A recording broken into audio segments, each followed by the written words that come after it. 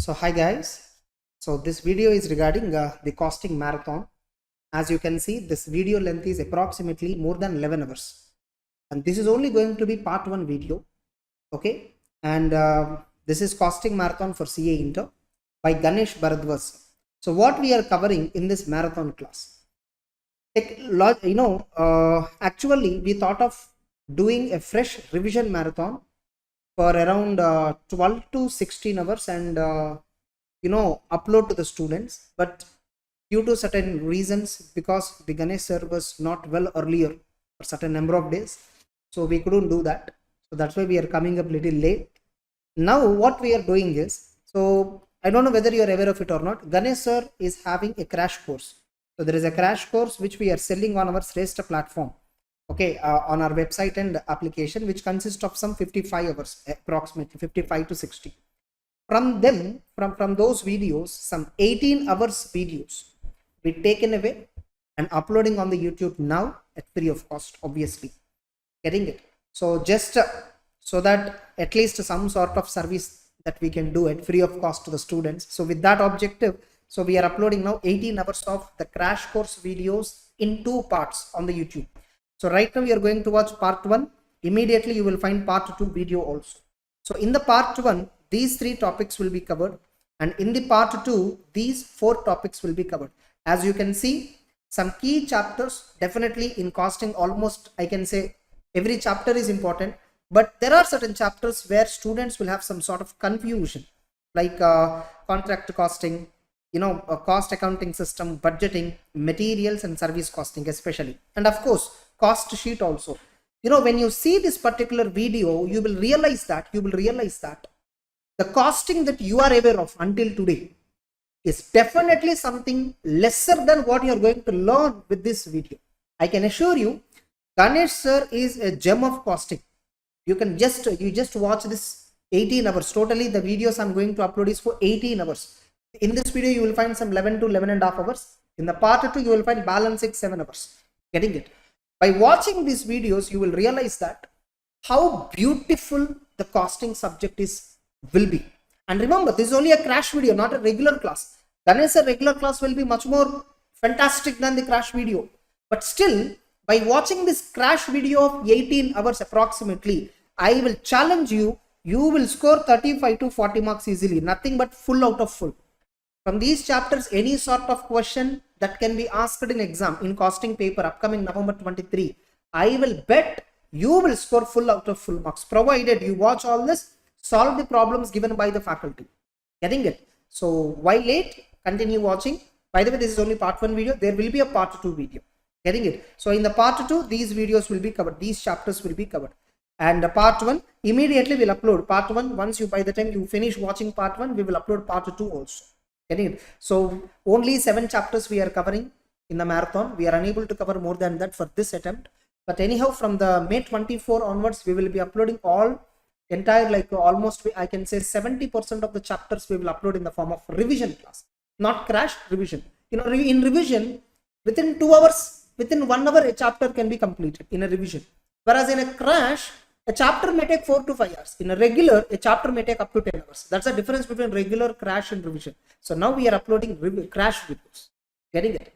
That's it. So while it, continue watching and share your feedback, in the form of comments, so that whatever you feel after listening to these particular topics, believe me, by listening to these 7 topics, I can assure you, you will understand how to interpret the costing formulas, how to interpret the costing concepts and all, how to learn costing. Definitely you will learn that dimension as well. Getting it? So by listening to these 7 chapters, why only I'm listening 7 chapters only? What about others?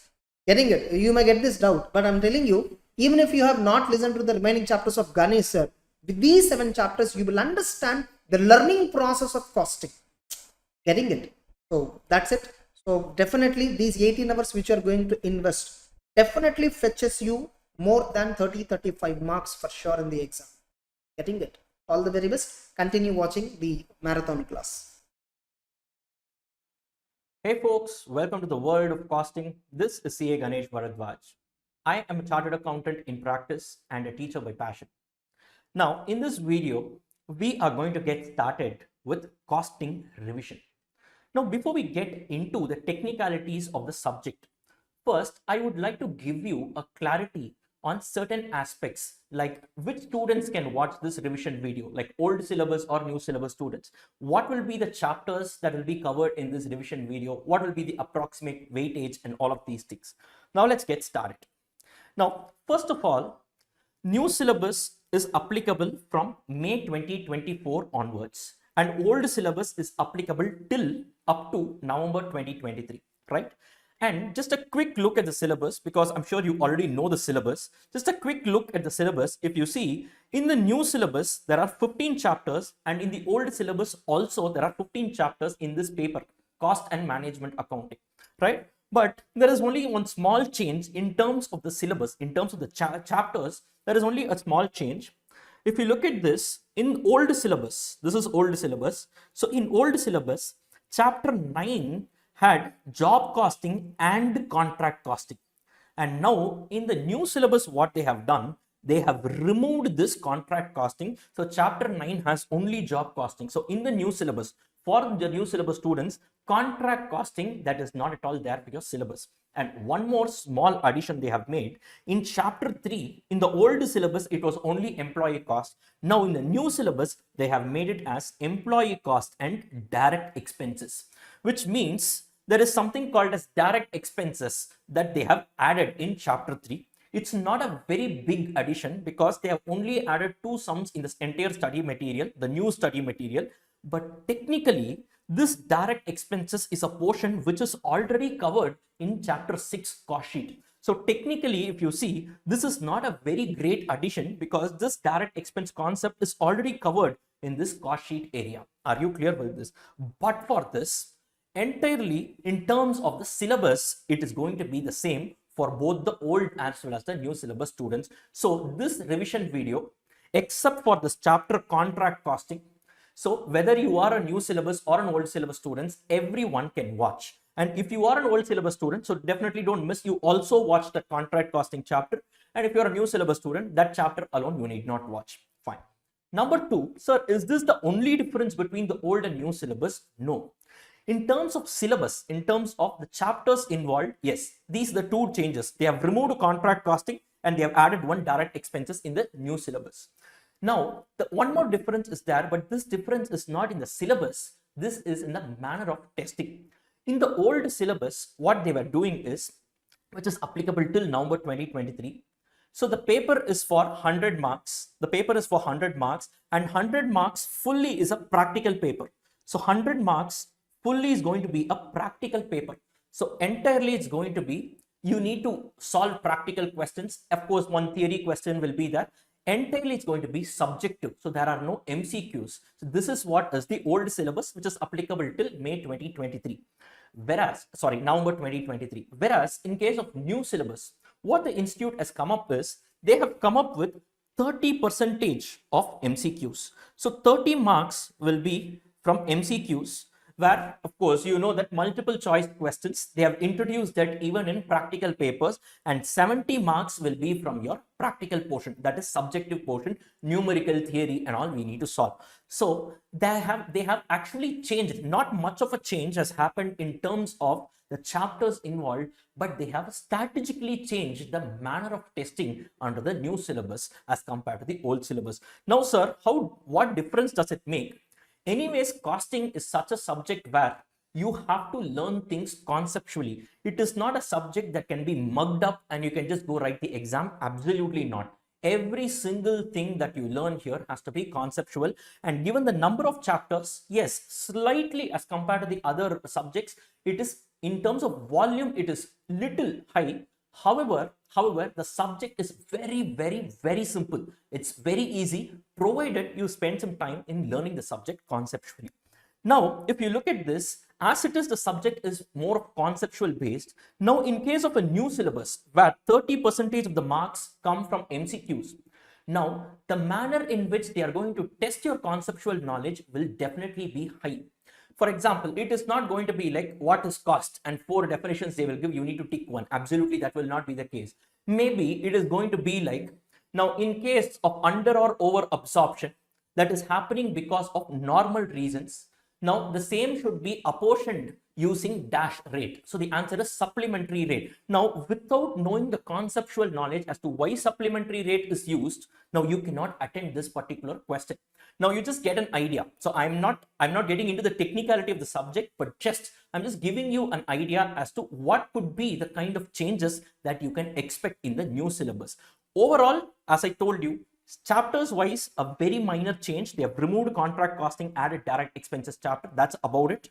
Whereas in terms of the manner of testing, earlier in the old syllabus, it is going to be 100% practical. Subjective, it's going to be. Whereas in case of new syllabus from May 2024 onwards, 70 marks will be your subjective portion and 30 marks will be your MCQ portion. So to put it short, yes, whether you are an old syllabus or a new syllabus student, you can definitely attend this lecture. If you are a new syllabus student, then the contract costing portion alone you need not attend. As simple as that.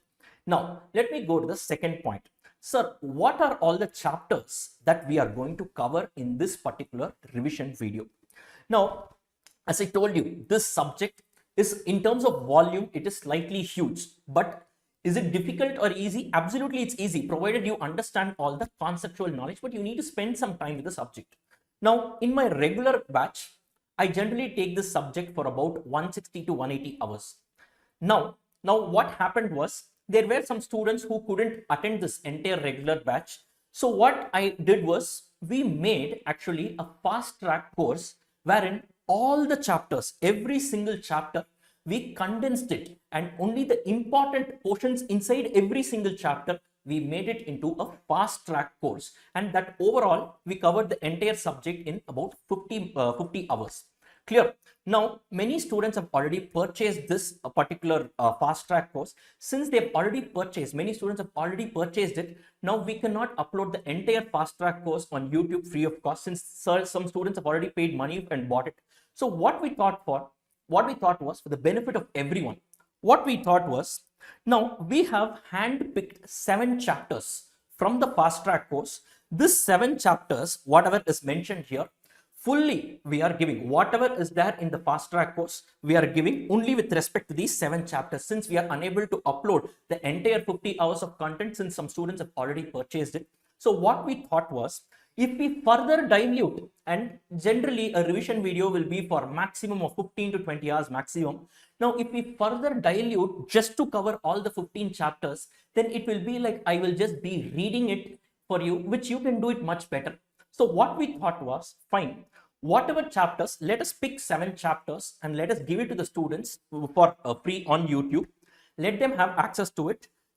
All the 7 chapters that we have picked here are coming from the fast track course.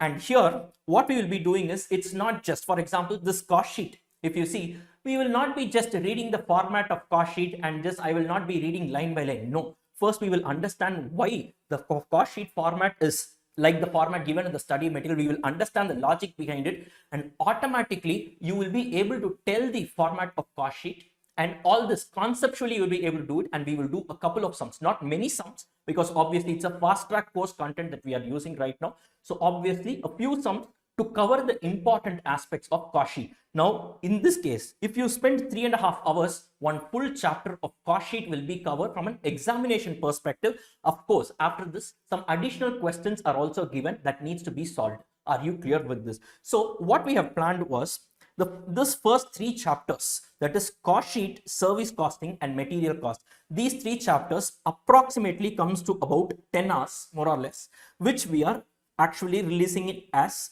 part 1 of this revision video. Then the remaining 4 chapters, budget and budgetary control, for about 1.5 hours, cost accounting systems 3 hours, contract costing 2 hours, and unit batch and job costing 1 hour. Since this unit batch and job is an extension of cost sheet only, and we have actually added that also, this comes up to about 7.5 hours, which we will be releasing it as part 2.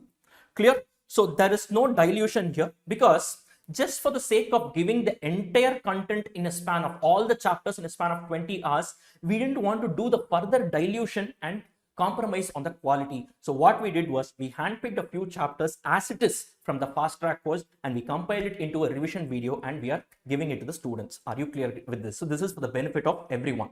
right? So you can download that the fast track course material as well as the additional problems that can be downloaded free of cost by everyone.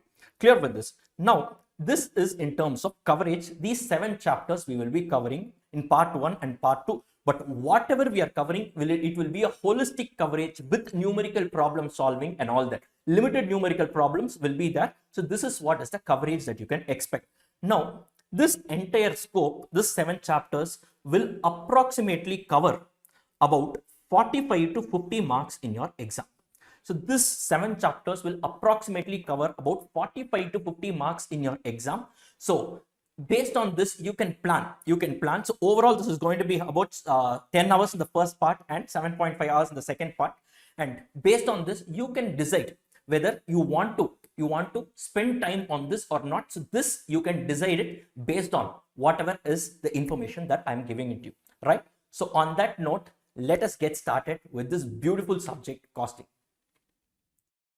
Okay, so a very good afternoon, everyone. Now, I'm not sure if you guys are aware of the schedule, so that's the reason why I just wanted to start the session with the schedule. So this is the schedule for,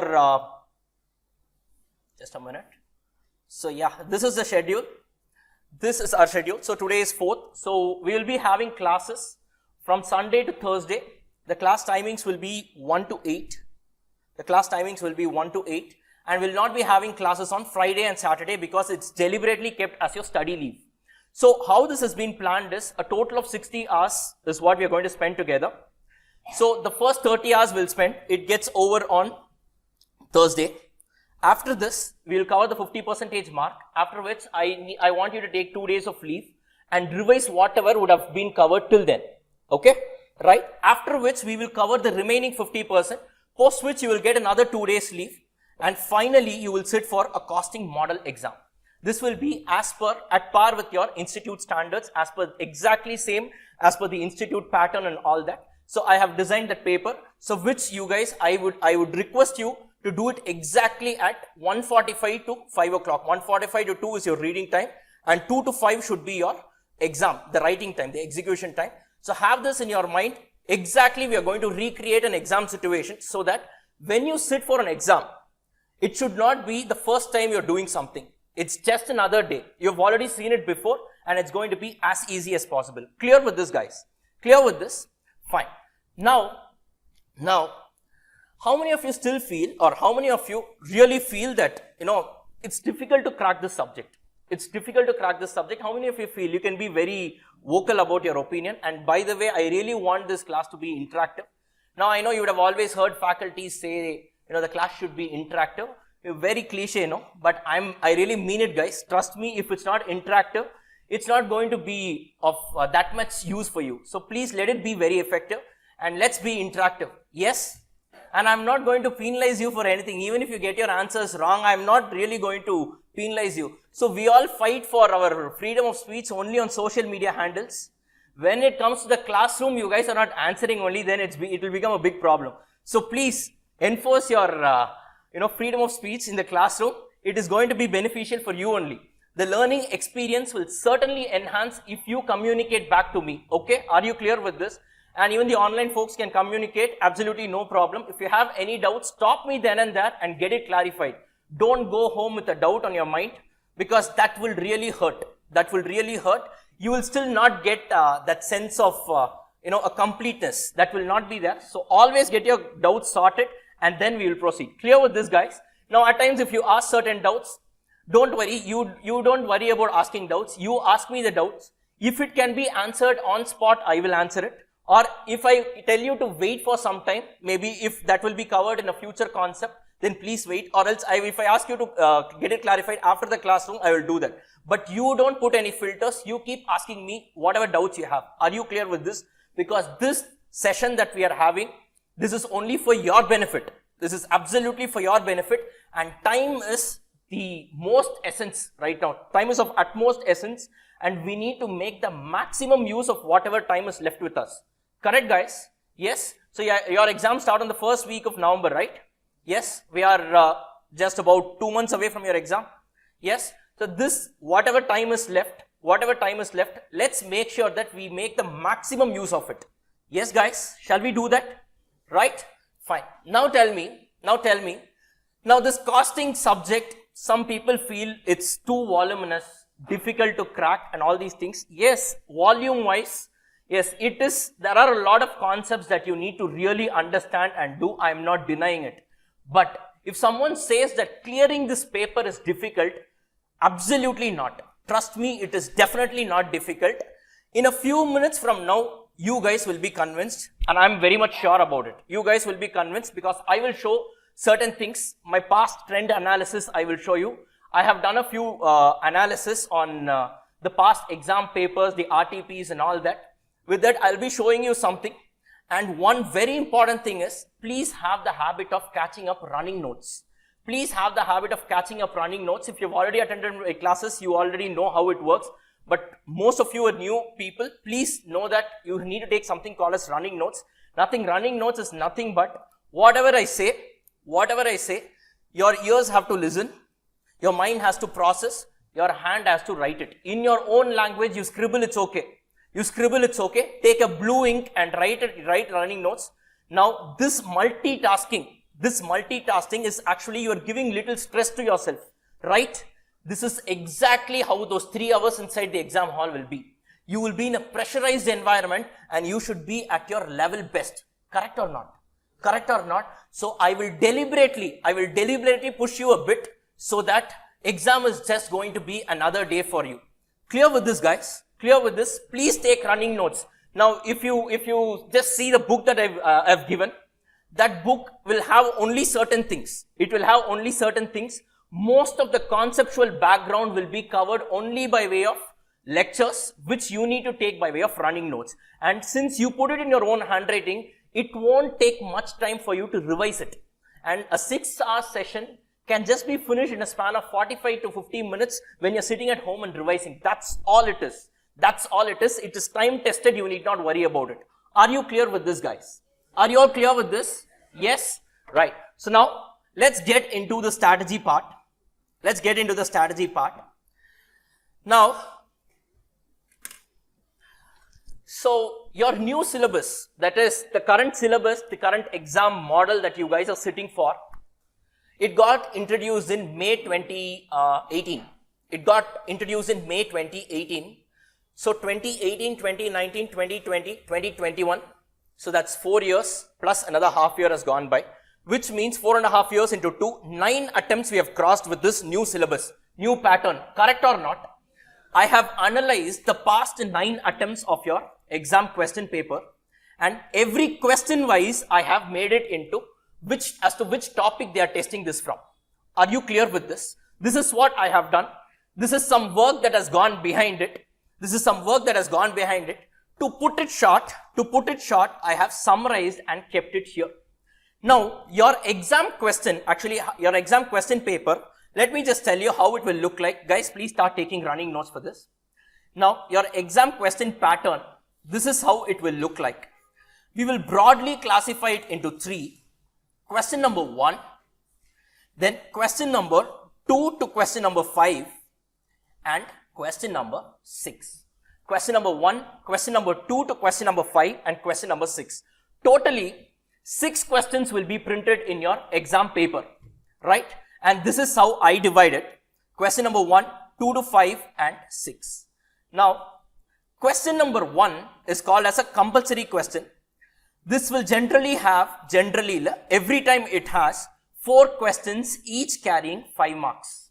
It will have 4 questions each carrying 5 marks, and this question number 1 is a compulsory question, meaning what? You need to attend it no matter what. Clear with this? And each of these 4 questions will come from 4 different chapters. And this question number 1 is it doesn't have that much amount of trend to it.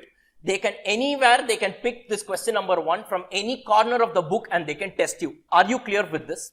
Yes. Now, question number 2 to question number 5, each of these questions, how many questions are there? 4 questions, right? We have a total of 4 questions.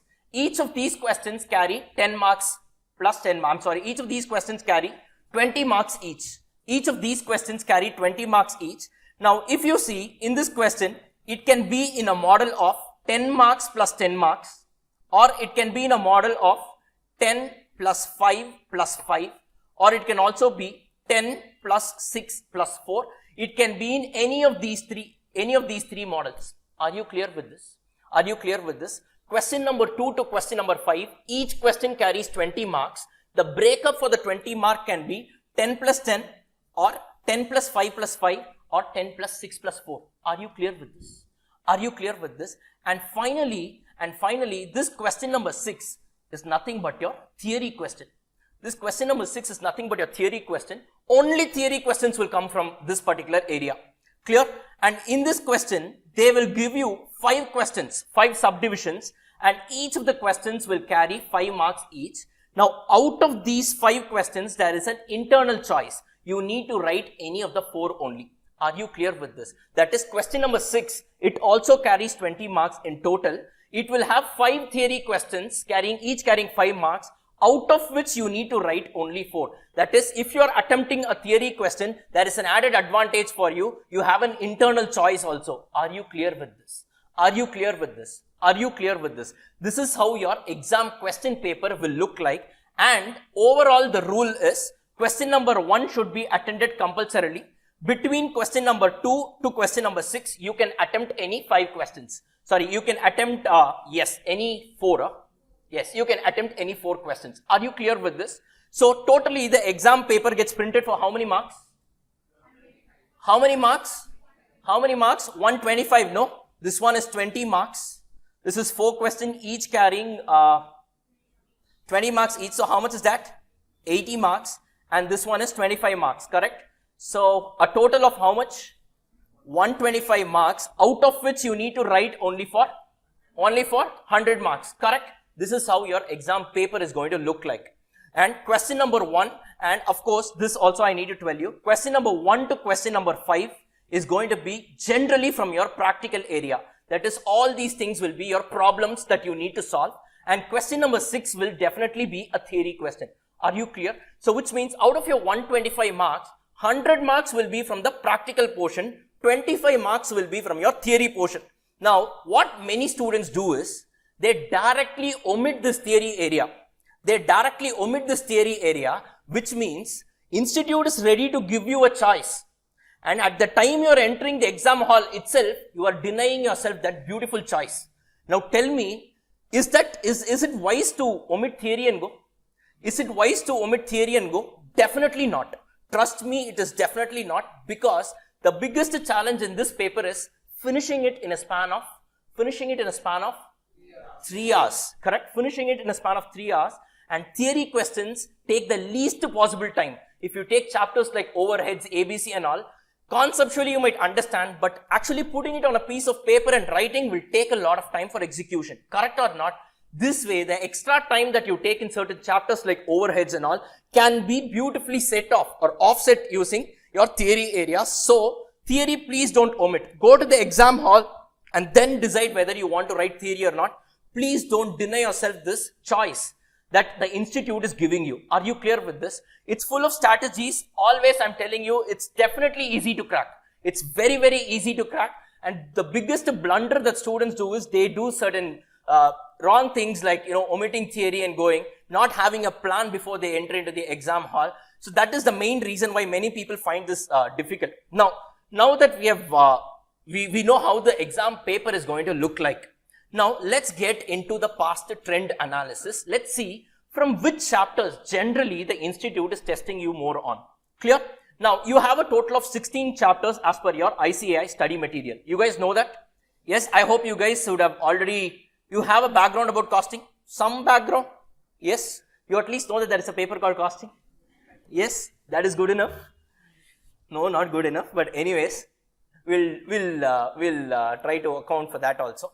But jokes apart, so now you guys have 16 chapters as per your study material. You guys know that, right?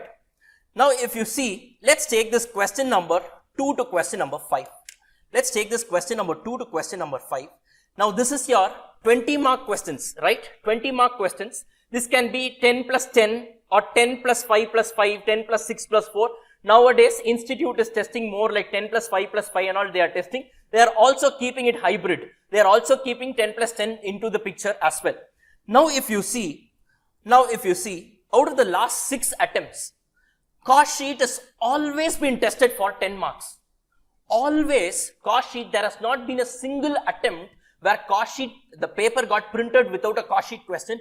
6 out of 6, this 6 out of 6 means, this one, this cell, this means, 6 out of 6 means the count. Out of 6 attempts, how many number of attempts it has appeared for. And if you see, cost sheet has appeared for each of the 6 attempts in the last 6 attempts. Are you clear with this? Which means, can you ever afford to miss this chapter?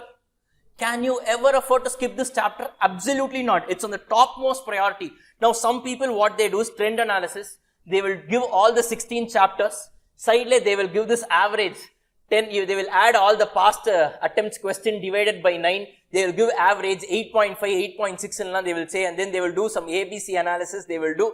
I don't believe in that. I don't believe in that because they will have some numbering 8.5, 8.6 and all.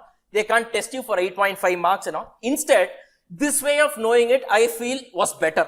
This way of looking at the perspective at which you look at the subject, if you do it this way, the strategy part will be better is what I felt. Now, overheads in ABC. Actually, ABC, there's a chapter called activity-based costing, right? Now, that chapter is nothing but a small extension of overheads chapter, and that's why I'm clubbing the two together. And if you see in the past 6 attempts, these 2 chapters put together, I'm saying, all 6 out of 6 attempts they have asked. There has not been a single attempt where this has been missed out. And look at this, it's been tested for, collectively, it's been tested for 15 marks. It's been tested for 15 marks and there is a small observation here. If you see this, there's a small observation here. ABC and overheads may come as 2 10-mark questions between question 2 to question 5. That is 10 marks for ABC, 10 marks for overheads. Or definitely they will put one ABC, they will definitely test it in this between 2 to 5. Question number 2 to question number 5 as a 10 mark, they will definitely test it. Apart from that, overheads will at least appear in your question number 1 as a 5-mark question. So which means guaranteed 15 to 20 marks comes from these 2 chapters. Correct or not? Correct or not? And again, this lies in the topmost priority for us. Correct or not? Next, standard costing, again, 6 out of 6 attempts. Service costing, 5 out of 6 attempts they have tested. Ideally, this is 6 out of 6. 5 out of 6 between this, in this range, that is question number 2 to 5. I think in the last attempt, service costing was tested in question number 1 as a compulsory question. So generally, service costing gets tested only for 10 marks. At times, they are also testing it. Twice, I think, they have tested it for 5 marks. So if you look at this, service costing is also a never miss. It's a short exam area. Correct, guys? Correct or not? Correct or not? Now, marginal costing, 4 out of 6 I've put because initially when they started this new syllabus and all, they were not testing much. But this last 4 attempts, they have tested marginal costing left, right and center. So marginal costing is again on a top priority list. Are you clear with this? And process costing and joint and byproducts, these 2 chapters put together, it's another 10-mark question for sure. It's another 10-mark question for sure. Now, one very small hack I'll tell you. Very small hack I'll tell you. Now, if you see any cricketer, how many of you follow cricket? Huh? Oh, you guys, come on, you can raise your hands. If you do. Okay, fine, good. Right. Now, if you see any of the top cricketers, what they will do is, now, when they have reached their 90, their runs I'm telling, about 90, till the time they reach 100, they will struggle a lot, they will play a lot of defense and all. They will just ensure that they don't lose the wicket. Correct or not? The moment they cross 100, their purpose is achieved. They will swing their bat in all directions. Correct? At times, bat will itself slip. Correct or not? So they will swing their bat because they have nothing to lose. Correct? Always remember, there are 2 strategies, defense and attack. For you, if you want to score an 80 plus or a 90 plus, which I am telling you is certainly possible. If someone says, if you're going and telling someone that you want to score an 80 plus, people will say, are you mad? This is a CA exam. Why? Were you talking about passing in your 12th standard? In 12th standard, the question was only 80 or 90 or 100. Correct? This is just another exam. This is just another exam. So please, the problem is with our mindset. So what I'm trying to tell you is, if you want to score an 80 plus, don't target for 80. What you do is, first, you need to score 40 marks. Correct or not? For you to pass this paper. Correct or not? 40 marks. I'm telling you, I'm telling you, if you cover these 4 chapters, your 40 marks is taken care of. Correct or not? Can't you pass in this subject? Can't you pass in this subject, guys? Guys, answer no, please. Can't you pass? 4-5 chapters you finish. One subject guaranteed you will pass. Correct or not? Is this going to be a problem? Is this going to be a problem? Your defense is taken care of. In the exam hall, trust me, once you cover that 40 marks, tremendous confidence will be generated. You will have tremendous confidence. Now you will have nothing to lose. Anyways, I am passing. That's all. Next, aim for the next 20 marks. Exemption will come. 60. You need not touch this paper again for your lifetime. Correct or not? Then what do you have with you right now? Whatever comes is a bonus. Now, if you go with this mindset, 80 plus is a sure shot. Definitely you can do it. I'm telling you, strategize this way. Everyone says hard work alone is not enough. They're not telling what that smart work is. Look, see, I'm presenting things right in front of you. If you finish 4 or 5 chapters, you are guaranteed of a pass mark. Can't we do that? You just need to know what to do, which chapters to pick, and inside which chapter, what are the concepts that generally get tested. If you are able to balance that, this is definitely something that you can put it on your comfort zone. Correct, guys? Correct or not? Just the perspective with which you look at the same subject should change. So that's the only thing that we are going to do in the next series of 10 days. In the order of importance, we will be doing the subject. Because in my regular class, I will not do it in the same format. In my regular class, I will do it conceptually. But right now, from our viewpoint, we are just 2 months away from the exam. Right now, the priority is to score as many marks as possible. Correct or not? Score as many marks as possible with the limited time that we have. Don't worry, we will be covering every single chapter. It should be like, we will not cover everything, but we will not omit anything also. A balanced level playing field is what we will be doing. That is perfectly sufficient for your examination perspective. Are you clear with this? So this is what we are going to do in a span of next 10 days, and the summary material has been designed such. We will be discussing concepts in the classroom, and I asked you to bring 4 color pens. You guys have brought it. Black, blue, green and red.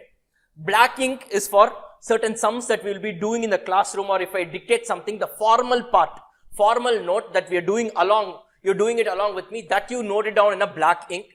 Blue ink is for your running notes. That's very, very important. Then red ink is for if you have made any mistakes, I want you to correct that. If there is any important thing, you need to highlight it and all these things. And fourth, your green ink. Green ink is basically for headings. For your headings, step 1, step 2, step 3. The biggest problem in our subject is, you don't know where to start and where to end, because our subject is slightly unstructured. It is unstructured, meaning what? You don't know. Accounts now, you know that you start with the journal, then go to your ledger, then go to your financials, correct? But here it's not like that, because this subject has multiple objectives. Certain chapters talk about stock valuation, profit computation. Certain chapters like marginal costing come back and they say that you have to do decision making here. Certain chapters like standard costing, those chapters talk about control area and all that. Different chapters have different objectives. So depending on the objectives of every single chapter, you need to move along with it. So you should know where to start and where to end. Since that problem is there, I have asked you to bring a green ink to note down the heading, so that when you do it, you will automatically know that, so this is the heading, or this is what I need to start. This should be step number 1. Then you should go to step number 2 and so on. Because in the very same chapter, for question number 1, what comes in step 1 might come as step 3 in question number 2. Correct or not? Yes, you guys have already seen the subject. At least you have a bird's eye view on the subject. Yes. So this problem is something that I've seen in students. Many students, they say that, sir, how are you able to find out that this is the first step, then we move to this step? It comes only by practice. And that's exactly what we are going to do now. Now, in the classroom, what I am going to do is, I will give you all the conceptual discussion. We will solve a few sums in the classroom. If you see, in all the chapters, we will be doing certain sums. And this batch, last batch, I got some feedback, and I have included those feedback also in my book. I have increased the number of sums. And what you need to do is, every day when I finish a particular chapter, I will give you homework. Very simple, open secret. What is that homework? Past 5 exam questions, past 5 RTPs, I myself have compiled. I will share the soft copy on the Telegram group. What you need to do is, I would have written, how it will look like is, first the questions, maybe chapter wise, if you see maximum 10 to 12 questions, all are some important questions, past exam and past RTPs, fine. These questions will be given. At the back, solutions will also be given. Please don't look at the solution. Before you solve. Crack it by yourself. Check the answer, whatever is given. If you have got it wrong, take a red ink and correct it. Have a separate book and do it. Guys, trust me, then and there you do, it's going to be very easy. And the trend shows that, the past trend shows that the exam questions, whatever comes for your exam, are all from past exam questions and RTPs only. Then what more do you want? Every chapter I will be covering the concepts in the classroom. I will be enabling you to do things on your own. But unless and until you do it, it will be of no use. So, will you do it along with me? Yes. So, we will learn the concepts in the class, get it clear. Any doubts you have, you ask me then and there, get it clarified. And once you do that, go home and practice on day 1 itself. Today, whatever we covered, it has to be completed by the time you appear for the next class. Are you clear with this, guys? Are you clear? And to take care of all this, only sufficient study leave is also given in between. So I wanted this to be a complete package as a whole. As in, you should also prepare for your exam, not just attend the class, shut it and go. No, that will be of no use. You have to, because costing is such a subject. If someone tells you, come attend the class, you will automatically clear the subject. Absolutely not. This is such a subject where you need to put your pens on and write. Without writing, it will not come. Your hand will pain, but it has to pain. That's how your exam condition will be. Are you clear with this, guys? Are you all clear with this? Yes. So now, if you look at this, so question number 2 to question number 5, if you see, a overall of 65 marks, you know from which areas it's coming from. Correct? Now, question number 1, I told you, they can pick from any particular concept and they can plug it. Correct or not? Reasonably, I was able to catch the trend only for 3 chapters. Marginal costing has appeared out of 5 out of 6 attempts. In the last 5 out of 6 attempts, marginal costing was definitely appearing in question number 1 somewhere or the other, be it a break-even point question or be it an indifference point question. Somewhere or the other, it was appearing in question number 1 area. Even material cost, this EOQ problems and then stock level problems. In fact, last 2 attempts, they have been testing this inventory turnover ratio. Simple sum, inventory turnover ratio. I think 12th standard syllabus itself that is there. But they have asked for comments and all, so that we will see in the classroom. We will see what inventory turnover ratio is with the comments. All those things you need to do. 5 marks, it's coming from this area. So obviously you know how to take care of this question number 1. Because question number 1, you don't have a choice. Correct, guys? Yes. And of course, process costing and joint and byproducts put together, it's getting tested for another 5 marks somewhere or the other. Nowadays, they have a recent trend of testing this statement of equivalent units. You know this statement of equivalent units. In process costing, we will be seeing it in detail. So that alone, one part of one full-fledged problem, they are testing for 5 marks. They are testing for 5 marks. Joint and byproducts, different methods of apportionment of joint cost, that can also come. So this is how actually the past exam trends show that in these chapters they are testing it. Now if you see, marginal costing and process costing have already been included in this area. Correct or not? Can I say, if you cover these, how many chapters are there? 8 chapters, no? That is 1, 2, 3, 4, 5, 6 plus ABC and joint and by. So I have added 2. If you cover these 8 chapters, 65 plus another 10. So 75 marks are over. Correct or not? Correct or not? 8 chapters, 75 marks. Out of 16 chapters, 50% of the chapters represent 75% of your exam weightage. Just look at this. This is typically your ABC analysis, which we'll be studying in material cost. But anyways, the top priority chapters, the cream of the chapters, we will finish those 8 chapters, no? That will be the top priority for us. Once we finish that, we will move to the balance. Are you clear with this? And guys, I want you all to practice your questions along with me. Then this is going to be an easy task. I'm telling you, no, I will not give some false promises and all. Honestly, I'm telling you, classroom After the classroom, you just go home and do these sums, solve it. That is sufficient for your exam. That is definitely sufficient to score an exemption. I can tell you that 100%. Clear? Because what I'm doing is nothing. From the institute publication only, I've just analyzed all these things and I'm telling you, I'm not doing anything out of my own creativity. This is all I'm doing you. For me, I have only one subject. I have time to do all this. You have 8 subjects to study. So obviously, you can't do all this. That's the reason I'm enabling you. I'm saving your time. And that's the reason why you're attending a crash batch also. Else CA exam is nothing but a self-preparation exam. It's ultimately, you can do it on your own. Just that if someone is helping you out with it, it saves a lot of your time, and time is the most important factor right now. And that's the reason why we are having this batch. Are you all clear with this? Now, guys, if you see any person who has suffered a fracture, yes, any person who suffered a fracture on his leg, now the doctor gives him a walking stick, right? The doctor gives him a walking stick, correct? Now, I am like that walking stick to you. I am like that walking stick to you. I am a support. I am a support. But unless and until the patient decides to stand up and try to walk, this walking stick is of no use. So basically, I am here to give you the direction, solve your doubts, tell you how to prepare and crack the exam. But unless and until you are ready to walk along with me, this will be of no use. Or let me put it in positive sense. Are you guys ready to walk along with me? Yes. Yes, guys. Yes. So we'll make the maximum use of whatever time you're spending together. Ask doubts, make the maximum use of it. It's there in your hands. And let it be interactive. I am not a very strict guy and all. You can ask a few students who have already attended my classes.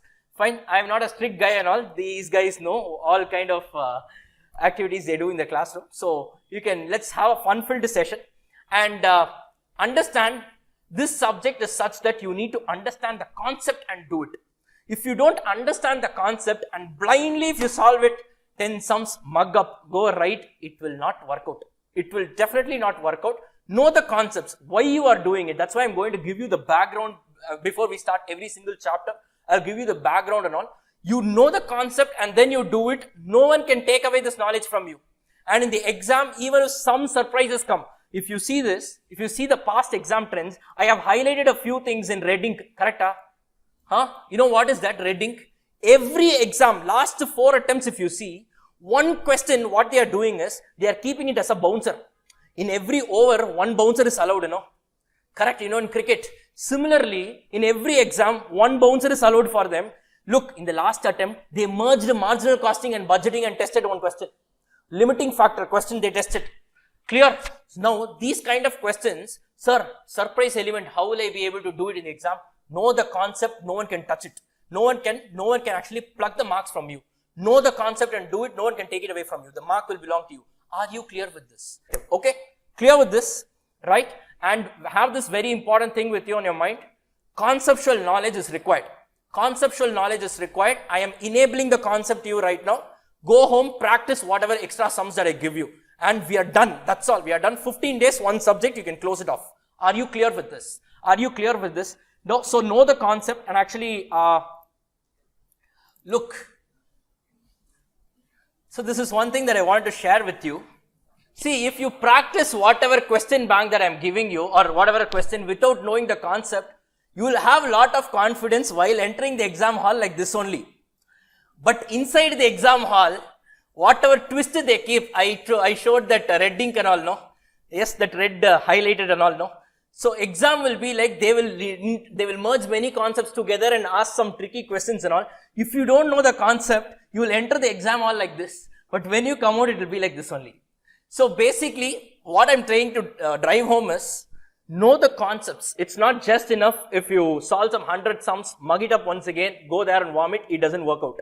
So the strategy for this subject has to be such that you at least know. I am not asking you, sir, we are just 2 months away from the exam. So I don't have only costing paper, I have other papers also, 4 papers or 8 papers as the case may be.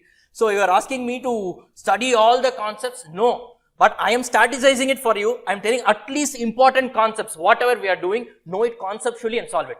Know it conceptually and solve it. Don't say important questions. I will use it as important concepts. Are you clear with this? Are you clear with this, guys? Are you all clear with this? Yes. So we will go in the same order in which I have prepared this. So first we will be doing cost sheet. Okay. First we will be doing cost sheet. then we'll go to overheads, then ABC and so on. This is how we will be going. This is our batting lineup.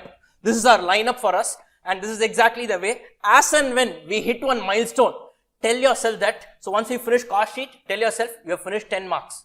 But that 10 marks will get complete not after the class, only after you finish that questions for practice, correct?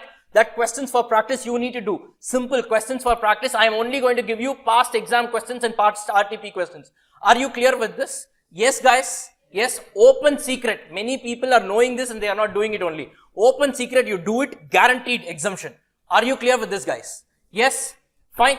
So before we actually get into cost sheet, I just wanted to share one small story with you. Generally, I do it. So I just wanted to share a small story with you. So how many of you know this guy called Elon Musk? How many of you know this guy called Elon Musk? Yes, all of us know. Fine, this guy, what is he known for? I know he's known for many things, but what exactly? Sir, entrepreneur? Yes, so that guy has 2 little babies. Yes, SpaceX and Tesla, correct? So you guys know his story. This guy started way back. He was born in South Africa to a very middle class family on a very, he wasn't subject to a lot of exposure and all. Some point in his life, he felt during his childhood that only if he goes to the US, he can make it big in his life. That was his idea. So he went to US and all. And then he started a small startup. He started a startup way back in 1997, 98, around that time. He started a fintech. It was a fintech startup, that is a finance technology related startup. So he started something which was basically a payment gateway. You know this InstaMojo, the other one, what is that? Razorpay and all, correct? So today, you know, there's some one company called as PayPal. Yes, that was actually a company founded by Elon Musk. Not in the name of PayPal.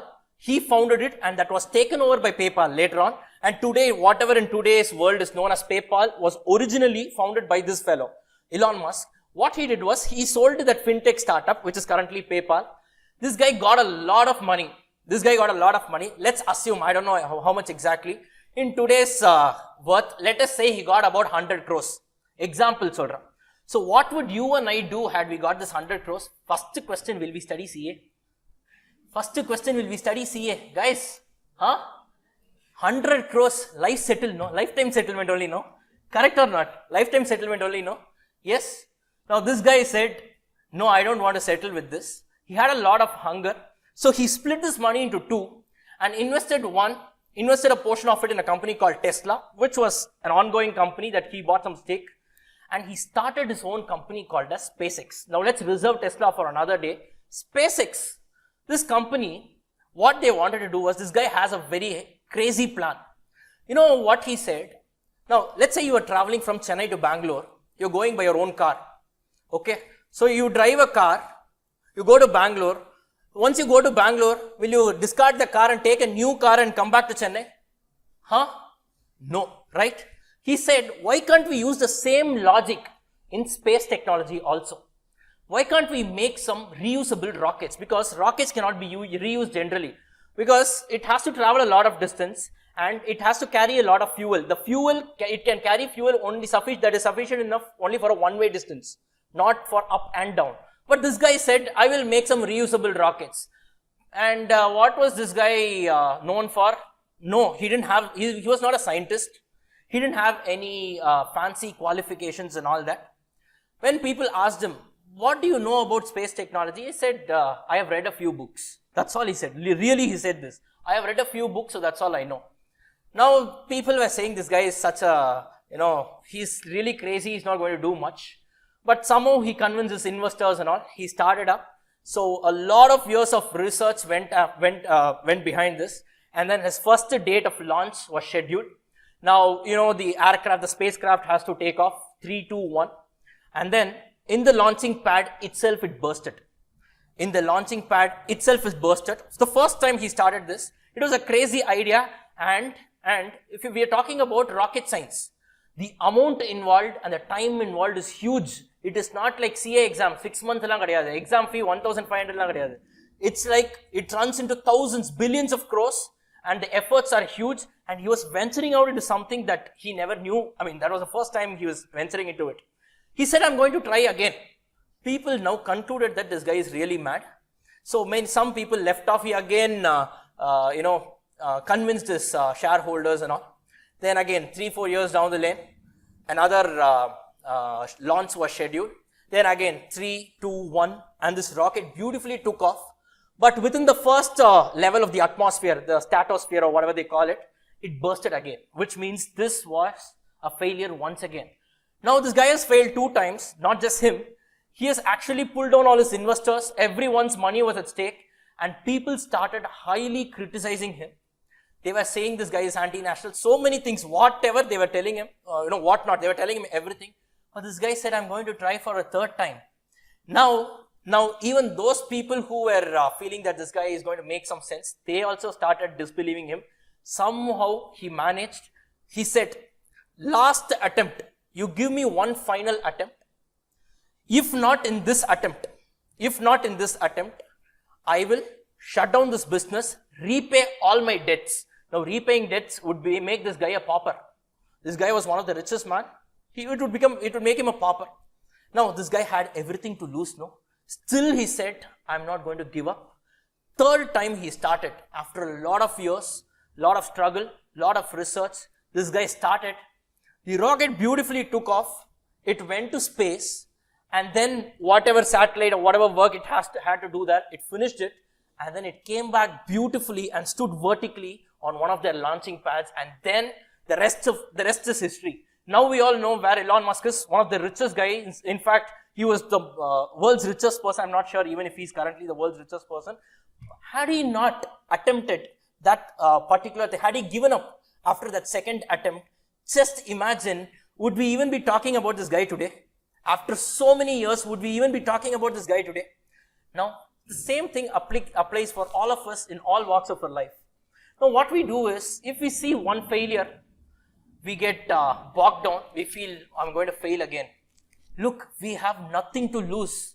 We really have nothing to lose. Have this in your mind. Max 6 months. I am not undermining. I'm not saying you should fail. I'm saying when you are on the verge of quitting, tell yourself this. Just a span of 6 months. That's all, no? Okay, fine. Let it be. Now I will give my best. Whatever comes my way, I will take it. Because what is there in your hand is only your preparation. Result is not there in your hand. MS Dhoni, you know this guy MS Dhoni? Obviously all of us know him. He says focus on the controllables. You know that T20 World Cup, the first ever T20 World Cup when India won the match against Pakistan. Just imagine, number 1, it was a World Cup. Number 2, it was a final. Number 3, it was against Pakistan. Now, had India lost that game, people would have called MS Dhoni as anti-national. They would have called so many things. He took money from Pakistan and all this, everything they will say. Because such is the, fighting instinct that we all have. I don't know why we have it only for Indian cricket team. We should have for ourselves also. Now that guy, and at the end, India won that tournament now. So that guy was asked, MS Dhoni was asked, so what was running in your mind when, I know it would have been such a tensed environment. What was running in your mind? It would have been such a pressurizing environment. He said only one thing, win or lose is not on my hand. But the next delivery, how to bowl it, how to make the team, how to set the field, that is very much in my control. So I always focus on the controllables, not on the result. That's exactly what even the Bhagavad Gita says. And exactly what even whatever religion that you believe in, every religion says that. Or why they say, all our elders, everyone says, focus only on your actions. And that's exactly what we are going to do right now. Just focus here on whatever is the process. Whatever is the process, let's focus on that. Automatically the results will be taken care of. I have seen certain students who have come to me with their printed exam answer sheets. They say, sir, I've written it correct, but they have not given me marks. Yes, I have seen certain things happening like that. Forget about all those things happening. Assume that's not going to happen for you. That is not in your control. What is there in your control? Prepare and write. Do it really well. Do it really well. Everything else will fall in place. Trust me, everything else will fall in place. Are you all clear with this, guys? With this, let's get started with the session. Let's get started with cost sheet. This was one background that I wanted to give you. So have one thing in your mind. Take running notes. Have some conceptual knowledge. Whatever is happening in the classroom, please participate. Please participate. It motivates me. It motivates me to actually share more examples, because if you are more participative, more reciprocative, then it actually motivates me also. And number two, it helps you. It helps you. It will enhance your learning experience. So one time if you are attentive in the classroom, it stays with you forever. Now, I am not saying this to brag about myself. Trust me, what I do, what I used to do, I am just telling you.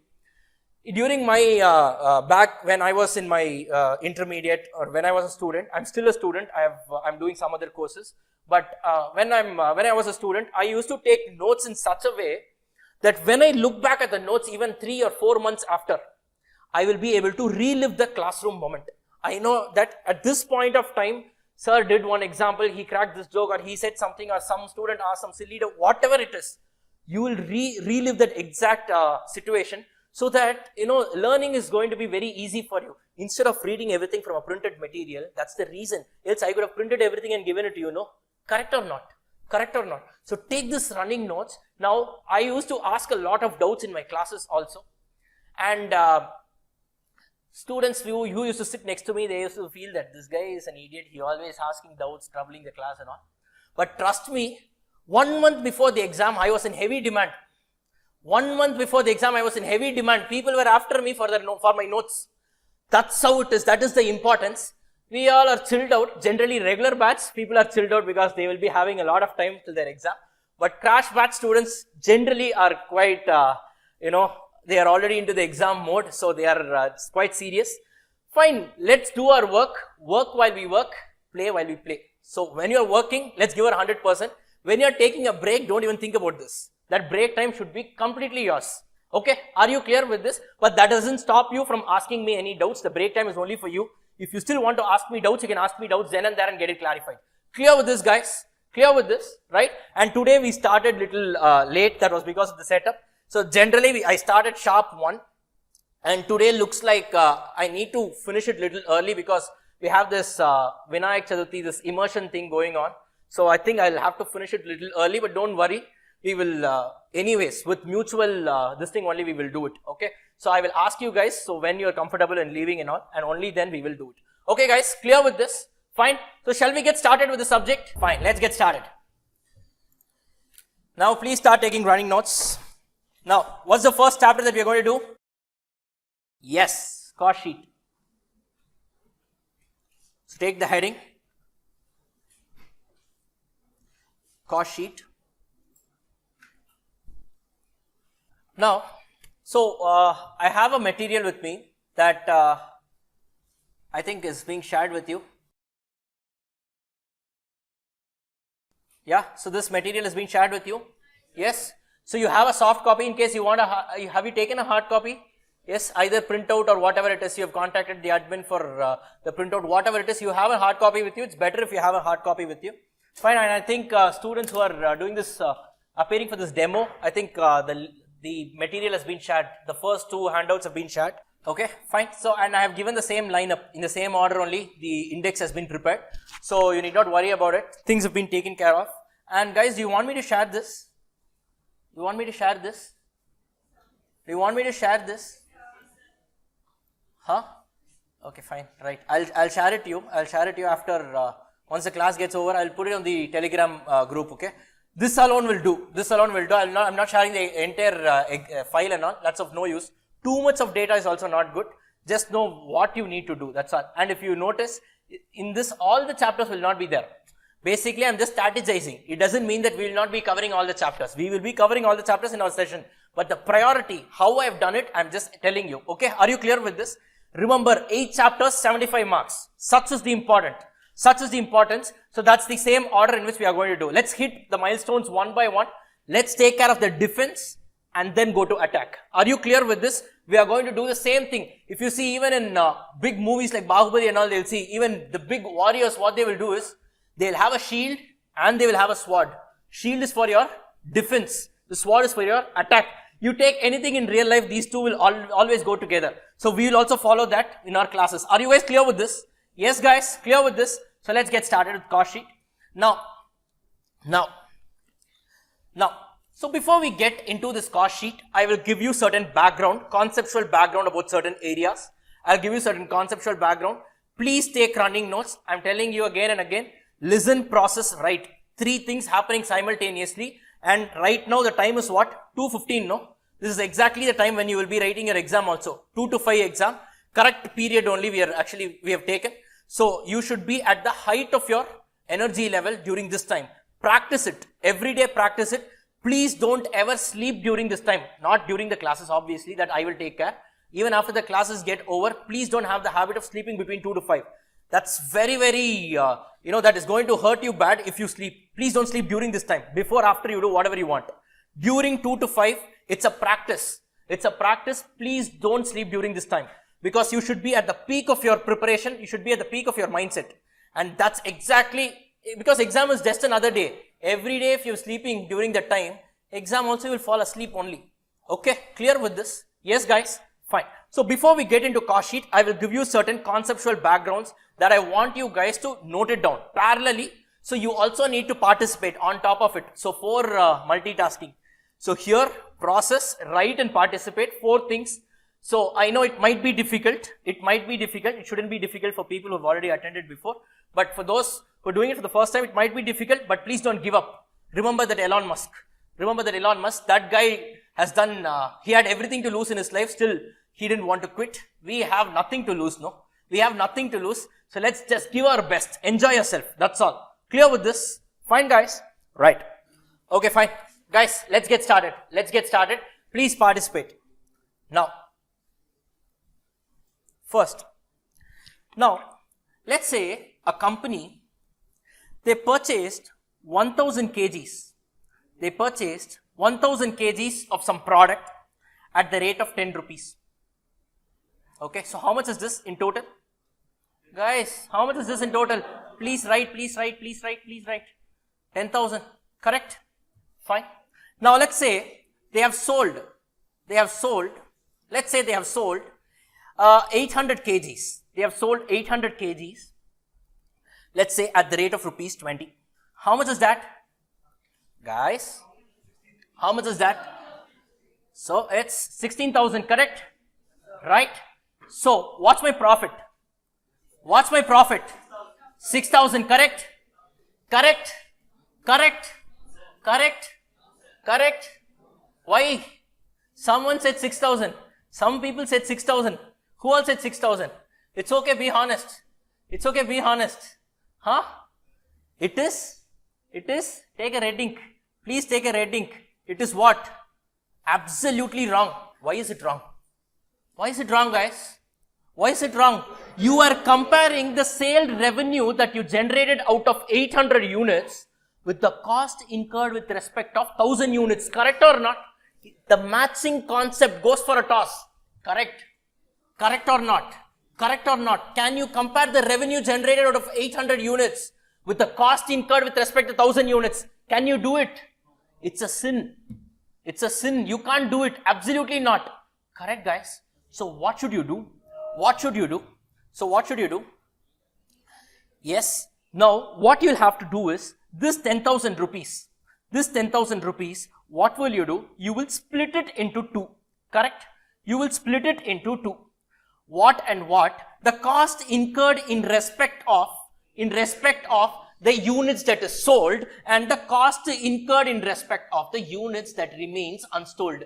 Correct or not? So, each and every unit gets valued at how much? What is the cost you are spending on every unit? Whether it is sold or unsold, what is the cost you are spending? 10 rupees. Correct or not? So can I say 800 into 10, this is going to be 8,000 is my cost. And here, in respect of units unsold, the cost is going to be 2,000. Correct, guys? Correct. Now, I call this as cost of goods sold. That is, the cost I incur in respect of units that I sell is called as cost of goods sold, and the cost I incur in respect of units unsold is called as closing stock. Correct or not? You don't call it as cost of goods unsold, it is called as closing stock. Are you clear with this? Closing stock means what? Basically, I have produced, but I have not yet sold, which means what? I have incurred some cost, but that is lying only with me. Correct or not? Correct. So this is going to be your closing stock value. Correct, guys? Correct or not? Correct or not? And now this 16,000 rupees of revenue, what you will do, this 16,000 rupees of revenue, you will compare it with 8,000 rupees of cost. Correct or not? Why? Because 800 units revenue can be compared only with 800 units cost. Correct, guys? Correct or not? And only if you knock it off, you get your profit as how much? As how much? As how much? 8,000. Correct or not? This 2,000 will be carried forward to the next year. Why? Current year closing stock becomes next year's opening stock. Correct or not? Correct or not? So, can I say that this 8,000 gets knocked off against my current period revenue to arrive at the profit? It expires in the current year. It dies in the current year to arrive at my profit. Correct or not? Correct or not? Whereas this 2,000 you tell me, does it expire in the current year or it escapes the next year? It escapes the next year. Yes or no? Hence, can I say this 8,000 is my expired cost? Correct or not? Correct or not? And can I say this 2,000 is going to be my unexpired cost? Correct or not? Correct or not? You guys tell me. The cost that gets knocked off against my current period revenue is called as an expired cost. Correct or not? And the cost that escapes the next year, carry forwarded to the next year, is called as an unexpired cost. Unexpired cost is nothing but your closing stock. Are you clear with this? Are you clear with this? Now, can I come to this conclusion? Profit is equal to sales minus expired cost. Correct or not? Correct or not? Because sales was 16,000, expired cost was 8,000. So 16,000 minus 8,000, my profit is equal to 8,000. Correct or not, guys? Correct or not, guys? Can I say that profit is nothing but sales minus expired cost? Correct or not? Correct or not? Everyone, please participate. Yes. Are you all clear with this? So that portion of cost that gets knocked off against your revenue to arrive at the profit is called as an expired cost, and the other cost, that is your closing stock value that expires the next year, is called as unexpired cost. Okay, clear with this? Now, don't think that we are spending a lot of time here and all. Don't worry about it. Please don't worry about it. My only thing for you is spend more time on the concepts. The amount of time that you will spend on your subject, on your sums, will be very less. It will be very less. More the time you spend in learning the concepts, lesser will be the time in execution. Abraham Lincoln, you know his saying, give me 6 hours to chop down a tree, I will spend the first 4 hours sharpening the axe. 4 hours for the preparation. The actual execution is only 2 hours. So if you spend more time here, obviously the time that you will spend in your sums will be very less. Today we will finish cost sheet. Yes, today we will finish cost sheet. You see that. You just see it by yourself. Fine, we will finish this chapter cost sheet today. Fine. First, are you all clear with this? Are you all clear with this, guys? Are you all clear with this? So profit is equal to what? Come on. Sales minus expired cost. So directly, whatever cost comes, you can't knock it off. It has to be segregated into your expired and unexpired portion. Are you clear with this? Are you clear with this? So this was the first discussion here. A discussion. This is nothing but expired cost versus unexpired cost. Expired cost versus unexpired cost. Please excuse me for this handwriting. Actually, I'm using this pen tablet and all. So I will have to write it here. It displays on the screen.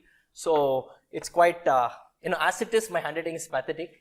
You can ask my past students and all. But now it's even more difficult. But don't worry, I'll ensure that it's legible. Is it legible, or you can understand? No, you can at least understand. No, okay, fine. Thank you. Right. Okay, guys. First, you guys are done with this. You guys are done with this. Done. Right. Let's move to the next concept. Now, let's move to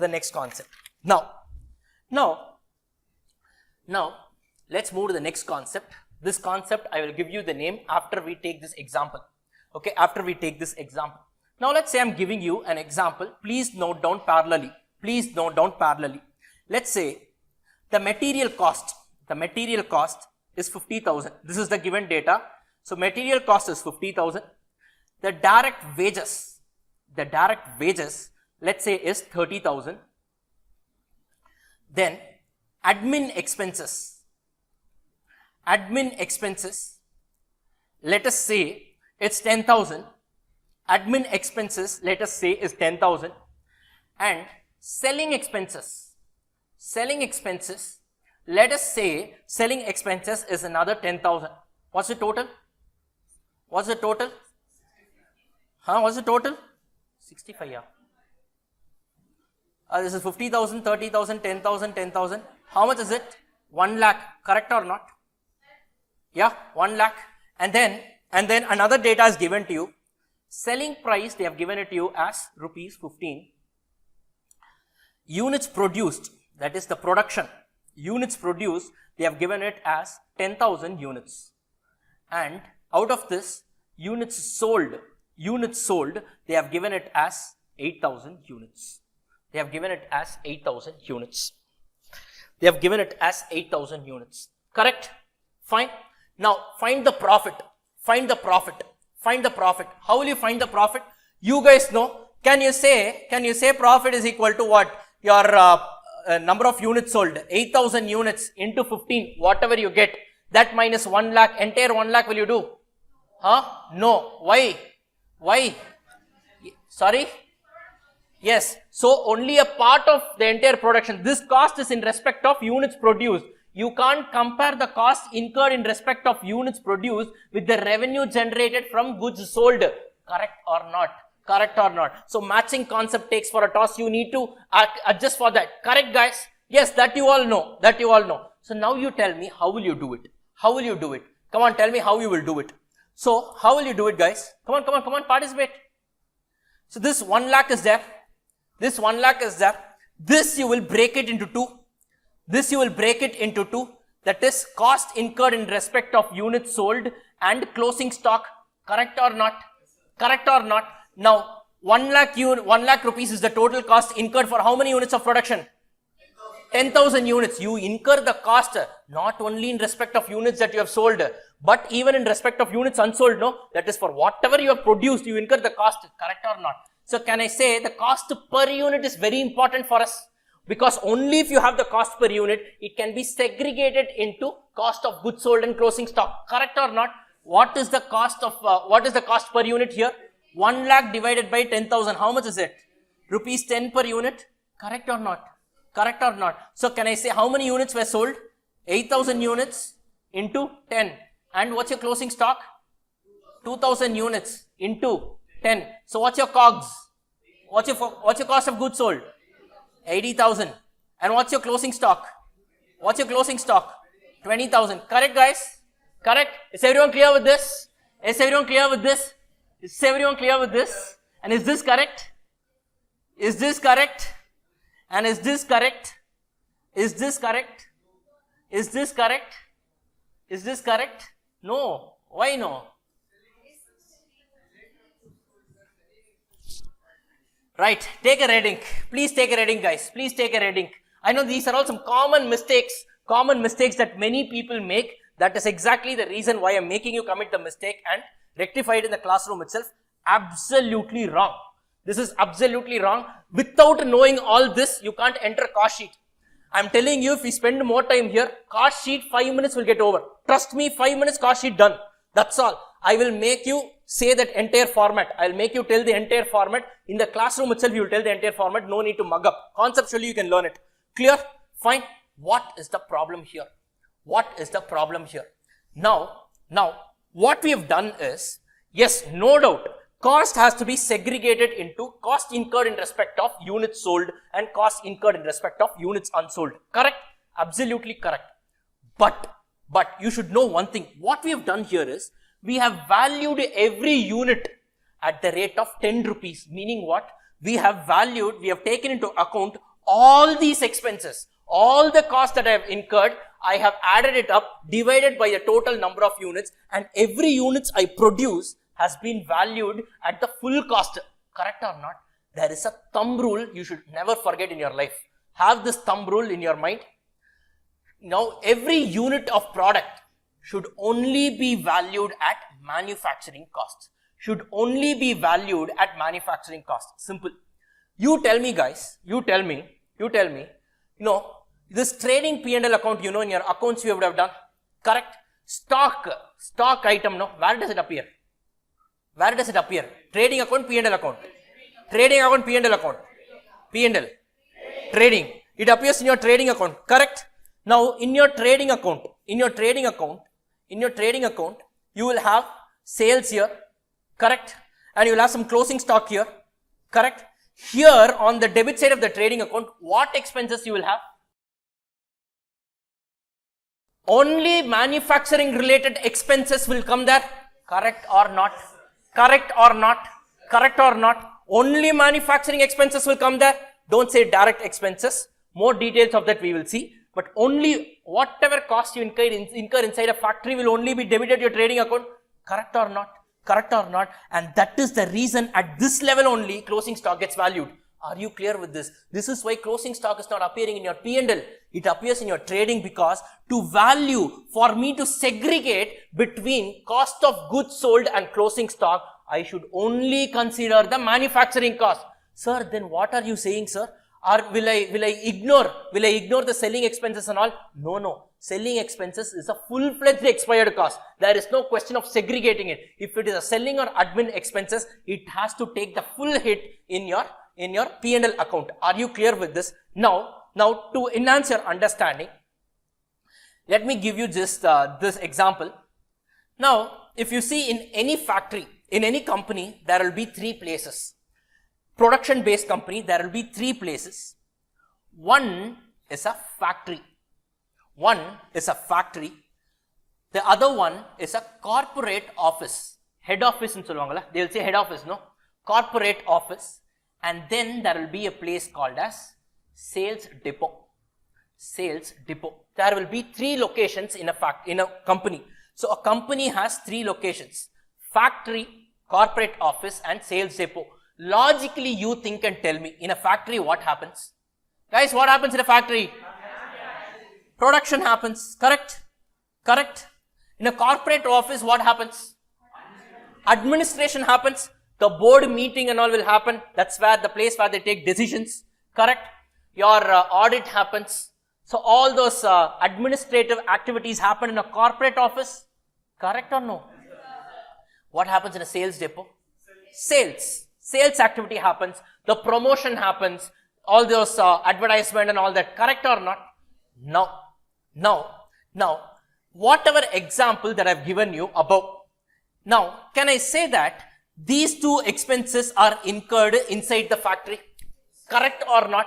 Material and wages, can I say it is incurred in this example, correct? There can also be other expenses like factory rent, whatever it is, but these two expenses are incurred inside the factory, correct? Now, any expense incurred inside a factory, I will put it under this bucket. How much is that? In our example, how much is that? 50,000 plus 30,000. How much is that? So 50k plus 30k, that is k stands for 1000. So how much is this? 80,000. Correct, guys. Now, what's the expense that you incur in a corporate office? Admin expense, how much is it? 10,000. Correct. Fine. So put another 10,000 here. And sales depot, they have said another 10,000. Correct or not? Now, you know that every unit should be valued only at manufacturing cost. So when you are trying to find out the cost per unit, when you are unitizing it, why should you unitize? Only then you can segregate the cost between your cost of goods sold and closing stock. Why should you do that? Because only if you do that, you will get the expired cost, and after you get the expired cost, only you can find out the profit. Correct or not? To compute the profit, the ultimate objective for the time being, what you need to find out is the cost per unit. Correct or not? And the cost per unit, you can do it. Every unit can be valued only at your manufacturing cost. Correct or not? So now what I will do is, this 80,000, I will segregate it. This 80,000, I will segregate it between the units sold and units unsold. Cost of goods sold and closing stock. Now if you see, this 80,000 is a cost I have incurred for producing how many units?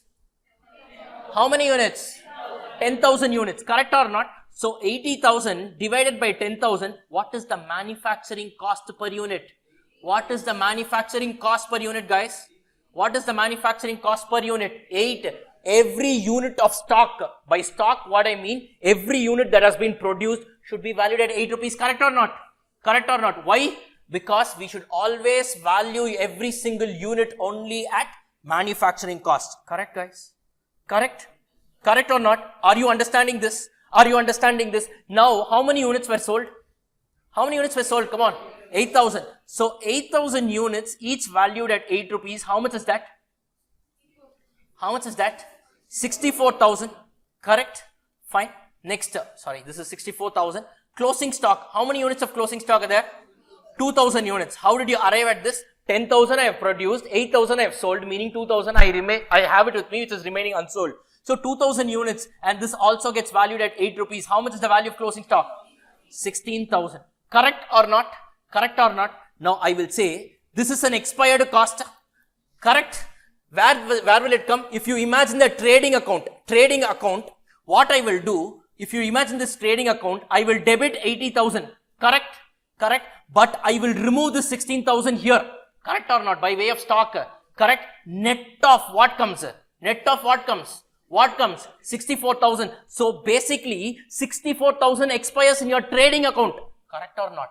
Correct or not? Correct or not? Whereas your admin and selling expense, they will expire in your P&L account. Correct or not? No segregation. Fully expired. Correct or not?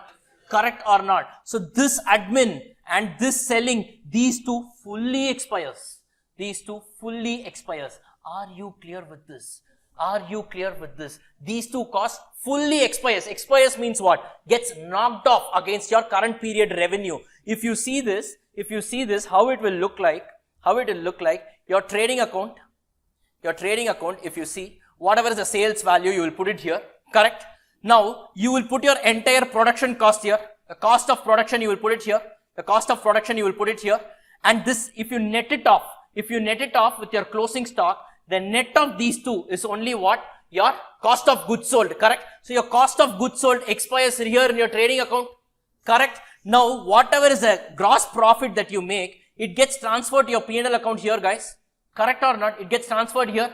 From this, you will remove your administrative overheads and selling overheads. Admin expense, selling expense, you will arrive at your profit. Correct or not? This is what we do. So basically, can I say, listen carefully, can I say manufacturing cost, that is the production cost, that is the cost incurred inside the factory, expires only to the extent of cost of goods sold, whereas my non-manufacturing cost will expire fully. Correct or not?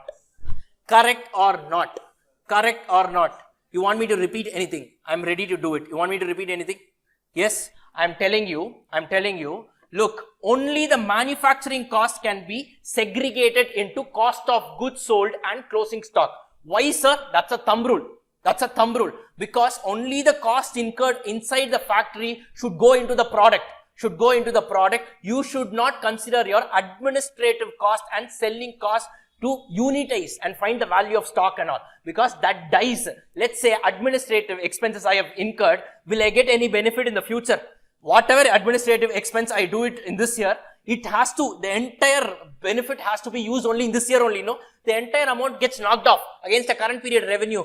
Whereas, look at this, 16,000 rupees worth of stock I have it with me. This can realize some benefit for me in the future, no? Correct or not? That's why I value my stock not at full cost, but at manufacturing cost. Are you clear with this? Only the manufacturing component gets segregated into cost of goods sold and closing stock, whereas your admin and selling will expire fully. Those two are P&L item. This is a trading account item. Are you clear with this? Are you clear with this? Is everyone clear with this, guys? Are you all clear with this? Basic level of understanding you should definitely have here. This is very much important. Trust me, this is where the subject builds in. First, are you all understanding this? So, can I say, to sum it up, can I say, what cost goes into your product valuation? What cost goes into your product valuation? Manufacturing cost. Now, since it goes into my product valuation, can I call it as a product cost? Can I call it as a product cost? Yes, I will call it as a product cost. Correct? So product cost is what? Nothing but manufacturing cost. Correct or not? That is the cost that is considered for the purpose of unitizing or finding out the cost per unit. Are you clear with this? And all your costs that you incur outside the factory. Remember, visualize those three locations: factory, corporate office, and your sales depot. Only the cost incurred inside the factory will be used for stock valuation. That is your product cost. Any cost incurred outside the factory, that is non-manufacturing cost, is called as period cost. Why is it called as period cost? Because it will be accounted for in the P&L in the period in which it is incurred. Correct or not? There is no question of carrying it forward to the next year by way of stocks and all. Because for stock valuation, we will not consider what? Your non-manufacturing costs. Correct, guys? Are you all clear with this? So can I say this is called as period cost? Are you clear with this? Sir, why are we studying this, sir? Now is where I am going to link it. Now carefully listen. Product cost expires to the extent of cost of goods sold, whereas period cost expires fully. Correct or not? Only if you know what cost expires, you will know what cost to knock off from the sale and arrive at the profit. Are you clear with this? And ultimately, you need to find out the profit. Yes, guys. Ultimately, you need to find out the profit. First, we saw expired cost versus unexpired cost.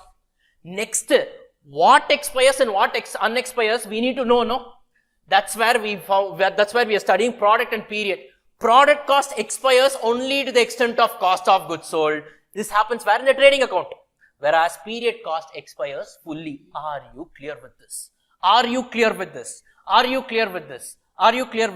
So the second discussion, you can take the heading, that is B here, this B part, you can take it as product cost versus period cost. Product cost versus period cost.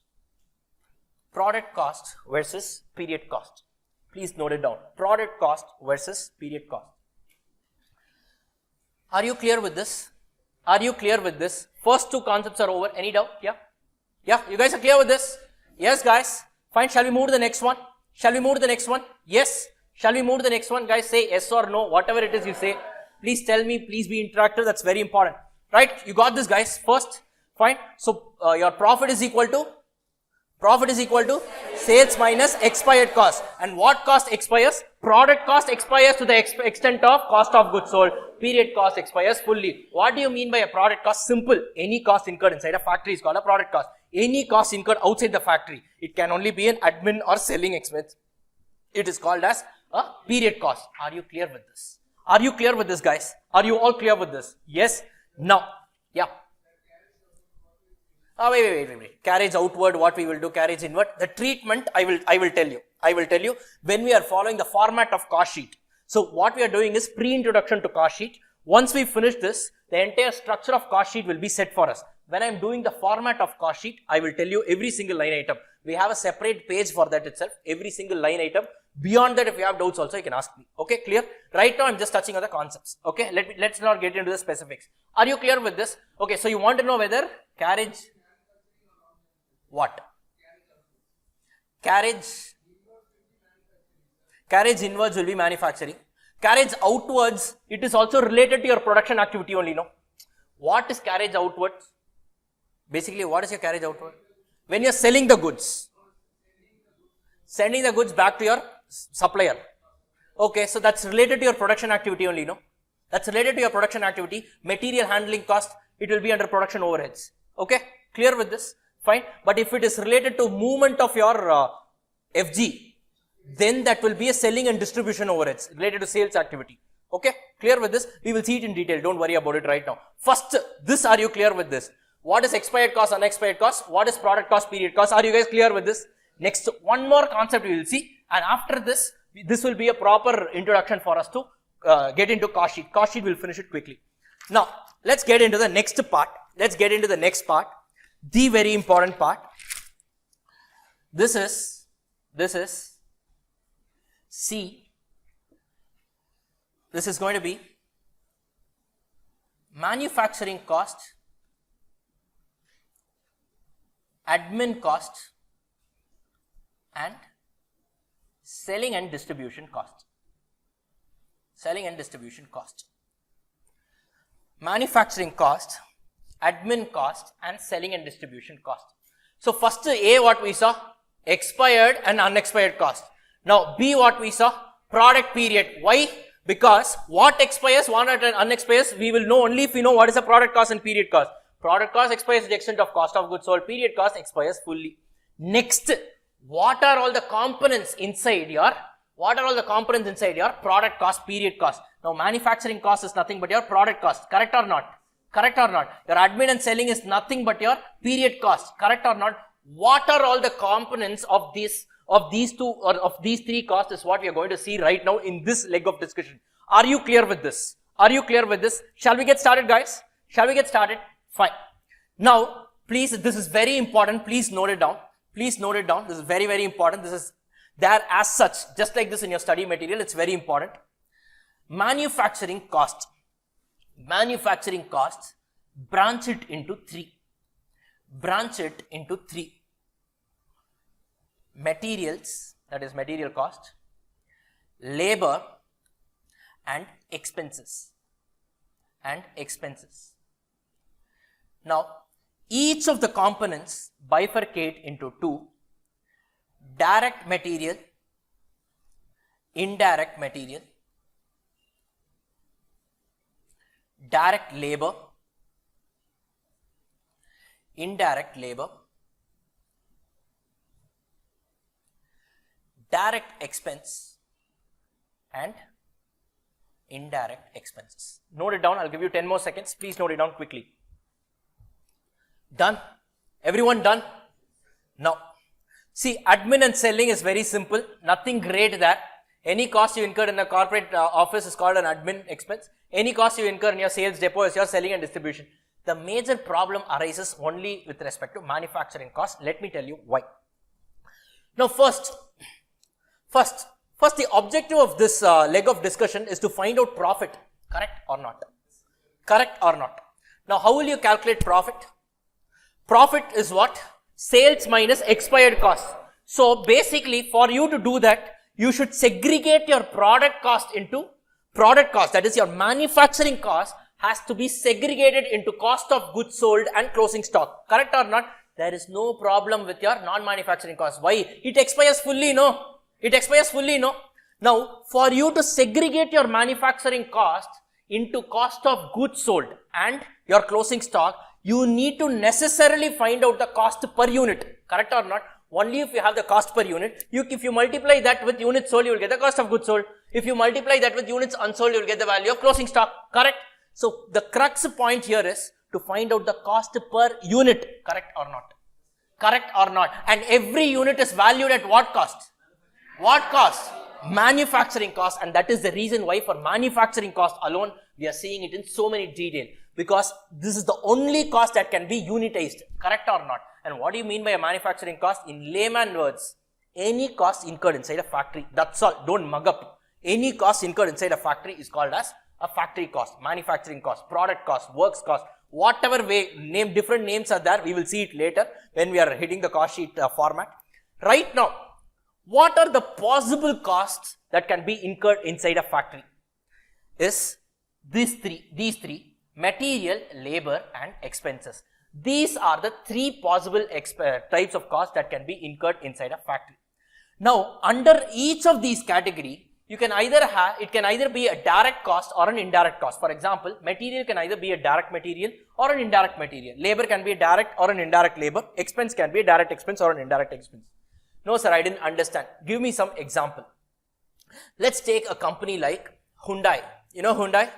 Yes? Or Maruti Suzuki. Any company. Let's take Maruti Suzuki. Better example. Fine. These guys are into what business? Car manufacturing, automobile business. Correct or not? These guys are into automobile business. Now, you know that every car requires a component called as piston. You know that? Piston, no? They call it as PISTON. Some engine, fine. Let's keep it as engine. One engine it requires. Correct or not? Let's say the engine, they buy it and they assemble. These guys, they all just assemble things. Okay, these guys assemble. So what they do is, they are buying one component and they are fitting it in a car. Correct? Now, you tell me, can I come up with this kind of relationship? Can I say, if you want to manufacture 1 unit of output, what is my output? Car. I need 1 engine. Can I come up with this relationship? Yes or no? If I want to manufacture 10,000 cars, I need to have 10,000 engines. Correct or not? So I can establish a direct relationship between a material and my output. Correct or not? This is an example of direct material. So example is what? Let's take the example as engine. Are you clear with this? Are you clear with this? If I buy this product, I know that I need to, so example, doors. Every car requires 6 doors. 6 doors. The 4 doors for the passengers to enter, 1 bonnet and 1 dicky. Correct or not? So can I come up with this relationship? 1 car, 6 doors. 2 cars, 12 doors. Direct relationship I can establish between my material and my output. Correct or not? Correct or not? And if I can establish this kind of a direct relationship for one component of material, it is called as a direct material cost. Are you clear with this? Then what is an example for indirect material? Now, these guys, Maruti Udyog, now these guys have a big factory. Correct? They have a big factory. Correct? They purchase raw material. They assemble, manufacture, they do all these things. Whatever components they purchase and assemble, these are all some direct materials we just saw. Now, will they buy only that? No. Let's say they buy this Castrol, Servo, this lubricants they buy. Why do they buy it? Why do they buy it? They don't buy it for their output product. They buy it for their machines, to maintain their machines. To only if the machines are maintained, they can ultimately produce the product. Correct or not? First you tell me, where is this cost incurred? Factory or in your corporate office or in a sales depot? Factory. Correct. What type of cost is it? Material, labor, expenses. Lubricant. Material. Now, can I say, if I pour 1 liter of Castrol into it, 1 car will come out. Can I even make this kind of a relationship? It is a material, but it doesn't have a direct relationship with every unit of output. Correct or not? Correct or not? Such examples are only called as indirect materials. These materials are also incurred inside the factory, but I can't establish a direct relationship between them and 1 unit of output. Are you clear with this? Are you clear with this? So the example for this is lubricants. Correct, guys? Guys, please participate. Please. Fine. Next, direct labor. Quite simple. If you see in these assembly line and all, where these guys are actually manufacturing cars, now people will be standing, the workers will be standing, they will have some gloves and all, and they will be doing some work. Correct or not? Now, let's say door fitting, they have some structured time and all. Let's say for them to fit 1 door, it takes 2 hours. Can I come up with this kind of a direct relationship? Correct or not? The guy who is working on the assembly line, he will know he will be given a job card or not. He'll say you can take a maximum of 2 hours to fit 1 door. 1 car has 6 doors. So 6 into 2, you can take a maximum of 12 hours. Correct or not? I can establish this kind of a direct relationship between a component of workforce with my output. Correct? Correct, guys? Correct? So this is an example of direct labor. Direct knowledge means that I'm able to establish between my cost component with my output. Are you clear with this? So can I say assembly line worker is an example of direct labor cost. Are you clear with this? Are you clear with this? Are you clear with this? Now, if in a factory, if you see, these workers alone will not be there. Obviously, for every 20 workers or 30 workers, 1 supervisor will be there. What will he do? He will tie his hands like this and see whether work is going on properly. Correct or not? Now, without his presence, will the work happen properly? No. His presence is required. Where is this fellow standing? Factory only. Correct? Think about the location. Please think about the location. This is all in cost sheet. We are doing only cost sheet. Please remember this. Fine, this guy, where is he standing? Factory. Now, for every 1 hour he stands, 5 cars will be manufactured. Can I come up with this kind of a relationship? Can I come up with this kind of a relationship? So, this is a labor cost, but it is not directly related to my output. So, I can keep my supervisor's salary as an indirect labor cost. Are you clear with this?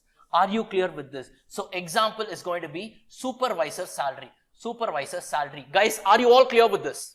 Are you all clear with this? Yes? You're clear with this? Next, expenses. Now, direct expenses and indirect expenses. Direct expenses, I'll give you one example. Now, the company that we are talking about is actually called as Maruti Udyog Limited. It's not called as Maruti Suzuki. The legal name is Maruti Udyog Limited. They have joined they have joined hands with Suzuki Incorporation of Japan, and basically they are using their technology or know-how. So basically the agreement between Maruti and Suzuki is that for every car that these fellows, Maruti manufacture, they need to pay certain amount, fixed amount. Let's say 1 lakh rupees as royalty to whom? To Suzuki Incorporation. Now you tell me, this cost I can directly relate it to 1 unit of output. Only if I produce that 1 unit of output, I'll have to pay the royalty. No, but this is a direct cost, but I can't call it as a material. I can't call it as a labor, so I will park it under direct expenses. Are you clear with this?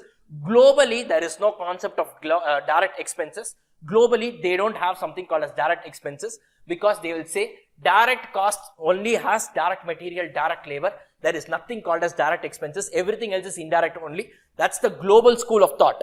That's a global school of thought. If you are doing courses like ACCA, CMA US and all, this is what they will say. But in India, we are following this. We have a separate cost accounting standard also for this. So in India, as per your study material, this is what it is. Direct expenses are direct costs other than your material and labor. As simple as that. Are you clear with this? So what is the example I gave here, guys? Come on. Royalty payments. Royalty payments. Correct? And an example of indirect expenses. Let's say factory rent. Factory rent. Factory rent. Now, this is a cost I incur with respect to factory. Manufacturing cost only, no? Is it direct? Is it direct? Is it direct? Can I say, if I pay monthly 1 lakh rupees as rent to my landlord, automatically some 2 units will be produced, 5 units will be produced? That landlord is not even bothered. That landlord is not even bothered whether you are producing 1 unit or 1 lakh unit. For him, for the space that you have occupied, you need to pay the rent. Correct? Is there a direct relationship between the rent payment and the output? No. So this is an expense incurred inside the factory, but that is indirect in nature, and hence I can call this as what? Example. What is the example I can give? Factory rent. You can give any number of examples. Factory rent, depreciation on machinery, and all these things you can give. Fine. So now, sir, why are we reading all these things? You know, this is as if you have anyways told us manufacturing cost, any cost incurred inside the factory. Any cost incurred inside the factory should be used for unitizing. Correct or not? Then why are you giving me all these things and making my life miserable? No, there is a reason. What you have to do is, please take a green ink. Guys, please take a green ink. Take a green ink. Now,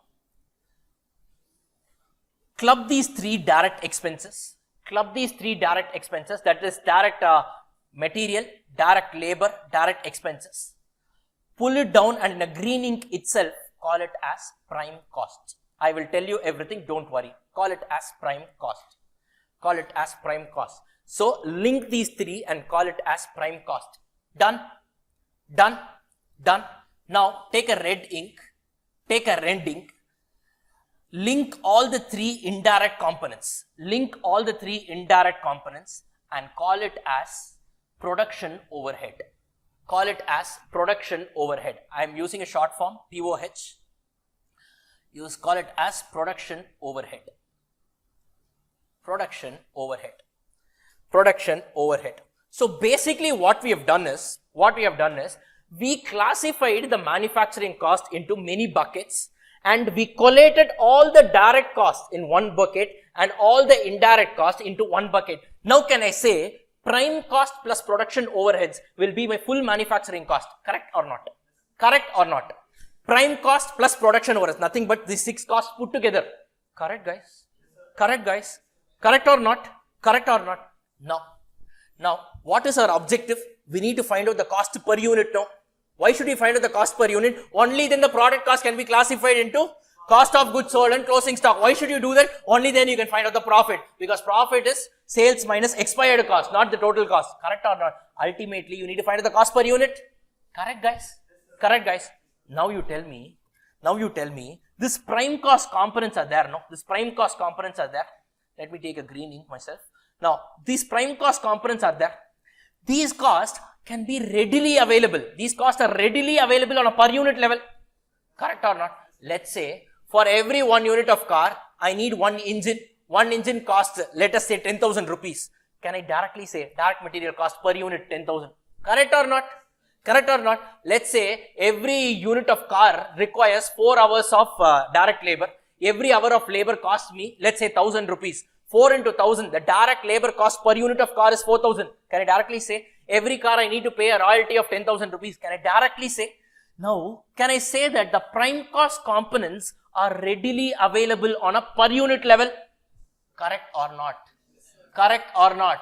But is that the case with my overheads? Is that the case with my indirect costs? These costs are in total, no? Factory rent, they have given one amount.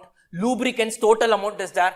Now, ultimately, I need to find out the cost per unit, no? I need to find out even this indirect cost. Currently, I have it in bulk. I have it in total. But somehow I need to do something. And I need to arrive at the overhead cost per unit also, no? Because prime cost per unit plus overhead cost per unit is only my full manufacturing cost. And every unit should be valued at manufacturing cost. Correct or not? Correct or not? The problem is not there with respect to prime cost components, but there is a big problem for us with respect to production overheads. Production overheads. The other overheads are also there. Selling overheads, admin overheads, leave that. That need not be converted into unit, no? That will anyways hit your P&L in bulk only. Correct or not? Correct or not, guys? Correct or not? So what you need to do here, is you need to convert this. You need to convert this cost that are there in your bulk. That is, these line item of overheads need to be converted into per unit. Correct? And this is separately done through a roundabout process called as absorption. This is separately done through a roundabout process called as absorption, which we will be seeing in the second chapter, that is overheads. Overheads chapter fully talks about how to convert the bulk amount into overhead cost per unit. We will see it later. But for that, first you should know how to classify, no? Prime cost components, no problem, readily available per unit. But only the overhead cost from bulk to per unit you need to convert. So only if you segregate all this and keep readily, overheads chapter will work for us. Correct or not? Are you clear with this? And this is the reason why we are classifying this further into prime cost and overheads. Are you all clear with this? First, are you all clear with this, guys? Is everyone clear with this? Done? Are you all clear with this? So basically, we started with expired versus unexpired costs. Correct? Then we went on to see product versus period, and what comprises inside product, that is manufacturing cost. We broke it down into prime cost and production overheads. Prime cost is nothing but direct material plus direct labor plus direct expenses, and your production overheads will have indirect material plus indirect labor plus indirect expenses. Clear with this? Why this segregation? Because prime cost is readily available on a per unit level, whereas production overheads, the amount is there in bulk, and this needs to be converted into per unit. Are you clear with this? Are you clear with this? First, are you all clear with this, guys? Are you all clear with this? Now, with this background, now let's get into the flow of cost. Let's get into the flow of cost. Trust me, guys, this flow of cost I will introduce you to the cost sheet area, and then we'll take a break. Okay? Fine. We'll take a break after that. Yes? Okay? Clear? Fine. We will finish this because it will cut the flow. That's why I'm continuing. Okay? We will take a break after this. Okay? Now, this is the most important thing. Now we are getting into cost sheet. We are getting into cost sheet, the actual cost sheet area, we are getting into it. Now, you need to understand what is this flow of cost, how the cost flows inside an organization, inside a factory. This is very much required. This is very much required for you to understand. Now, okay, fine. So before this, what we will do is, let's go to this cost sheet area. Now guys, this is the format of cost sheet. It has all these line items, and 10 marks exam question, they are testing just the format. If you ask me, that should not be a CA question itself, but for some reason or the other, they have been testing this. Out of 6 attempts, all 6 attempts cost sheet chapter they have tested, but I think 3 or 4 attempts they have tested only the format, and we'll be doing one sum. Don't worry about that. Fine? Clear? Now, format of cost sheet, they have given so many things here. They have given direct material, opening stock, addition, deletion, so many components of cost they have given. What students generally do is, they mug it up. They blindly mug it up without knowing why they are doing what. And if a question comes along with stock valuation and all, that's all. They will feel like, oh, I have mugged up properly only, but somehow they have asked something else. So, wait, this entire format of cost sheet, there is a different way to learn it. And how are we going to learn it? That is by this flow of cost. First, if you know how a cost flows inside an organization, inside a factory, if you know that, automatically this statement, trust me, you yourself will do it. By yourself, you need not mug up anything. You need not mug up anything. Deal? Shall we get started? Shall we get started? Fine. Now, we are in what? We are inside a factory.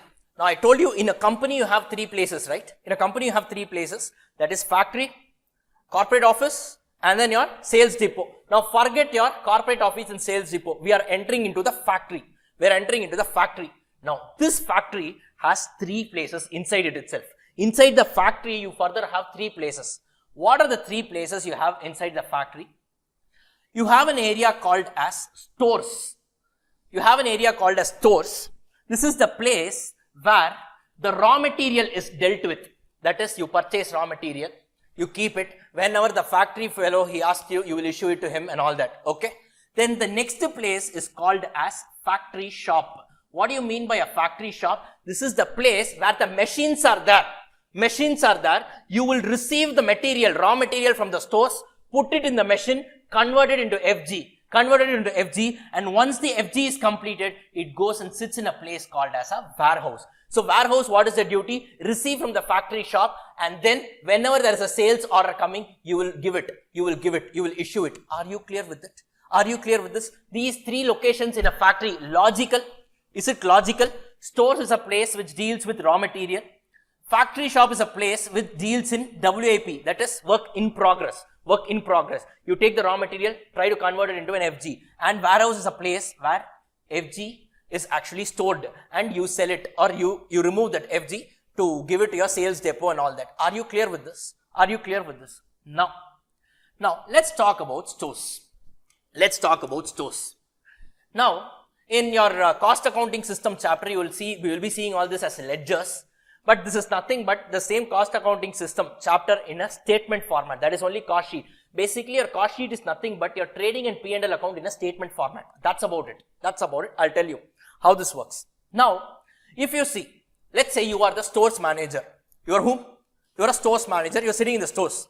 Now, let's say this month in our subject, the period need not necessarily be 1 year.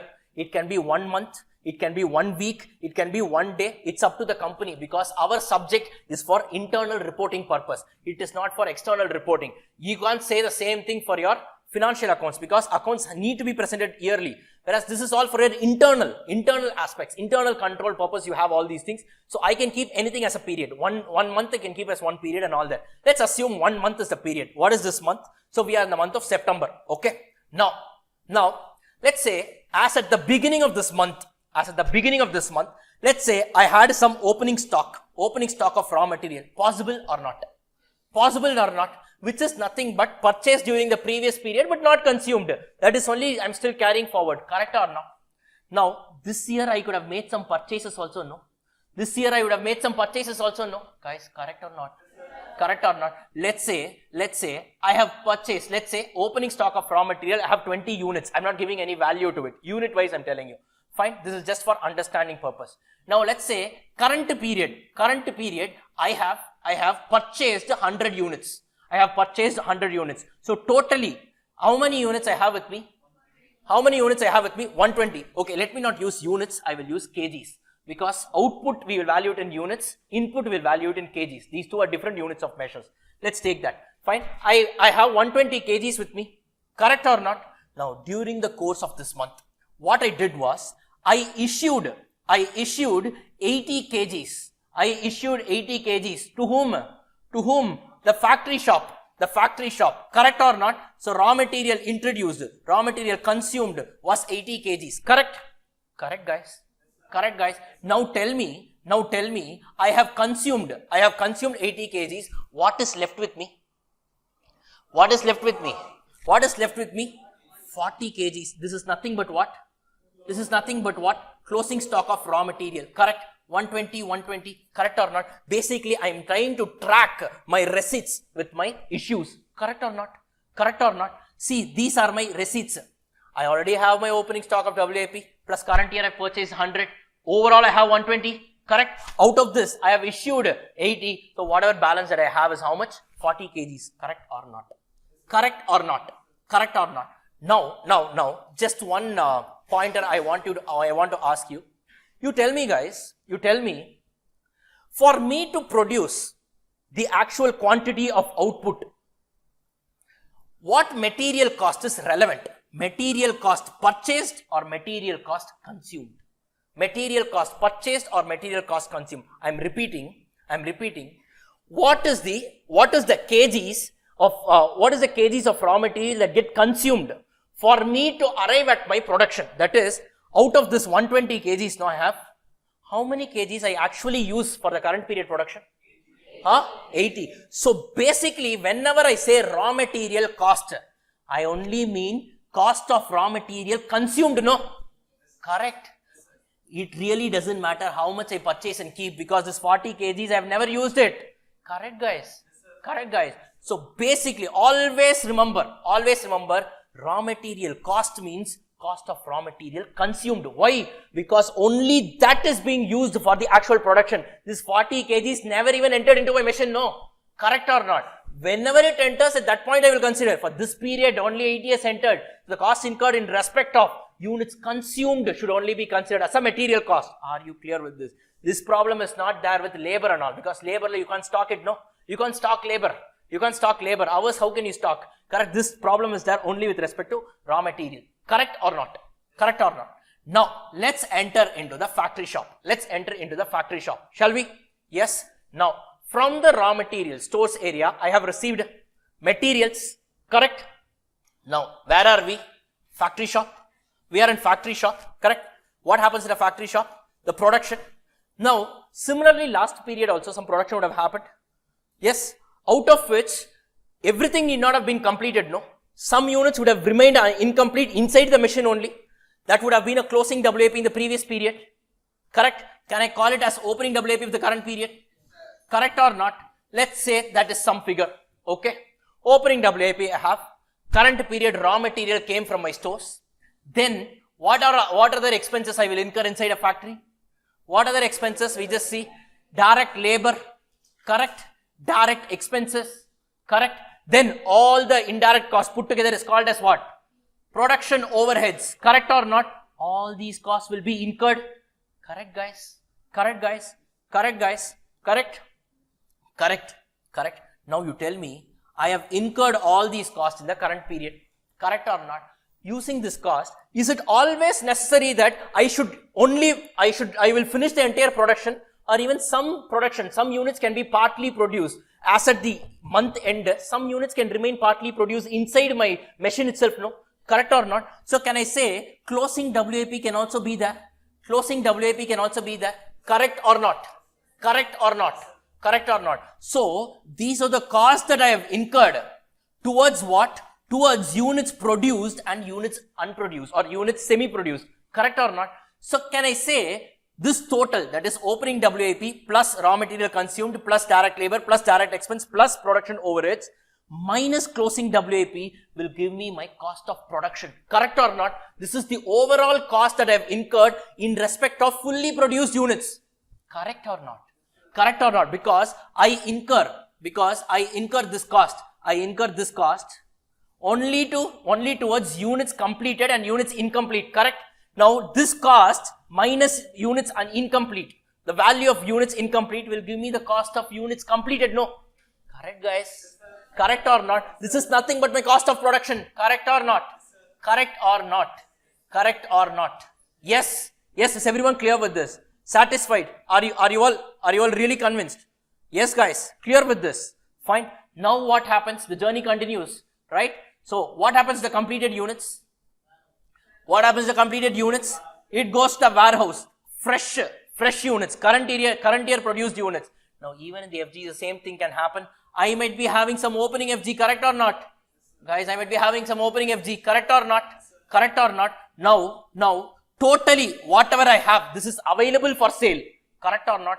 Now, out of this, I can actually sell only a few, and remaining will be my closing FG. Correct or not? So, can I say cost of production plus opening FG minus closing FG will give me my cost of goods sold. Correct or not?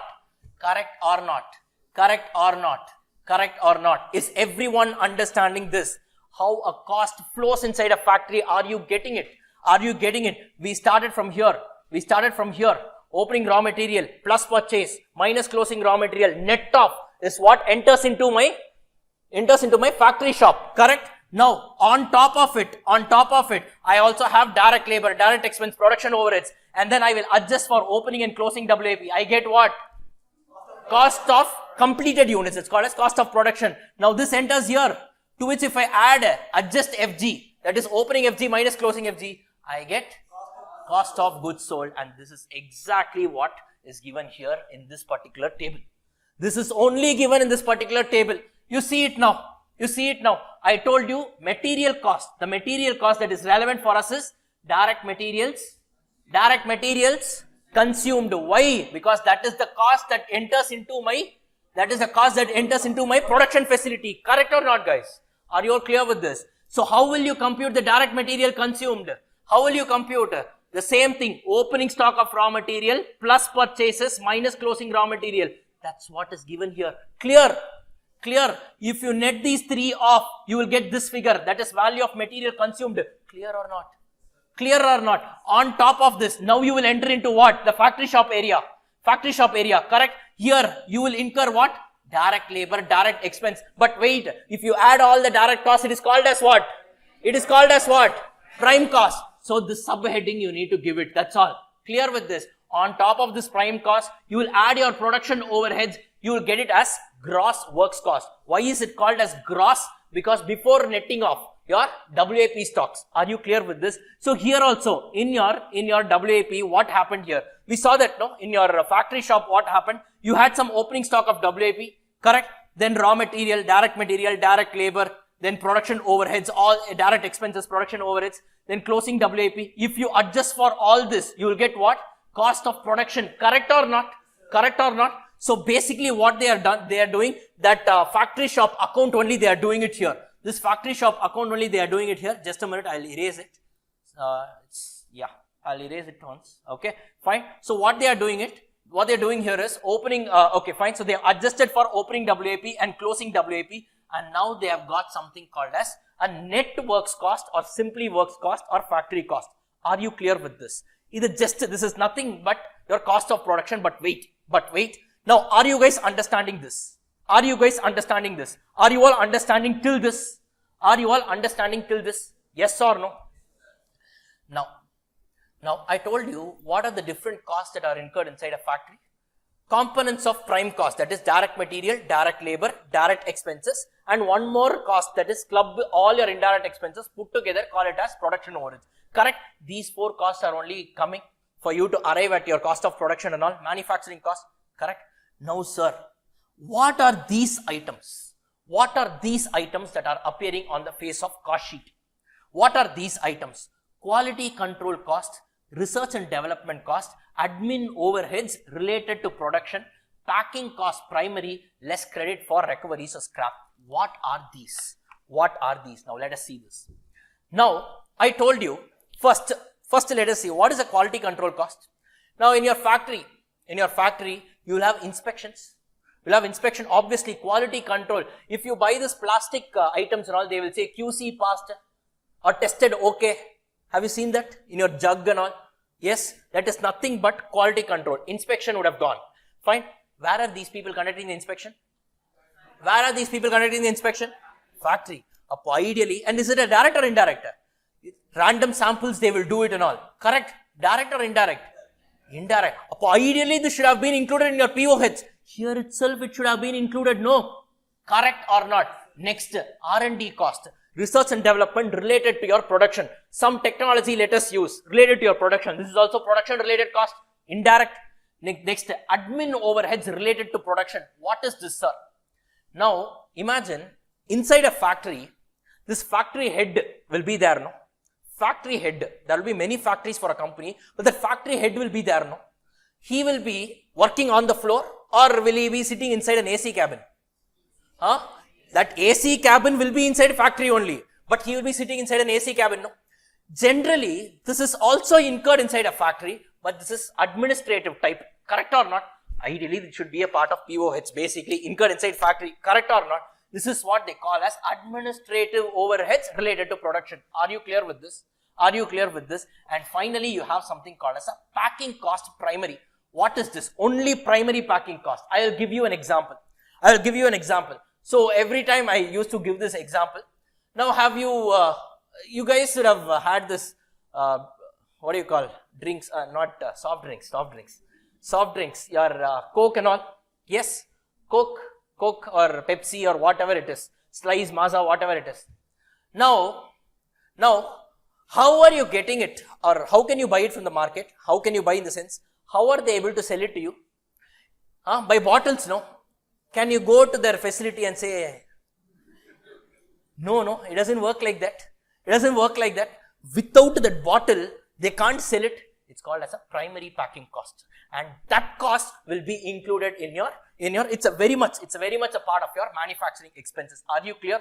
Upon a primary, then there will be something called a secondary. Yes, that they will put it in one crate. No, they will put it in one crate and give it to this wholesalers, retailers. Not that is for distribution purpose. That is for distribution purpose.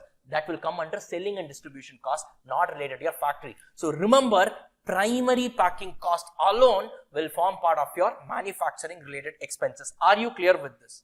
Are you clear with this? Now let's talk about these 4 additions. Minus we will see it later. Now, these 4 additions, sir, these 4 expenses, you actually didn't tell us only, no sir. Production overheads was there. You didn't tell us all these 4 expenses. Ideally speaking, these 4 expenses should have formed part of only your production overheads. But the institute, our institute, this is only there in our institute. Even the costing institute is not saying this. Our institute, because cost sheet doesn't have a format by itself. You can follow any format, whichever you want. Any format you want, Rana. This is what the standard says. For your exam, you need to follow this format. Please don't think that I said any format means legally. Legally, as per the Companies Act, your cost accounting standards leave it is at the discretion of the company to follow any kind of format. For you in your exam, you need to follow only this format.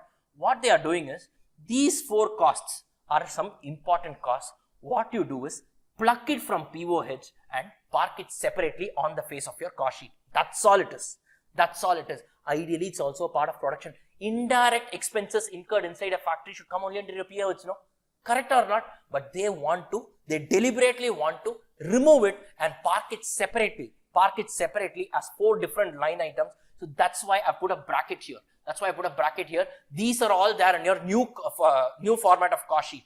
Earlier in the old syllabus, this was not there. Now they have introduced for you. Now it's ever since this new syllabus, for the last 9 attempts, it's been like this. Are you clear with this, guys? Are you clear with this? Ideally, this should have formed part of your what? POH only, but they are removing it and parking it separately. Are you clear with this? So if you do all these things, and of course there is something called as less credit for recoveries or scrap income. Now let's say I incur so much cost to produce 100 units. Sharia, right? I incur so much cost, let's say 10,000 rupees to produce 100 units. Out of this, 2 units become defective. What I do is, I just sell it, I scrap it up, and whatever proceeds that I generate, I will have it with me. Correct or not? Scrap, in this newspaper and all, you guys do it at home. Correct? Whether we read or not, it will directly go, no? Actually, we can make an arrangement. He will directly supply to the old paper mart only. But yes, this newspaper, something like that. So what happens is, the cost incurred in respect of units that are scrapped off is being shared by the good units, 98 units, no? Correct or not? That is what I'm trying to say is, I incurred, let's say 1 lakh rupees. And I produced 1000 units. I incurred 1 lakh rupees to produce 1000 units. Out of this 1000 units, let's say 50 units were defective and I scrapped off.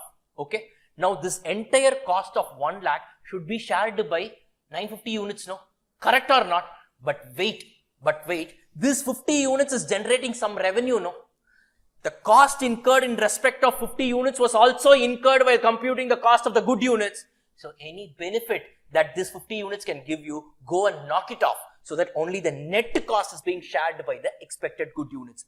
Are you clear with this? And this is the reason why credit for recoveries, also called as scrap income, gets reduced on the face of your cost sheet. Are you clear with this? And if you adjust for this, you get your cost of production. Now guys, simple. Let's go back to this. you guys know that this is the store's place, correct? Correct. So I told you opening stock of raw material plus purchase minus closing stock gives you what? Raw material consumed, correct? Now on top of this raw material consumed, you will have your direct labor and direct expenses that gives you prime costs. On top of it, add your POH, exclude those 4 items, but add your POH, you get what? You get your gross works cost. You adjust for opening WAP, closing WAP, you get your works cost, factory cost. Now you add those 4 additions, 1 deletion, you get what? You get what? Cost of production, correct? Now from your cost of production, you add opening FG and subtract closing FG, you get what? You get what? Cost of goods sold. And now you are out of the factory. You are out of the factory. Simply add the admin and selling expenses. You get something called as cost of sales. This is nothing but your total cost. And if you add profit to that, you will get your sales figure. As simple as that. As simple as that. As simple as that. Now remember, till this, you are incurring inside a factory. Correct or not? Correct or not? And here is when you are moving out of the factory. Correct, guys? Correct, guys? Correct, guys? Now, whatever cost you incur inside a factory, is it only in respect of units that you have sold or in respect of all the units? Units produced or units sold? Units produced or units sold? And that's why in this per unit column, you need to divide it. Till this, it has to be divided by units produced. Are you clear with this? Very important. Very important. Now, opening stock, closing stock and all, respective units will be given. From the cost of goods sold, you need to divide it with units sold. Why, sir, units sold? It's fully an expired cost, no? It's fully an expired cost, no? What do you mean by expired cost? That portion of cost that gets knocked off against my revenue, sales. And that's why when you are unitizing it, these costs, this column divided by what? Divided by what? Units? Divided by what? Units sold. Guys, are you understanding? You want me to repeat anything? Sure? You guys are clear with this? You guys are clear with this? Now, once again, shall we attempt the format of cost sheet? Can we attempt the format of cost sheet? Now, first, where are we positioned? Now, where are we positioned? So, where are we right now? Please don't look, try to attempt it by yourself. Yeah, tell me. First, opening stock of raw material. Then, add purchase of raw material. Less closing stock of raw material. You get what? You get what? Raw material consumed. Yes, this is my first line. This is my direct material cost actually. Correct. To this, what will I add? Direct material, direct labor, direct expenses. You get what?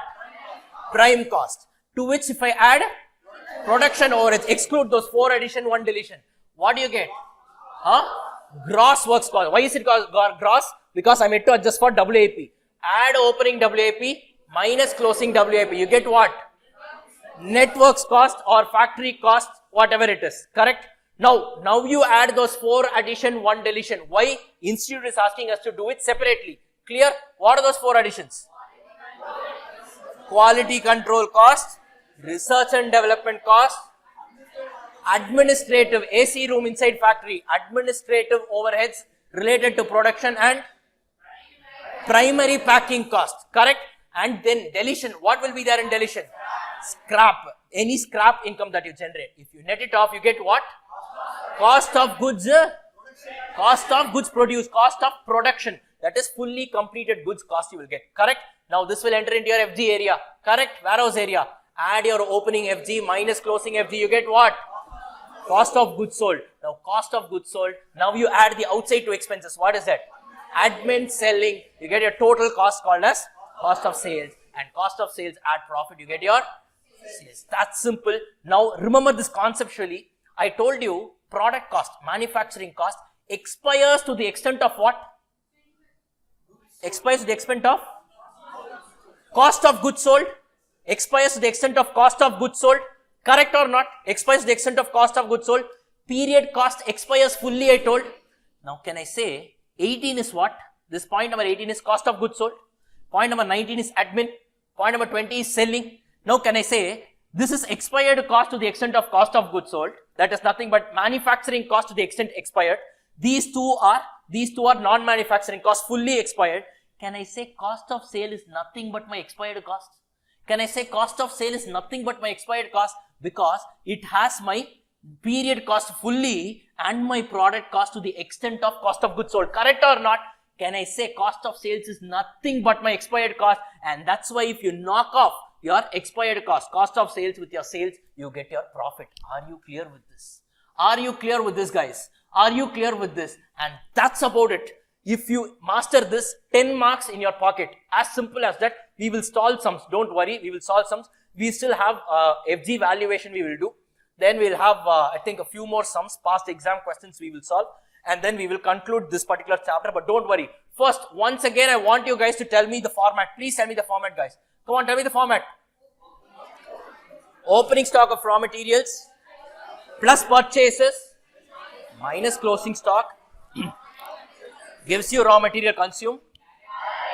Add direct labor, add direct expenses, prime cost, add production overheads excluding. Okay. You get what? Gross works cost, adjust for opening WAP, add a minus closing WAP, you get what? You get what? Net works cost or factory cost, whatever it is. Now you add that 4 addition, 1 deletion. What is that? Quality control, research and development, admin overheads related to production. Don't confuse this with admin overheads corporate office. Admin inside factory, admin related to production. Then primary packing cost and then 1 deletion. Scrap income. You get what? Cost of production. And now you will adjust for what? FG stock. Add opening FG minus closing FG. You get what? Cost of goods sold. And from this, just add your outside parties. Your admin and selling, you get what? Cost of sales. And sales minus cost of sales will give you your profit. Profit generally is a balancing figure. Or cost of sales plus profit gives you your sales. Are you clear with this? Now, in one attempt, what they did, students knew the entire cost sheet format. But what happened in the exam? What they did, prepare a cost sheet clearly stating the cost heads in poturnanga. They had used the word cost heads. What do you mean by cost heads? Nothing. Each of these subtotal is only called as cost heads. Cost heads is nothing but prime cost, cost of production, cost of goods sold, and cost of sales. Are you clear with this? So cost heads, know this jargon. It is nothing but the subtotal that we've already seen. Don't think I didn't study this. What will I do? Nothing. Subtotal is only called as your cost heads. Once you prepare this fully, at the bottom, write down each and every cost head, what is the value. For presentation purpose, you do it. Are you clear with this? Are you clear with this? So I have parked these things in gray items so that it will be easier for you to recollect it. Are you clear with this, guys? Are you clear with this? With this, the cost sheet format is over. Don't worry, we have not finished the cost sheet chapter. We have just entered into it. We spend a lot of time on the concept building. Now the balance is going to be very simple and we will clearly, easily finish it off. Are you clear with this? This area is being tested time and again. You will not believe this question that I have with me here right now. This question was tested. This came in RTP for 10 marks. If you see nothing is there, you just have to plug the figures. This question might seem very big, but nothing is there. You need to plug the figures. For example, production overheads, they would have given indirect material, indirect labor, all these things you need to properly classify and do it. You are done. 10 marks, you are done just if you know the format. Are you clear with this, guys? It's that simple. Strategize and learn. It's going to be very, very simple. Are you clear with this? So now we can take a break. So you take a break, relax. If you have any doubts, you can ask me, no problems. Okay, guys, clear? Fine. So thank you all so much. See you after the break.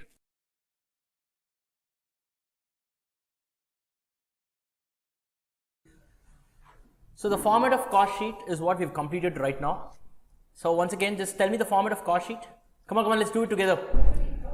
Opening stock of raw materials plus purchase minus closing stock of raw material gives you what?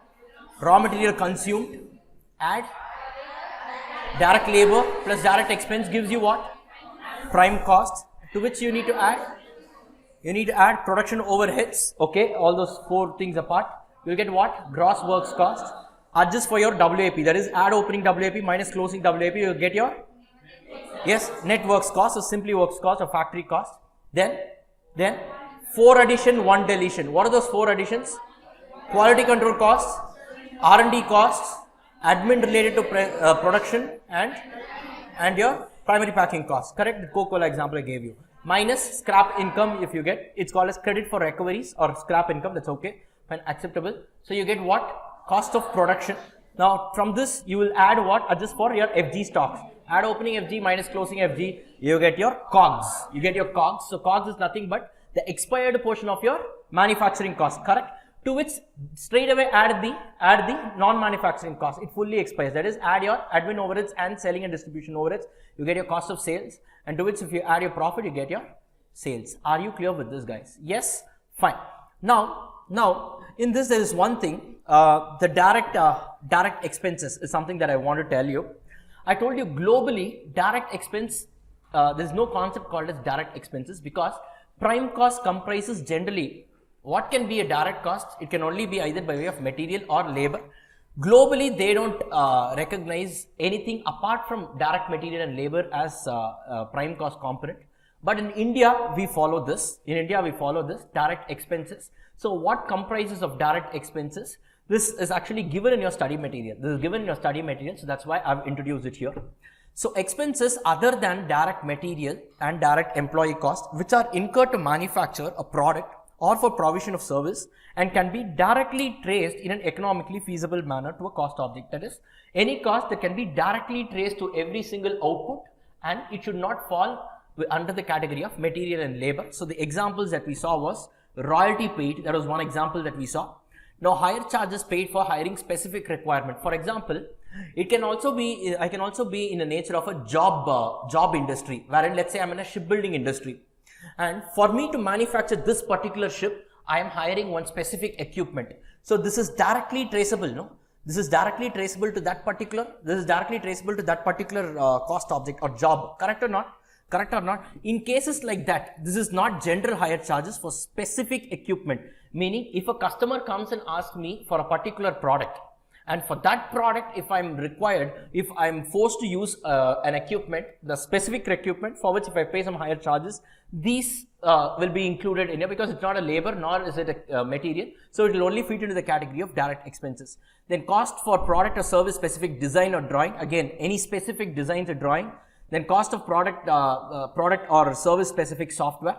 Then other expenses which are directly related to production of goods or provision of service. Don't worry, when we are doing this comprehensive sum, we will have certain areas. There we'll be seeing what exactly could be a direct expense and all that. So we will be seeing it, but just to give you a bird's eye view as to what comprises of direct expense, that is the reason why I've included this segment. Are you clear with this, guys?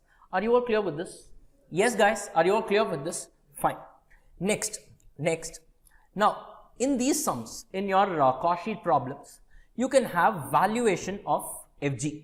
Valuation of FG can be one particular testing part that they can ask you in these kind of questions. So basically you tell me FG is what? Your output. Correct or not? Every unit of output should be valued at what cost? At what cost? Manufacturing cost. In other words, can I say cost of production?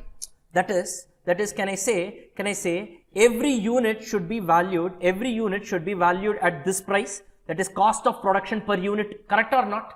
Correct or not? Correct or not? That is my full manufacturing cost. Correct or not, guys? Fine. Now let's take these three examples. First, let us see what is happening here and then we will proceed forward. Now let's take an example. Where I'm talking about my what? I'm talking about my FG. Okay? I'm talking about my FG. Now, let's say in this example they have given, let's say I have an opening stock. What is my opening stock? Guys, how many units of opening stock are there? Hello? How many units of opening stock are there? 8,000 units, correct? 8,000 units. Each valued at how much? Do it now quickly. 10 lakhs by 8,000. 10 lakhs by 8,000. Opening stock means what? The production that was done in the previous period, unsold it, got carried forward to this current period. Correct or not? So it is valued at previous period cost of production. So what is this value? How much is it? Valued at the rate of rupees 125. Correcta? Next. Current period, I have some production. How many units have been produced in the current period, guys? 10,000 units. Correct, fine. 10,000 units. Now each of these 10,000 units will be valued at how much? 10 lakh divided by 10,000. How much is it? What is the current period cost of production per unit? How much is it? How much is it? Come on, calculate and tell me. How much is it? 100, right? It's 100. Fine. Now, totally, you tell me how many units do I have which is available for sale? How many units is available for sale? Correct. How many units is available for sale? I have 18,000 units that is available for sale. Out of this, I have actually sold only how much? I have actually sold only how much? Look at this. Look at this. I have actually sold only how much? I have only sold 11,000. Correct or not? I have sold 11,000 units. Now, you tell me, this 11,000 units that I have sold, have I sold it out of the opening stock or current year production or partly out of the two? First of all, this opening stock units are valued at a different rate. Correct or not? The current period production is valued at a different rate. Sir, how is it possible? Maybe because the previous period's cost of production would have been higher. The current period cost of production is lower. Correct or not? Opening stock means what? The units produced in the previous period remaining unsold. Correct or not? Correct or not? Now, when I am selling something, I am in a fix or I need to really make some decision. I don't know whether I have received, whether I have used the opening stock units or the current period units or not. Correct or not? This problem is there. Correct or not? Correct or not? Now, always remember, this is called a stock valuation. Stock valuation issue will arise when two cumulative conditions are satisfied. Please write it down somewhere. When two cumulative conditions are satisfied. What are the two conditions? Condition number 1, where you should have multiple lots of receipts. You have multiple lots of receipts, correct? One lot is coming out of the previous period production, the other lot is coming out of the current period production, correct or not? Correct or not? So, stock valuation issue comes, number 1, when there is multiple lots of receipts. Multiple lots of receipts, correct? Correct, guys? Correct? And number two, each of these lots are valued at different prices. That is, valued at different rates. Valued at different rates. The lots of receipts are valued at different rates. In this case, example, let's say the opening stock was also 100. Current period production is also 100. This 11,000, whether I take it from opening stock or the current period production, it doesn't make a difference because everything is valued alike. Correct or not? Correct or not? But when my opening stock is valued differently and my closing stock is valued differently, I need to choose between this FIFO, weighted average and all these methods. Correct or not? Correct or not? So when will you go for stock valuation methods? When two cumulative conditions are satisfied. Condition number 1, you should have multiple lots of receipts. And condition number 2, each of these lots should be valued at different rates. Are you clear with this? Are you clear with this? Both the conditions should be satisfied. If only one condition is satisfied, no use. No use. If you have multiple lots of receipts, but everything is valued similarly, then where is the question of using FIFO weighted average? Everything will be valued. Your entire sales, cost of goods sold will be valued only at 100 rupees, no? Correct? Or if you have only one lot of receipt, then where is the problem? Everything comes only out of that lot, no? Correct or not, guys? Are you clear with this? Are you clear with this? Always remember, the stock valuation issue arises when you have two cumulative conditions. Condition number 1, multiple lots of receipts, and condition number 2, valued at different rates. Each of these lot of receipts are valued at different rates. Are you clear with this? Multiple lots of receipts, each valued at different rates. Are you clear with this? Only then the concept of using FIFO or weighted average or LIFO and all these things will even arise. Are you clear? Two cumulative. Never forget this.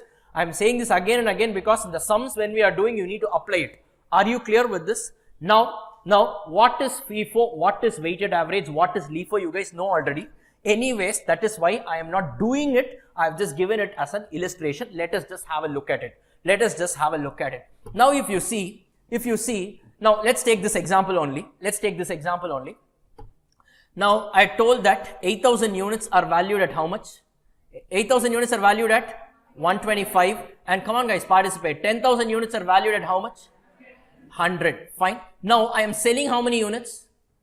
11,000 units. Now, and how many units are remaining unsold? 7,000 units. 7,000 units are remaining unsold. Correct or not? 7,000 units are remaining unsold. Now, if I follow FIFO method, what do you mean by FIFO?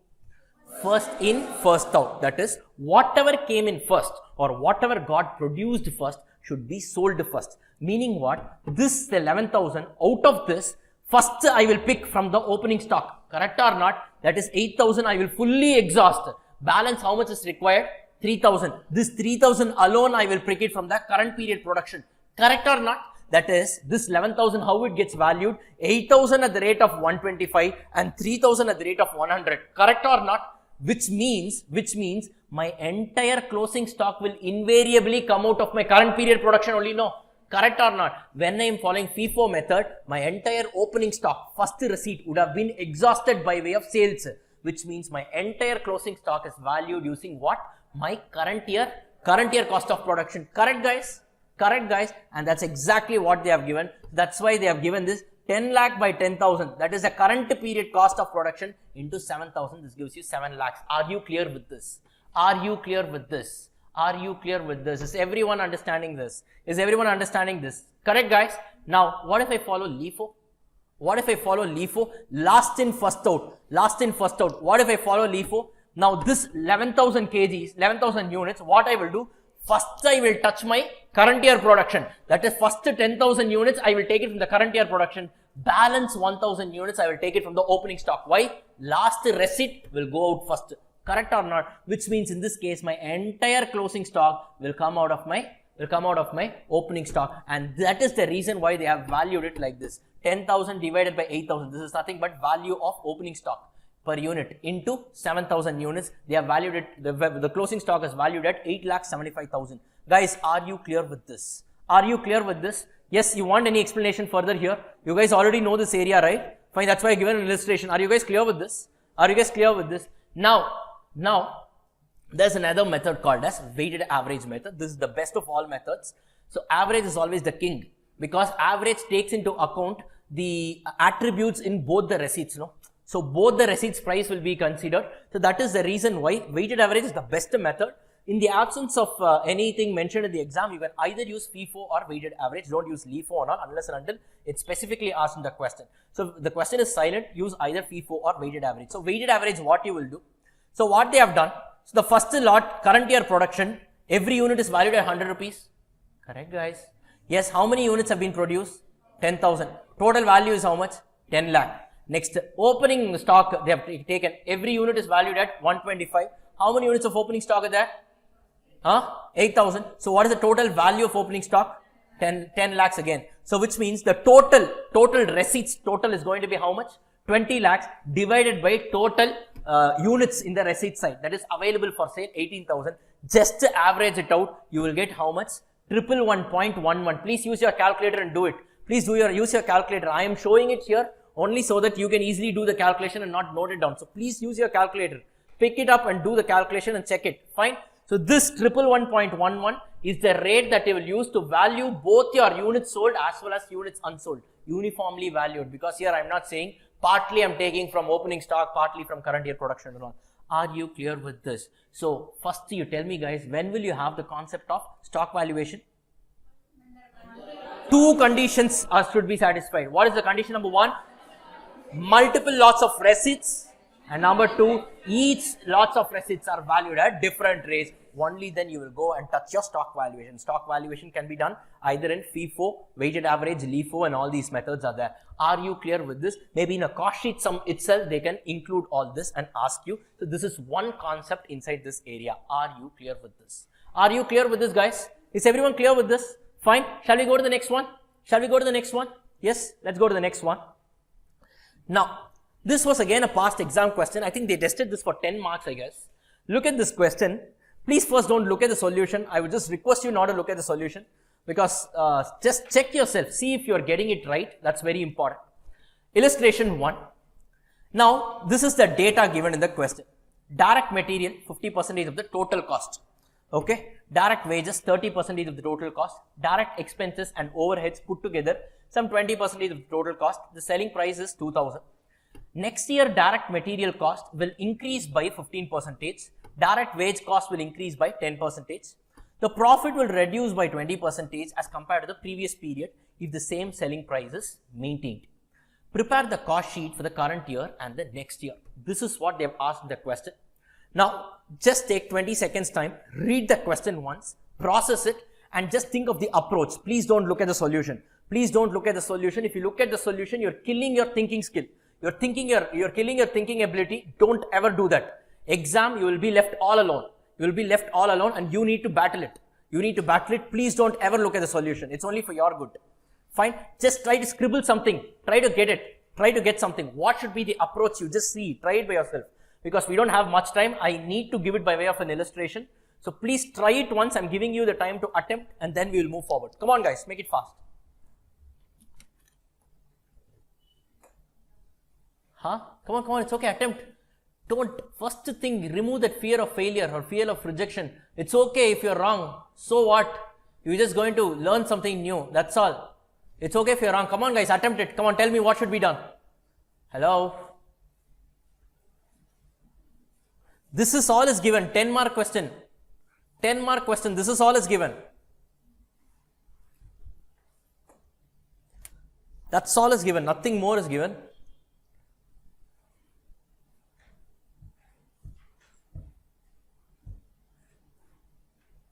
Okay, fine.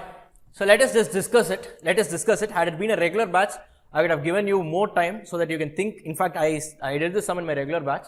But anyways, right now we can't. No, okay, fine. So yeah, please refer. Okay, so we've done it before. Okay, fine. But here, of course, limitation of time. So let's discuss it. But guys, anyways, I'm giving you questions for practice. That please do it sincerely. Take all the time you want and do it. But I'm telling you, even if you take 2 hours to do one sum, it's okay. It's okay, but do it by yourself. Today it might take 2 hours for you, but once you crack it by yourself, it will never leave you. You will only have it for you. Okay, if you look at it and do it, will never stay even for 5 minutes. You can only have a temporary satisfaction that you have done one sum, but no, it's not good. Do it by yourself. Spend the time in your house and do it. Okay, clear? Now what have they given? They have given all the components of cost as a percentage of total cost. Correct or not? So if I keep my total cost as X, can I say my direct material, direct wages and direct expenses 0.5x, 0.3x, 0.2x respectively? Correct or not? Correct or not? And they've also given that the selling price is 2000, which means what? The selling price is 2000 means my profit will be 2000 minus X. Correct or not? Correct or not? Correct or not? This is the current period data. They have also given something with respect to the next period. What have they given? Next period, the direct material cost will increase by 15%. Meaning what?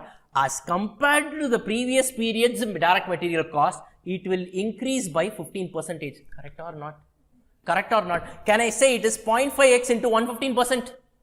Hello guys. Yes or no? Similarly, they have given direct wages. It will increase by 10%. Can I say it is 0.3x into 110%? Correct. Nothing has been given with respect to direct expense, which means it remains to be the same. Correct or not? Correct or not? So can I say the cost for the next period is going to be what? 1.105x. If I add the 3, I get this. Correct guys? Correct guys? Correct or not? Now what are they saying? Now they are saying that all this will happen, and if all this increase in cost happens, your profit will reduce by 20% provided you keep your selling price constant. Meaning what? I will not change my selling price also. Correct? So my revised profit equation, can I say it is 2000 minus 1.105x? Correct or not? Correct or not? Correct or not? What I am saying is, I have adjusted for increase in cost. I am retaining the same selling price, and I am saying that if I do this, the equation for profit will be 2000 minus 1.105x. Correct idea? Yes or no, guys? See, is this understandable? Any doubt? Please ask me. Please ask me if you have any doubts. Is this understandable? Is this understandable? Yes. Now, what they have done here is, they have picked this and they have parked it here. That is 2000 into 1 minus 1.105x is equal to, they have said no. Yep. Correct.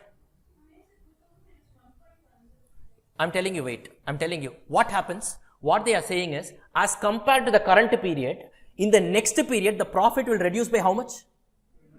Or it will reduce by 20%. Or can I say, the next year's profit is equal to 80% of the current period profit? Correct or not? And that's exactly what they've done here. Next period profit is equal to 80% of current period profit. They have equated the two and found out the X value. Are you clear with this? It requires some presence of mind. It's not that you don't know. It's not that you don't know. You know everything. What is this? This is nothing but a cost sheet. Sir, cost sheet so small? Yes. Because opening WAP, closing WAP is not there. The 4 special items and all is not there, which means everything has been only production overheads you have. Correct? All this, we have bypassed all these things. This is nothing but cost sheet. This TC, this total cost is nothing but cost of sales. No? Correct or not? Guys, correct or not? Correct or not? So basically what they have done, they have framed one equation with this. Then there is an increase in the components of cost and retention in the same selling price. They have framed one more equation for profit, and they have said year 2's profit is equivalent to 80% of year 1's profit. They equated the two and find out the X value. Are you clear with this? It requires presence of mind. Now, sir, conceptually, I know the entire format of cost sheet. Still, you might not be able to crack it, provided you have already done this sum before. Correct? Just imagine in exam this question comes up. In exam this question comes up and you have not solved it before. Now, first thing that should strike you is you should frame 2 equations and equate it. Correct or not? This itself will not strike for many students. This itself will not strike for many students. Sir, how do you know, sir? Very simple. Once in every 6 months, that is once an attempt gets over. In your students' journal, no, ICA students' journal, there will be something called as examiner's comments. And this examiner's comments will be question-wise. Oh, for each and every subject, question-wise they will give you. How they will say is, for this question, students have gone wrong in this particular part.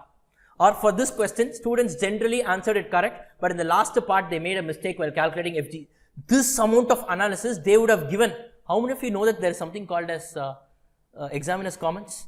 Based on, you know, many students know, very good, fine.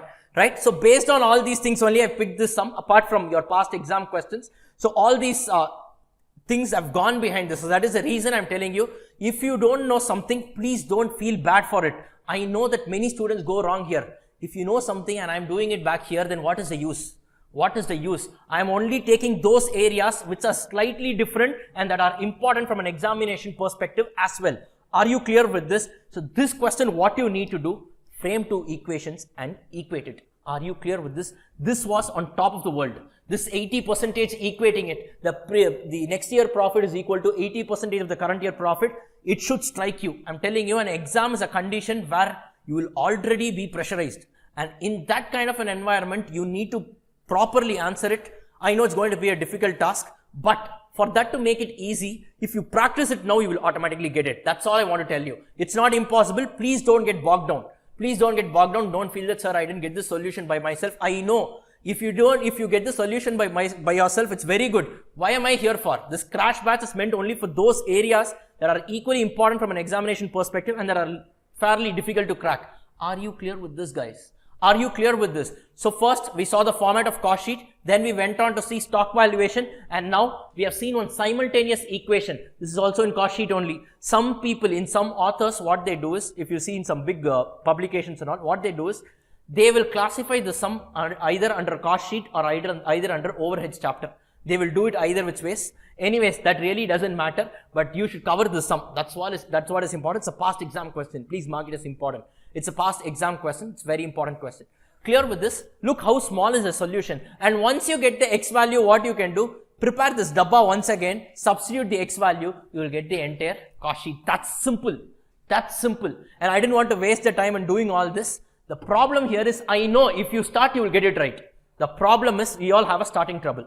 Correct? We all have a starting trouble. Let's accept that. Let's accept that and work on it. Fix it, you will automatically get it. That's all. Are you clear with this, guys? Is everyone clear with this? So this kind of sum, look how beautifully they have coined the sums. They are in your study material, I guess. Now, look how they have given. Everything has been given as a percentage. So they have given percentage vertically. They have also given some percentage horizontally. Based on this, frame 2 equations, equate, get the X value and prepare your cost sheet. Are you clear with this? Yes, guys, is everyone understanding? Any doubts here? Any doubts here? Is everyone understanding this? Guys, is everyone understanding? Fine. Shall we move to the next one? Shall we move to the next one? Sure. Fine. Right. Now, there is a concept called as conversion cost. There is a concept called as conversion cost. Nothing great about it. What do you mean by a conversion cost? What do you mean by a conversion cost? Now you tell me.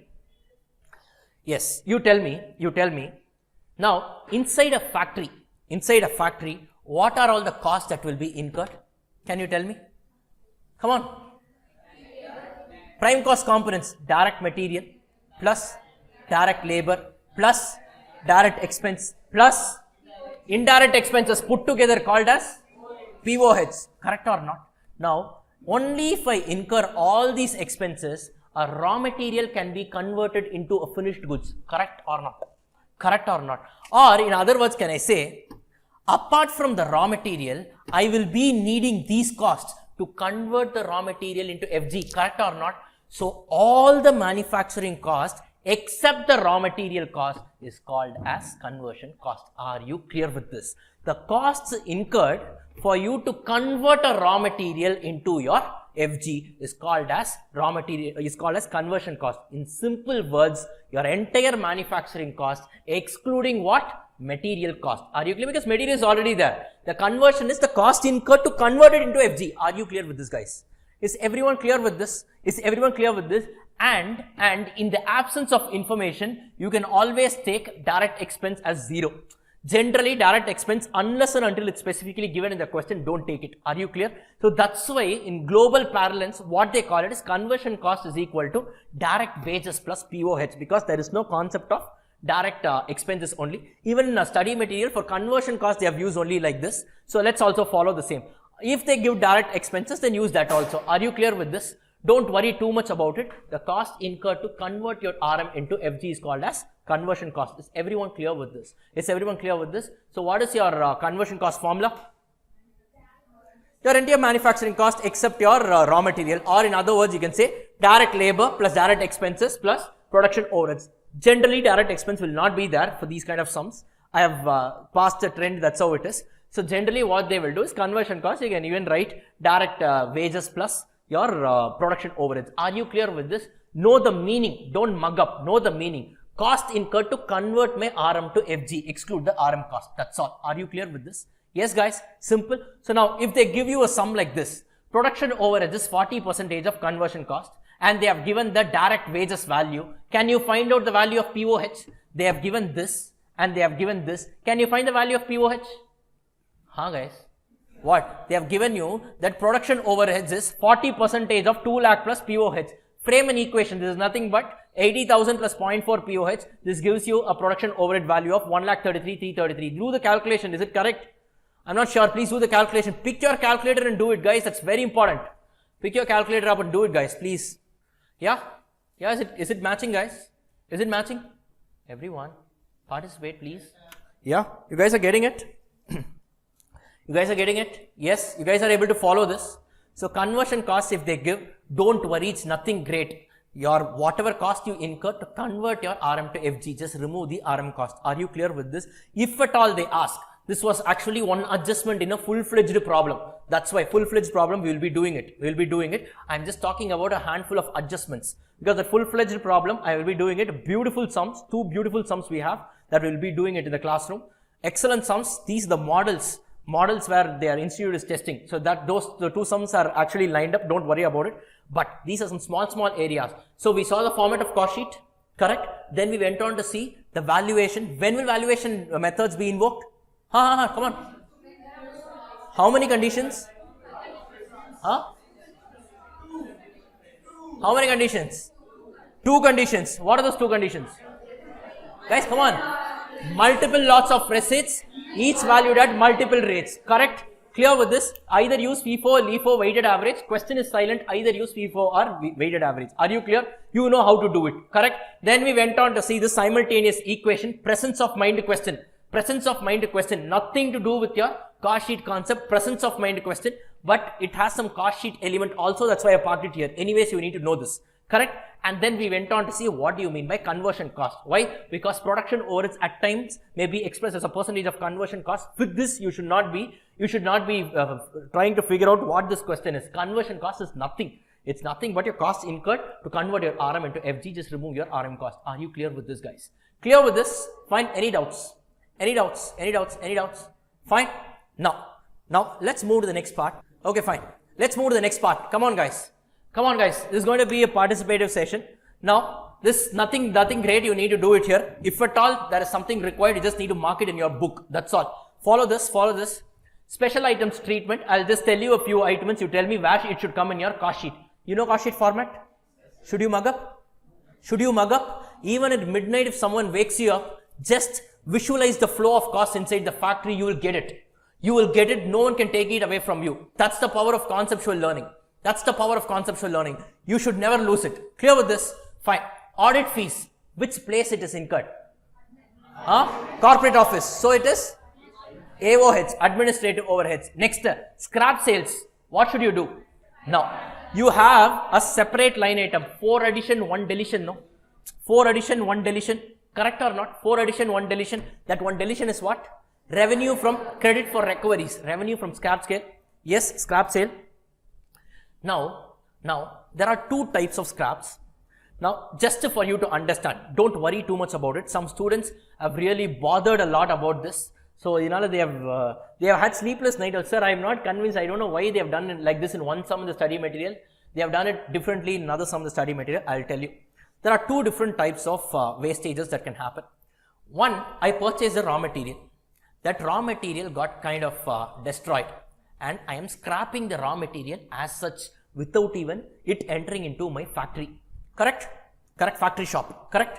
Number 2, I purchased a raw material. It was good. I put it into my machine.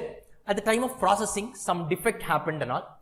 Have you seen in this printing and all, printer, if you put that paper inside, it gets torn and all, something like that. That is a processed loss.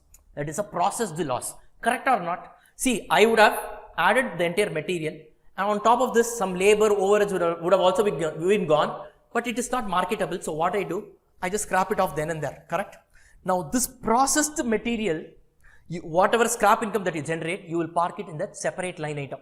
But if it is a raw material sold as such, you have an alternative of reducing it from your material cost itself.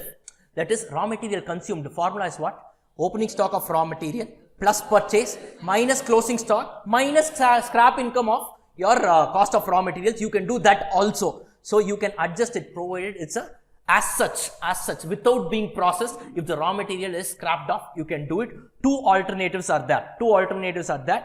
Institute material is not very clear about it. Certain some they have done it on the top, certain some they have done it on the bottom. So you just decide. This is the logical reason. Okay, you read the question. Whether if you feel it's a process loss, park it as a separate item. Else park it above. Okay, whatever you write, put a note. That's all. No one can touch your marks. Are you clear with this? Are you clear with this? Foolproof method. What to do? I know there are certain lacunas. I myself will show there are certain lacunas in whatever has been given in the study material. Don't worry too much about it. I'll tell you how to fix that. Best way, you write your assumption and leave it there. Best possible. But you can't write assumption. For example, they are asking you to use only FIFO. Now, you can't write an assumption saying, I have assumed to do it only under weighted average. No, that is not an agreed. When there is an ambiguity, you can do it. Are you clear with this? So, you can either reduce it from your direct material consumed or you can show it as a separate line item. Correct, guys? Then, quality control expenses. It's a separate head. Ideally, it should not be a factory overhead. It's a separate head. Plug it and remove it. Remove it and plug it as a separate line item. 4 addition, 1 deletion. Clear with this? Next, royalty. Direct expenses. Correct. Next, lab testing cost. Testing R&D. Okay. If it is related to production, separate head. Next, abnormal losses are not considered. What is that? We have a separate discussion. I will tell you. Process costing, I will tell you at that point of time. Even if I tell you now, it will not be that much of use. You just understand abnormal losses are not considered. What is it? I will tell you later. Director's fees. Where will you sit? Corporate office, right? Next, amortization of jigs. Jigs and fixtures meaning what? Some small plant and machinery. Amortization is nothing but kind of depreciation. Correct? So, jigs and fixtures, where will it be present? Factory. And depreciation on that is a cost only, no? Correct? So, it's incurred inside the factory. Indirect or direct? Indirect. So, you park it under POH. Correct or not? Simple, no, guys? Simple, no? Yes. Special frame for manufacturing. For that particular job alone, I purchased a frame. After that job is over, I will not use it for anyone else. Correct? So, this is a direct expense exclusively for a particular client or job. Are you clear with this? Next, research and development expenses, you guys know, is a separate thing. Next, very important, very, very important. Material handling. Material handling. What is this? Material handling cost. What is this? Come on, guys. Come on, participate. Tell me. What is material handling cost? What can you make out of this? Come on. It's okay, attempt, no?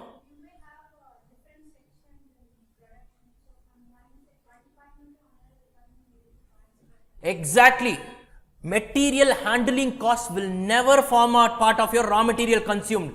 The cost incurred to handle the material from stores, I need to take it to my factory shop. Correct or not? Material handling has nothing to do with raw material cost. It's an indirect expense incurred inside a factory, production overhead. Students make a mistake here. Repeatedly they make mistake. Guys, don't forget it. Please don't forget it. Many students make this mistake. Please don't forget it. So material handling cost is a POH. This forklift trucks and all you have seen inside the factory, from one place they will move to another place. These costs are all indirect costs related to production.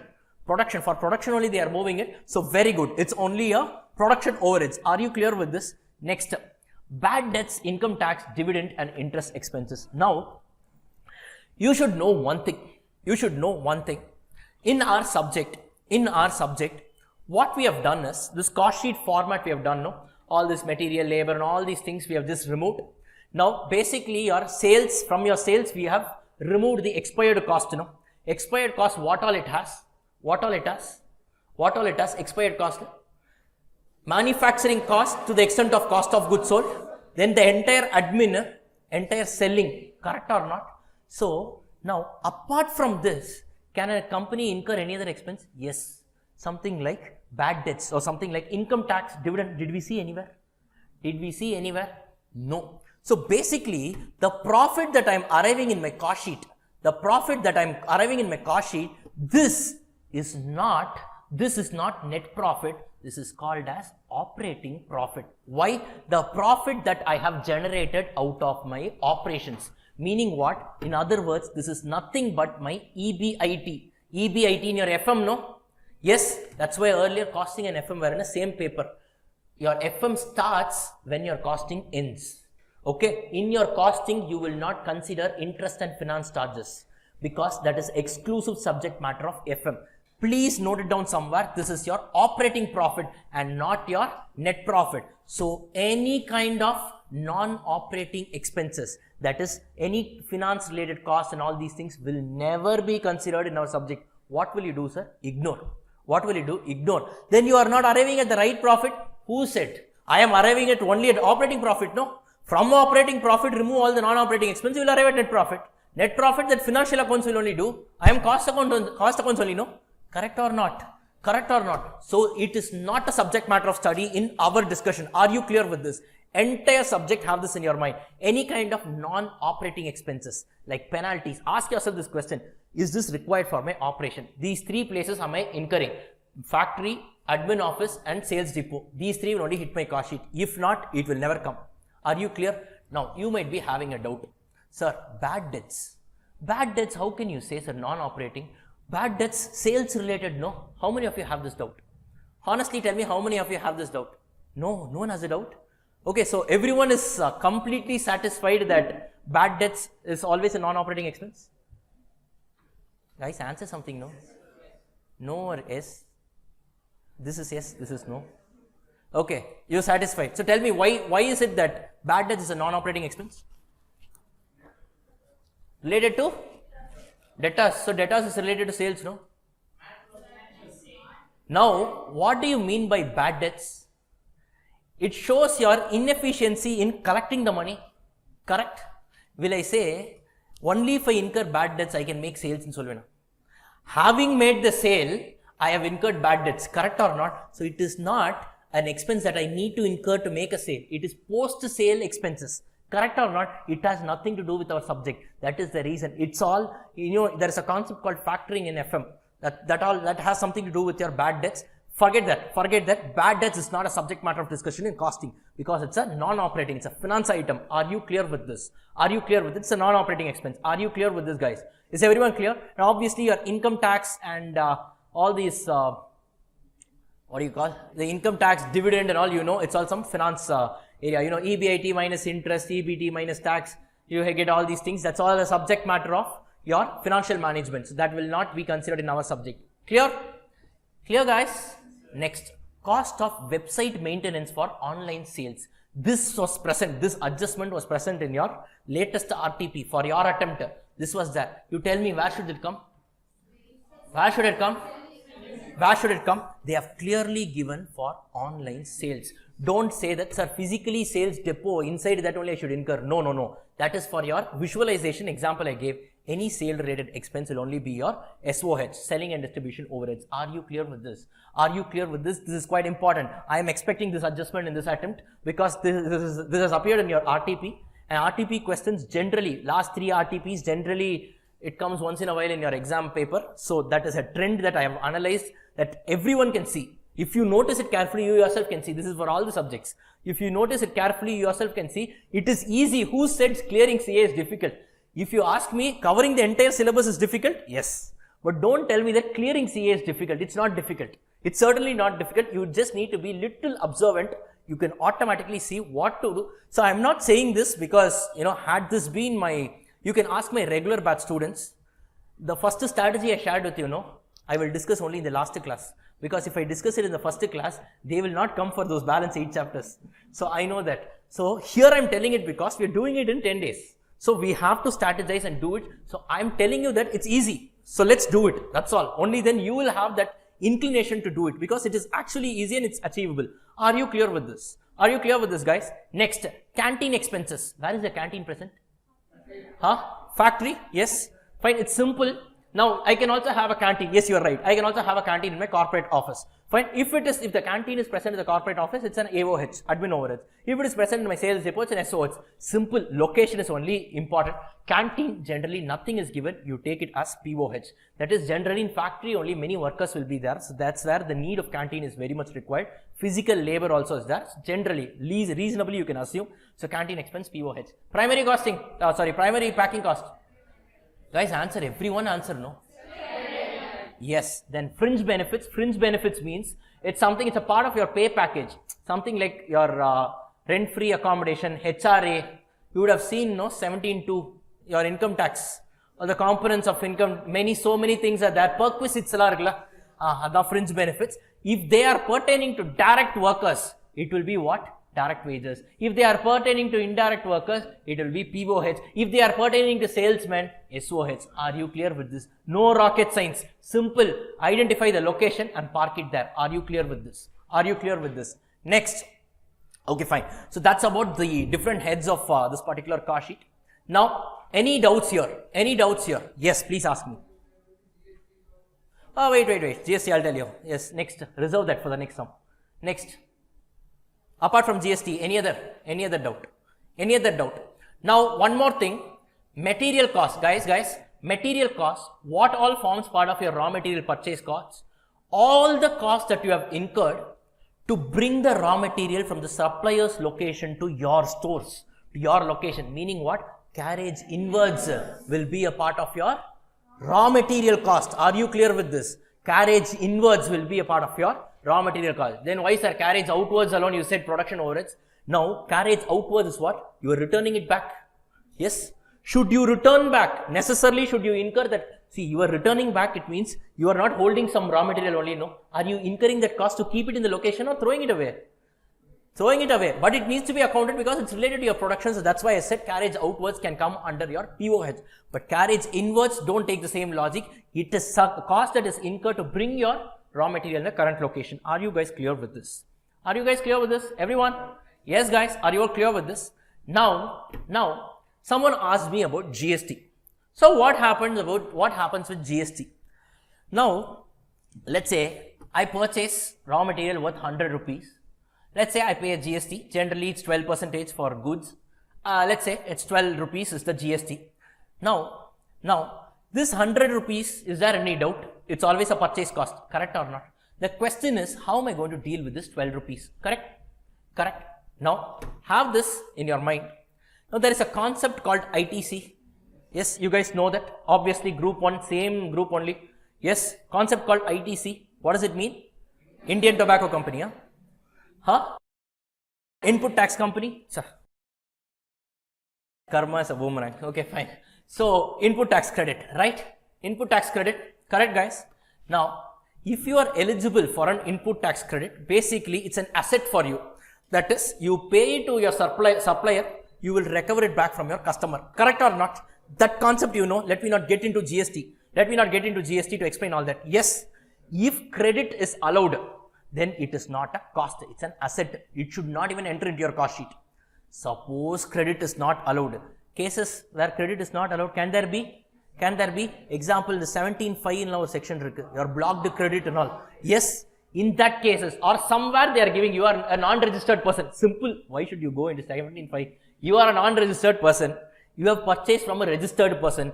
He will invoice it only with GST, no? Then for you, this 12 rupees will also be a cost because I can't pass it to anyone. I only have to bear it. Ultimate recipient. Correct or not? Correct or not? So, the moral of the story is simple. If credit is allowed, don't take it as a cost. If credit is not allowed, you should take it as a cost. Are you clear with this?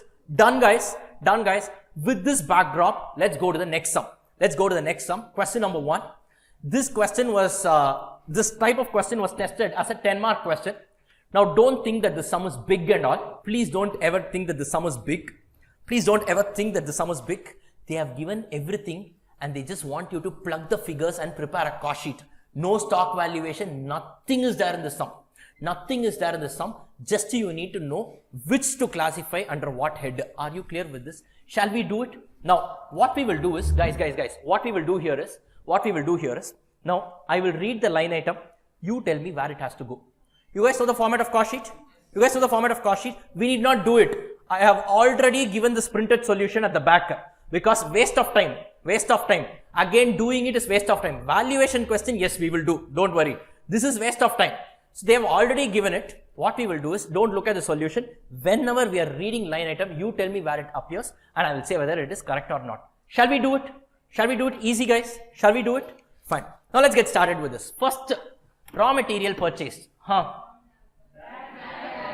Direct material consumed. You have a separate line item for this. Correct? Fine. So raw material purchased, separate line item. GST paid. GST paid. You tell me first, will it be a cost or not? Cost or not? Cost or not? Cost or not? Who all say yes? Who all say yes? Own your answer. Own your answer. It's okay. Who all say no? Even if it is 1%, it's okay. Who all say it's no? No. It should not form part of cost. Okay. Why? Why? You tell me it's okay. Tell me why. Don't look at the percentage. Please don't look at the percentage. It's 5%, I think. That's okay. Don't look at the percentage and all. Oh, inverted tax. Please don't get into GST. Are you? Simple. Tell me whether this 10 lakh is eligible for credit or not. No. Now you're changing your answer. This 10 lakh, if it is eligible for credit, it should not be added to my material cost. If it is not eligible for credit, it is my cost. Correct? This 10 lakh, my question is, don't look at the tax rate and all. 10 lakh by 5 crores, no, don't do all that. My only question is, this 10 lakh, is it eligible for credit? No. This 10 lakh is not eligible for credit. Why? Why? This GST is paid under composition scheme. Correct or not? And what does your composition scheme tell you? No credit can be taken or passed down. First of all, you can't even issue a GST invoice. A tax invoice itself cannot be issued. You can only issue what? Fine, forget. Right? You can only issue a bill of supply. Fine guys, forget that. Fine, are you clear with this? Look at how they are interlinking your GST provisions here. Composition scheme, you should at least know that composition scheme is not eligible for ITC. So this will be added to your cost. Look at how beautifully they have given it. This current attempt RTP, again this adjustment also I am expecting. Mark this as important. This should form part of your cost. Why? Composition scheme. How do you know? Composition scheme. The GST legislation says that it is not eligible for your credit. Correct or not? Yes, that section 10 and all they have, no, the entire section, they have all these things only. Correct guys? Are you all clear with this? Yes, are you understanding? Next, come on, write in words. Raw material purchase, very good. Trade discount received. Subtracted from the raw material cost, no. Maybe this is the MRP from which you reduce what net amount you pay to the supplier. That alone you need to consider, no. Correct or not? Guys, correct or not? Yes or no? So I will say, I will knock off this. So can I say these 4 are raw material related? That is raw material purchase plus GST paid under composition scheme plus freight inwards minus trade discount. Correct or not?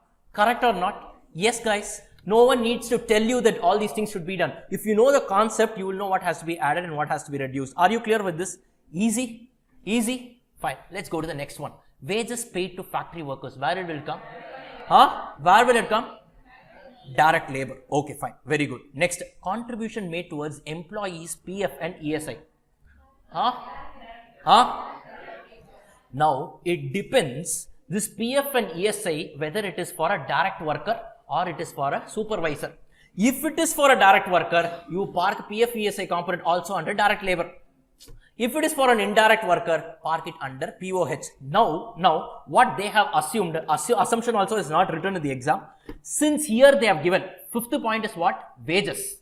Immediately 6th point is PF. So they have assumed that this is relating to direct wages and direct laborers, and hence they have classified it as your direct laborers. Sir, should I also assume? I don't have an answer because institute, I don't know what they have done. Better, my suggestion, write a note. Follow the same thing, write a note. Simple, close. Deal close, because if you ask me, I don't have the answer because I don't know what the institute is going to tell for this. Simple, this is what institute has done. You also do it. As simple as that. Clear? Let's not worry too much about it. Fine. Right? So your PF and ESI contribution assumed to be direct workers. Correct, guys? Guys? Yes. Next, production bonus paid to factory workers. Workers has been given. So even these 3 are all direct labor. Correct or not? Yes, guys. Are you clear with this? Next, fee for technical assistance. Fee for technical assistance. Sorry? Administration, okay. Direct expense, okay. Direct expense, okay. Who all says direct expense? Okay. Any other answer? Who all say admin expense? Admin expense. Okay, right. So administration expense is wrong. So direct expense is only correct. So wait, what is this? Fee for technical assistance. So basically, at times what they will do is, for a specific project, they will hire some scientists and all. They will avail the services. It's only for a specific project, because if it is required for all the projects, they themselves will have an in-house team. Correct or not? If they have an in-house team and they pay them, it's called as direct labor. But if it is for a specific job and these guys are outsourced, it is only called as a direct expense. It is only for that job. Are you clear with this? So mark this as important. Students generally make a mistake here. I know that students generally make a mistake. Sir, then you didn't tell this fee for technical assistance. This was not included in direct expense. Whatever you give, that list is not exhaustive. If you see that, last always our institute has this. Any other expenses, in that other expense category only this came. Okay, wa? Fine. So yes, I know this is a bit confusing, but that's why I'm discussing in the classroom. So fee for technical assistance, they have classified it as direct expenses. Let us also do the same thing. Okay, the assumption is this. Are you clear? Here you don't put assumptions and all. You can't write assumption and say I am assuming this to be an indirect nature. No assumptions. Please, certain areas you can make assumptions. This is not such an area. So make peace with it. Whether you like it or not, just do it. Are you clear with this? Fine. Certain areas I have to necessarily say this. Certain areas are conceptually good. So fine. Let's actually accept it. That's all. Next, amount paid for power and fuel. So power and fuel, basically, more the number of hours you run the machine, more will be the power consumption. Correct or not? So that it's a direct cost, but it's neither a material nor a labor. So I will call it as direct expenses. Fine. Next, job charges paid to job workers. What does it mean? Okay, fine. So classification. Direct expense. Why direct expense? Oh, perfect. Specific job. Oh, they have given job charges paid to job workers. Okay, I'll tell you what job workers is. Simple. If you use your own workers and if you pay them money, it's called as direct wages. Sometimes you might not be having your own workers, but immediately you need to make an order. What you will do? You will outsource it from outside, Maybe some other factory guy will give you their workers, correct? If you pay him, you will not pay the workers directly. You will pay that fellow. He will pay it. He will keep some margin and all, correct or not? That is called as a job charges. Or if you outsource your in-house work to an outsider, and if you pay some money, it's called as a job worker. So job work charges are generally direct expense in nature because they are as good as your labor costs, but they are not your own employees. They are not on your rolls. That is the reason you're paying an outsider for your own labor requirements. It's called as a job charges. Are you clear with this? Yes, guys. Are you all clear with this? Fine. Next. Fine. Stores and spares consumed. Stores and spares consumed. Where does it come? Where does it come? Stores and spares. Stores and spares. Lubricants. Lubricants. Lubricants. Indirect expense. Indirect expense is not a separate line item. All your indirect material plus labor plus indirect material. So your lubricant is an indirect material. It gets classified under what? Under what? POH. Are you clear with this? It's an indirect material, but you don't have a separate line item. I told you all indirect material under one bucket. Remember? Remember? Fine. So these are direct expenses. Now this is going to be your production overheads. Guys, are you clear with this? If you couldn't figure out something, mark it as important. Mark it as important. What do you mean by important? If you don't know something, that's important. As simple as that. That's what I believe in. That's what I believe in. If you don't know something, you should know it, then it's important. Are you clear with this? Fine. Guys, are you all clear with this? Yes, everyone? Getting it? Next. Depreciation on factory building. Come on, everyone. This is simple, guys. Vanilla. Nothing is there here. Tell me how much is it? What is this? What is this? On factory building. POH. On office building. On office building. Where is the office located? Corporate office. What is that? AOH. Plant and machinery. POH. Now don't ask me, sir, plant and machinery, if I keep it in my office, generally you will keep it only in your factory. So please don't take such wild assumptions and all. This is okay. Are you clear with this? Shall we move to the next one? Next, salaries paid to supervisors. Why POH? It is indirect wages, correct? Indirect wages, correct? Supervisor, what will he do? Just yes, that's all he will do. Correct or not? Remember, so this comes under what? This comes under what? POH. See guys, we are linking whatever we studied initially. I told you, it will be easy right now because we did that concept. Next, repairs and maintenance paid for. Number 1, plant and machinery. No rocket science. Very simple. POH. Sales office. SOH. Vehicles used by directors. Vehicles used by directors. One student in one batch said drawings. Said, sir, inga drawings, directors is using for office purpose. Fine. First of all, in a corporate setup only director will be there. In a company, how can you have drawings? I don't know. But anyways, this is what? AOH. Because these guys, where do these guys sit? Corporate office. Now don't tell me, sir, what if he is visiting a factory and all from his corporate office? Please don't make such. No, I am telling this all. It is not my own, creativity. Students have asked me this. I am telling you, don't go too much into it. First, we will see this. This is enough. This is more than enough for your exam. Clear? Fine. Next, insurance premium paid for plant and machinery. POH. Your factory building. POH. Next, expenses for quality control check activities. 4 additions. Separate line item.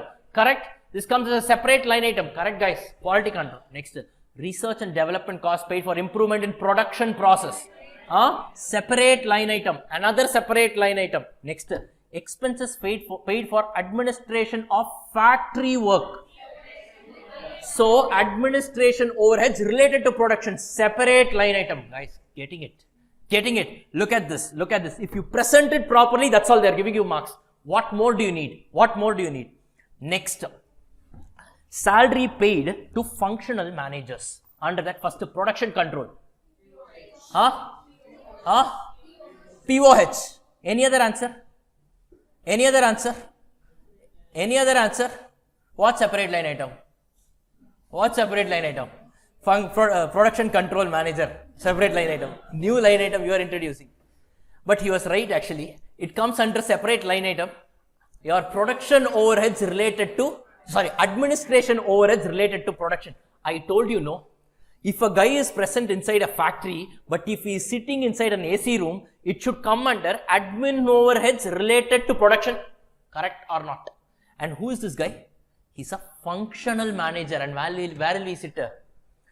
will he sit? Guys, I am making this so, fancy and all because this is all there in the study, your RTP. If you sonada, you will remember in the exam. That's why I'm telling you, if you just go to the RTP, you will not, I know you will not first. If at all you go through, you will happily miss all this. That's why I'm telling you all these things. Guys, production control, this comes as a separate line item. This comes as a separate line item. This is what? Admin overheads related to production. This is admin overheads related to production. This is how institute has done it. And this is how they expect you to do it. No assumptions here. You can't take your own assumption. Are you clear with this? So, functional manager, production related. Functional manager, production related. Correct? So, where will it come? Where will it come? Administration overheads related to production. Very good. Next, finance and accounts. Functional manager, salary. AOH, don't say finance charges. This guy's salary only they are paying. No, where will he sit? Where will he sit? Corporate office. So it's a AOH. Next, sales and marketing. SOH. Next, salary paid to general manager. General manager. Nothing is mentioned. It is AOH. Are you clear? Are you clear? Similarly, if they give only administrative overheads, take it as general administrative overheads, not related to production. Okay, that SOH, AOH, non-manufacturing cost, you take it. So this is going to be your AOH. Are you clear with this? Are you clear with this? Next, packing cost paid for. Packing cost paid for. Primary packing necessary for. What did you say? Sorry, come. 4 items. Okay, I thought overheads. Okay, those 4 special items. Primary packing. Your Coca-Cola bottle, not the crate. Coca-Cola bottle. It is done inside the factory. Correct or not? So this comes under separate head. Correct, guys? Are you clear with this? Are you clear with this? Packing for redistribution of material.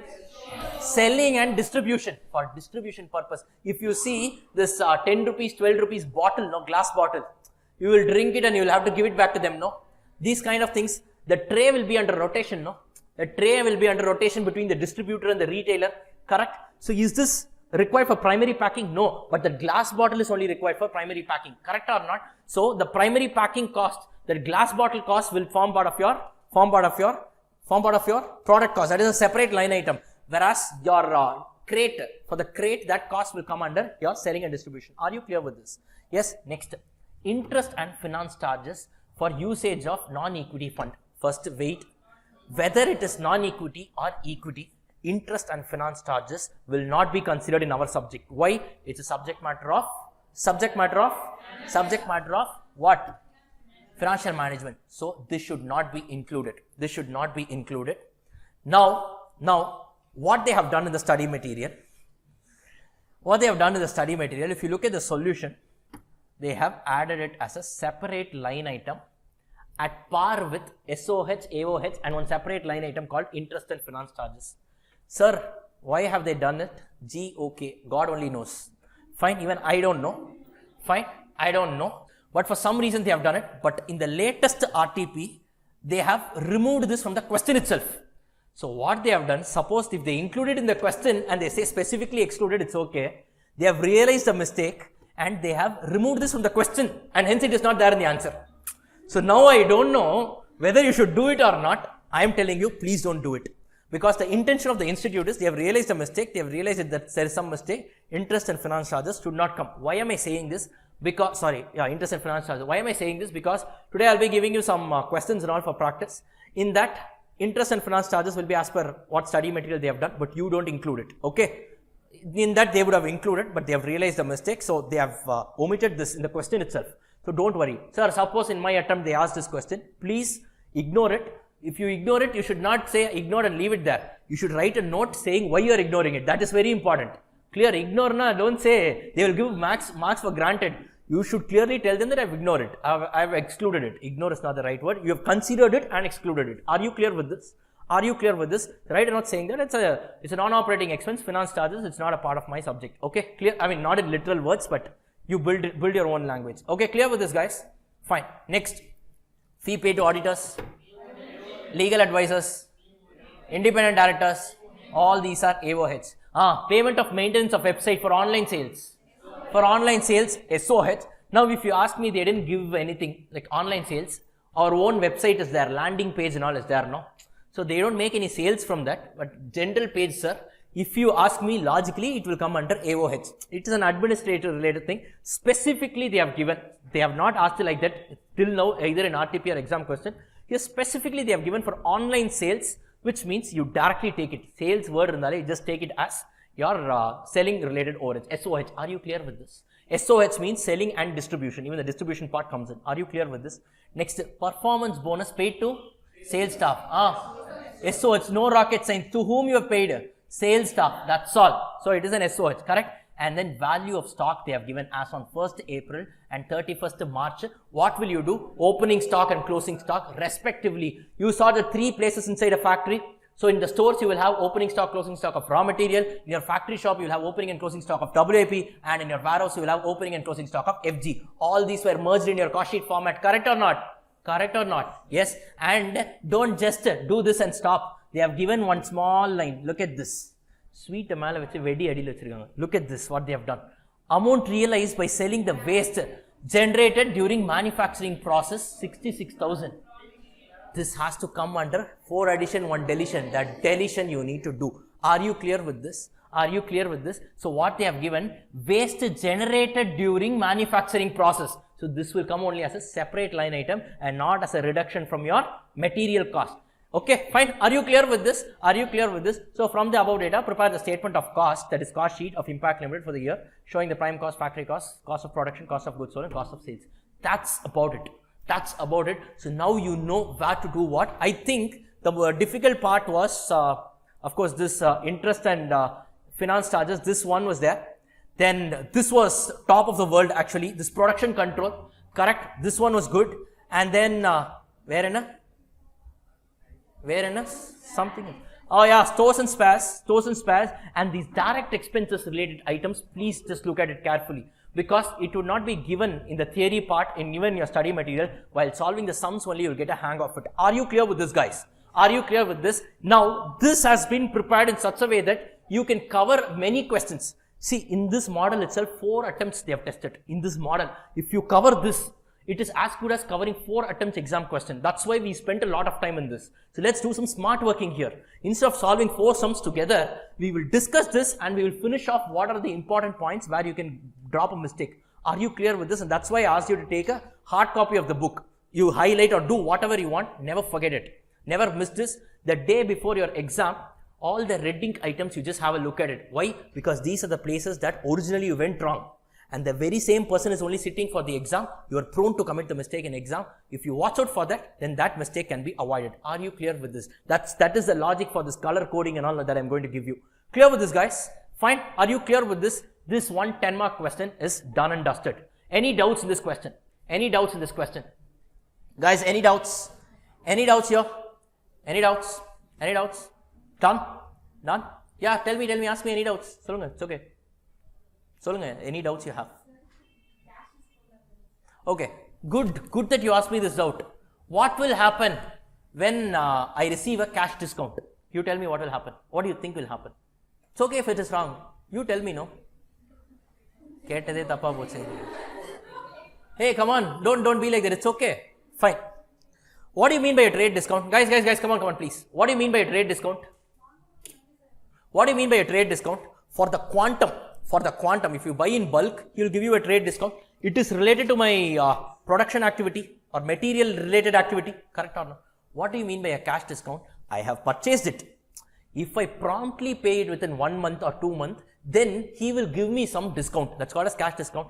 Basically, why is he giving this? He's incentivizing you to pay money earlier, correct or not? Correct or why is he doing that? So that if he has the money with him, he can rotate it for his other use. Else he should have borrowed a loan and used it, no? Correct or not? So basically, the supplier is trying to save on his finance cost, which he's basically passing it on to you. So your cash discount, very good question. It's a very good question. Cash discount is a finance charge. Please write it down somewhere. Cash discount is a finance charge, should never be deducted. It should never be deducted. Cash discount is in the nature of finance charges. Why? It is not a discount that he is giving because you are purchasing. It is a discount that he is giving because you are making an early payment. Are you clear with this? It is payment related. It is for the time value of money or concept you would have studied, no?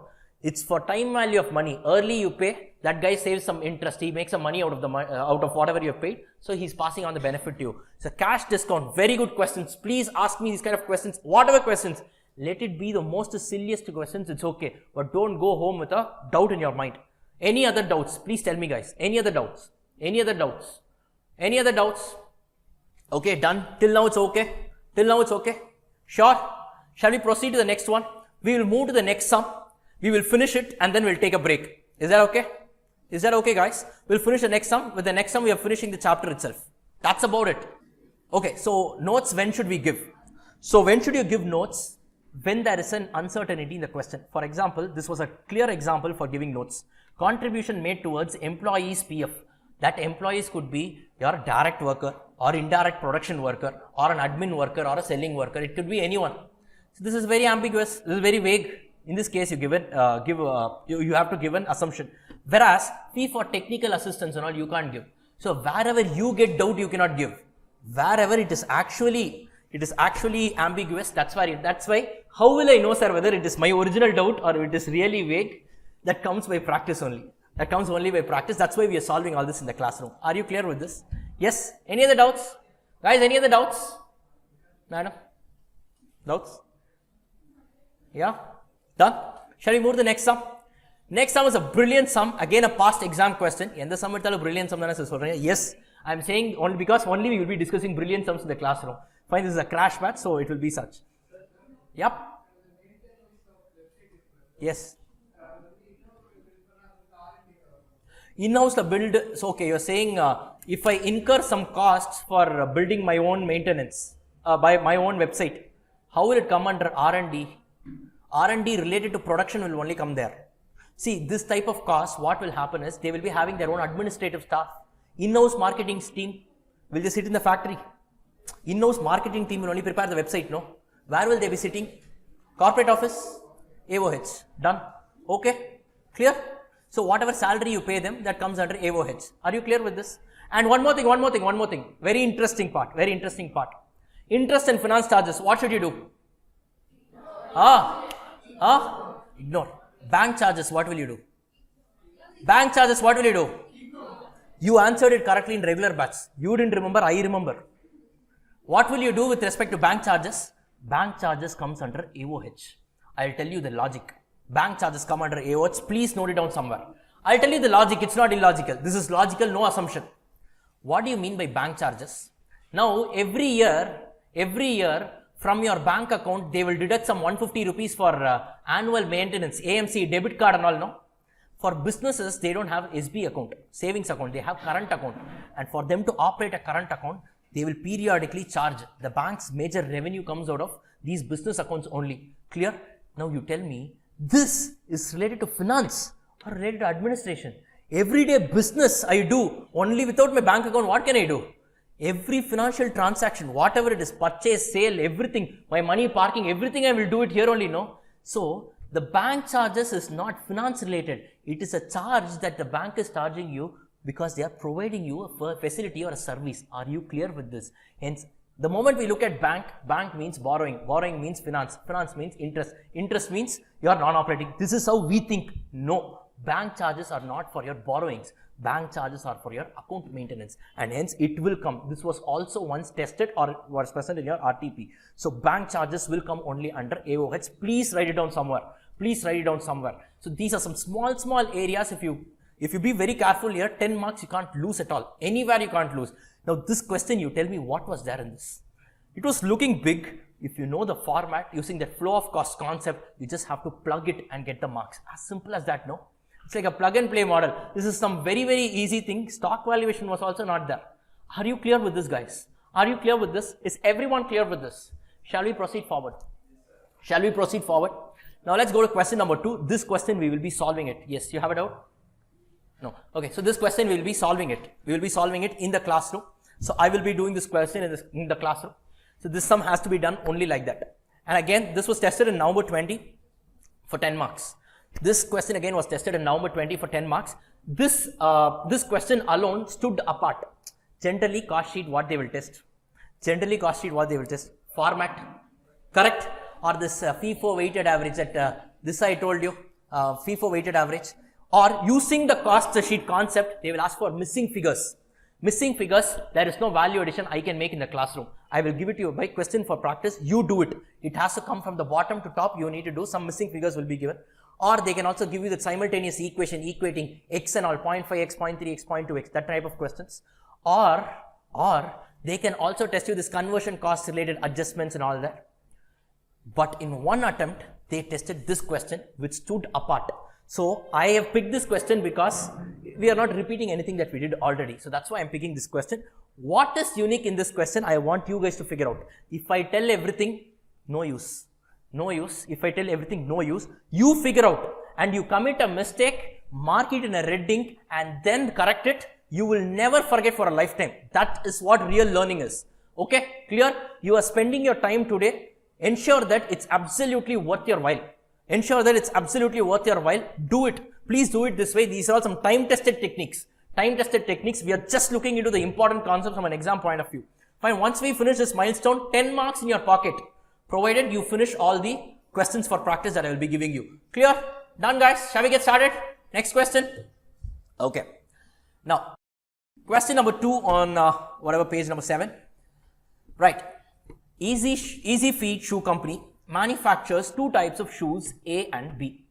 Production cost for the year ended 31st March, where direct materials 15 lakhs, direct wages 8 lakh 40, production overheads was 3 lakh 60,000. Clear? Yes, there was no work in progress at the beginning or at the end. So in that cost sheet format, opening, closing WIP is not that. Meaning what? Your gross works cost equals your net works cost. Correct or not? Bypass pannalam. Or if you want, you put gross works cost, add opening WIP nil, closing WIP nil. If you want, you do that. Or if you omit that, it's okay. They have clearly given WIP is not there. Fine, one headache is over. Clear? Clear? Read the question carefully. Next. Direct material in type A shoes. So the company is dealing in how many shoes? How many shoes? How many products the company has? How many products? 2 product or 1 product? 2 product. What are the 2 products? Shoe A, shoe B. Fine, shoe A, shoe B. Let's say black or brown shoe, or let us say some men's shoe or lady shoe, whatever it is. 2 different types of shoes. Fine. Now one more thing I wanted to ask. Now the company has produced, example I'm telling you, the company has produced 1000 A shoes and 5000 B shoes. Example I am saying. Can you say that company has totally produced 6,000 shoes? Huh? I am saying I have 4 monkeys and 3 donkeys. Can you add the 2 and say I have 7 what? Dinosaurs, huh? Huh? Can you add dissimilar items? Can you add dissimilar items? It can never be done. So when you are in a multi-product situations, say 1000 units of X remains 1000 units of X. 2000 units of Y remains 2000 units of Y. You can't add 1000 units of X with 2000 units of Y and say 3000 units of something. Never possible. Never possible. Have this in your mind first. Clear with this? With this background, let's get started. Let's get started here. Now, there was no opening, okay fine, there was no work in progress, both at the opening and at the end. Direct material in type A shoes consists twice as much as that in type B shoes. Okay? The direct wages for type B shoes were 60% of those for type A shoes. Okay? Next, production overhead was same per pair of A and B types. Okay? Next, admin overheads for each type was 150% of direct wages. Next, selling cost was 1.5 per pair. Production during the year was type A 40,000 pair, out of which 36,000 is sold. Type B 1,20,000 pairs, of which 1 lakh were sold. The selling price was rupees 44 for type A and rupees 28 per pair for type B. Clear? Clear? Prepare a statement of cost and profit for each pair of each type. I'll give you solid 60 seconds. Solid 60 seconds. Read the question once, process it, and then whatever you need to do, just scribble it on the side. Whatever you need to do. Presentation, we will do it together. But I want that thinking capacity on your own. I want you to think on your own. Assume this question has appeared in your exam. You are sitting in an exam hall. Now, I keep on telling this to my students. Wait. Now, you don't know swimming. Assume you don't know swimming. Don't say, I know swimming, sir. Assume you don't know swimming. Someone is taking you to the mid-sea and dropping you. Will you say, I don't know swimming, so I give up? Will you say that? Will you say that? That survival instinct within you will keep doing something so that you stay alive you take that breath, correct or not? Put yourself in the same position. You are in an exam hall right now. This question has come. Will you give up? Will you give up? 6 months is no joke. 6 months is no joke. I'll tell you, the 6 months, if you delays right now, your final clearing will become, it gets delayed by 6 months. Correct or not? Every month, assume minimum salary will be 60,000. 60,000 into 6 is 3,60,000. That is your opportunity cost for not doing this sum right now. So you better do it. Please do it, guys. Please do it. Please do it. Come on, do it. 60 seconds from the moment I finish this sentence, I will give you. No disturbance from my side. So get started. Come on. Have you read the question once fully? So you know what to do. You know what to do. Fine. Now tell me. Fine, guys. We will discuss now. Time's up. We will discuss now. It's okay. We don't have that much amount of time. So let's quickly discuss. I've given you the time to digest the facts. So you've read the question properly. Look, always remember the first step towards solving any kind of problem or anything in your life. I'm telling you, the first thing that you need to do is listen carefully or read carefully. In our exam, reading the question, more time you spend on the question, lesser will be the time you spend on the answer. Even in cricket, if you see, the batsman, if he wants to hit a perfect shot, he reads the ball of the bowl. He reads the way the bowler, releases the ball. Correct. That's why Sunil Narayan actually, he hides his hand and all like this so that the batsman doesn't read his ball. So what I'm trying to say is, read the question first. Carefully. See, what we do is first 3-4 lines we will read. We will come to a conclusion that the rest of the question would have asked only for this. So we answer something and they ask for something else. Please don't do that mistake. Read it carefully, word by word. Process the facts. One look and you should be done with the question. Now you should only think about how to solve. Solution and approach the problem is all that you need to think. Now, tell me what is different in this question, guys. What is different in this question? First, what is different from the previous questions, what all we've seen? What is different in this question? First, basic thing. Very good. You have two products, multi-product cost sheet scenario. Correct or not? So what, sir? Multi-product scenario. Very simple. Instead of preparing a single cost sheet, I will add one more column and have one more cost sheet. Correct or not? Absolutely correct. Absolutely correct. Next, what is the next part? What is the problem here? What equations? Now, they have given, the company has incurred how much? 15 lakhs of direct material. For producing A or B? For producing A or B? 15 lakh is for A or B? Both. Fine. 8 lakh 40,000 A or B? Bowling or fielding or not? Both. It's both. Right? And production overheads is also for both. Basically, they have given you the figure. Overall cost incurred, you need to split it between the products. Correct or not? Correct or not? What is the big deal? They have given the ratio, the manner of apportioning the material cost, wage cost, production overheads cost and all has been given. Correct or not? Easily can be done. What? No. No, Okay, fine. So tell me, first you tell me, let's pick this material cost. Let's pick this material cost. You tell me, how much is the total material cost incurred with respect to A and B? How much is the material cost incurred with respect to A and B? How much is the material cost incurred with respect to A and B? Oh, sorry. No, they have given A consists twice as much as the materials contained in B. Correct or not? So what you will do? You will apportion this in the ratio of 2:1. Correct? Correct, or 2x or 1x, whatever it is. Correct? So if I keep asking correct 4 times, you will know that somewhere you've gone wrong. No, like that and all you can't do. You should know where you've gone wrong. Wait, okay, fine. Now, it is not that simple. I'll tell you what. I'll give you an example. If you already know this example, I know you would have never forget. If you have already attended my regular batch, you would have never forgotten this example. But let me just give you this example. I hope you won't forget it.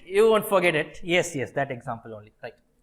Now let's say, guys, it's important. Please, I will hype a bit and all. It is only for your, even movies, if they take it without any hype, it will be of no use. If they hype only, you will remember, it stays with you. Anga irukra hype, we will use it productively for our exam. Okay, we will use it productively for our exam.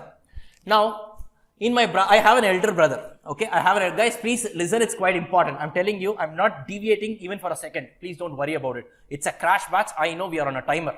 Okay, now I'm telling this only for your benefit. Now, let's say I have a brother at my home. Let's say I really have a brother at my home. Fine, elder brother. Now what happened? Now, okay, so let's call him as big and I'm small. Fine, I'm not taking names. So let's call it as my big brother and myself. We two are the guys. Now what happened is, I actually love a sweet called Kaju Katli. You know this Kaju Katli? Yes. But the problem is, my brother also likes that sweet. So every time my mom actually brings home that sweet dabba and all, no? We both have a fight. Okay, not really. It's all imagination. Now what happened? One day, my mom knows that her kids, that is me and my brother, we all like this Kaju Katli. So to surprise us, she bought 1 kg of Kaju Katli, kept it in the kitchen in the night. Okay. Next day morning, she came to surprise us. But what happened? She got surprised. The entire dabba was gali. The entire dabba was empty. Why? We guys entered the kitchen and we saw this. Obviously, who will leave it? Now, my mom wanted to know who is the culprit. Obviously, don't say both. See, who is more culprit you should know, no?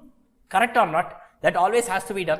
Because if you ask my brother, he will say I am the culprit. If you ask me, I will say he is the culprit. Same thing happens everywhere in the house, no? So my mom was very clever, or at least she thought so. So what she did was, she didn't ask. Next day, she again bought 1 pack of Kaju Katli, but this time on her way back home, she went to an electric shop to buy 1 CCTV camera. And she fixed it on top of the kitchen, and it's like, the rat trap only. So trapping the rat, they will put some puri and all, no? Like that she has kept, it seems. And now she went into the other room, she was looking at the system and monitoring this on a real-time basis.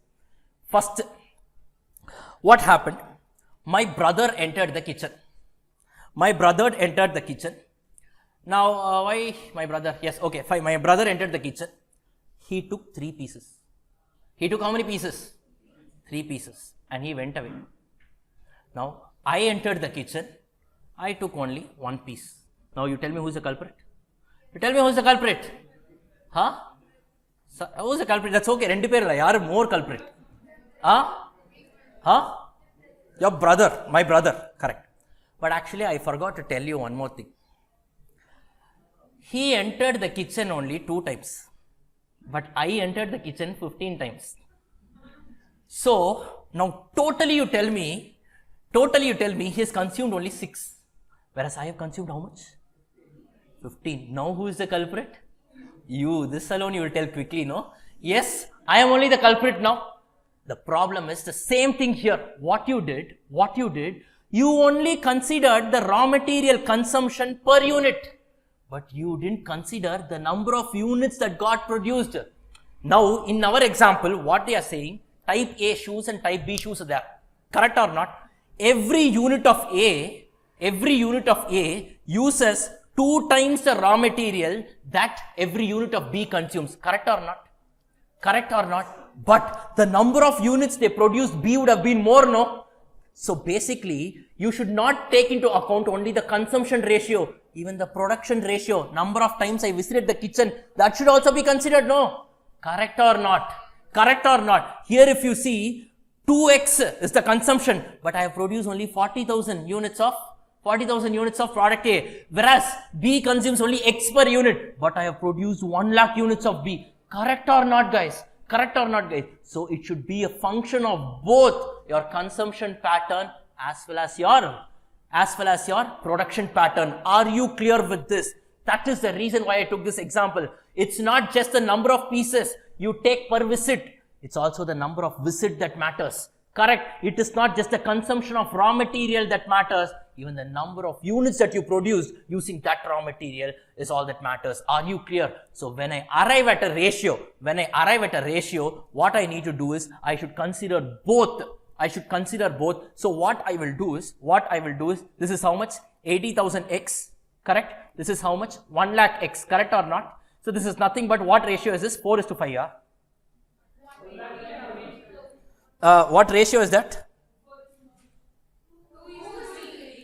2:3, fine, whatever it is, 2:3. So whatever it is, 2:3, whatever it is. So basically, you should consider both the consumption pattern as well as your production pattern to arrive at the weighted ratio, and using this ratio, you can now apportion what? Your 15 lakhs, correct or not? Are you clear with this? So this 15 lakhs should not be done directly in the ratio of 2:1. Why? Because 2:1 is only your consumption ratio. To that consumption ratio, also mix your what? Production ratio and arrive at a weighted ratio. This has to be considered for apportioning your common cost. Are you clear with this? Are you clear with this? But for this, the entire sum is easy. Trust me, but for this, the entire sum is easy. Now, the same format of cost sheet you need to put, but in this sum, what you need to do it, every time you do, let's say direct materials, come down, write a working note, how this calculation has to be done. Then labor, come down, write a working note. Similarly, you need to pass on working notes. You need to do a lot of working notes for the sum. Every single figure should be populated. Are you clear with this? Shall we quickly do it now, or you want to take a break and then do it? Your wish. We will do and leave. We'll do and take a break. Yeah, sure. Fine. So let's do this question quickly and then we'll go for a break. Fine, guys. Clear with this? Are you all clear with this? There is one more additional point in this question. Let me see if someone is able to identify that. If someone is doing that, excellent. Excellent. Hats off to you. Fine. Let me see if someone is able to, make out what that hidden point is. Apart from this, there is some point that I have not discussed. I will be discussing. That is the reason why I have kept this sum. Okay. Shall we do it, guys? Shall we? Yes. Shall we? Yes. And one more thing you should remember. Till your cost of production, it is tied to your units produced. I showed that, no? If you want to calculate the per unit cost, it has to be tied with unit produced, correct? Now, after this cost of goods sold, admin, selling and all, these are tied to your units sold, correct or not? Because these are all expired costs. You guys know that? You guys know that? Guys, I just told you, no? I just told you here, I put this bracket and all, I told you. This is tied to units produced. This is tied to units sold and all, I've told you, no? Yes, you remember this? Fine. This will come in handy. This will come in handy for this sum. Let us see how many of you are, I've actually given away. Let us see how many of you are able to crack this. Fine. Shall we get started? Shall we get started quickly? Let's do the sum. Guys, shall we do it? Fine. So let's do the sum. Let's do the sum. So it's on the last sum that we have here. Question number 2. Okay, fine.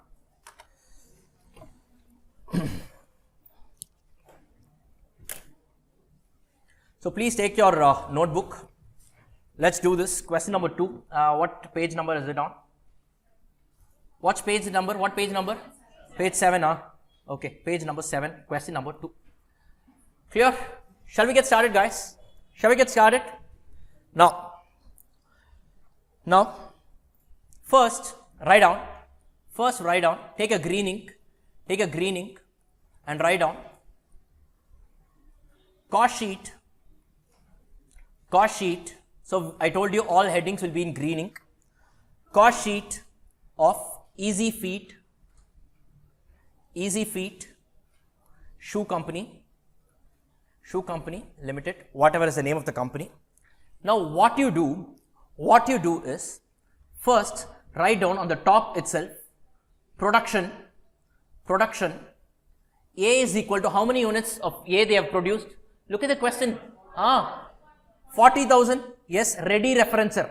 Put it on the top. It's very much required. Then B, how many units? 1 lakh or 20,000. Okay. So 1,20,000. Just a minute. Yes, 1,20,000 units. Correct, guys?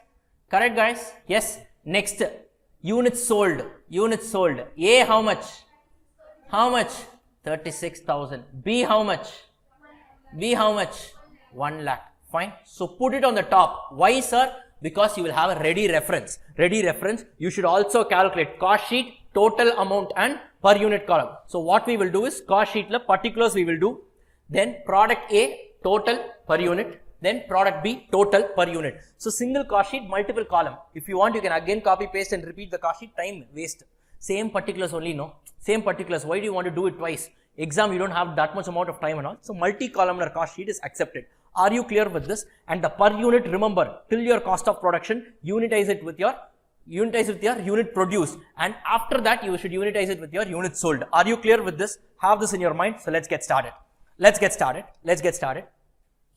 Now first, let's prepare the format of the cost sheet. Let's not fill the figures. We will not fill any figures. We will prepare the format of the cost sheet. Why? We will not fill the figures. Once we prepare the format of the cost sheet, you will know the space required. After that, you can come and write down the working note. These are some small things. Follow it in the exam. You will actually find it easier. Else, first if you do the working notes, you can also do it that way. But you will not know how many working notes you need.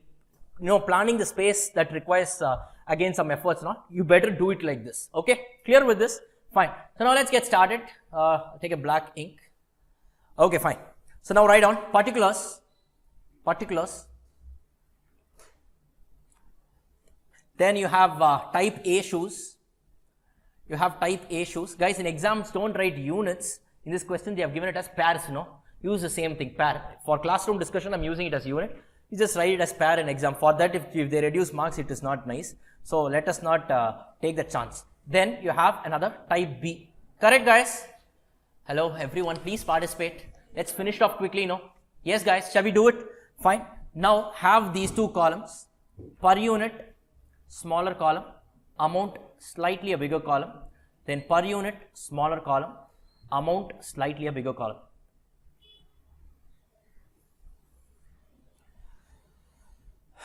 Yep. Guys, done? Done, guys.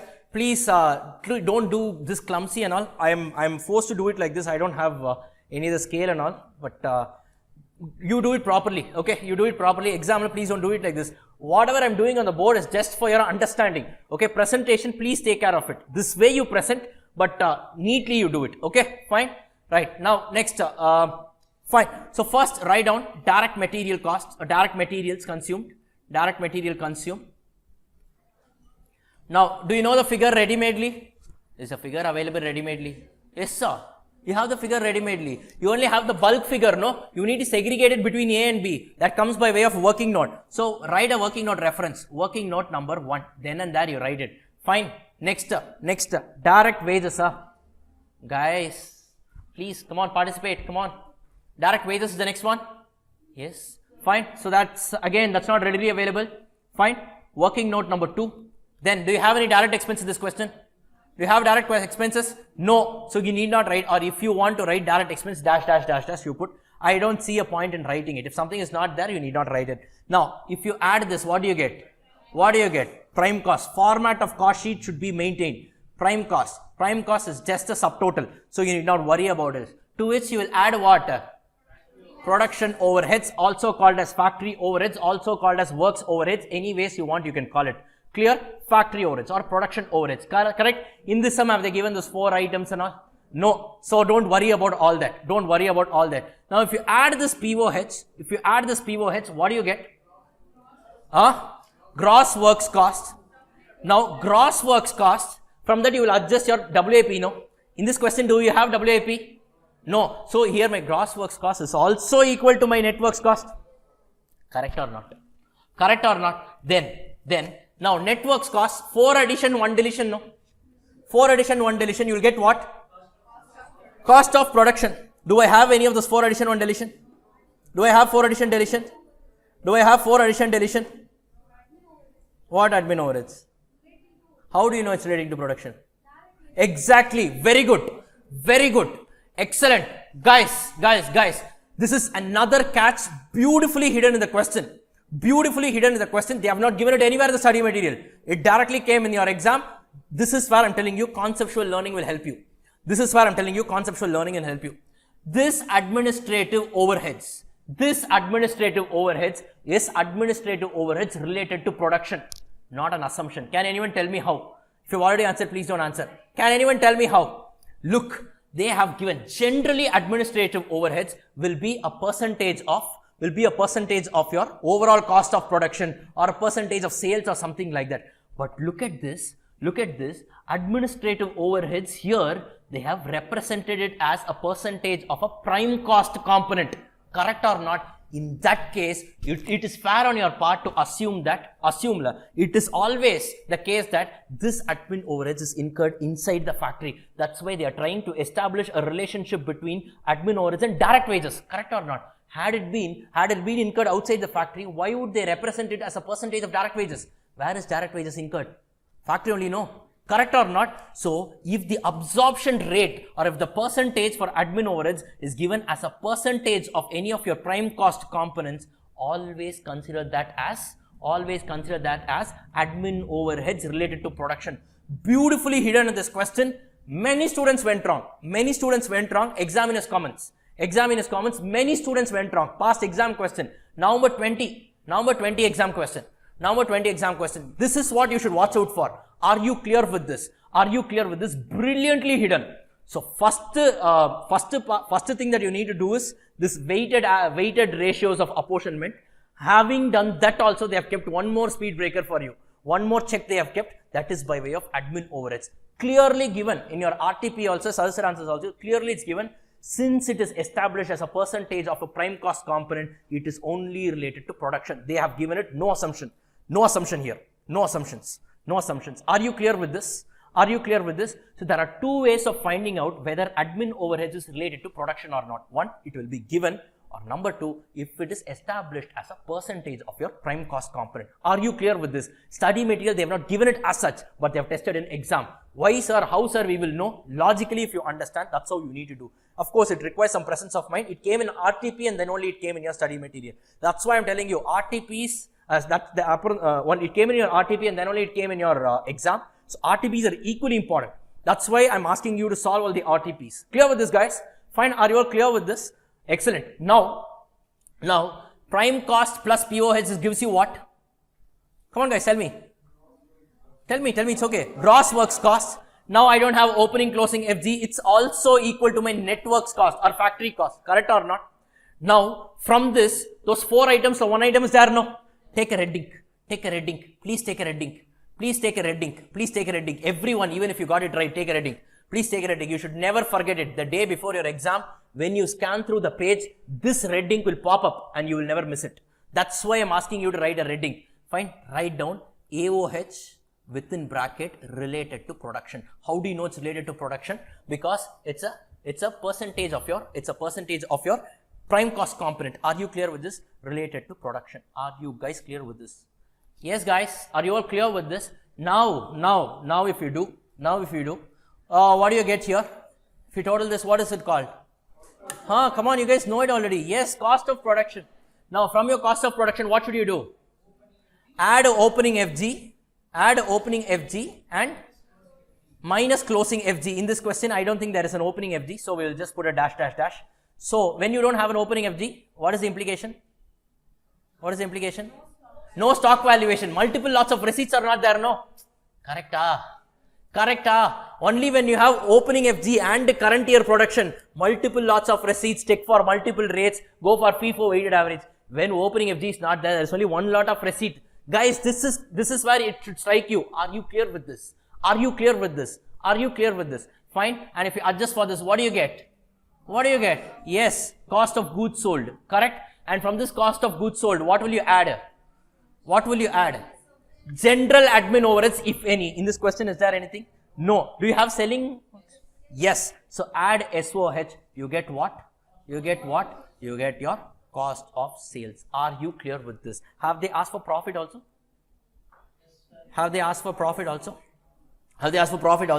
So add profit.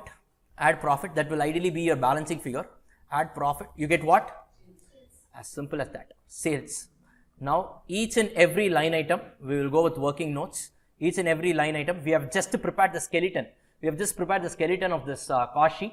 What we need to do right now is fill it up. Completely, we need to do the working notes and all that. Shall we get started, guys? Hello? Shall we get started? Shall we, guys? Now, if you do this, you will at least get a comfort that you've got it. You've got the whole sum, the structure of the sum, you've got it. Look at this AOH related to production. Again, another beautiful rider, they have kept it in the sum. I absolutely love this sum. And somehow, I don't know, don't ask me and all. My gut feel says that this question might come for your exam as such. or maybe something related to this multi-product cost sheet, I feel I might be wrong as well. I feel I might be wrong as well. Somehow based on the past trend that I've been analyzing, somehow I feel that this question might come in this attempt. I'm not sure about that. Of course, I'm not the guy who's printing the exam paper and all. Fine, so I didn't get in touch with the printer and all, printing press and all. Don't worry. But anyways, I'm telling you, my gut feel, somewhat it says that, I feel that this question might be tested. So watch out for this sum. Definitely watch out for this sum. Anyways, we are just picking up the important areas and doing it. So all these areas you should anyways be focused on. But have one, watch out for this question. Just watch out for this question. Somehow I feel it might be tested. I was actually expecting this in the last attempt itself. It didn't come. So this attempt, I feel it might get tested. Fine. Just a gut feel. That's all. It might be wrong also.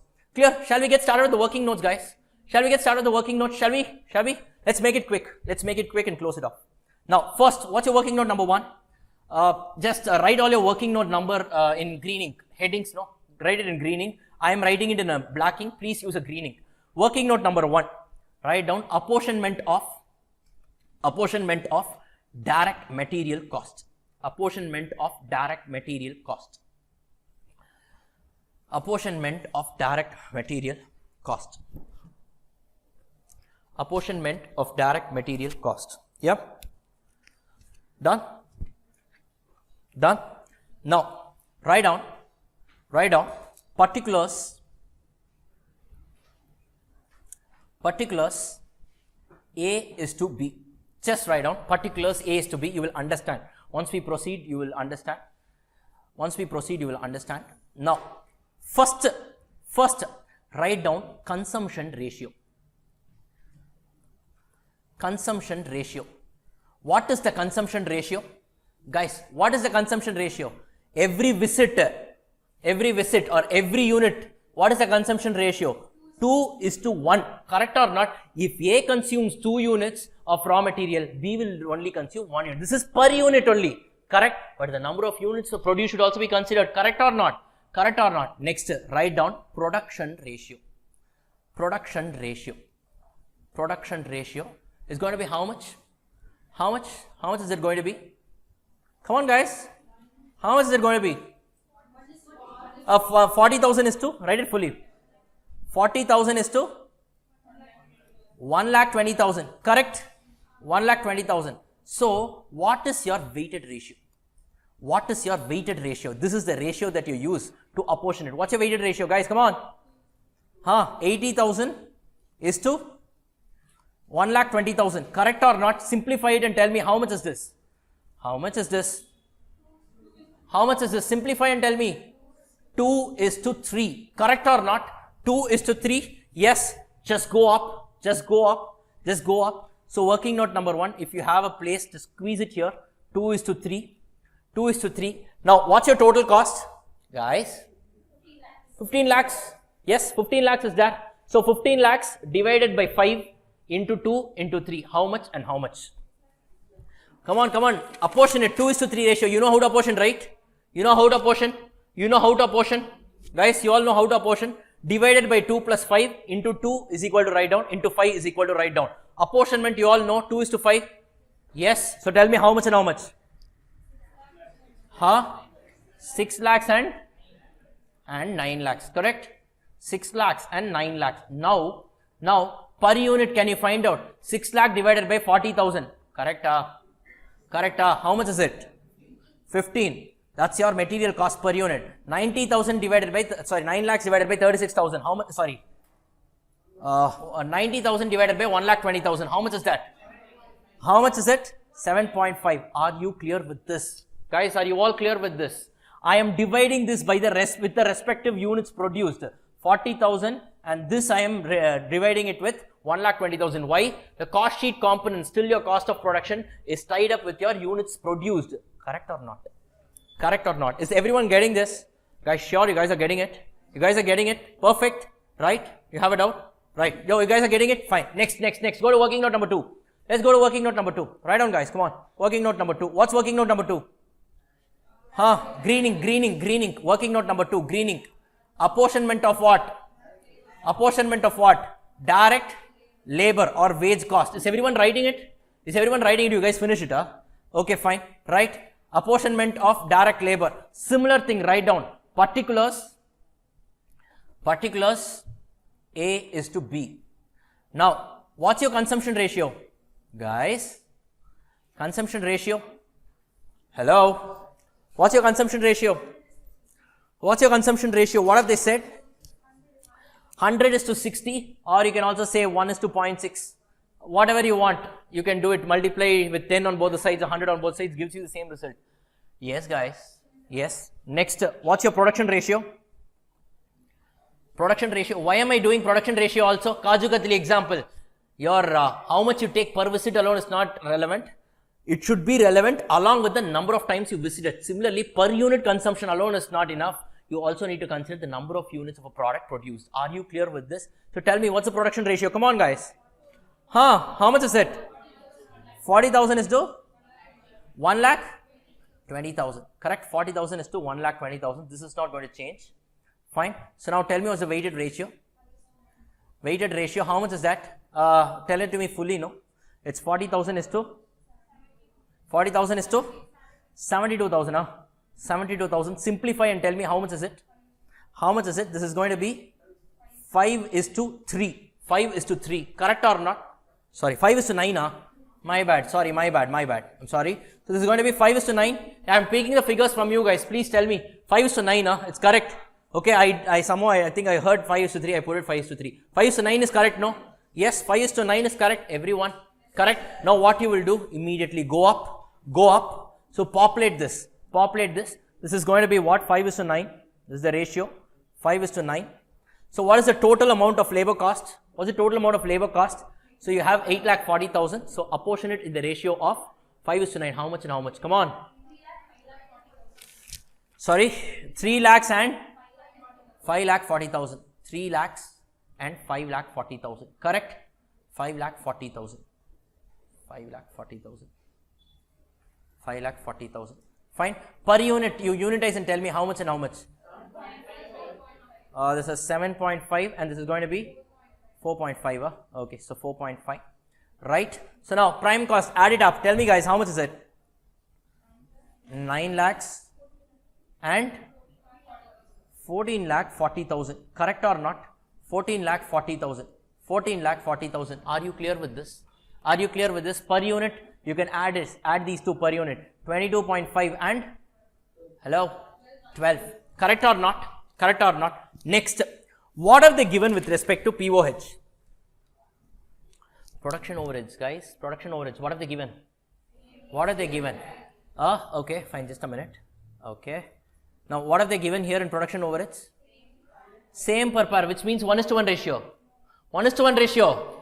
No, the consumption ratio is only 1:1. Still, you need to consider the production ratio. Correct or not? Correct or not? Take a working note for POH. Come on, guys. Are you all understanding? Guys, is everyone understanding? Please stop me if you don't understand anywhere. Please stop me then and there if you don't understand. Get your doubts clarified. Clear? Fine. So this is going to be what? This is going to be working note number 3. Yes, guys. Working note number 3. So can I just scroll down? Can I scroll down? Yes. Working note number 3.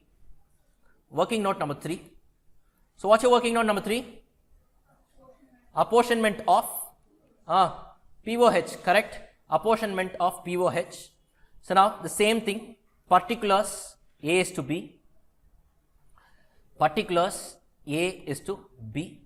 Now tell me, first consumption ratio. Tell me, guys.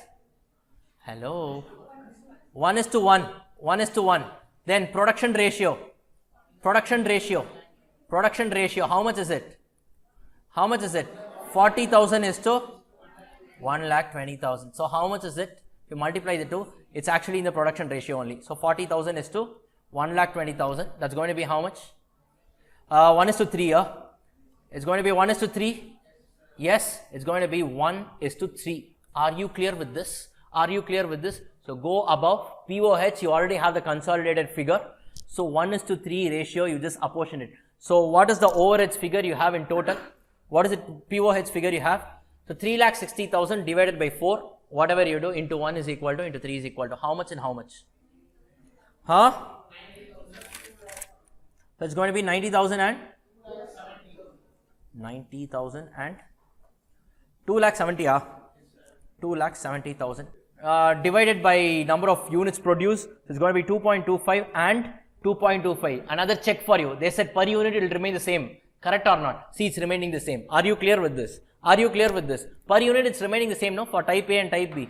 Both are 2.25 only, no? Correct or not? Another check for you. You can do that. Clear? Next, subtotal this. Subtotal this. Tell me how much is it? There's got to be 1,80,000. Sorry, 9,90,000. Sorry, 9,90,000. This is the problem if you don't use the digits properly. Next, so like this you should not do. That's why I demoed. Okay, fine. Next. 17 lakhs. The other one is 17 lakh 10,000. Right? So 17 lakh 10,000. Now, what's your per unit cost? 40 now. It's 22.75, no? Sorry, 24.75, 24.75 and 14.25. Guys, are you all doing it? Are you all doing it along? Any issues here? Have I committed any mistake? Look, calculation, I'm picking it from you. Conceptual knowledge is what I'm trying to do it here. Calculation, pick your calculator, do it. Exam, all these things you need to do. Someone will not be next to you, sitting next to you and telling you the answers and all. Please do the calculation. Pick up that speed. Fine, I'll also share with you that calculator trick and all. When we are going to overheads chapter, I'll tell you there is a trick to use the calculator a little fast and efficient. I'll tell you that when we move into overheads chapter. Okay, this one is done. Yes, guys, next, what have they given? AOH. How much is AOH? 150% of direct wages. So what you will do, directly apply this 150% amount column la apply 150%. So what you can do here is, within bracket you can put it as 150% of direct wages. Are you clear with this? Guys? 150% of direct wages. Are you all clear with this? And of course, guys, in exam, please write a note.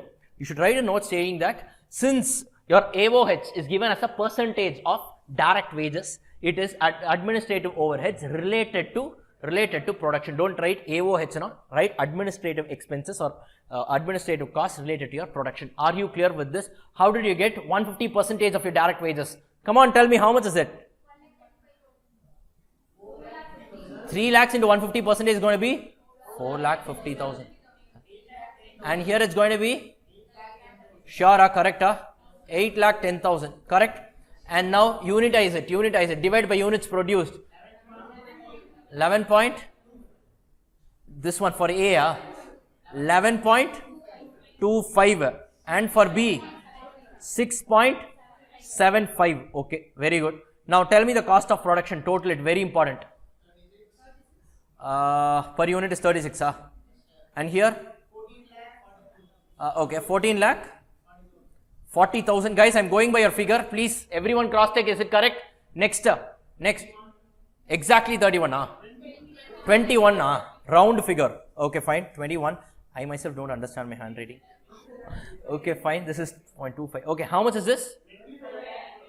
25 lakh 20,000. Please bear with my handwriting, guys. I myself am finding it very difficult to use this setup. Anyways, it's legible, or you can understand, no? If you have any issues, please ask me. You should not note down the wrong answer, say that I only did and all. Please ask me. That's why I'm actually narrating and I'm only doing it. Okay, clear? Fine. Now, opening FG, how much is given? Nothing is given.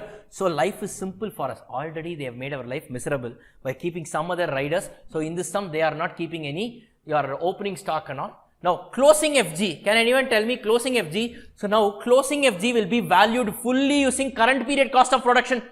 Correct or not? So, can I say this will also be 36 and 21? Correct or not? Closing stock valuation, when you don't have multiple lots of receipts and all, you will value only at current period manufacturing cost. What is the current period manufacturing cost per unit? 36 and 21. Correct? Now, just imagine, had you considered this AOH as not related to production, your entire answer will change because of stock valuation. Are you clear with this? And they will strike off and give you 2-3 marks maximum out of a 10-mark question, despite the fact you would have done all the apportionments correctly. Watch out for this. That's why I'm telling you, where you put, just sir, instead of top only for presentation, no, it impacts your stock valuation. If your stock value gets impacted, unexpired cost changes, If your unexpired cost change, the balancing figure is only expired cost, correct? And what is your profit? Sales minus expired cost. So this in turn affects your profit, correct or not? Correct or not? One line item if you skip, it impacts your profit. Are you clear with this? Are you clear with this? Such is the importance of this adjustment. That's why I'm reiterating it once again. Clear, guys? Are you all clear with this? This is exactly how they have done in the study material. So now, how many units of closing FG are there? Let's say for product A, 40,000 they have produced, out of which 36,000 only they have sold. Meaning what? 4,000 units remains unsold. Correct or not? Correct or not? So somewhere we can maybe write it here itself. A will be 4,000 units into 36. Correct? And B will be how many units? B will be how many units? They have produced how many units? They have produced 1,20,000, out of which they have sold only 1 lakh. So it's going to be how many units? 20,000 units. Each valued at 21. Correct or not? Correct or not? Value the figure. Tell me how much and how much? 1,44,000. Then 4,20,000. Is it correct? Is it correct? Is everyone getting it? Is everyone getting the same answer? Is the answer correct, guys? Is the answer correct? Yes? Fine. Now don't forget the bracket, because it's a closing stock, it has to be removed. You remember that warehouse area and all, opening FG plus current year production minus closing FG. Net off you do only, you will get what? Your COGS. Fine. So tell me what's your cost of goods sold? Tell me what's your cost of goods sold? So tell me what's your cost of goods sold? Now this will also be 36 and 21. Please don't do 36 minus 36. This is per unit. Per unit. Correct? Per unit cost of goods sold will also be same only. No, every unit sold and unsold will be valued similarly. No, because when you don't have a stock, correct or not? Correct or not? So when you don't have an opening stock, both your units sold and your units unsold will be valued at the same rate only. No, there is no question of stock valuation. So tell me what is the value here? You can just subtract this and tell me how much is it? 12 lakhs? 96,000 and 21 lakhs. Correct? Correct, guys? Yes. Now, what have they given with respect to SOH, selling and distribution? What have they given? What have they given? What have they given? 1.5 per pair. Okay. So here you first fill what? Unit column 1.5 per pair, whether it is A or B. So tell me the figure. How much is it? 54,000. What is 54,000? What is 54,000? What is 54,000? Now, SOH per pair means what? Per unit means what? Per unit sold. Per unit sold. No assumption. They need not give you, because your expired cost, non-manufacturing costs are always tied to your units sold. Correct or not? I told you that bracket and all I showed and told you. If you see here, this bracket I showed and told you. This bracket I told you, no. I asked you to, I have actually given this bracket by myself. I told you till this figure, it is tied with units produced. And after this cost of goods sold, it is tied with units sold. I told you, no. If you are unitizing it, correct or not, see how it is helping us here. Are you clear with this? Why, sir? Because it's an expired cost. These are all expired costs. Correct or not? Expired cost gets knocked off against your sales revenue only, no? Correct or not? If at all you want to present it in a unit format, anyways it will not enter into my stock valuation. If at all you want to present it in a unit format, you divide it by units sold, because it entirely gets knocked off with your sales. Are you clear with this? Are you clear with this? Is everyone understanding this? Take a red ink. Please take a red ink. Please take a red ink and write it here. Write it here. Take a red ink and write. This is another good thing, good adjustment here. This is going to be 1.5 into how much? 36,000. Okay, 36,000. And B is how much? 1.5 into 1 lakh. Okay, so 1 lakh. Please write this in a red ink. Please write this in a red ink. Should never forget. Better if you write only this 36,000 and 1 lakh in a red ink. It's better. Fine, if you have written everything, it's okay. It's okay. So tell me how much and how much? 54,000. Oh, a round of 54,000. Okay, and then this is 1,50,000, right? So 1,50,000. So if you do this, now you get your what? Cost of sales, right? So how much is it? So this is 37.5. This is how much, guys? 13 lakhs? 15,000, huh? One. Okay. 13 lakh 50,000. 13 lakh 50,000. Here? 22 lakh 50,000. Are you clear with this? Now, do you know the sales figure? Do you know the sales figure? You have the units sold, you have the selling price. Just populate. Tell me the selling price per unit for A and B. 44, B 28. Now 44 into 36,000, how much? 15 lakh 84,000. 28 into 1 lakh is how much? That I will do. 28 lakhs. Thank you. 28 lakhs. Fine. 28 lakh. So the balancing figure will be what? The balancing figure will be your profit. So in your profit, write down B slash F. B slash F per unit. How much is it? For A, 6.5. 6.5 only. Correct. And this is what? What happened? 5.5. Okay. And in terms of amount? 2 lakh 34,000. And here? 5 lakh 50,000. Fine. Take a pencil, circle this. Pencil circle clearly means that this is a balance figure. These are all some accounting hygienes you need to follow even in your accounts. All pencil figures, all the balancing figure, take a pencil, circle it. If you take a pen and circle it, they themselves will think that you have written the answer and you have also done the correction. Their work also you have done, don't do it. Take a pencil, put a pencil circle and write B slash F. B slash F stands for balancing figure. Clear with this? Clear with this? And with this we are done with the sum. Are you clear with this? Now in this sum what did we learn? A few things that we learned in the sum. Number one, a multi-product cost sheet.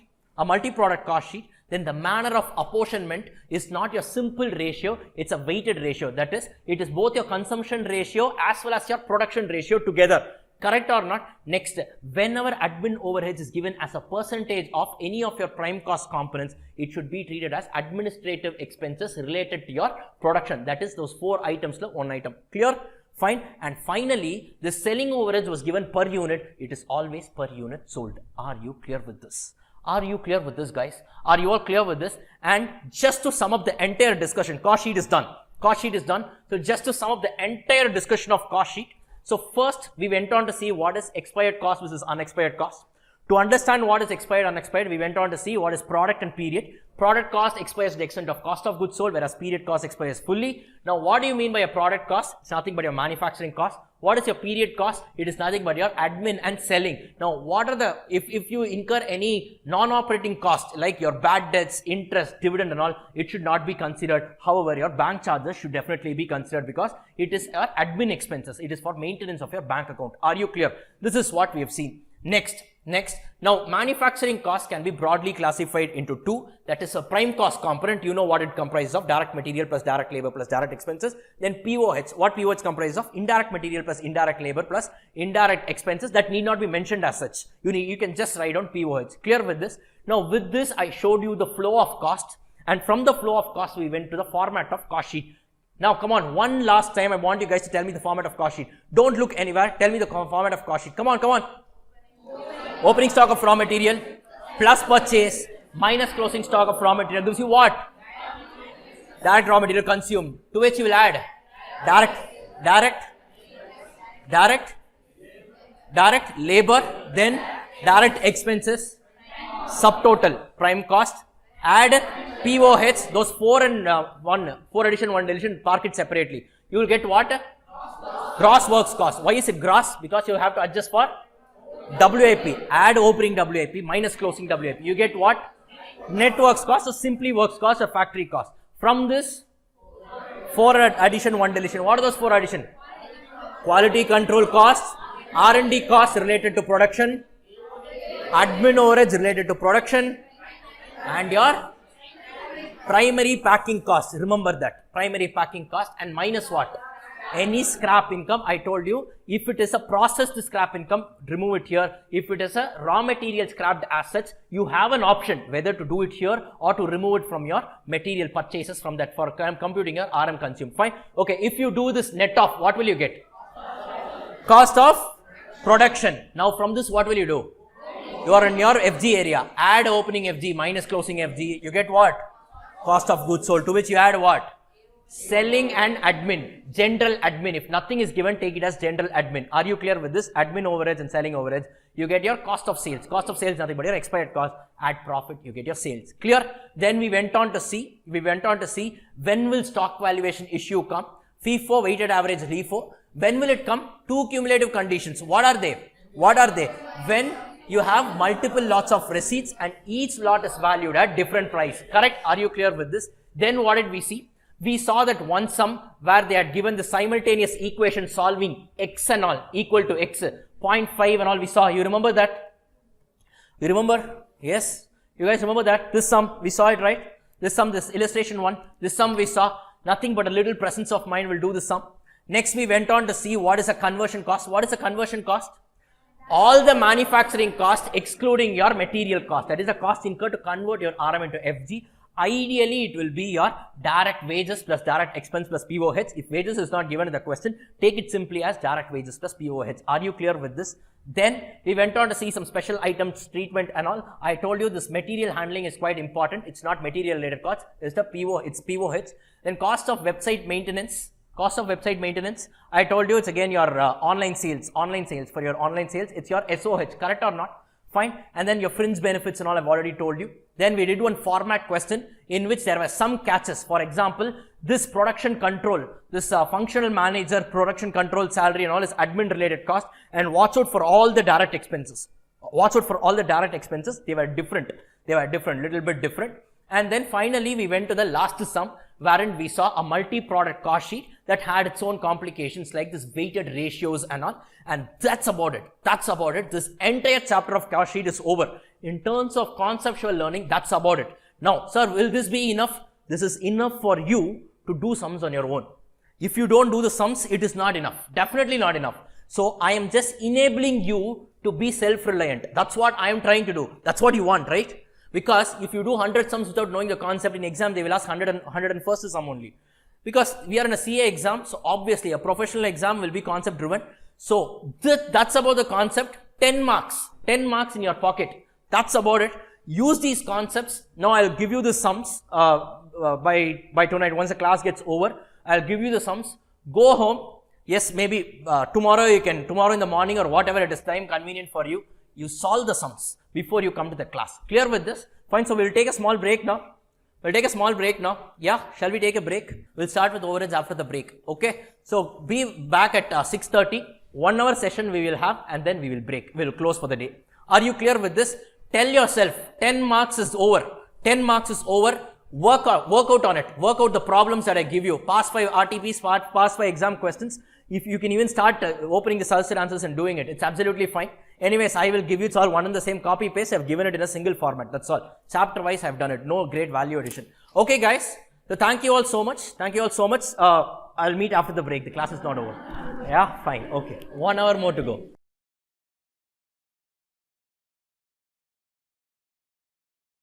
Guys, so now we have finished 4 chapters, right? We've finished 4 chapters. Yes, cost sheet, overheads, ABC, standard costing. 4 chapters, the core main chapters are done. Of course, we're still continuing our journey in the main chapters. So now let's get started with the next chapter. What's the chapter's name? Hello? What's the chapter's name? Service costing. What's 4 chapters are done? This is 5. Chapter number 5, no? Yes. Chapter number 5. Service costing. Not as per your ICA material, as per our order. Okay. So service costing. Okay. Now, guys, everyone, please participate here. Come on, everyone. Yes. Now.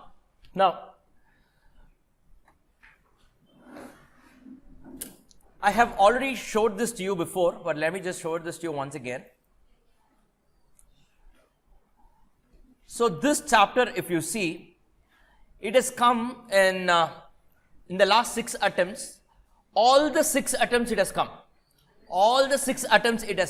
Wait.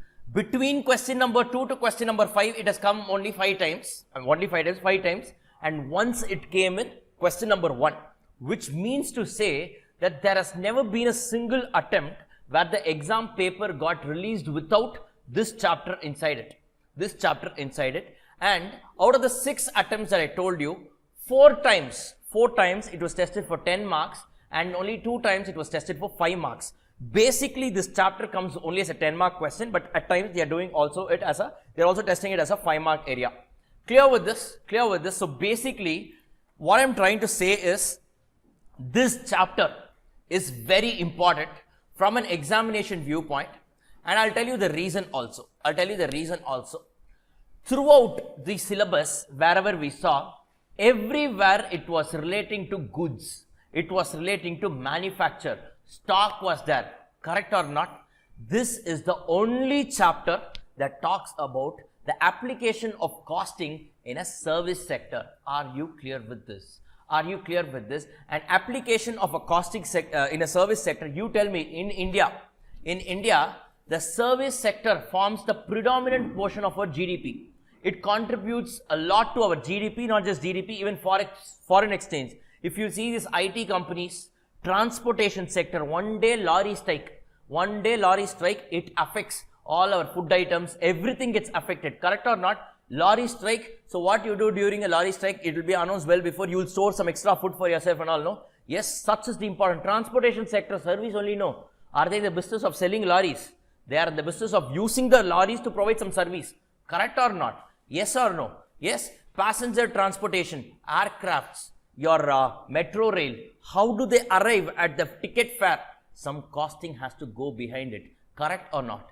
Correct or not? Now, costing is not just confined to manufacturing setup. It is also applicable in a service sector. Right or not? Right or not? And this is the only chapter that talks about it. And that is the reason why Institute always tests this chapter, will also continue to do so. It's an open secret, because as a CA tomorrow, you should know how to apply the costing principles inside a service sector organization as well. Let's say you're joining an IT company in the finance department. Yes, you should know how to, get done with all these things. Let's say you're joining a big company like Parveen Travels or KPN. Yes, you should know for passenger transportation, for goods transportation, how is the cost arrived at, how are things done, and how am I going to fix my tariff? You need to do, right? You need to know, and that is the reason why we are studying this in this particular syllabus, in this particular chapter called as service costing. Are you clear with this? Are you clear with this? This chapter has another name. It's called as operating costing. Operating costing. Operation costing is process costing. This is operating costing. In old syllabus, this was named as operating costing. Operating costing. Operating costing, nothing but costing in a service sector environment. Now, what is the unique thing about this particular, guys, hello? Yes, done. Okay, so what is the unique thing about this particular service sector? What is the unique thing about this particular sector? Number one, the output is intangible. Let's say I am a pen manufacturer. What am I dealing in? Pen. Show me the pen. Yes. Correct. I can stock my pen. Absolutely yes. Correct. Whereas, let's say you are in the business of providing this transportation service.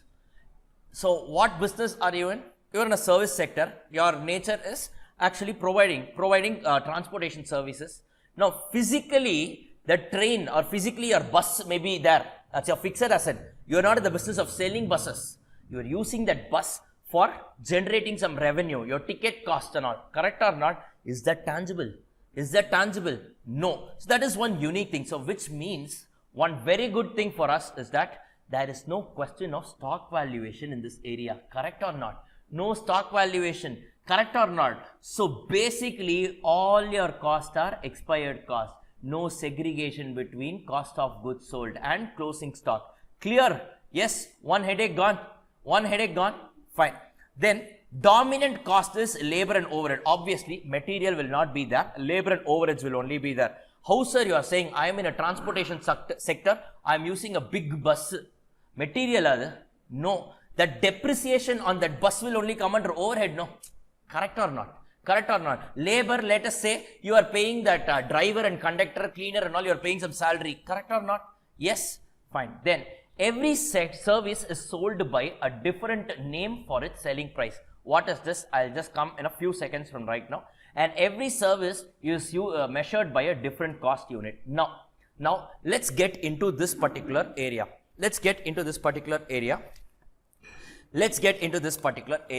Now, you guys know that what is the meaning of cost object? I told you yesterday. What do you mean by a cost object?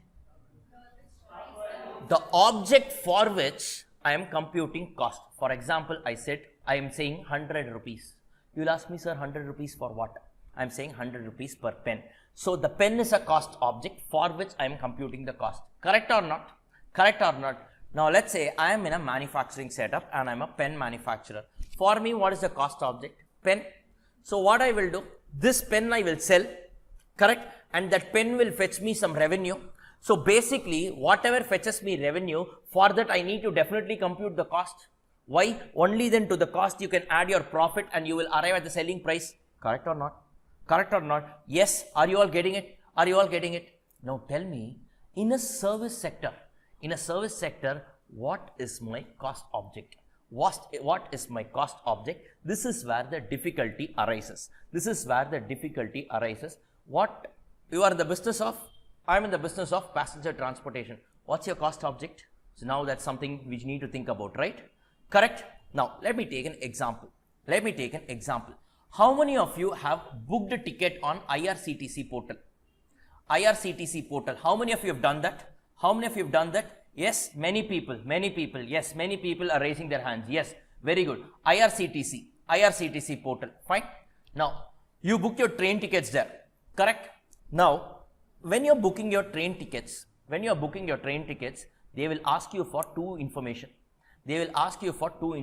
Information number one, starting point, ending point. Correct? Why is this information asked? They will calculate the distance. You know, in your train ticket fare, how they are computing per kilometer, they will charge something. You know that based on the distance. I want to travel from Chennai to Bangalore. I also want to travel from Chennai to, let's say, New Delhi. Fine. Will the ticket fare be the same? No. Why? Distance. Correct. Now, let's say they are saying, sir, the cost per kilometer is, let us say 2 rupees. Now let's say you are traveling a distance of 1000 kilometers. Fine. So if they say, sir, the cost is 2 rupees per kilometer. Okay, 2 rupees per kilometer. That's all they are saying. What will you do? 2 into 1000. You will pay how much? 2000 rupees. Now, what did they tell you? Cost per kilometer is how much? 2 rupees. Correct? Have this 2 rupees. Fine. I have paid how much? 2000 rupees. Correct? 2 into 1000, 2000 rupees. I will pay 2000 rupees and I will take my entire family along with me. Acceptable. Why not acceptable? Wait, this is 2 rupees per kilometer per passenger. Correct or not? So that is the reason why they also ask you for another information called as passenger info. Correct or not? Now, when they are fixing the rate, they will say it is 2 rupees per passenger kilometer. Meaning what? If every passenger wants to travel for a distance of 1 kilometer, he needs to pay 2 rupees. Now, if I remove this passenger and say kilometer alone, what you will do? You will pay this 2 rupees and bring your entire family. Correct? Now, let us say they are not, then they are giving, okay, 2 rupees per passenger. Maybe they have arrived at this rate. 2000 rupees per passenger alone they are saying. What will you do? Then you will think that with this 2000 rupees, I can travel entire India, because they have not mentioned anything about the kilometers. No, per passenger alone they have said. So actually, when it comes to a service sector, there are multiple cost objects that are combined together. This concept is called as composite cost object. And the selling price is fixed for a composite cost object. Similar example I will give you. Let's say you have some family function, some marriage, you have destination wedding, your cousin destination wedding somewhere it is there in a hill station. Now what happened? For all the guests they will book rooms and all, no? Yes. Now have you seen this room tariff? How will they fix a room tariff? They will say, sir, you need to pay 1000 rupees per room per day. Per room day they will tell you. If they just tell you, sir, pay 1000 rupees per day, what will you do? You will pay 1000 rupees and book 25 rooms. Is that feasible? Is that feasible? Or if they just tell you, sir, 1000 rupees per room, sir, that's all. If they say, what will you do? You will book one room and pay 1000 rupees and stay there for 1 full year. Is that also feasible? Hence, it has to move along with two things simultaneously. Room, day. Are you clear with this? Similarly, in a passenger transportation, passenger, kilometer. Similarly, in your let's say your KPN Travels, you guys know, these guys are very big dealers, or Navta or KPN Travels. What their business are they into? Passenger transportation. They are into goods transportation. Yes, KPN, I think they are also into passenger transportation. But anyways, goods transportation services, how they will charge?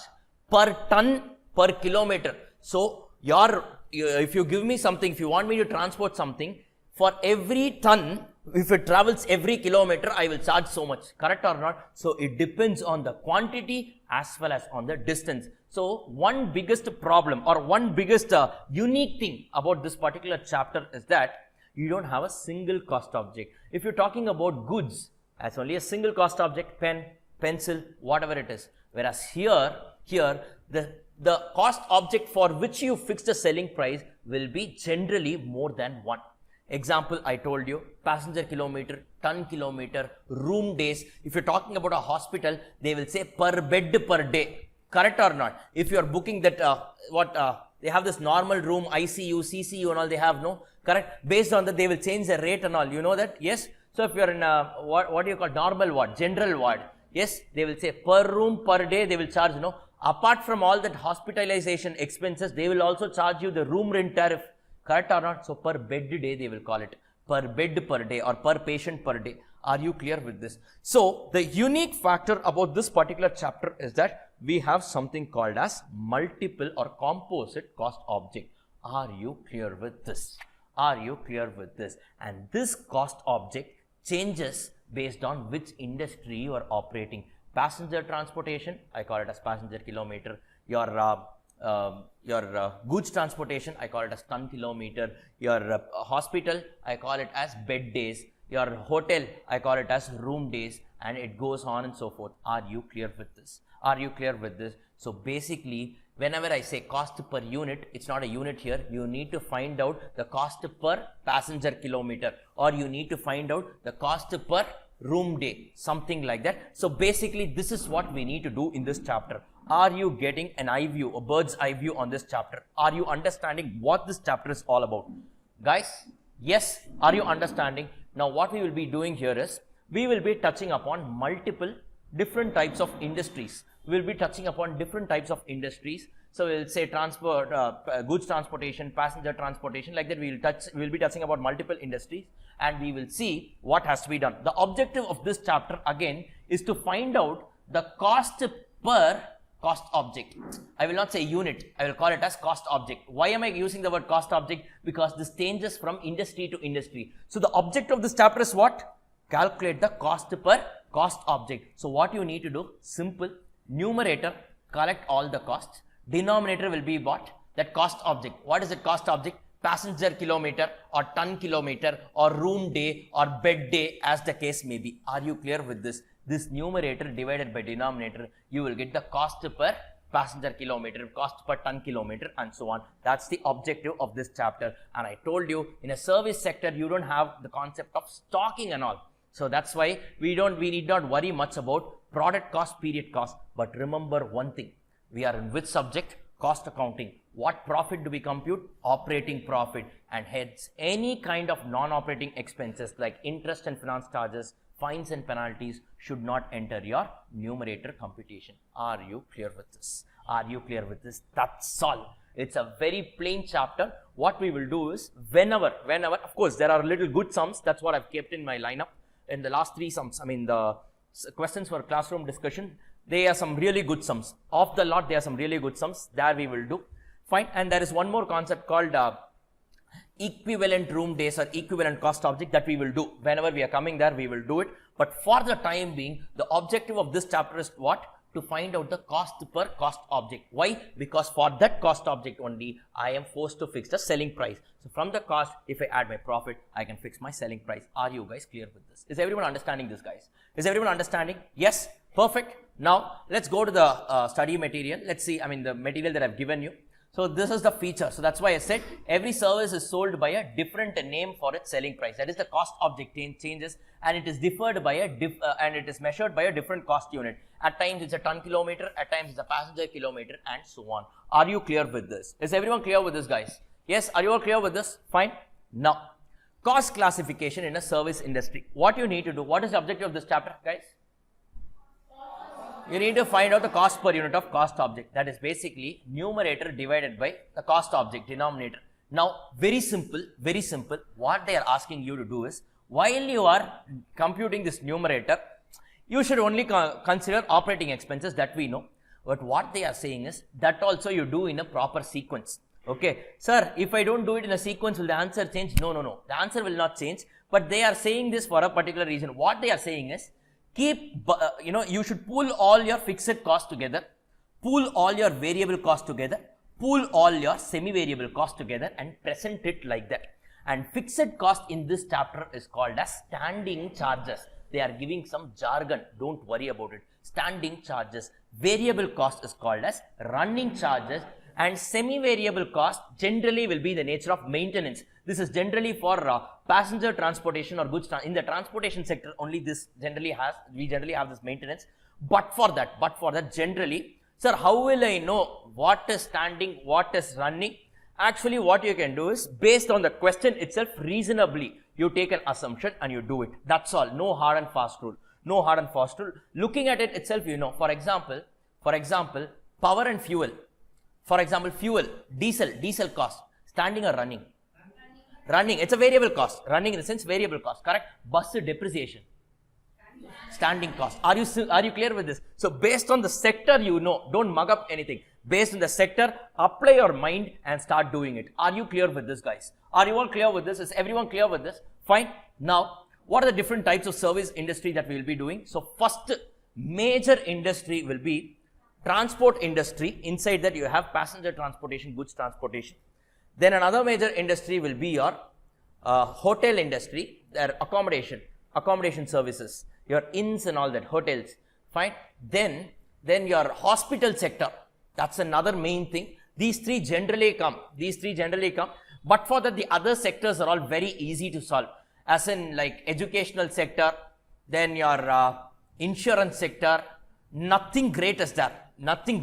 You can easily do it, nothing great. But generally, the twist happens only in these three sectors broadly. Transport sector, hospital sector, hospital sector, and your hotel sector. These three are the places where generally they have some good quality sums, and that's what we'll be covering predominantly, but we'll be seeing on a bird's eye view what the other areas are. Clear with this? Fine. Now, let's get into this particular area called as transport sector. Now, in a transport sector, what can be transported? Goods can be transported.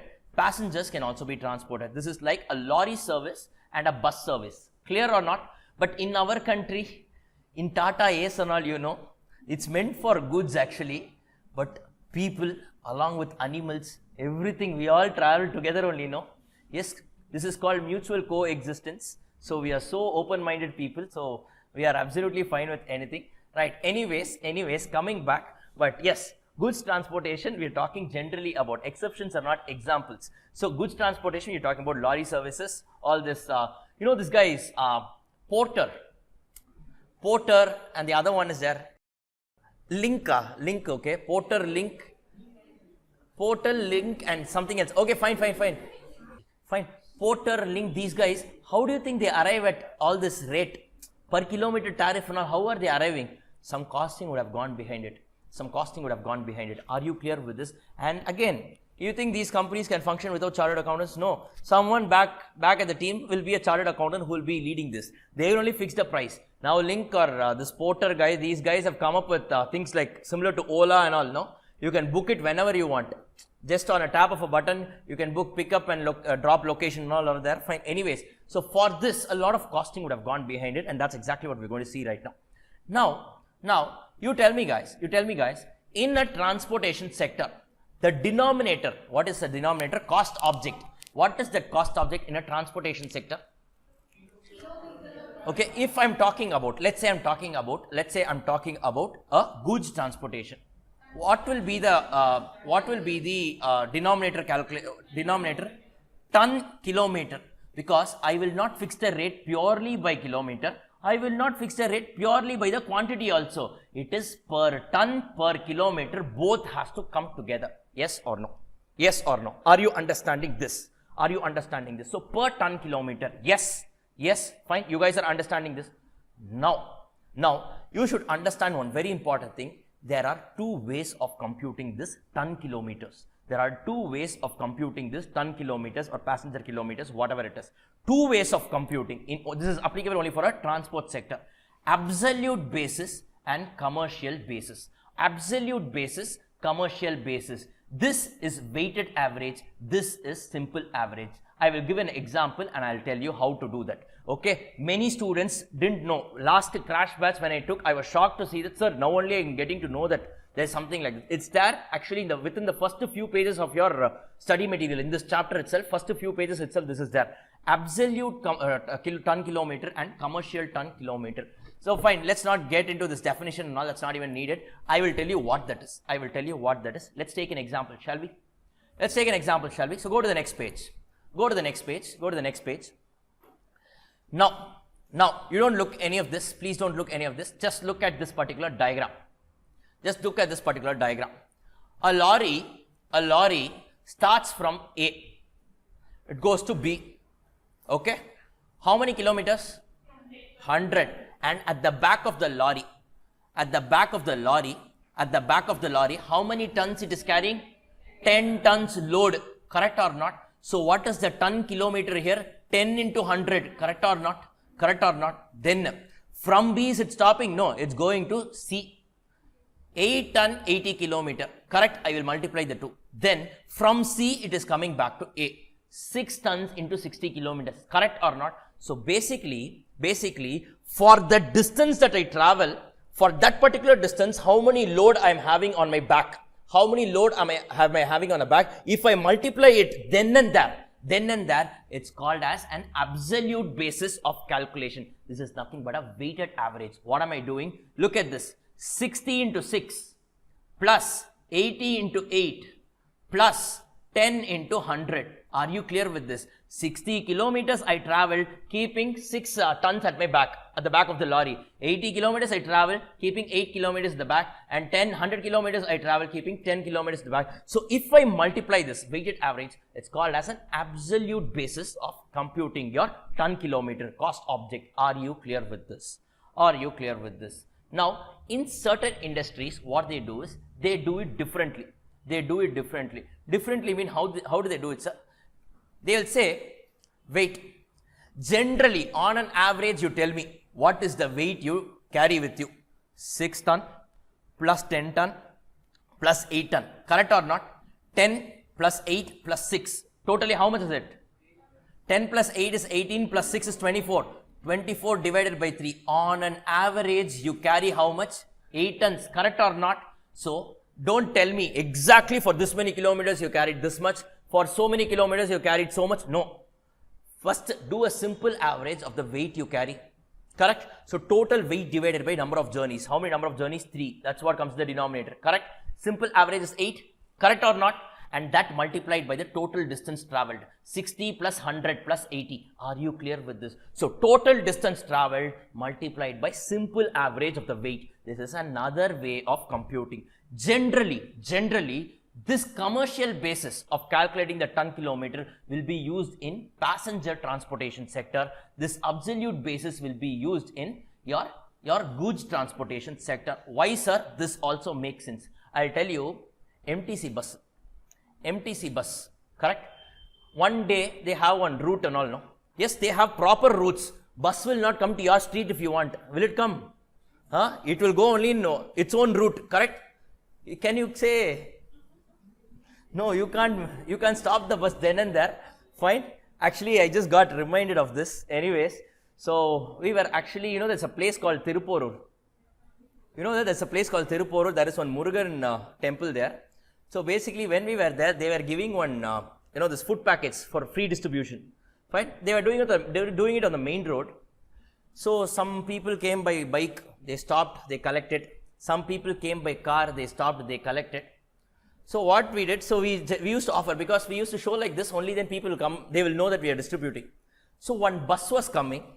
So we know that obviously bus will not stop to collect. So we didn't show him, but that bus driver stopped the bus and he asked the conductor to come down and collect 2 packets. Fine, okay, fine. So this is the extent where we are in. Fine, anyways, I like his, hunger, real hunger. Okay, fine. So coming back here, now this bus transportation, on an average, let's say, he travels about 100 kilometers in a bus, correct? Now can I say, for 50 kilometers, 42 people were sitting inside. For the next 20 kilometers, only 20 people were sitting. Can I do that? So what I do is, on an average, the bus's capacity is 50 people. On an average, it's 80% capacity. So 40 people travel inside it generally. Add the total kilometers and then you arrive at it. Correct or not? That makes sense there. In a goods transport, I know how much good I carry because that fellow is paying for me. But in a passenger transportation, point-to-point buses at least fine. But this local buses and all, how can you track the actual load carried for every single kilometer? That's where they use it. Does it make sense, guys? Does it make sense? So there are 2 ways of computing it. In exam, if they ask you to compute the denominator using absolute basis, you need to do this weighted average. Using commercial basis, do it on a simple average. First, are you clear with this? Are you all clear with this? Is everyone clear with this? Is everyone clear with this? Yes? Fine. Okay, guys. Fine. Now, yes, important notes. This is not required right now. When we do the sum, you will get it automatically. For goods transport, we generally follow what? Absolute basis of cost unit. Whereas for passenger transport, we generally follow commercial basis. In one round trip, when I say round trip, have you guys booked a flight ticket? Yes, round trip means what? Up and down, correct? Chennai to Mumbai, round trip means what? Chennai to Mumbai, Mumbai to Chennai. So one round trip means 2 trips. It has 2 individual trips, correct? Why am I saying all this? It's required in the sums when we calculate. And in general, it is not every time unless and until it's given in the question. For transport, goods transportation, one side is always empty. One side of the round trip, they will deliver and come back. Unless and until there also they do the loading and come back. Yes, it's fine. So if nothing is given in the question, you can assume that one side is empty. And in a passenger transport, generally both the sides are full. Because if a train, if a flight, if an aircraft goes from Chennai to Mumbai, obviously again from Mumbai when it comes back to Chennai, it will not come empty, no? It will carry some people and only come here. Correct or not? Fine. Then operating cost of any service should not include the finance cost and abnormal cost like fines and penalties. This I already told you. Why? Because the profit that our subject computes is only your operating profit and not your net profit. So which means to say, sir, the fines and penalties will be ignored. Yes, for our subject, but it will not be ignored while you're doing your financial accounts. Are you clear with this? In a chapter called cost accounting system, we'll be seeing the reconciliation statement and all. There you will see the differences between your costing profit and accounting profit, financial profit. There you will see these items will be reconciling items. Clear with this, guys? Clear with this, everyone? Done? Fine. So let's take a quick example. A good example, decent sum. So this is how the sums will be. Okay. Now illustration. They have given you one route. Let's say the route is 25 kilometers long. This is how really these guys are planning. No, this MTC buses in Chennai, MTC buses. These guys, the department, whichever is responsible for that, the transportation department or whatever department that is, people sit there, they brainstorm and they do all this. Look, at the back, really some people will be working on all these things because they will know that per ticket or per kilometer, assume they need to charge 10 rupees. They are charging you only, let's say 6 rupees or 7 rupees.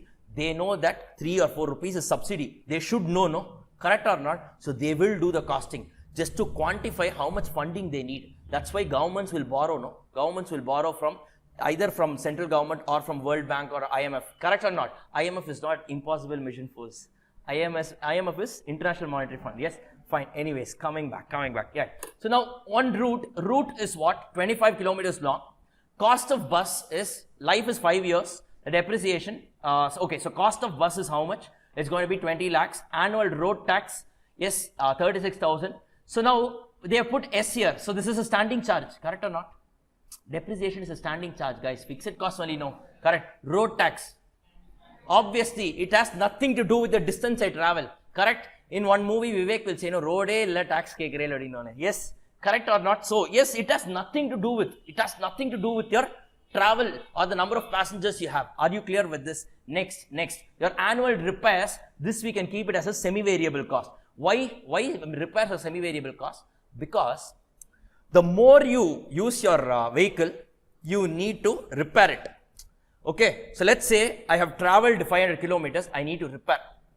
But it does not proportionately move. I can't say that for every kilometer I will be incurring this cost. In a range I incur, so it's both a variable and as well as a fixed. That's why we call it as a semi-variable or maintenance cost. Are you clear?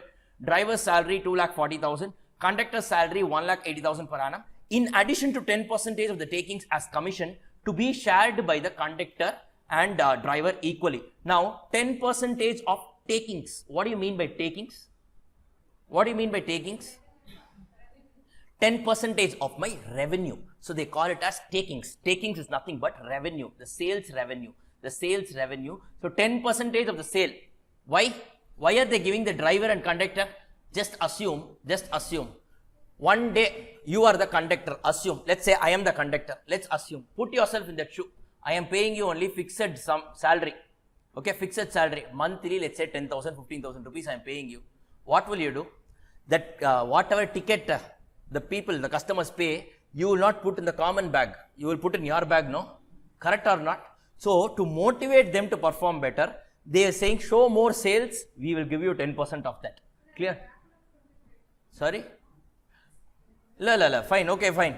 Don't get too much into it. Of course, then the police will be after you. So, that's why they can't do it. Okay, fine. Come back. Don't extend too much. But practically, how long can you do that? You tell me. If you're having your own bag, how long can you keep it inside your bag?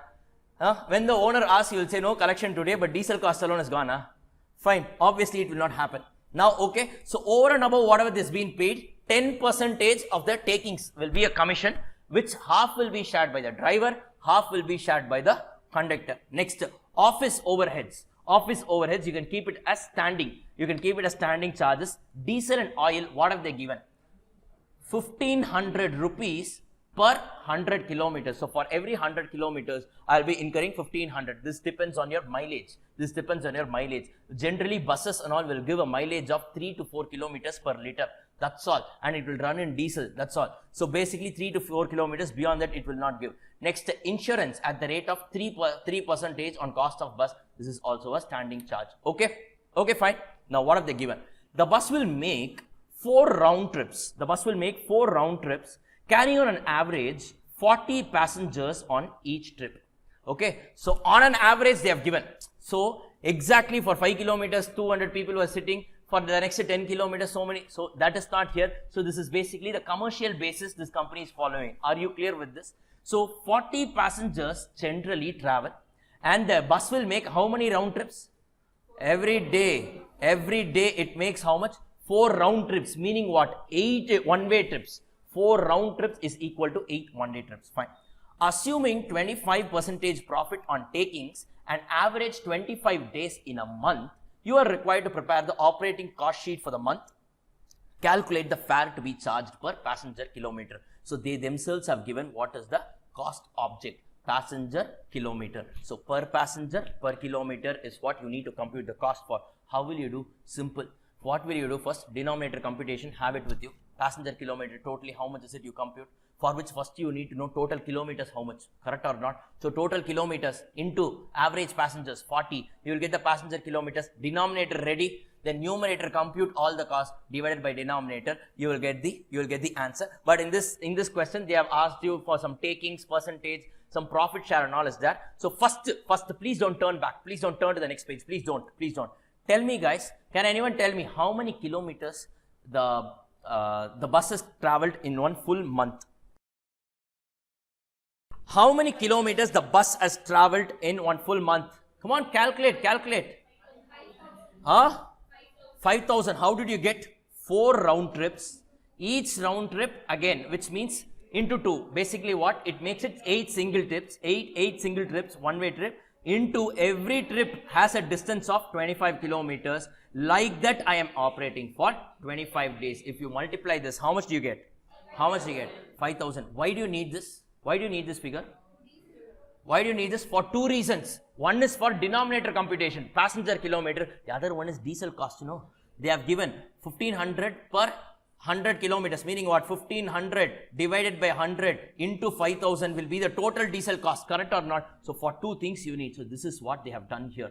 Look at this. So 25 kilometers into 8. 8 is nothing but 4 round trips into 2. That is 8 one-way trips into 25 days they have done into 25 kilometers. So this is a total of 5000 kilometers. Now passenger kilometers is nothing but average passengers sitting inside multiplied by the kilometers. So 2 lakh passenger kilometers totally the company is generally expecting. Are you clear with this? Are you clear with this? Guys, are you all clear with this? Is everyone clear with this? Yes guys, fine.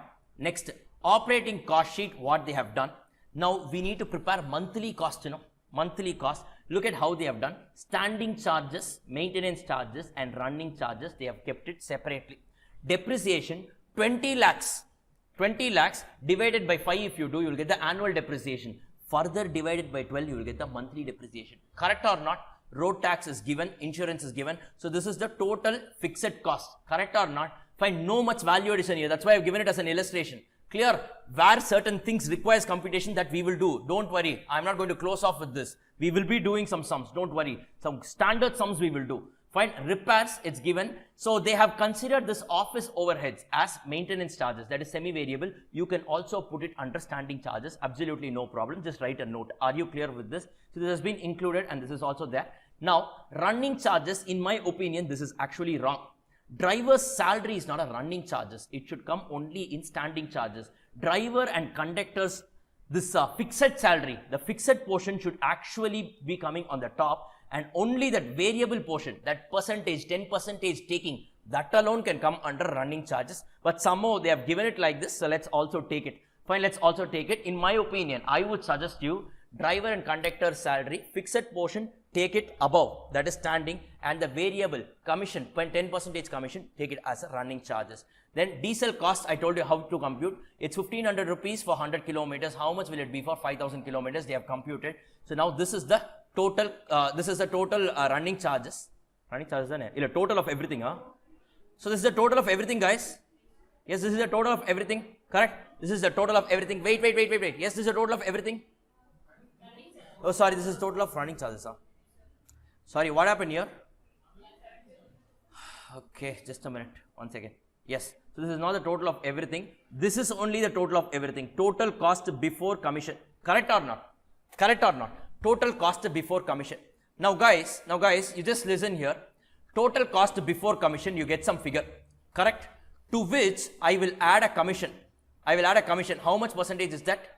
10%. Then I will also add a profit. How much is that? 25%.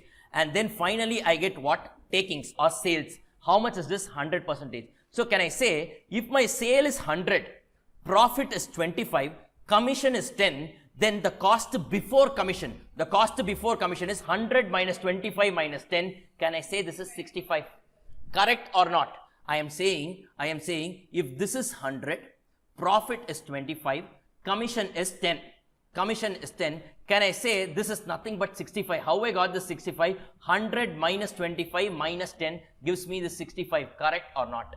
Correct or not? Correct or not? Now you have the 65. Can you calculate the rest? 1,57,000 divided by 65 into 10, you will get this figure. Correct or not? Correct or not? 1,57,000 divided by 65 into 10, you will get 24,154. Correct or not? Then you will get this subtotal. Correct or not? And this is equal to 75, or you can keep the same thing as the base. 1,57,000 divided by 65 into 25, you will get this figure. If you add everything, you will get your total sales revenue. Correct guys? That divided by your passenger kilometer, you will get what? The fare, the tariff to be charged per passenger per kilometer. So if someone wants to travel the full journey, they will be charged with 25 kilometers into 1.21. That's going to be a ticket fare of 30.25. Are you clear with this? Nothing great here and all. That's why I kept it as an illustration. This sum is easy. That's why I just kept it as an illustration. Are you clear with this? Is everyone understanding this? Sure? Pakka? Done? Yes? Fairly simple, guys. Now, shall we move to the next sector? Called as hotel accommodation. Yes, that's quite interesting. We will learn a new concept here that's quite interesting. Now, go to this question number 1. Go to this question number 1.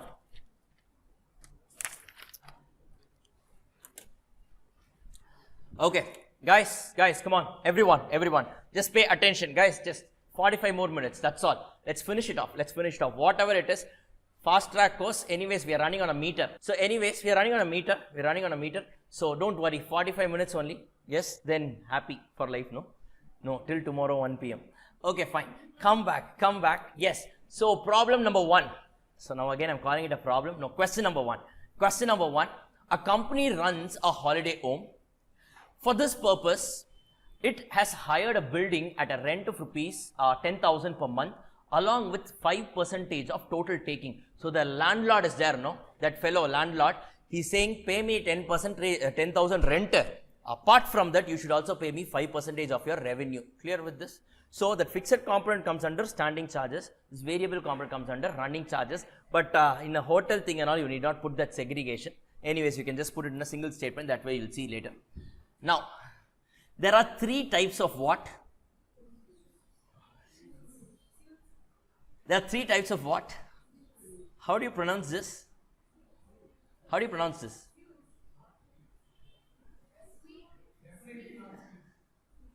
It's called suites, not suits. Suit is your coat suit. Suite is a type of room. Suite as in how you say this laddu sweet. Just like that, the pronunciation is one and the same. Fine. Okay. So it has 3 types of suites.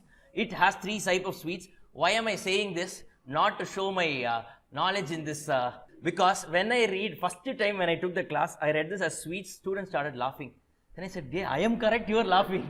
Okay, fine. Anyways, right? So that's why I'm giving a disclaimer before itself. This is pronounced as sweet.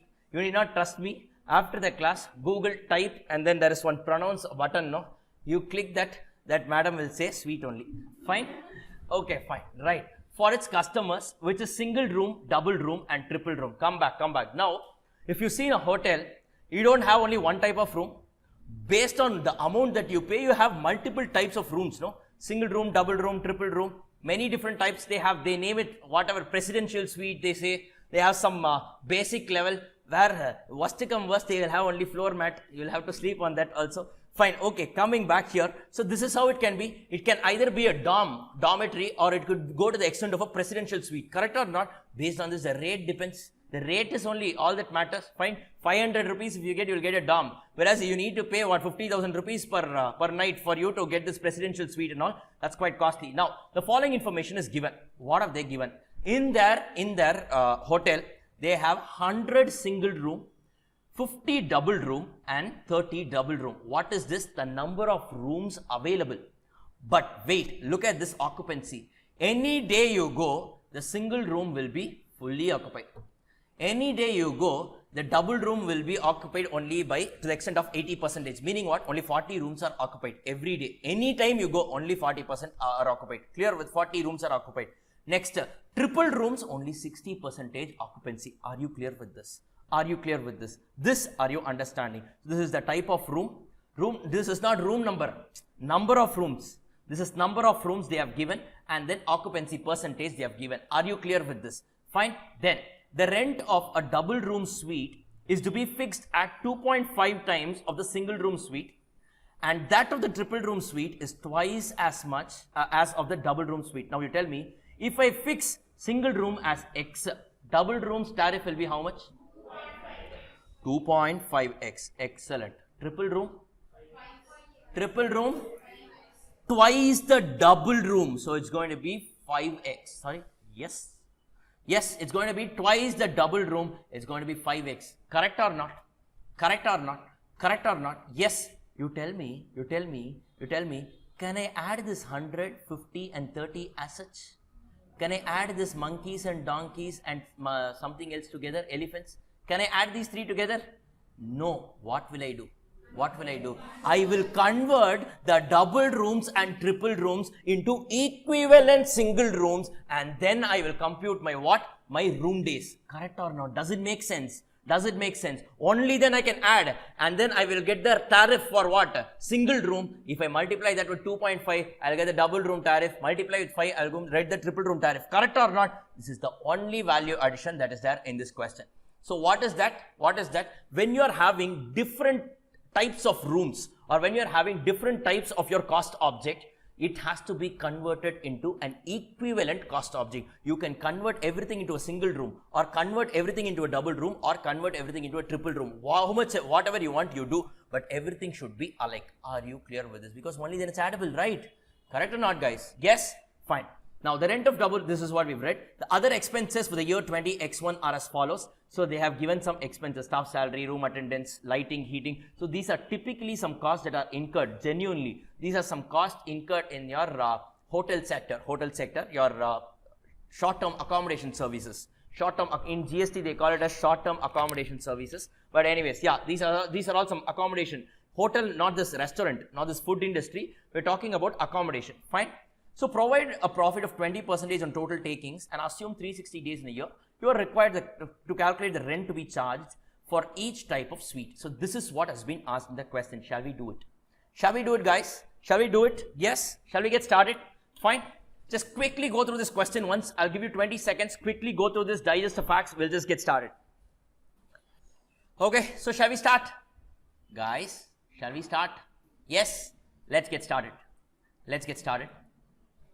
Now, this is what? Question number 1 on page number 32. Question number 1, page number 32. Yes, guys? Shall we do? Not interested? We'll do or you want me to give it as homework? Now come back. Do it. Fine. Yes, write down first. Step 1. Guys, write down, please. Write down. Green ink, write down. Step 1. Step 1. Write down. Calculation of total equivalent. EQUIVALENT. It's actually pronounced as equivalent, but there is one EN in it. Equivalent. Total equivalent single room suites. Single room suites. Suites. Yes, single room suites. Fine, guys. Yes, done. Now, write down nature of the room. Then slightly bigger column. Write down room days, slightly bigger, and then write down equivalent single room days. Equivalent single room days.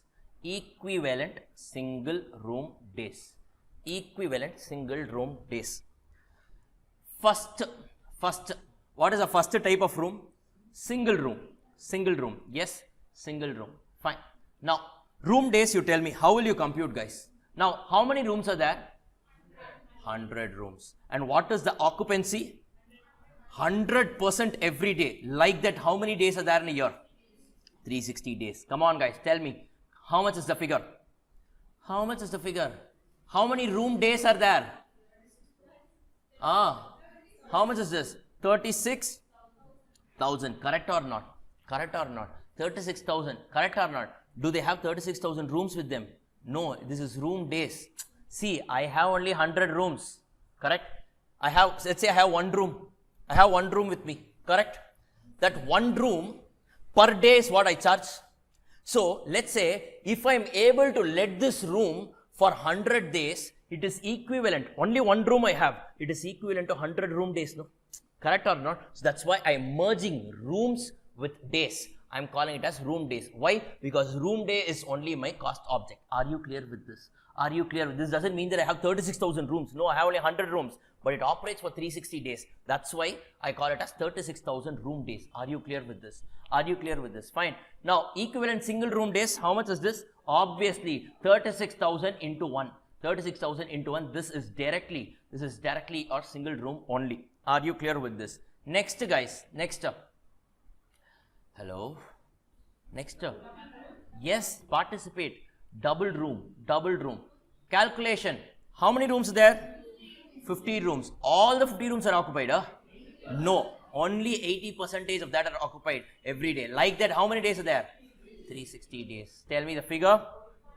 14,400. Now you tell me, can I add this 14,400 directly with selling single room days? No. Why? The tariff structure itself is different. How is it different? Every double room is equivalent to 2.5 times of my single room. Which means, can I say, for me to generate the revenue, let's say I am letting out my double room for one day. If I want to generate the same amount of revenue using a single room, I need to let it out for 2.5 days. Correct or not? That is the meaning. So I am converting my double room into equivalent single room days. Are you clear? How much is that? Come on. This is going to be 36,000 once again. Fine. Next. What is that? Triple room, huh? Triple room. How many rooms are there? 30 rooms, 60% occupancy, and I have 360 days. Calculation, 6480. 6480, how much is that? So now 6480 triple room is equivalent, every room is equivalent to 5 one triple room is equivalent to 5 single rooms. Meaning what? If I am letting out one triple room today. If I want to earn the same revenue by letting out single room, I need to let it out for 5 days. What revenue that I generate by letting out my single room for 5 days, I will get it by letting out my triple room for a single day. That is the meaning. Are you clear with this? So how much is this, guys? How much is this? Sorry, 30 to 400, 30 to 400, right? 30 to 400. So now can we total this up? Yes, everything is equivalent single room days. Tell me how much is that? 104,400. Are you clear with this? Are you guys clear with this?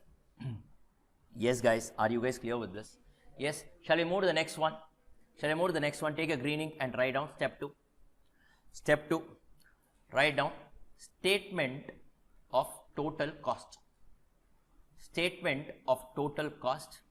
Now in this sum, they have not segregated into your standing, running, jumping and all. They have not done it. Fine. So they have just added all the line items because it's not relevant in this sum. The next sum we will see it's required. So we will also do it in the same way. Preferably in exam, you do everything as per whatever is everything as per the institute, whatever they're asking as per standing, running and your semi-variable, that's how you do it. But anyways, in this sum, it's not of much relevance. They themselves, the study material, have only given it as line item. So let's also do it the same way. So just to write down particulars and rupees. Particulars and rupees. Particulars and rupees. Particulars and rupees. Particulars and rupees. First expense. Forget that rent we will include it in the end. Apart from that dabba is there, no? Just write down staff salaries. Write down staff salary. Figure 14,25,000. Guys, let's not waste time here.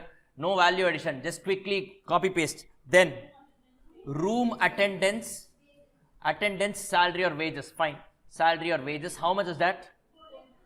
4,50,000. Right. Next. Sorry, lighting, heating and power. This is one real main cost for them. Lighting, heating and power, because we all don't use AC when we are in home.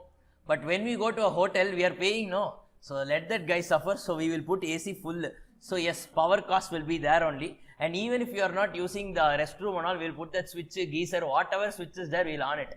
Correct? Or that light, geyser and all. Fine. So great. That shows our greatness. Anyways. So how much is that? 2,15,000. 2,15,000. Then repairs and maintenance. How much is that? 1,23,500. Then laundry charges. 80,500. Next, quick. Yes, interior decoration. Yes, this is one big cost for them because they are in the hospitality sector. Interior decoration, interior decor. How much is that? 74,000. Then sundries, how much is that?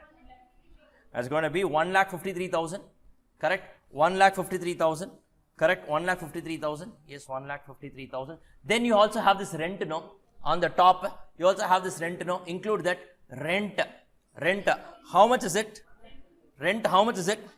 How much is it? Yes, it is 10,000 per month. So can I say it is nothing but 1,20,000 plus 5% on takings, plus 5% on takings. They have said no. They have told you no. This landlord will also get a 5% share on the takings, correct or not? Correct or not? Don't worry, we will compute. Don't worry. So for the time being, what you write is the total cost. Total cost, how much is that? Total cost, can anyone total this up and tell me? 26,41,000 plus 5% on takings, correct or not? 5% on takings, guys, correct or not? Correct or not? This is not profit. 5% is a cost for me. I am paying outsider only, no, guys. 26,40,500. Another 26,40,500. What is that, Guru? 26,41,000. It's not 26,41,500. How did you get 500? We have two 500s here, so that makes it 1,000, no? So please check your calculation. Is this calculation correct? Is this calculation correct? So 26,41,000 plus 5% on total takings. Correct or not? Correct or not? Guys, what happened? Yes, this is fine with you all. This is fine with you all. Now, profit is how much? Profit is how much? Look at this. How much is that? 20% on total takings. So, guys, listen. Can I say total takings is equal to 26,41,000 plus 5% on total takings plus 20% on total takings, correct or not? This 5% is the cost that I need to pay to that fellow. Who's that guy? That landlord. And this 20% is what? This is profit. So this is basically my cost plus profit is only equal to revenue, correct or not? Guys, correct or not? Correct or not? Are you understanding this? Are you understanding this? Now what we will do is we will take it as let R be the tariff. Let R be the tariff per single room day. Per single room day. I am just assuming R, or you can take X. R stands for room. You can take it as X or Y. General algebra, you can do it. Yes, your problem. Fine. Let R be the tariff per single room day. Correct. Now, total takings, can I say, is nothing but 1,04,400 into R. Hello. Total room days for me. How much is equivalent single room days?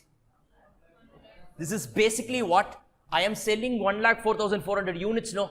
From a service costing point of view. This is my cost object, correct or not? Can I say my total revenue is nothing but 1,04,400 single room days into rate per single room day. That rate per single room day is what? R only, I just told you, no? So can I say my total revenue is 1,04,400 R?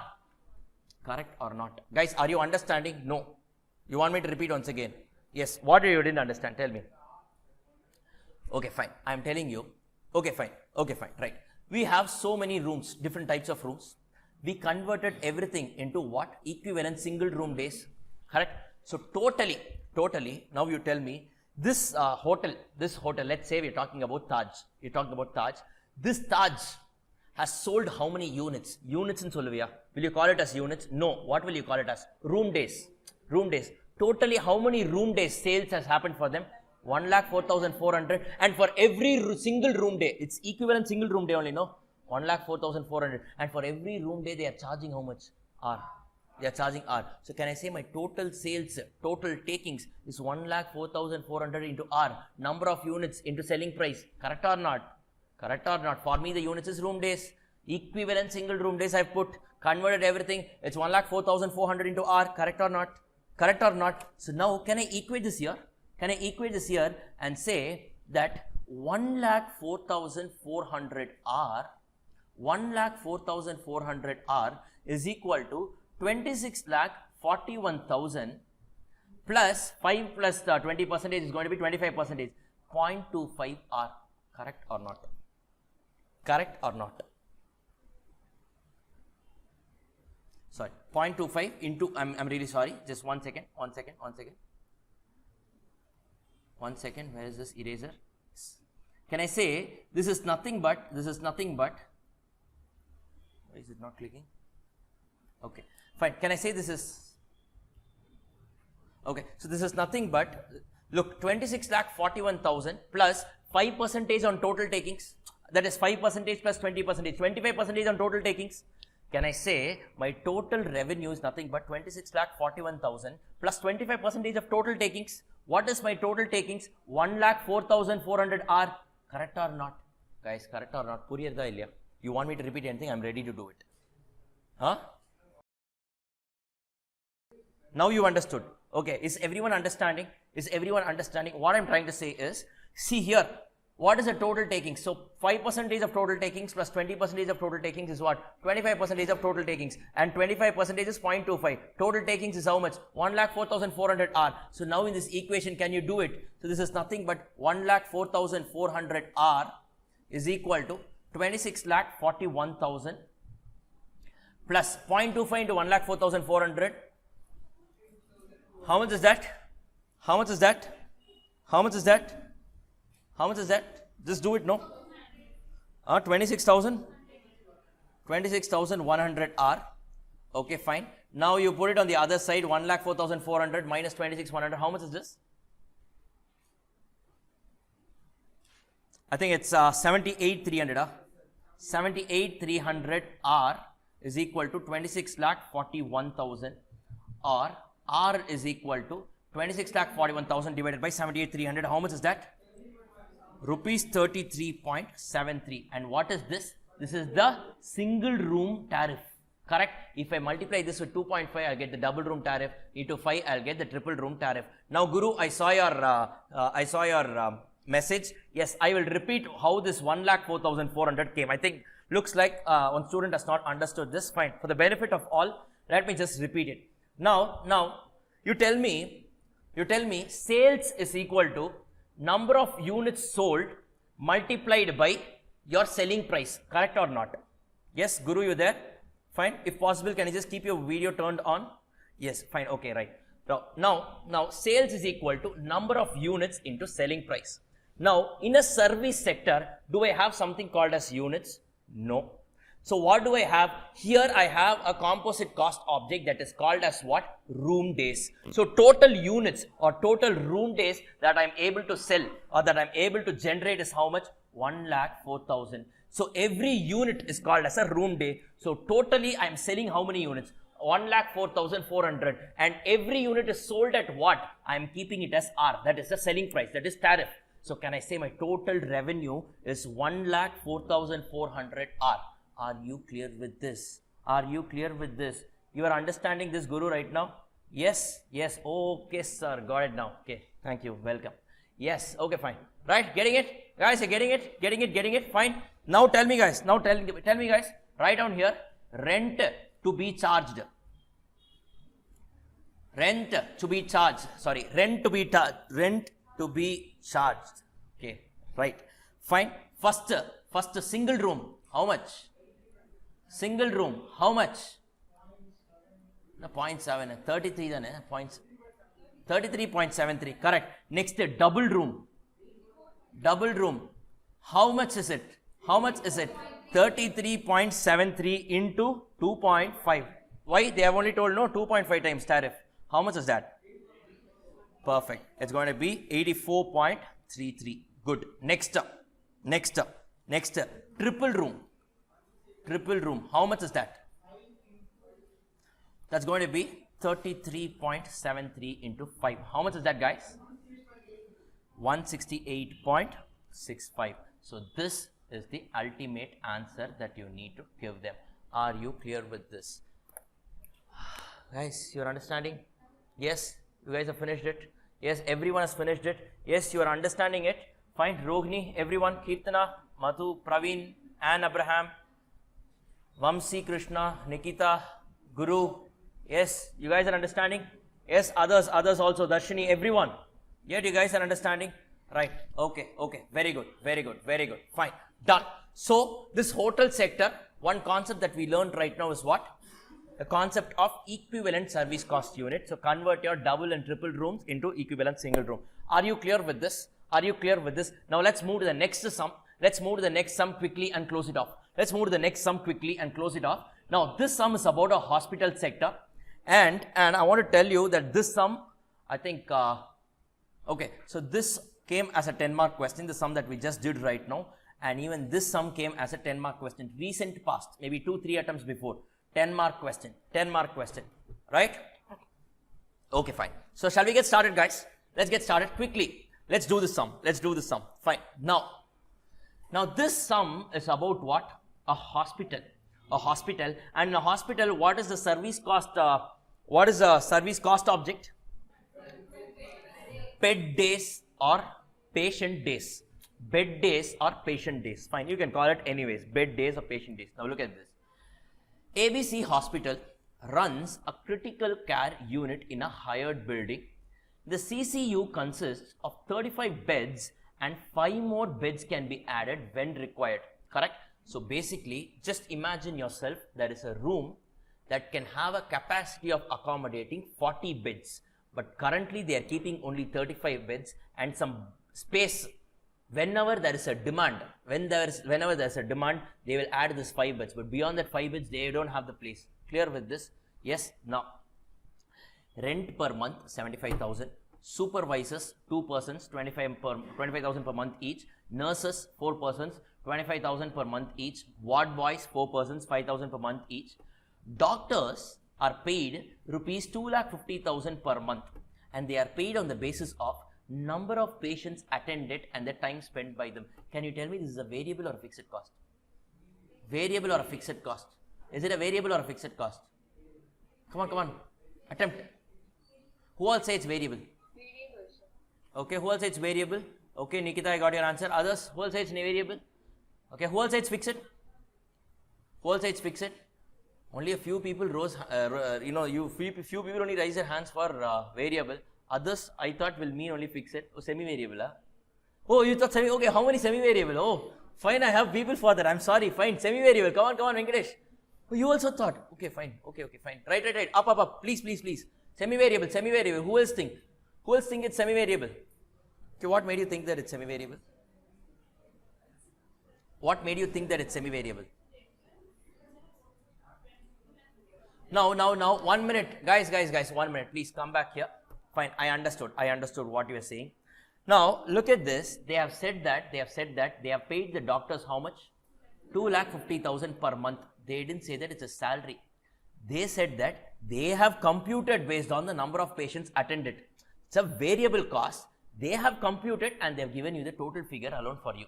Clear with this? This is the meaning that you should take. So it's not a semi-variable cost or not. It's not a fixed, because they've clearly given it's paid on the basis of number of patients attended. How many patients attended, sir? That we don't know. They have multiplied the rate per hour or whatever is per patient, and they have brought this. So it's basically a variable cost only. Clear with this? Now, other expenses for the year are given. Repairs, they themselves have given fixed. Food to patients, variable. Other services to patients, variable. Laundry charges, variable. Medicines, variable. Other fixed expenses, obviously it's fixed. Admin expenses allocated, that's also fixed. No doubt about it. Fine. Now look at this question.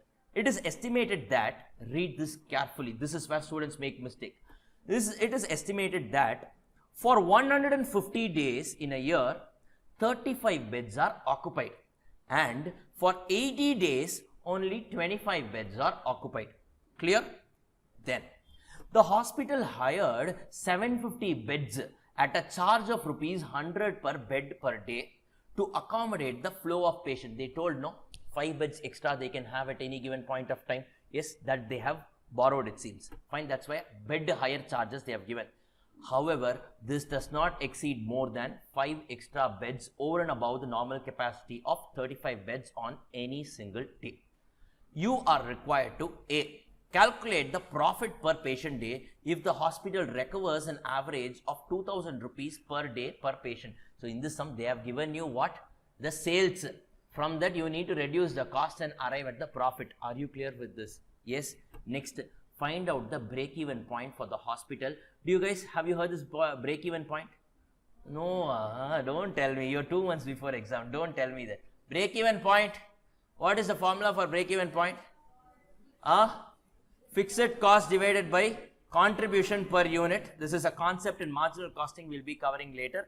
But yes, for the time being, let me just park it aside. At least first, first you tell me what is the total bed days, patient days. I want the answer. What is the total patient days or bed days? Come on. 30 seconds. Calculate and tell me. What is the total patient days? Calculate, no? Madam, first row, please calculate. Come on. Think. I will do, I know. But look, don't wait for me. You need to get that. Have that thinking skill. You guys are very intelligent. I'm really telling you, not to flatter you guys. You guys are really intelligent. That's why you're able to follow so much. Make use of your intelligence. Come on, guys. So tell me, anyone got it? Oh yeah, tell me. Okay, so the bidding starts now. Okay, so 10,000, then? Right, okay, fine, right. 10,100, Sorry, I made a mistake. So this is 10,100. Next. What? Don't say I don't know.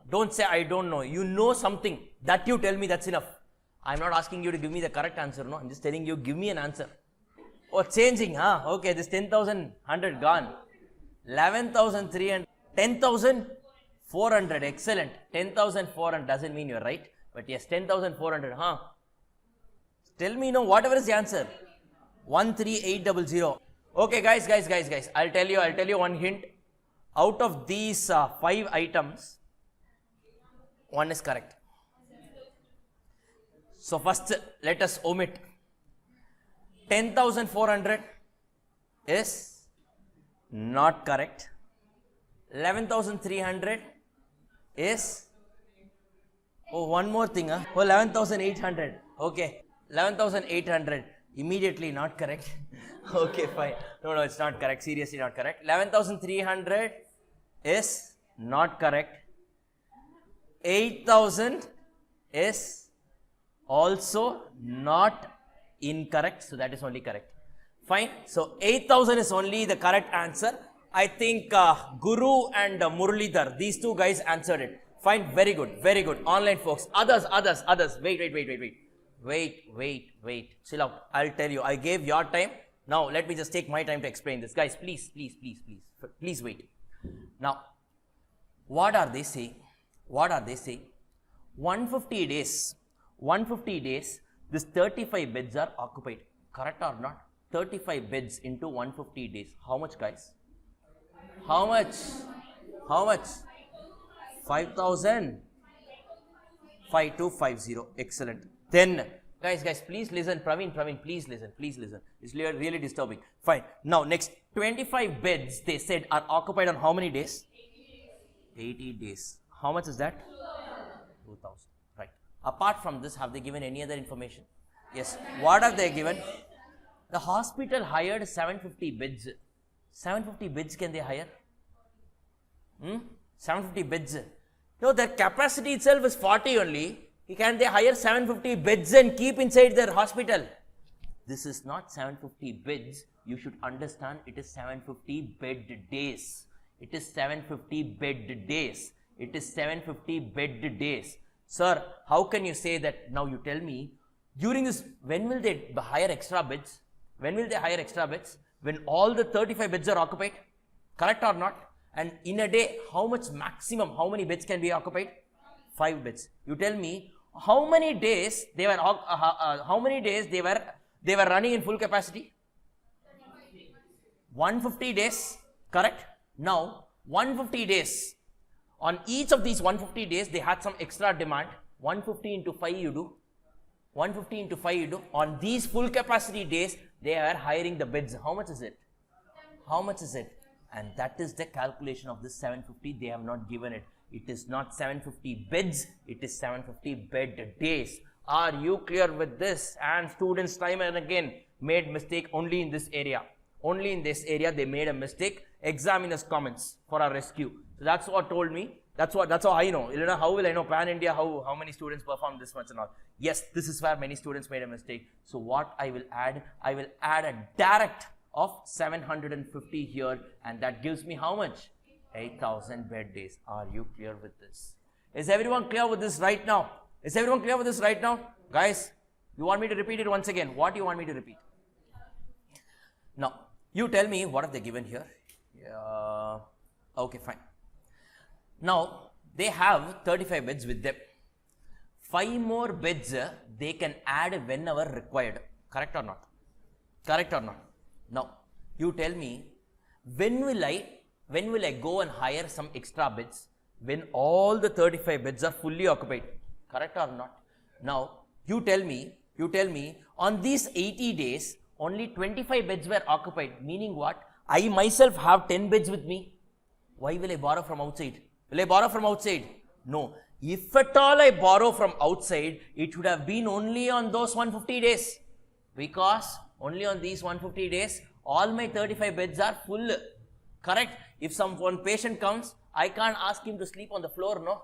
I will have to hire one bed. Correct or not? But in any given day, I can't hire more than 5 beds. Correct or not? So what they have done, during this 150 days only, they have hired 5 beds every day. That gives a calculation of 750 beds. Are you clear with this? So which means 150 into 5. You need not tell them that this 750 is not beds. It's 750 is bed days. Are you clear with this? Are you clear with this? Are you clear with this? Guys, are you all clear with this? Now, let's quickly finish off the statement, and then the second part we will not do it today. Fine, the second part we will not do it today. Let's quickly finish off the statement. Sales. Now, since they have asked for break-even point and all, what you need to do is, you need to segregate between variable cost and fixed cost. Why? Because in marginal costing, we'll be saying sales minus variable cost gives you something called as a contribution. Contribution minus fixed cost gives you your profit. Now, your break-even point formula is fixed cost divided by contribution per unit. In this case, unit is bed day. Now, why this formula and all detailed discussion? We will do it in marginal costing. Don't worry about that. But for the time being, here you understand that in this sum, when they are asking for a marginal costing concept, it necessarily needs to be segregated into variable and fixed. Quickly, let's prepare the statement alone and leave it there. Fine. Shall we do this, guys? Make it fast, and then we are breaking for the day. Yes? Done? Yes. Come on. Make it fast. So this is question number 3. Whatever is the page number. I think it's page number 32. Page number 32. Clear? Fine. Let's start. Quickly, let's make it fast. Now the major discussion is over. Discussion only takes time. Now that's over. Now let's get started here. Now tell me, guys. Tell me first, what will you do here? First. Oh, sorry. This is question number 2. Sorry, this is question number 2. My bad. Question number 2. Fine. First, guys, write down working note number 1. Working note number 1. Simple.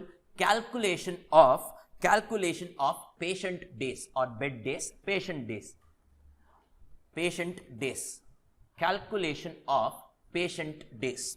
Now, first what will you do? 35 beds into 150 days. How much is that? Hello? 5250. Next. 25 beds into 80 days. How much is that? 2000 round figure. Yes. Next, extra beds directly. It's given. I told you the logic. It's directly given. Clear? How much is that? 750. Total bed days, patient days. How much is that? 8,000. Correct or not? Which means I have sold 8,000 units. I will not call it as sold because I am in a service sector. So I call it as I have made turnover for 8,000 bed days. Correct? Now let's go to the statement of profitability. Write down statement of profitability. In this question, it is not cost plus profit is equal to selling price. They themselves have given you the tariff. So it comes other way around. Sales minus variable cost contribution minus fixed cost is equal to your profit. That's what we need to do. So write down statement of profitability. Okay, statement of profitability. Now, let's do this. Write down particulars and 2 columns.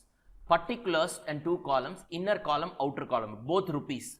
both inner column, outer column. Fine. So fixed overheads, line item, we will add it in the inner column. Overall addition, we will put it in the outer column. Clear with this? So write down particulars and two columns, rupees and rupees. Rupees and rupees. Particulars and two columns. One for inner column, the other one for outer column. Now first you tell me income for the year. Income for the year. How much is this? Now they have how many how much do they charge per bed day, patient day? Okay, fine. Okay, fine. How many bed days are there for them? 8,000 patient days are there. Correct or not? Patient days are there. And every patient day they are charging how much, guys? They are charging how much? Rupees 2,000. Correct or not? So total revenue for them is how much? Total revenue for them is how much? Compute. Please compute. That's going to be 1 crores and 60 lakhs. 1 crores and 60 lakhs. Correct or not? 1 crores and 60 lakhs. Correct? So this is your sales figure. This is your sales figure. Correct, guys? Fine. Next, accumulate all your variable costs. Accumulate all your variable costs. Accumulate all your variable costs. First variable cost. Can anyone tell me what's the first variable cost? Pick it from the question. Doctor fees. Doctor fees. I told you doctor fee is a variable cost. Correct? So write down doctor's fee. Doctor fee. How much is it? How much is it? 2.5 lakhs per month into 12. How much is that? Guys, how much is that? It's going to be rupees 30 lakhs. Correct or not? Next. Food to patients. It's variable only, no? Guys, please answer. Food to patients. How much is that? 8,80,000. Just populate the figure. Look at the question and answer. Next. Other services. Other services. How do you know it's variable? They have given. How much is it? 3 lakh. Then laundry. Laundry charges. Yes, this also depends on the number of patients. How much is that? 6 lakhs. Then medicines. It's going to be 7,50,000. That's all, no? Yes, that's all. That's all. Take a red ink. Take a red ink. Take a red ink. What? What we missed out? Bed hire charges. That's a variable cost, no? Bed hire charges. Extra beds I have hired, no? That's a variable cost, no? Take a red ink. Take a red ink, guys. Come on. Please take a red ink. Please take a red ink, guys. Come on. Write down.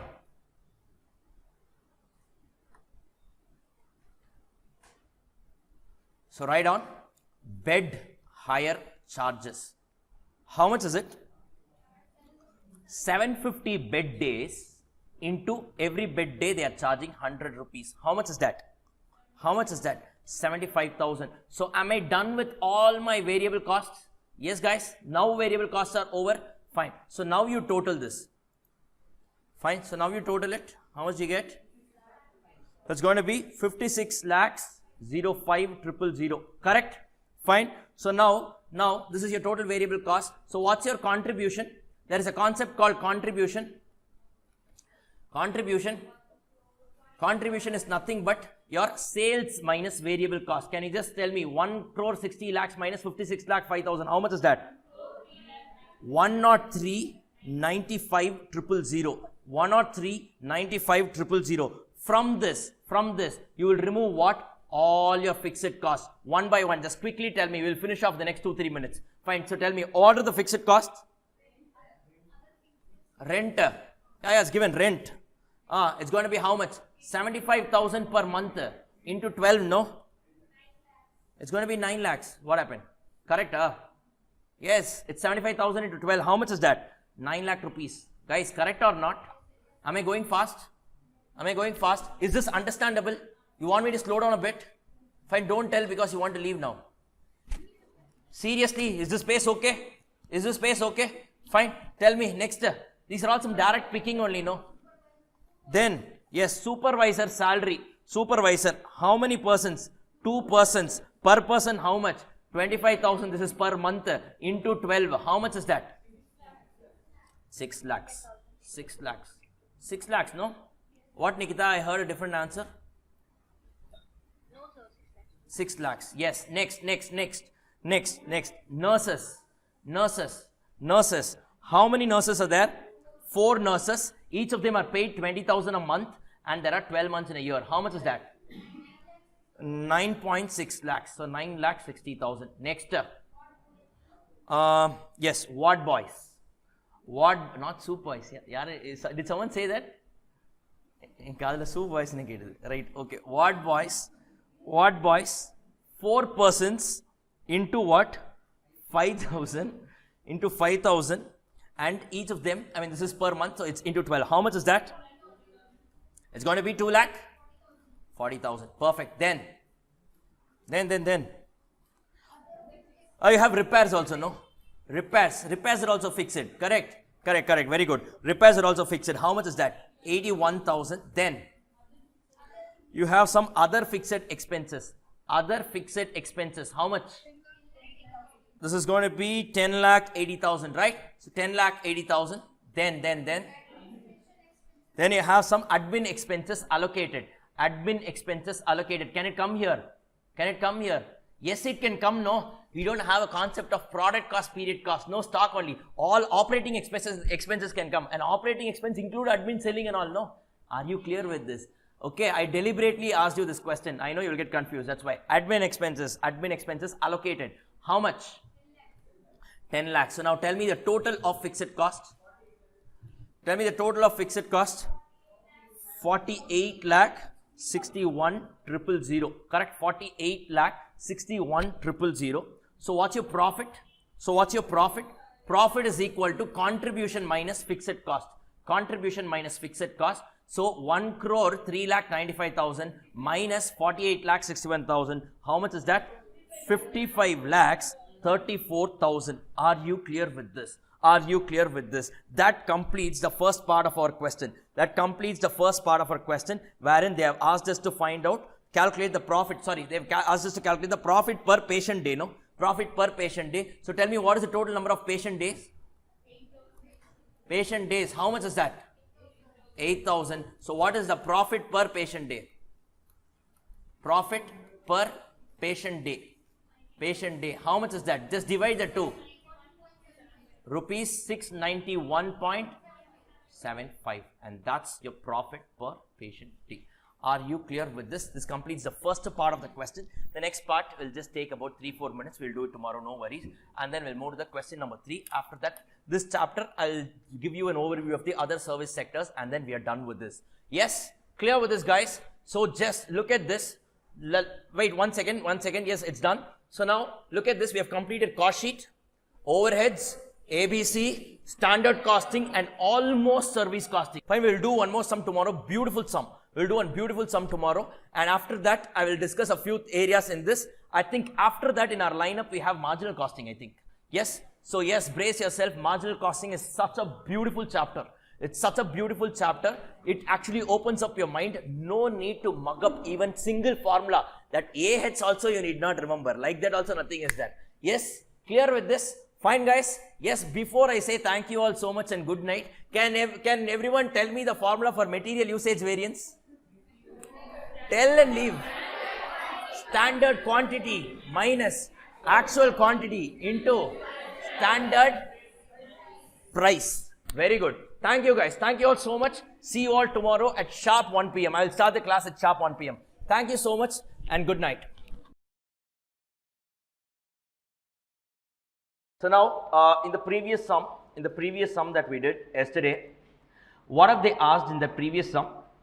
So guys, once again, let me just give you a backdrop. So we're talking about what? Service costing, which basically means that costing in a service sector. And what's the biggest problem while costing in a service sector? Let's say I'm a manufacturer. I know what my unit is. That is, I know what I'm selling. I know how to call it. I can say I sell a pen, correct? Or a pencil or a mouse or whatever it is. Whereas when I'm in a service sector, let's say I'm in the business of transporting goods. Now, what am I selling?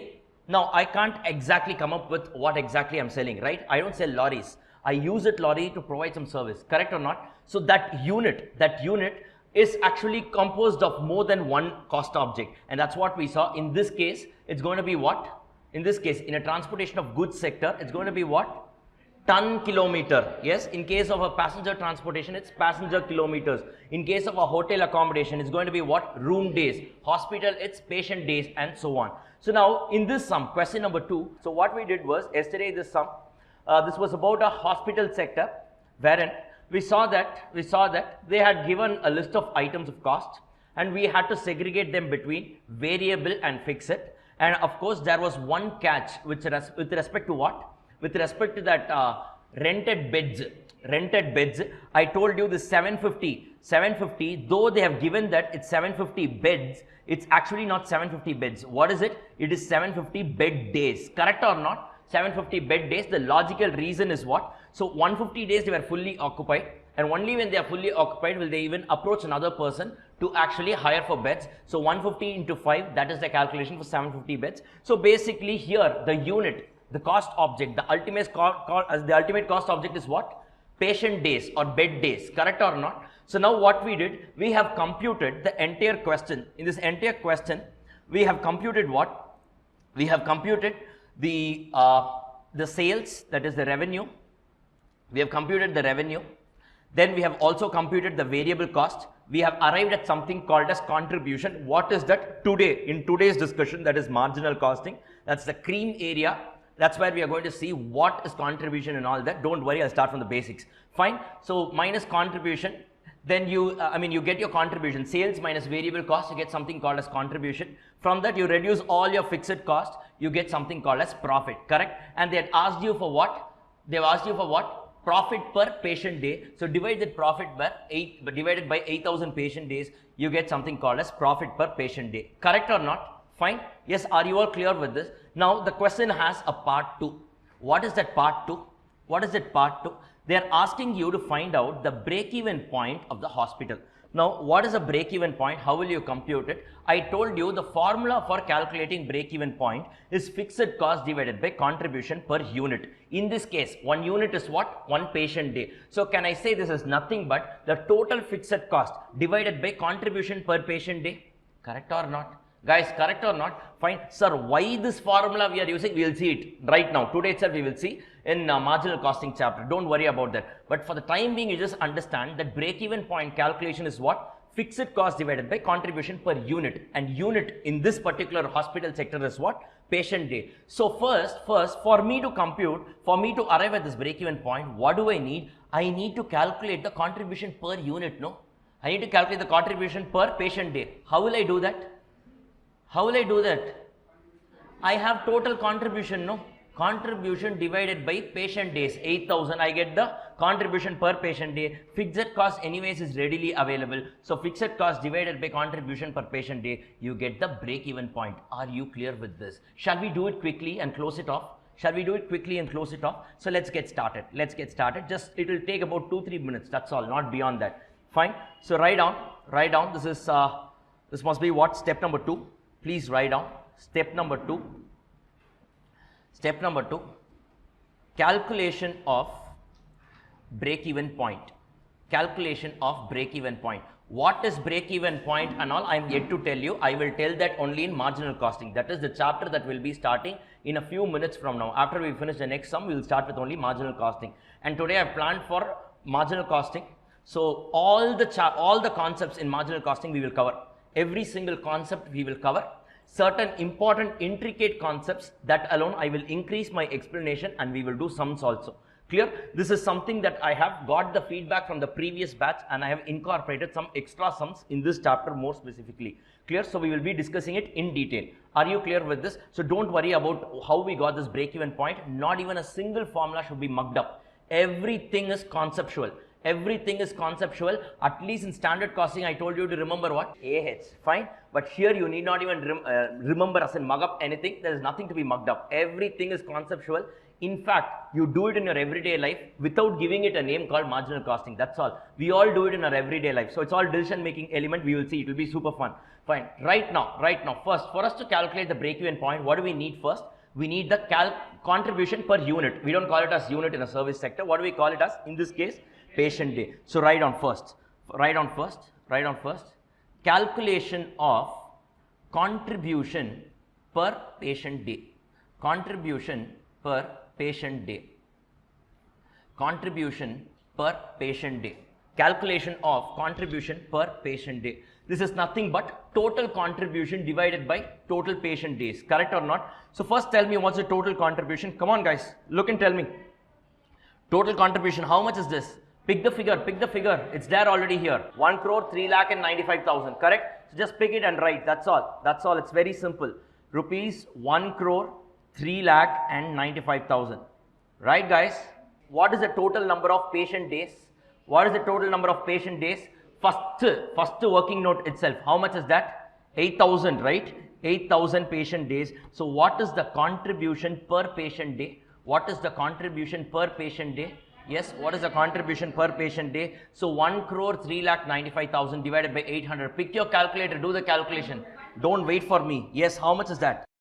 Rupees 1299.375. Correct or not? So this is your contribution per patient day. Yes, guys. Are you all clear with this? Are you all clear with this? Now I told you what's the formula for break-even point? What's the formula for break-even point? Fixed cost divided by what? Contribution per patient day. It's actually contribution per unit. If I am in a manufacturing sector, I call it as a unit. In a service sector, it depends on my industry. In this case, it's a patient day. Correct or not? Yes, guys. So tell me how much by how much? How much by how much? Fixed cost. You know the total. How much is your fixed cost? 48 lakhs 61,000 divided by what? Patient days. Contribution per patient days. Rupees 1299.375. So how much is that? How much is that? 3741 patient days. 3741 patient days. So your break-even point happens at 3741 patient days. What it stands for, I will tell you when we are doing marginal costing. For the time being, you just accept as it is. Are you clear with this? Is everyone clear with this? Guys, are you all clear with this? Online folks, you guys are clear with this? Yes, guys, is everyone clear with this? Fine. So Rohini, Guru and Yashwant, yes, Darshini, everyone. Nikita, Kirtana, everyone. You guys are understanding this? Yes? Fine. Okay, good. Right, guys, are you all clear with this? Now, with this, we will move to the next sector. With this, we will move to the next sector. This is something that you guys would have actually experienced. This is something that you guys would have actually experienced. This is nothing but, no, we will go back to our school days. We'll go back to our school days. And during our school days, they use the bus facility, no? Some of us use this bus facility and all that. So, what is the costing that goes behind these buses? They charge you something called as bus fees and all, no? How do they actually do that? It's a very practical real life example, and not just that, it is a past exam question and also it's your study material question. So that's what we are going to see right now. It's very interesting. It's very interesting. So based on the distance you travel, some students stay close by to the school. Some students stay far by to the school. Can the school charge the same fee for both? No. How do they do that? How do they differentiate and do that? These kind of interesting things are there in the next question. A very beautiful question. Very beautiful question. If you just go and visualize how exactly it was in your school days, automatically there's nothing to be mugged up. You will automatically know what exactly they're talking about. And then you can just logically think and answer the question. 10-mark question. 10-mark question. Clear with this? Shall we go, guys? Shall we go? Proceed? Yes? So let's do it. Let's do it. Now, this is question number 3. On page number 33, everyone please take question number 3 on page number 33. SMC is a public school having 5 buses, each plying in different directions for the transport of its school students, correct? So generally if you take some big schools and all, they will not have a single bus because students will be scattered across the city. So each bus will be going in different directions to pick up different students from different routes, correct or not? Similarly, this school has 5 buses that runs simultaneously. Fine. So this is not about costing for school. This is as good as passenger transportation. This passenger transportation only, but they are taking a school example. In view of larger number of students availing the bus facility, the buses work 2 shifts daily in the morning and in the afternoon. The buses are garaged in the school. The workload of the students has been so arranged that in the morning, the first trip picks up senior students and the second trip plying an hour later picks up the junior students. Simultaneously in the afternoon, similarly in the afternoon, the first trip takes the junior students and an hour later the second trip takes the senior students. So basically what they are saying, they have 5 buses with them. They have 5 buses with them. Yes or no? Yes or no? So what they are doing, 5 buses, they go in different directions, correct? Because many people, they stay across the city, correct or not? Now what they are saying, in a single route, one bus will go, no? In a single route, one bus will go, no? That one bus is not sufficient to bring all the students. So what they are doing, every day in the morning, every bus will go to the same route twice. Every bus will go to the same route twice. Why? First, they will pick up senior students, come to the school, drop them. 1 hour later, again they will go pick up the junior students, drop them, correct? Again in the evening, they will first go drop the junior students, and then 1 hour later they will go and drop senior students, correct or not? 5 buses are there. Every bus does 2 round trips in the morning, 2 round trips in the evening for seniors and juniors. Are you clear with this? This is what is given in the first paragraph. The distance traveled by each bus one way is how much? 8 kilometers, correct? So every route is a maximum of 8 kilometers. The school works for 25 days a month after your weekends off and all that, and remains closed for vacation in May, June and December. So in a year, how many months does the school work for? Guys, answer, please answer. 9 months, 9 months, correct? Let us see if you remember this while we are calculating the cost and all. Yes, the bus fee, however, is payable by the students for all 12 months in a year. Yes, we all know during COVID, fully online class only, but the parents were forced to pay bus fees. Why? Who knows? Why? Who knows? But if you sit in your house and attend, still bus fees you need to pay. Bus say whatever, but still fees you need to pay. Yes, schools are like that only, so you need to pay. Fine. Then the details of the expenses for a year are as under. The driver's salary is given 4,500. Observe. I'm not going to drop any hints. I'm just going to test your observation skills. Fine. The driver's salary is 4,500 per month per driver. The cleaner's salary is 3,500 per month. The salary is payable for all 12 months, correct? 3 months students vacation. Can you say for this 3 months I will not pay the driver and cleaner? Then they will leave the job only, correct or not? Obviously, you will pay them for the entire 12 months to keep them in the business or keep them in your school, correct or not? And only one cleaner is employed for all the 5 buses. Why? Why? See, when will they clean? When the bus is standing, no? So one cleaner is enough. Can they say only one driver is enough for all the 5 buses? 5 buses run simultaneously. So number of drivers are how much? 5. But number of cleaner? 1. Logical, correct? Fine. License fee, taxes, etc. is given. Insurance is given. Repairs and maintenance, purchase price of the bus. Why have they given the purchase price? Depreciation. Very good. Now, next, life of the bus is given, scrap value. So these 3 are required for you to find out the depreciation. You know how to find out depreciation in SLM method. 11th standard accounts. 11th standard accounts. 15 lakh minus 3 lakhs. 12 lakhs divided by 12. How much is that? 1 lakh per annum per bus. Okay, fine. Right. Diesel cost 45 rupees per liter. This was maybe some long time back. Now it's quoting as 100 rupees, but forget that. They have given 45 rupees per liter. Now, each bus gives an average mileage of 4 km per liter of diesel. Meaning what?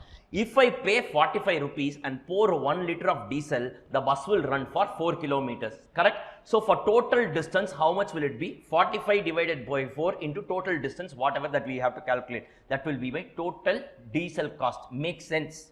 Yes, guys. Fine. The seating capacity is fully occupied during the whole year. What does it mean? What is the capacity of the bus? Have they given it? Oh, the bus capacity has been given on the top itself, or they've given it down. So fine, let's come to that. Okay, fine. So yeah, the seating capacity of each bus is 50 and it's fully occupied. Meaning what? How many students, see, every bus, one bus is there. 5 buses are simultaneously there. Leave that. One bus is there, no? How many students use this one bus? Excellent. 100 students. How 100? 50 juniors, 50 seniors, correct? Like that for each of the 5 buses. Every bus is used by 100 people, but at a time it is used by 50 people, correct or not? Correct or not? Yes, you are getting this. You are getting this. Are you understanding this? Excellent. So there are 100 people, 100 students are using the bus facility. Clear with this? Excellent, guys. Very good, very good, very good. Now, this is where an important point is here. Students picked up and dropped within a range of 4 kilometers of distance from the school are charged half fare, and 50% of the students traveling in each trip are in this category. Okay? Okay? Ignore interest. Since the charges are to be based on average cost, you are required to A. Prepare a statement showing the expenses of operating a single bus and a fleet of 5 buses for a year. Clear? This is part 1. What you need to do? Numerator computation. That's all. Part 2. Work out the average cost per student per month in respect of students coming from a distance of up to 4 kilometers from the school and students coming from a distance beyond 4 kilometers from the school. Fine. I will give you 30 seconds time. Go through this sum quickly. First part, I know you guys will easily do it. Numerator computation. The entire crux of the sum lies in the denominator. That is part 2 of the sum. 30 seconds from the moment I finish this sentence, I'll give you undisturbed. I will not disturb you. 30 seconds, read it, observe it carefully. What are the points to be noted? You just carefully observe it. And when we are solving it, I don't want any kind of mistakes. Yes, guys? Deal? So yes, your time starts now. 30 seconds, not beyond that. Okay, guys, done? Done reading the question? Done reading the question? Everyone, done reading the question? Perfect. Now, what we will do is, we will just prepare one statement of cost. That is very simple and logical. So you need not know this entire concept and all to know this, to do this. Automatically, you just keep correcting the cost per bus, per fleet of 5 buses. Now, when we are doing it, you just need to have it in your mind. So that standing charges, you remember? The fixed cost, variable cost, semi-variable cost, for presentation purpose, we will do it separately. Are you clear with that? Number 1. Number 2, for you to compute one item in the numerator, you need to calculate something. Can anyone tell me what is that? Diesel cost. Very good. For you to compute the diesel cost, what should you know first? The kilometers traveled, not the students. You only need the kilometers traveled. Students, why do you need it? For denominator only. Correct or not? Because here it is per student and all, that is required only for denominator. For numerator computation, irrespective of how many students use, only the distance matters. Correct or not? So first we will write a working note calculating the distance traveled by every bus. Clear with this? And then we will compute the diesel cost and keep, so that when we are preparing the statement, we can give this working note reference to only the diesel cost. The other figures are all readily available. Shall we do this, guys? So just start this question with a working note. Come on, everyone do it along with me.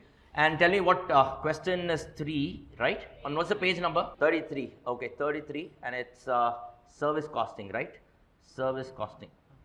Okay, fine. And let me try my luck today. I'll try to improve my handwriting. Working note number 1. Calculation of what? Come on, guys, don't wait for me. Tell. I told you, learn like a child. Learn like a child, behave like a professional. Learn like a child. So please answer. Don't worry about what others are thinking about you. Just answer. Just answer. The next person, what he or she is thinking, that's none of your business. You are here to learn. Ensure that you make the maximum out of it. Come on, participate. And even the online folks, even if you're staying muted, it's okay. Shout.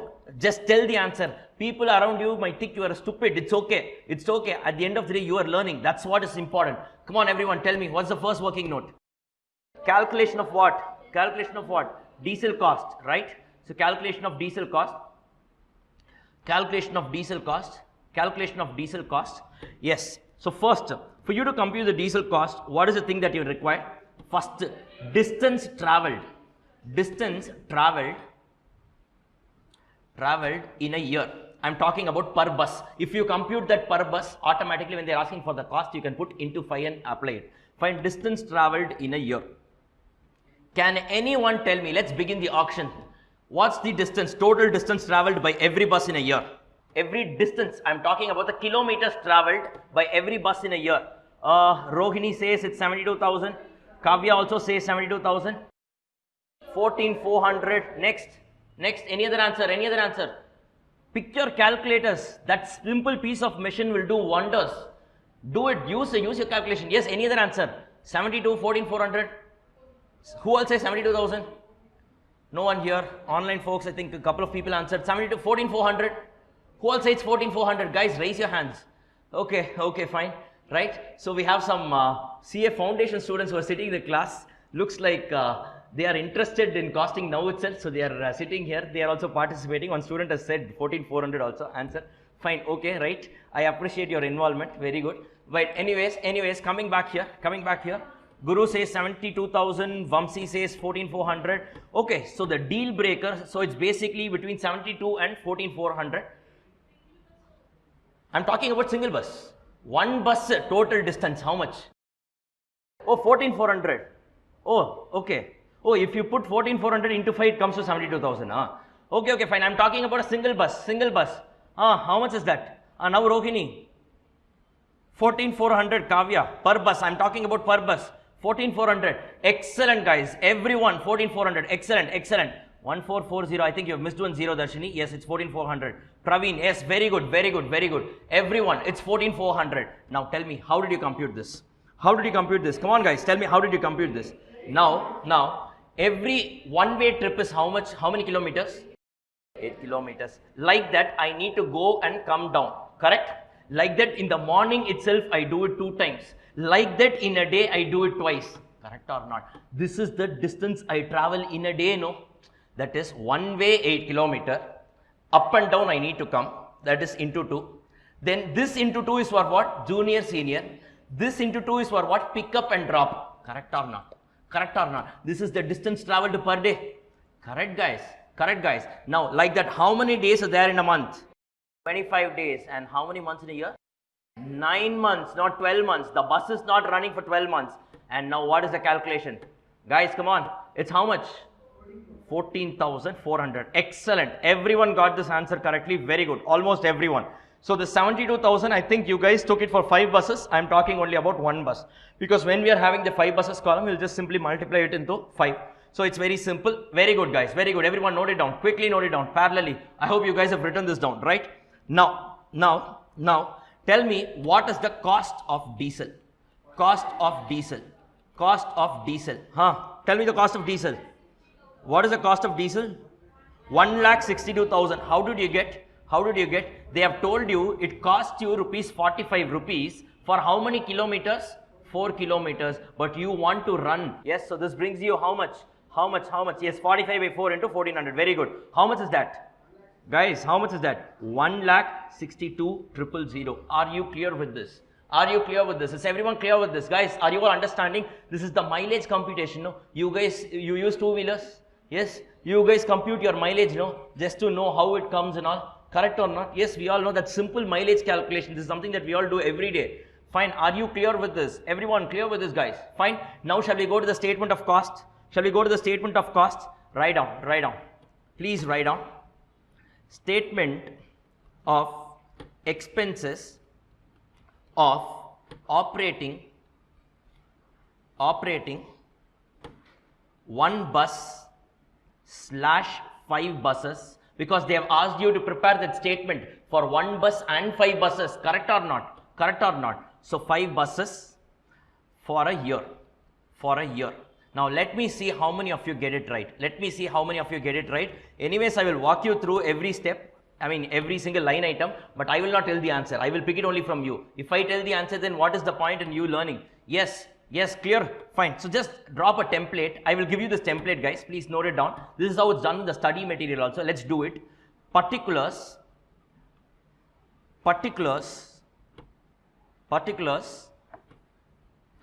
Then write down something called as rate. I will tell you what this is. Rate. Then per bus per annum. Then 5 buses per annum. In this question, they have asked you to prepare that statement of cost for 1 bus, for 5 buses. Correct or not? So we have put it in a multi-columnar format. What is this rate column? No, nothing. So they have said, now for example, the driver's salary is 4,500 per month. So we will write here 4,500 per month, so that we can actually, it's easy for us to calculate. So we'll just copy paste the figure and write it here. So for our reference only, this is a reference thing. So you need not total this up and all. Okay, are you clear with this? Okay, guys. So shall we get started now? Shall we get started now? First write down A, standing charges. What do you mean by standing charges? Fixed expenses. They are calling it some jargon and all. Standing charges. Nothing great here. So write down standing charges. Standing charges. Standing charges. First standing charges. Yes. Driver's salary. Driver's salary. In that rate column, what will you write? 4,500 per month. How did you get this? Question, let's given. Copy paste from the question. Yes. Now tell me per bus per annum. How much? 4,500 into 12. Correct or not? How much is this? 54,000. Right? Yes. Now for 5 buses, how much is it? 54,000 into 5. How much is that? 2,70,000. Why into 5? Because I have 5 bus drivers. No. Yes, Kirtana, correct. 2,70,000. Very good, guys. Online guys also participate. Very good, very good, very good. Next. What is the next thing? Cleaner's salary. Cleaner's salary. Cleaner's salary. How much is that? 3,500 per month. So tell me, per bus per annum, how much is it? How much is it? How much is it? Guys, come on, tell me. No, easy. 42,000. How many of you 42,000? Raise your hands, up. Come on. 42,000. 42,000. Be confident. That's ibdi. Onithla ibdi illana ibdi. Avladhaan adha nadulla. 42,000. Is it correct? Is it correct? Recheck. Go read the question once again. It is 42,000 for 5 buses. 42,000 for 5 buses. Why? They have said one cleaner is only there for 5 buses. Correct or not? So 3,500 into 12. One cleaner's salary should be shared for 5 buses. Correct or not, guys? Guys, are you getting this? How much is it? So for 5 buses, how much is it? 42,000. So per bus it will be what? 42,000 divided by 5 only, no?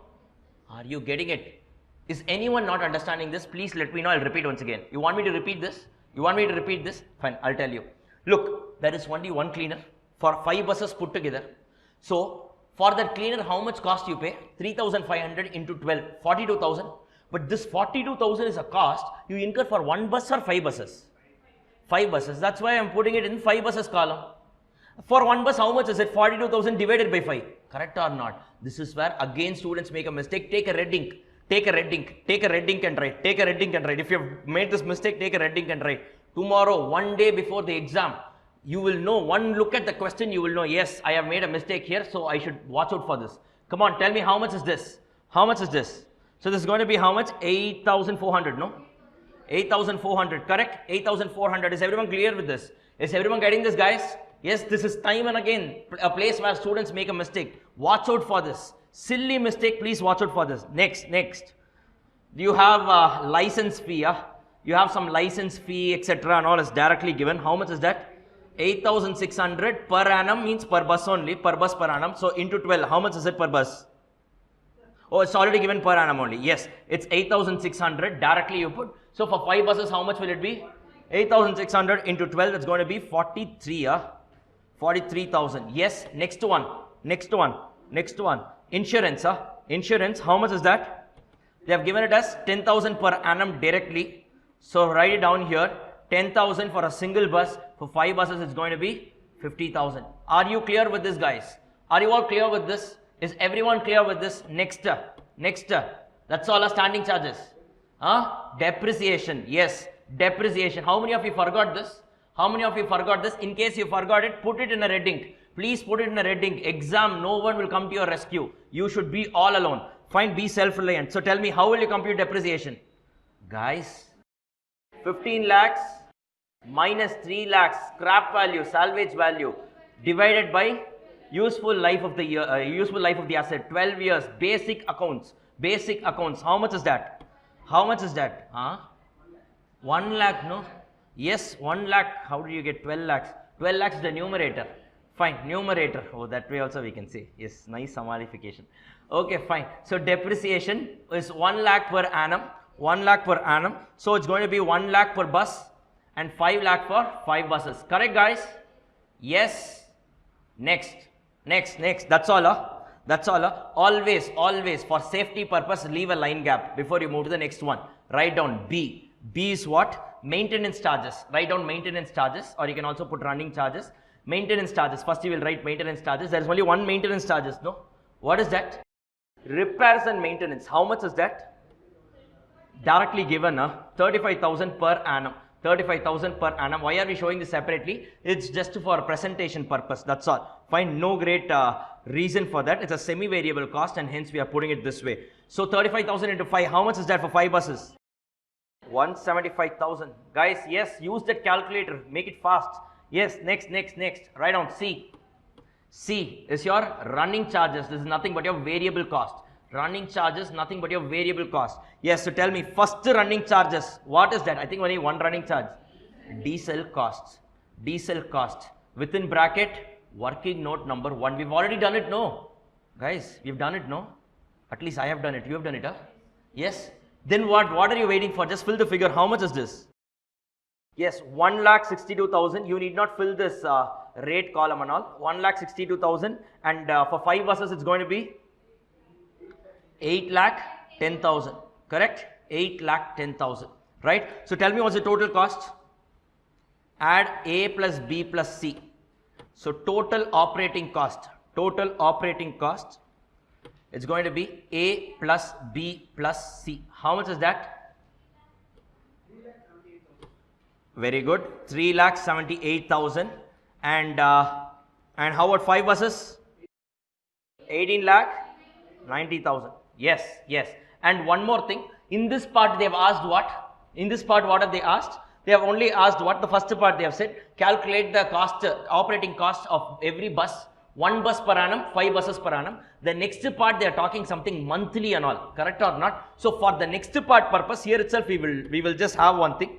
Write down total operating cost per month.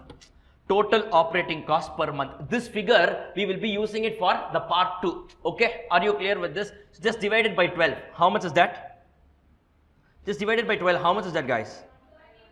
31,500, and here it's going to be 1,57,500. This you need to divide by 12 only, not by 9. That 9 why we did, that's only for drivers. I mean that 9 we did only for kilometer calculation. The bus will not run, but every month I am charging the fees, no? That's why they have given. They charge the fees even for those 3 months, correct or not? So when I'm averaging it out, I will average for the entire span of 12 months, not for just 9 months for which I operate the bus. Are you clear with this? Guys, are you all clear with this? Now the easier part is done. Now let's come to the main important discussion. Now you tell me, fine. Now let's take this figure. 31,500. What is this figure? 31,500. This is the monthly cost of operating 1 bus. Correct or not? Let's take this. Monthly cost of operating what? 1 bus. Now, what is asked in the second part of this? Beautifully worded. Now, if I am an examiner, I would be tempted to test these kind of sums, because in service costing, if that equivalent units and all is not there, then service costing chapter itself is waste. What anyone can do this numerator computation. Yes, you need not do it in a CA intermediate level. Anyone can do it. Now, this is where the actual cream of the sum is there. Now, if you do all this entire numerator, they might give you maximum 4 to 5 marks. The entire part lies in the denominator computation. The denominator computation will not take much time, but it requires conceptual knowledge. Clear? Now, work out the average cost per student per month in respect of A, students coming from a distance up to 4 kilometers and students coming from a distance beyond 4 kilometers. Now, you tell me what has to be done. First of all, you tell me this, what I need to find out. The average cost per student. Correct or not? Now, how many students use one bus? Every bus, how many students use? Who all say 50? I've already told you it's 100, correct? How 100? In the same bus, 50 students, one trip, 50 students, another trip, junior, senior, 50-50, correct or not? At one point of time, only 50 students travel, but in a day, this bus does a tripping. It does trip for both the junior as well as senior. So 100 students should share this cost. Correct or not? Yes. Now, can I directly put this divided by 100? No. Why not? Some students are traveling only up to 4 kilometers. For them, half ticket. Correct or not? Yes. Maybe they will say, no, junior students, half pant, half ticket, full pant, full ticket. Yes. So something like that. So half ticket. If I'm traveling beyond 4 kilometers, full ticket. Now, Can I add half ticket students with full ticket students directly? Monkeys, can I add with donkeys? Yes. Can I add two dissimilar items? Absolutely no. Absolutely no. So what you should do? You should convert. What you should convert? You can convert anything you want. Either convert the half ticket students into equivalent full ticket students, or you convert the full ticket students into equivalent half ticket students. Correct or not? Correct or not? So what we will do is, in this sum for a change, what we will do, this is also done in the study material. What we will do is, we will convert the full ticket students into equivalent half ticket students. Can we do that? No. Before we do that, you will hear me out. You tell me. First, let us talk about juniors.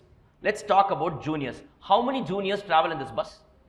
50 juniors. Now, what are they saying? Half of the crowd, that is 25 people and 25 people.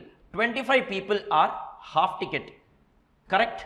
And 25 students are full ticket, correct or not? Correct or not? Guys, correct or not? This is what is given. How do you know, sir? They have given it, no? Yes. So, and 50% of the students traveling in each trip are in this category. This category means what? In any of the category you keep, the other category is also 50%. So less than 4 kilometers, 50% of the students, more than 4 kilometers, 50% of the students, correct or not? Now, I want to convert this full ticket students into equivalent half ticket students. You tell me, if at all I am charging one full ticket student, whatever amount I receive from one full ticket student, can I say it's equivalent to the amount that I will receive from two half ticket students? Correct? Or can I say one full ticket student is equal to two half ticket students? Correct or not? So if I put into two, I can say this, I can call this as 50 half tickets. Now with this 50, can I add 25? Absolutely yes. So can I say in every trip 75 equivalent half ticket students travel? Actually 75 people travel. No. Only 50 people are inside. But for me to arrive at this cost, I am converting the full ticket into equivalent half ticket so that it's even for me to apportion the cost. Are you clear with this? Now you tell me how many equivalent students totally are using the bus facility? How many students are using the bus facility? 75 equivalent juniors and 75 equivalent seniors, which means this 31,500 should be shared by 150 equivalent half ticket students. If I arrive at the cost per half ticket students, if I put it into two, I will get the cost per full ticket student. Are you getting this? In your study material, they have done it in a statement format. You might not understand that. It is quite confusing. But if you do it in the chart format, you can easily remember and you can easily understand it conceptually. That's why I am doing it like this. Are you clear with this, guys? Now you are all understanding. So every bus, this monthly bus cost of 31,500 should be shared by how many equivalent half ticket students? 150 equivalent half ticket students. How is that 150? Okay, how is that 150? That 75 is equivalent juniors half tickets and 75 is equivalent senior half ticket. Right? Is everyone clear with this? Guys? Are you all clear with this? Fine. So shall we just go to the second part of the question? Okay, shall we just go to the second part of the question? So write down calculation of equivalent number of half ticket students,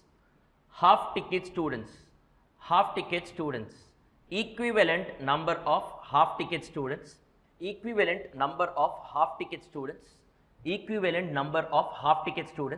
Now, maybe you can use this, maybe you can draw this.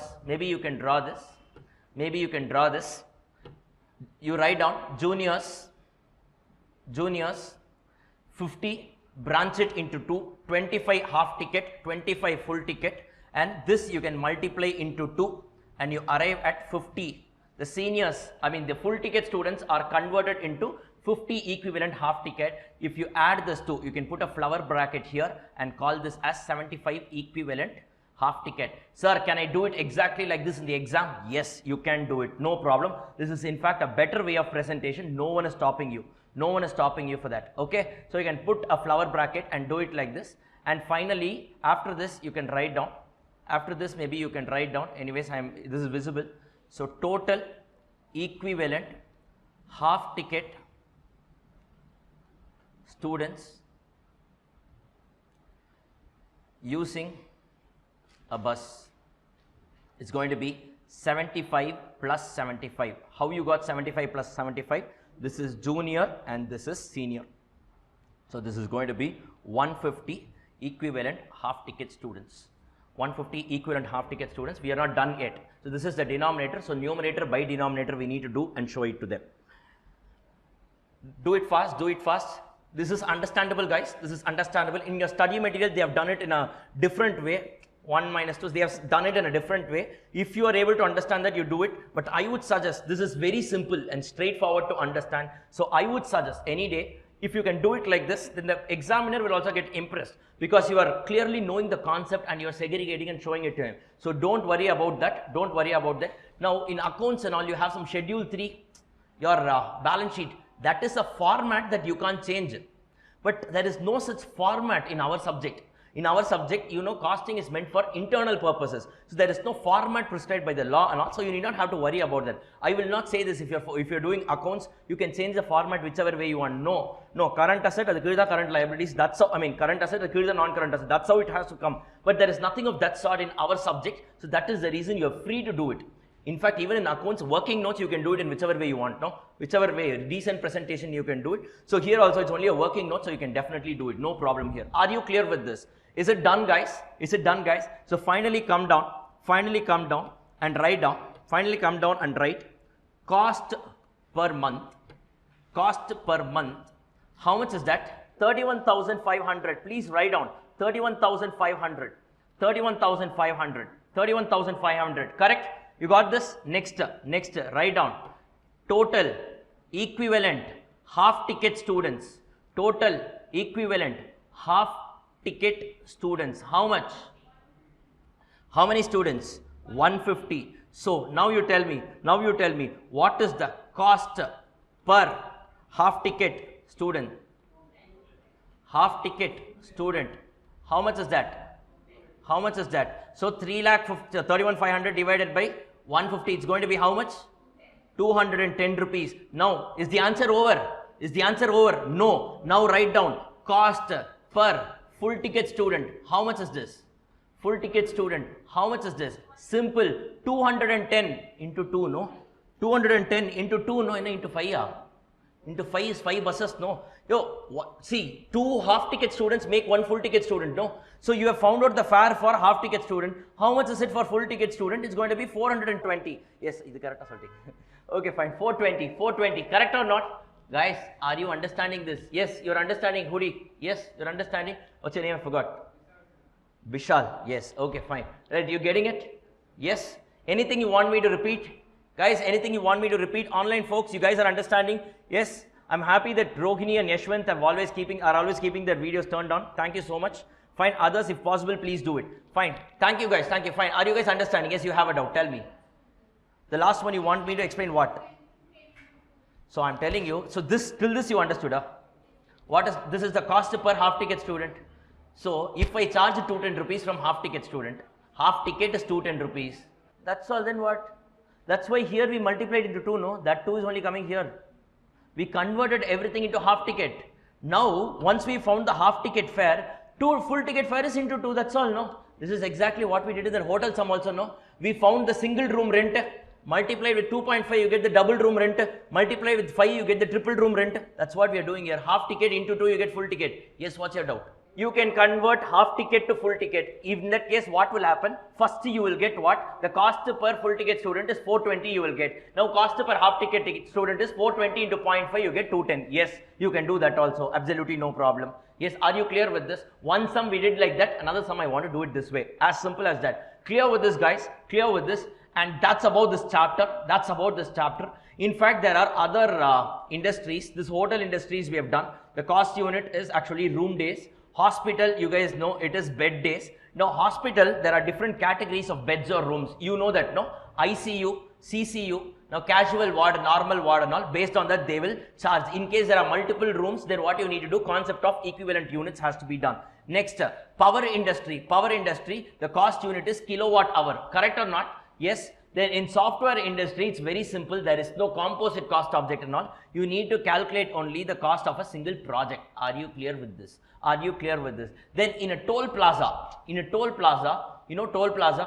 Yes, these guys who operate this toll plaza and all. See, these guys, what is the thing for them? They have this maintenance of road and all they do, correct? And they will collect fare from you based on the vehicle type, correct or not? Now you tell me, in a highway, in between one toll plaza will be there, correct? Only one type of vehicle will go or multiple type of vehicle will go? Bus, 4-wheeler, 6-wheeler, 12-wheelers, any different type of vehicle. So now here also the concept of equivalent units will come. Here also the concept of equivalent units, just like what we did here, you need to do it there. Are you clear with this? So that's simple. Per vehicle, here also there is no composite cost object, per vehicle, that's all. This is not per vehicle, per kilometer, no. Will they charge like that? If you cross my toll, you need to pay so much. The tariff is per vehicle only, no. Car means 30 rupees. Yeah, then lorry means 40 rupees or 50 rupees, whatever it is, that is the tariff, correct? Then there is financial institutions, that is like banks and all. This is one very lame thing, there is no much of thing. So total cost divided by total number of accounts or total loan value sanctioned, nothing. They will give you some processing fee and they will say that your in this particular month the total processing fee was incurred, total loans were processed. What will you do? So total cost divided by total loans processed, nothing is there. I think once they asked this or the other one for 5 marks they asked, somewhere as a filler they asked.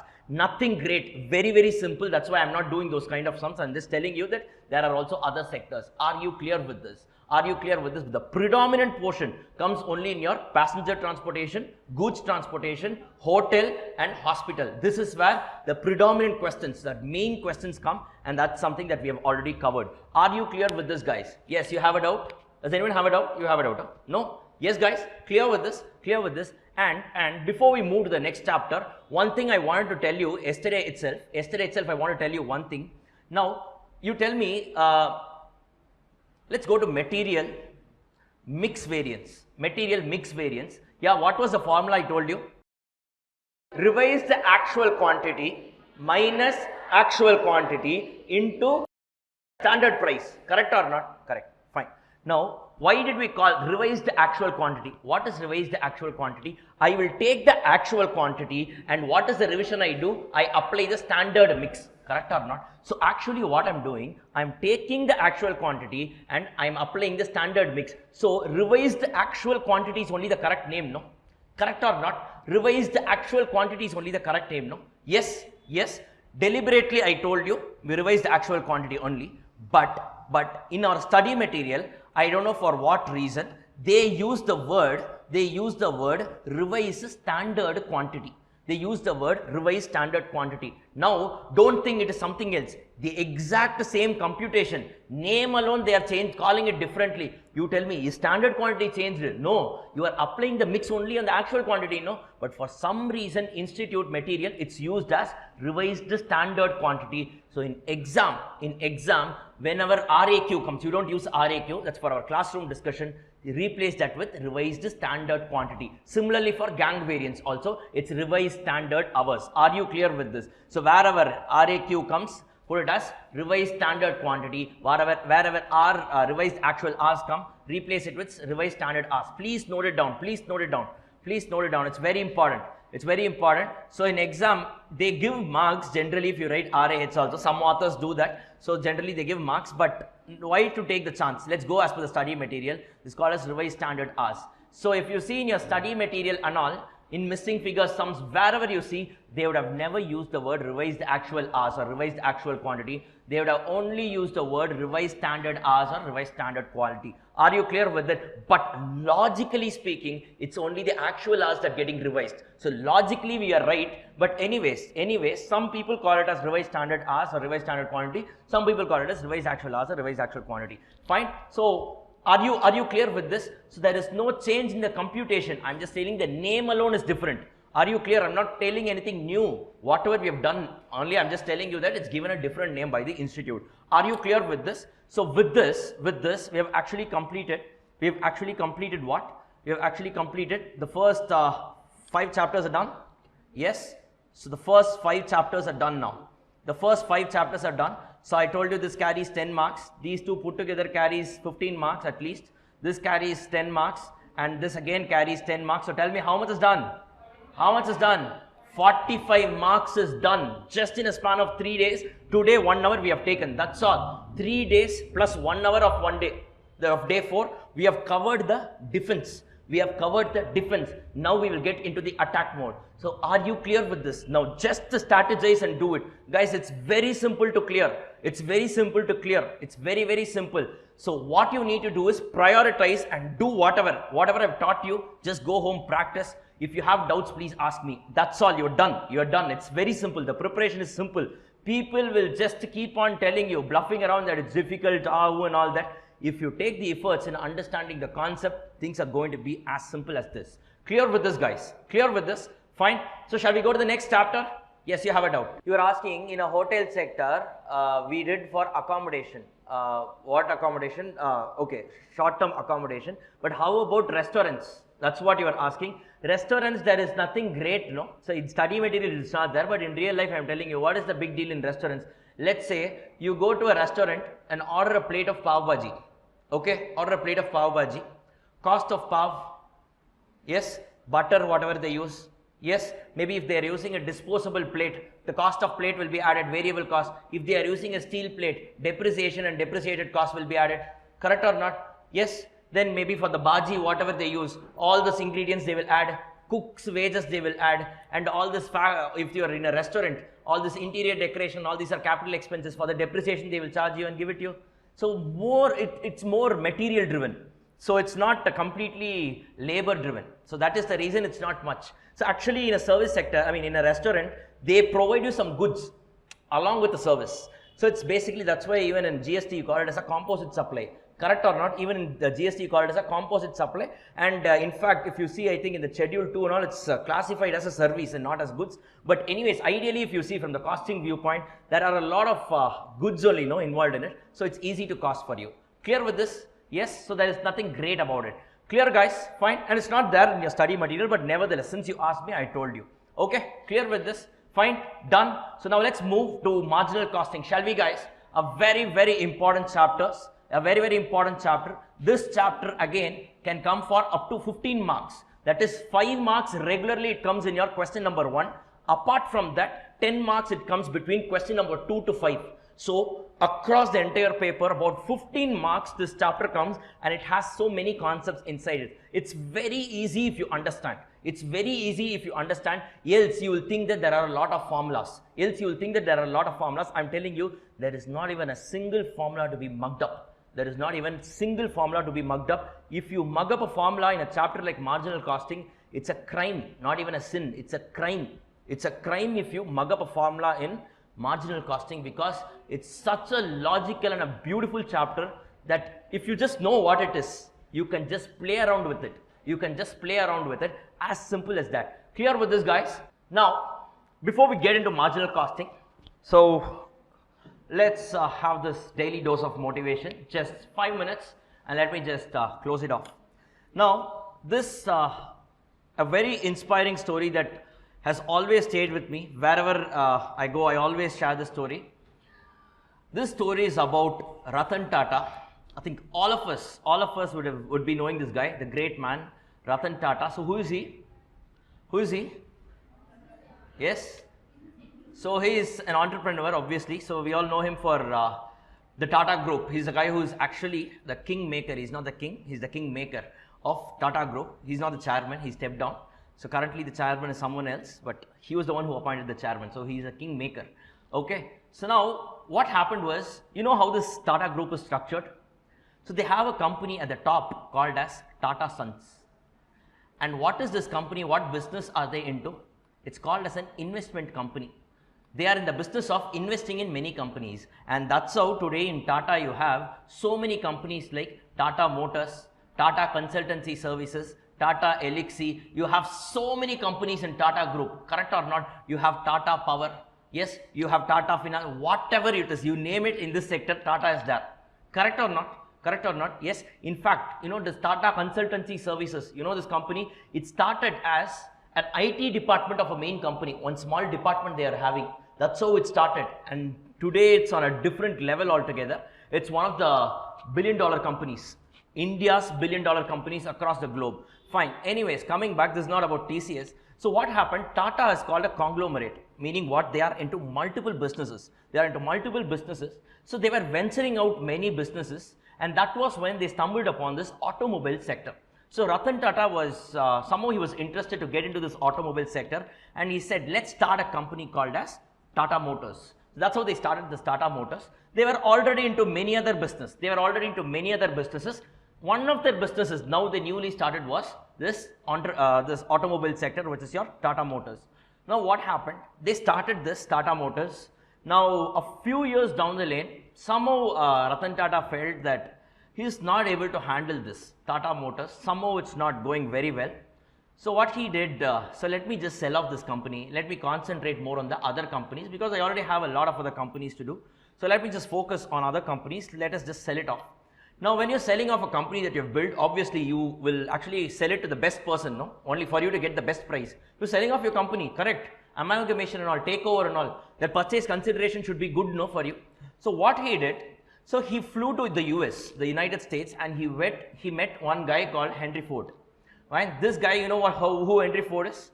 He is the founder of Ford Motors. Ford, the car, Ford Motors, which in fact recently shut down in India, by the way. Yes, so Ford Motors. So what this guy did, this Henry Ford did, he could have said, I will purchase, or I don't want your company. Instead, what he did, you Indians are not known for all this automobile sector. It's the Americans who are the kings of automobile. You have other business. You better focus on that. Why do you even venture your hand into it? Anyways, since you are in this desperate situation, I will pay you something, you just get lost. Not in literal words, but this is what he meant. Now, Ratan Tata, a man of such a high stature, got offended a lot because it was not just an insult for him, it was an insult for the Indian nation.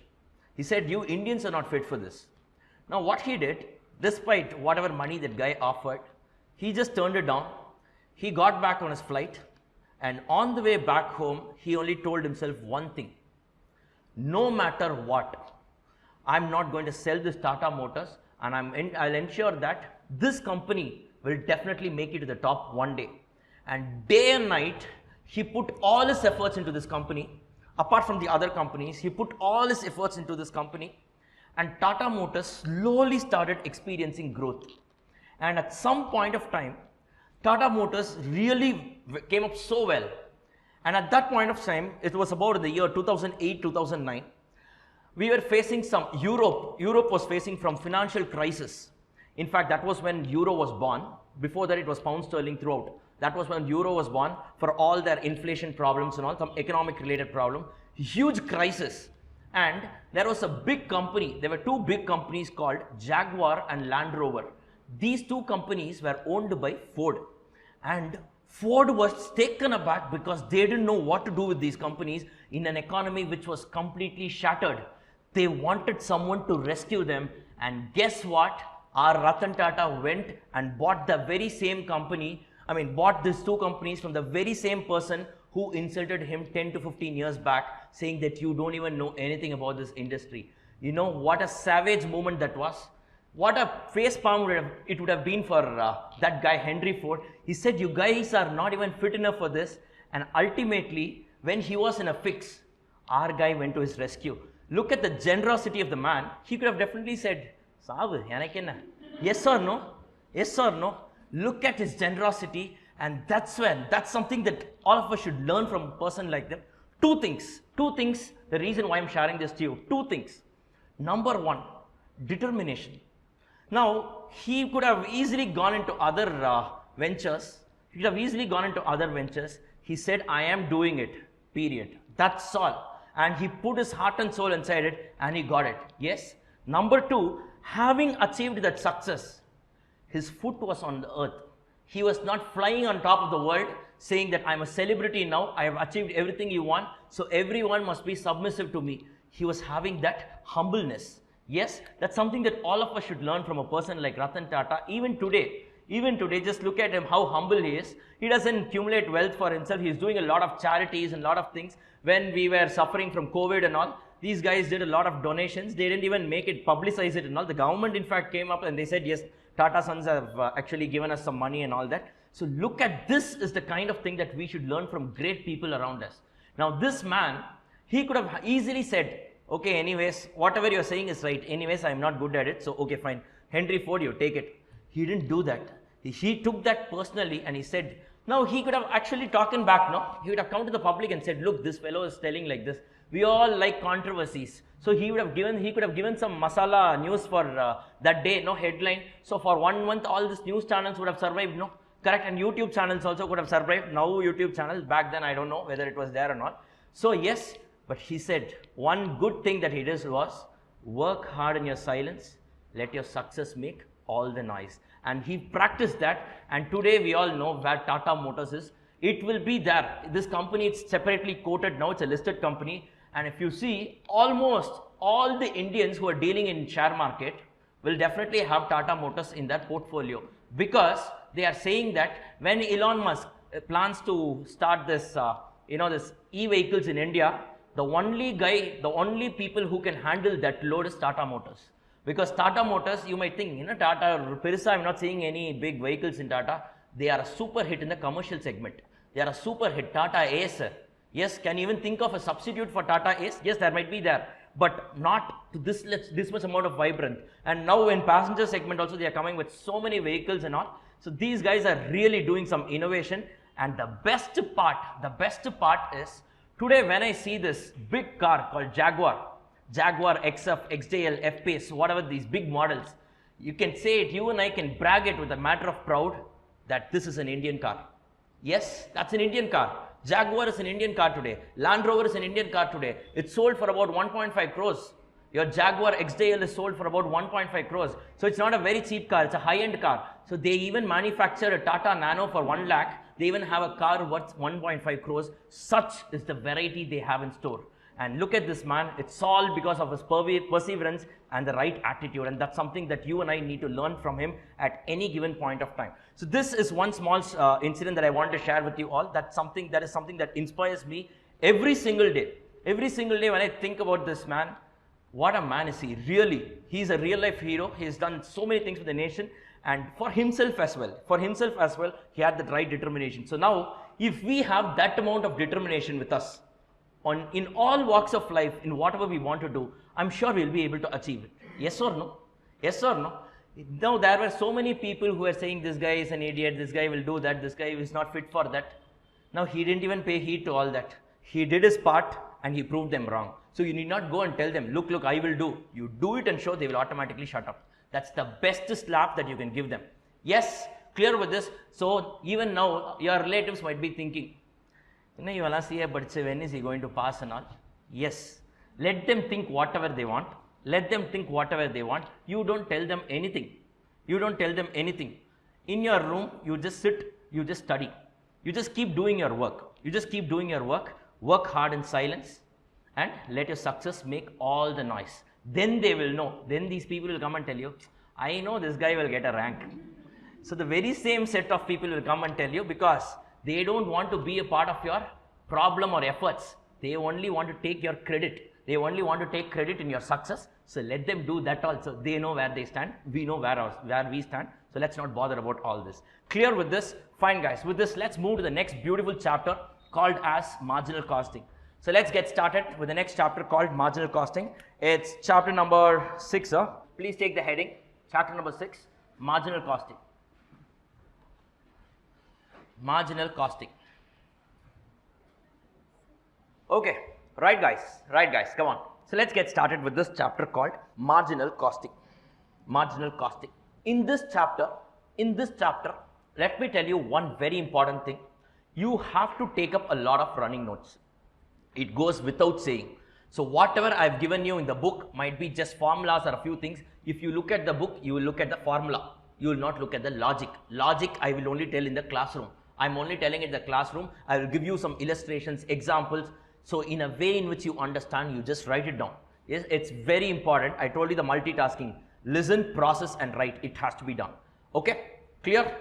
Number one, this is very important thing. Number two, in this chapter marginal costing, you have a lot of sub-concepts. small concepts inside it. Every concept is understandable. Everything is logical. If I explain you the reason, you will definitely understand. This is a chapter that is something that is structured like that. If I tell you something, you will definitely understand. Fine. The problem is we don't understand the concept. We directly look at the formula. It will be a formula only then. If you look at the concept and then go to the formula, the formula itself will look like concept only. So you know things by concept, it's going to be very easy for you. You need not mug up anything. You need not mug up anything. Automatically you yourself will think and you will write the formula. You can automatically arrive at the formula on spot. Clear with this? That's the beauty of this chapter. Fine. Now let me give you an introduction to this chapter. After this, I will directly get into the example. There is a different method in which I will be introducing this chapter to you. There is a different method. I will start with an example and do it. But before that, we need to place where this chapter is in our syllabus. Now, let me see how many of you remember. How many objectives are there in our subject? How many objectives are there in our subject? 3 objectives. What are the 3 objectives? Stock valuation and profit computation. Then decision making. Then control. Yes, very good guys. Very good. Online folks are also participating. Very good. Now, I told you, if you are an objective of stock valuation and profit computation, you should look at cost from the viewpoint of product cost, period cost and all, just like that cost sheet chapter. Correct or not? Cost sheet, overheads and all. The objective is to value every unit. Correct or not? Every unit of stock need to be valued. Only then you can segregate the manufacturing cost into cost of goods sold and closing stock and arrive at your profit. Correct or not? Correct or not? So this was like in chapters like cost sheet.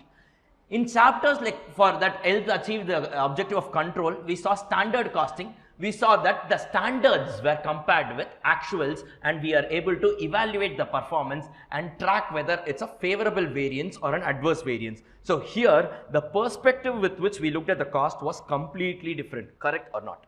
Correct or not? Did we look at the cost from product cost, period cost perspective? No, here it was different. Now there are some other chapters that help you achieve the objective of decision making. And one typical chapter that helps you in achieving this particular objective is marginal costing. Now, from this, in the viewpoint of this chapter, product cost, period cost classification and all is not relevant. Here, only cost will be looked at from the perspective of variable cost and fixed cost. So basically, this variable cost can be production related variable cost, or it can also be sales related variable cost. Adalan, don't ask me. I am talking about variable cost. That's all. So here, where you incur in the factory, in the admin area, or in the sales depot does not matter here. For me, from the viewpoint of decision making, what matters is overall in your company, is this a variable cost or a fixed cost? That's all matters to me. Why? Because I am not valuing every unit. That's not my purpose. That is already done by them. When you are valuing every unit, then the classification of product cost, period cost is relevant. Where you are incurring in the factory or outside the factory is relevant. Here, what am I doing? I am taking decisions. What kind of decisions we will see? But the objective itself is different. So here I will classify all the costs as only variable cost and fixed cost, the purpose of my decision making. So now you need to switch your perspective into the decision making mode. Are you clear with this?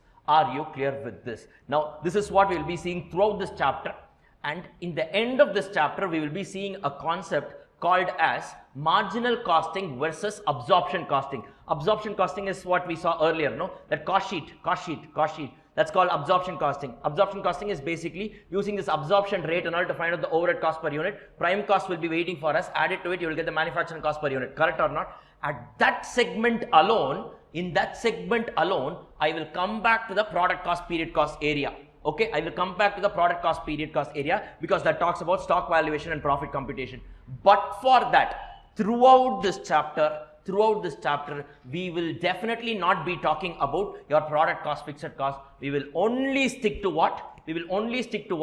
We will classify cost as variable cost or fixed cost. I am not bothered where this variable cost is incurred, where this fixed cost is incurred. I am only talking about whether it's a variable or fixed. That's what is relevant for me. Are you clear with this? So first, place yourself.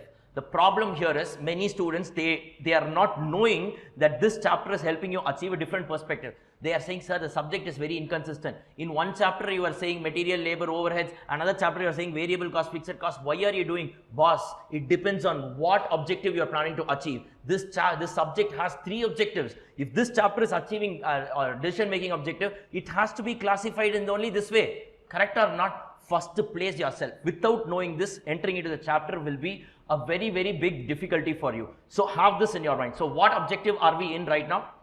Decision making. Have this in your mind. Only in the last segment of the chapter, which is called as marginal costing versus absorption costing, I will get into the product cost, period cost mode. Till then, throughout we will be seeing many concepts inside this small concepts. I will just keep building it. It's very interesting chapter. Trust me, if you know the concept, it's very interesting. Clear with this? Okay, so let's get started with this chapter called as material cost. What is this chapter all about? Now guys, do you all remember the format of cost sheet? Do you guys remember the format of cost sheet? Yes. So the format of cost sheet is direct material plus direct labor plus direct expenses give you prime cost plus production overhead gives you gross works cost, and life goes on like that. Okay. Now one of the components of the cost sheet is your material cost, correct? And we are going to deep dive into that particular component of cost called as material cost. Clear? Now in this chapter throughout, we are going to exclusively discuss about various aspects that happen inside this material cost, or various aspects that happen with this material cost. So where is your material stored? In your stores area, right? You visualize those 3 places inside a factory: stores, factory shop, and warehouse. I told you, you remember? Yes. So you visualize, we are only talking about the stores area. That is, we are only talking about the place where your raw material is kept. Nothing else that we are talking about in this chapter. First, switch your perspective. Switch your perspective. We are not bothered about anything that happens outside my stores area.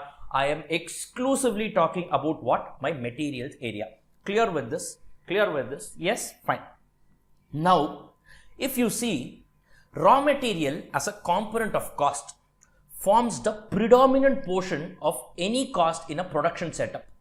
Now, raw material cost is generally, it forms part of the predominant portion of any kind of cost in any manufacturing company, because basically this is the raw material on which you do apply some labor and overheads and convert it into an FG. So basically, if you see, whatever FG, let's say a car manufacturing company, they would have spent a lot of money. The predominant portion of their cost would have been only with respect to material cost. Hence, you're managing your material cost itself at times can be separate studies. For example, you have some MBA courses exclusively on material management. You have some MBA courses exclusively on material management alone.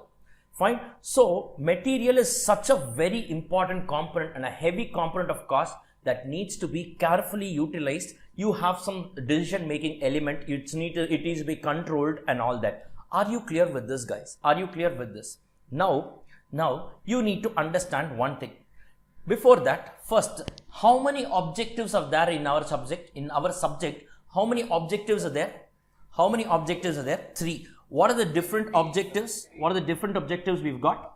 Stock valuation and profit computation. Then you have got decision making. Then you've got control.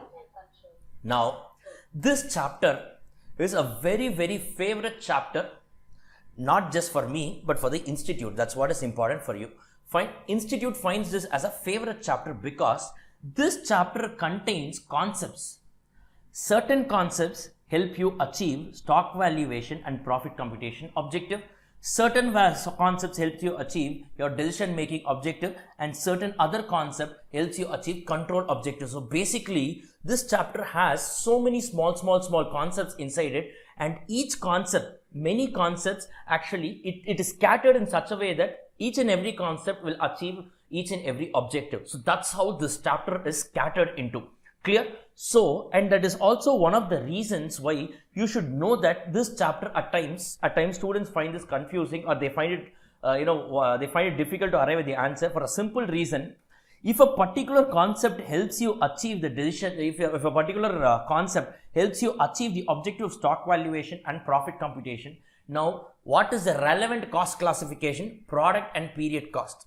If the particular concept in this chapter helps you achieve the decision making objective, the cost classification that is relevant for us is what? It is going to be your variable and fixed cost and so on. So the classification tells you from which angle you need to look at the cost. Are you clear with this? Or the objective you are trying to achieve will tell you the type of cost classification from which you should look at the material cost. We are only going to talk about material cost. So switch your perspective. We are not going to talk about your factory shop, your production overheads, labor and all. Exclusively one component of cost, that is material. What are all the different aspects that can be covered inside is what we are going to see right now. Are you clear with this? Are you clear with this? Is everyone clear with this? For example, in this stock valuation profit computation objective, we have certain areas like, stock valuation methods, FIFO, weighted average and all. Yes, we have those methods. So this area is called a stores ledger. You would have already seen it in your CA foundation. You would have already seen it in your foundation. Ditto same. Even in your CA foundation, stores ledger. Now that is one concept that helps you achieve stock valuation profit computation. We saw that, I told you, before we did process costing, I told you we did a concept called as treatment of losses. Do you remember? Do you remember, guys? Yes, cost per unit, I told you, with respect to materials, purchase cost minus normal loss scrap income divided by purchase quantity minus normal loss units. And I told you it's actually covered only in what? Your materials chapter. So I'm not going to do it again. Obviously, we've done it already in length and breadth. We have finished. The treatment of losses, that also helps you achieve the objective of stock valuation profit computation. Only if you value your loss, you can know how much is the balance stock value, and only if you know the stock value, expired and unexpired cost, you can find out your profit. So this also helps you achieve the stock valuation and profit computation objective. Now you have certain concepts like EOQ. We will see what that is, economic order quantity and all. How many units to be ordered every time. So this achieves the objective of decision making. And you have certain concepts like stock levels, minimum stock, maximum stock, reorder level and all. Stock levels. Then you have a concept called as ABC analysis. This is not your activity based costing. It's called as ABC. ABC as in ABC, your alphabets, ABC. ABC analysis. So these areas and all, I'm just giving you a bird's eye view. These are not exhaustive. You have multiple other concepts. So these concepts helps you achieve the objective of control. So this chapter is beautifully being split into small concepts where each concept has its own agenda or its own objective to fulfill, and accordingly you should move along with it. Are you clear with this? That's why again this is one of the chapters which has a 10-mark question area. It also has a 5-mark question area. So that's why if you see, this chapter is all pervading throughout the paper. It can appear in question number 1, or at times question number 1 5 marks, between the 2 to 5 questions 5 marks, or 10 marks fully between 2 to 5, any which ways. But this is one frequent chapter that you can expect in your exam. Are you clear? Again, a never miss chapter. A never miss chapter. Clear with this, guys? Because remember, we have covered 75 marks. But even in that balance, whatever we are yet to cover, there is some trend that I will be telling you. So this is one such chapter that shows some trend. Are you clear with this? Shall we get started with this beautiful chapter, guys? Yes, shall we get started? It's relatively a small chapter. It's very easy for us to understand also. If I just give you the right perspective, direction and background, you can just take off. You can just prepare here, practice sums and finish it off. That's all. Nothing more is required. Fairly an easy chapter. Okay, shall we get started? Right? Okay. Now, if you see, what are the different types of costs that are associated with raw materials? Can anyone tell me? Logically, you think and tell me, what are the different types of costs? Raw material related costs. Yes, tell me. Yes. Come on. Huh? Okay, very good. Purchase cost. Then direct expenses to bring them. You mean transportation cost. Okay, then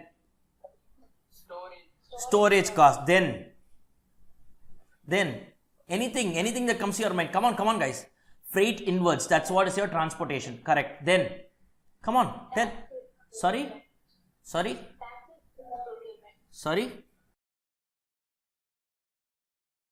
Loading, unloading charges. Okay. So loading, unloading charges. Okay. Loading and unloading. Taxes. Taxes, if it is not eligible for credit, correct? If it is eligible for credit, you will treat that as an asset receivable. If it is not eligible for credit, yes, in that case, your taxes, that comes a part of your GST or any kind of taxes. If ineligible for credit, you should remember that. Then it comes as a part of your purchase cost. Then, sorry? Carrying cost, that's your storage cost. Site preparation to load raw material, okay, fine. So basically you have any type of, correct, that makes sense. What you're saying makes sense. So basically, the cost associated with raw materials, there are so many costs that you can think of, correct? Correct? Or in other words, whatever you said, I can classify it into either of the three. I can classify it only into either of the three buckets. What are the three buckets? Number one, purchase cost. Obviously, that's the main part. Number two, ordering costs. And number three, carrying costs, which is also known as holding costs, which is also known as storage cost. So remember, it's got three names. The cost of carrying my raw material or holding my raw material or storing my raw material, it is all one and the same. Don't worry, I will tell you what are all the different categories of cost that comes under each bucket. Now, this is a right way to get into this particular chapter. So that's why I am giving you this classification. Now, like this classification, all it's not given in your the material that I have given you. Okay, all this I have resorted only to running notes. Only and only if you take running notes, you will remember all this. So please have the habit of taking running notes. Your own handwriting, your own language, you do it. Okay, that's the best way to learn. Now, first, purchase cost, you guys know the amount that you pay to supplier. Whatever cost you talk about, it can only fit into these three categories. Fine.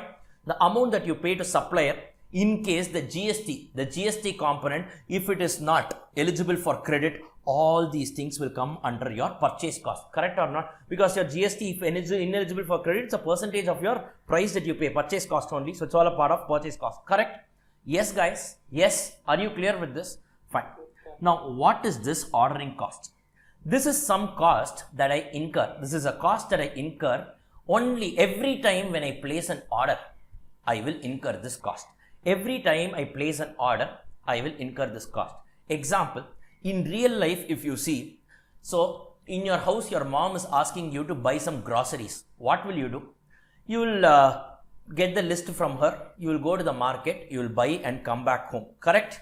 But it doesn't happen like that in a company. In company, what they do, first, if you've seen newspapers, first they will put an advertisement inviting tenders because they will buy in huge bulk quantity. So what they do is they will first incur some advertisement cost to invite people for tender. Yes. Now after that tender comes, many people will apply. Now they will appoint an expert panel and they will incur cost with respect to selecting the tenders. To whom should we give the contract? Supplier A is good, supplier B is good. All these things they will do. Correct or not? Guys, correct or not? Does it make sense? This advertisement cost is what? Not for selling their product, but telling people in the market that I am in requirement of certain raw materials. If you are dealing in this raw material, come and sell to me. I am ready to buy. That advertisement, not marketing expense. Don't think it's marketing expense. I am inviting people for tenders. After the tender comes, I appoint a set of people to vet the tenders, vetting process, selecting. Yes, it's like a quotation. Correct. I get multiple quotation. Correct. You also do this multiple quotation and all, no? Whenever you want to, let's say you are basically you want to buy a mobile phone, will you directly buy it? You will see Amazon, Flipkart. Apart from that, you will see local stores like Purvika and all. Compare, get some 2-3 quotes and you do it all by yourself. You compare it and you see which is better. Correct or not? Logically, this is what even a company does. But what you do is you go and approach the market. Whereas in companies, since in industrial usage, it's not the way it happens. They don't go to the market and buy. Instead, they invite. So advertisement cost for inviting tenders or quotation, selecting the tenders or quotation. Now, once that is selected and deal is finalized, now the supplier, he will have to, the products will be the supplier's location.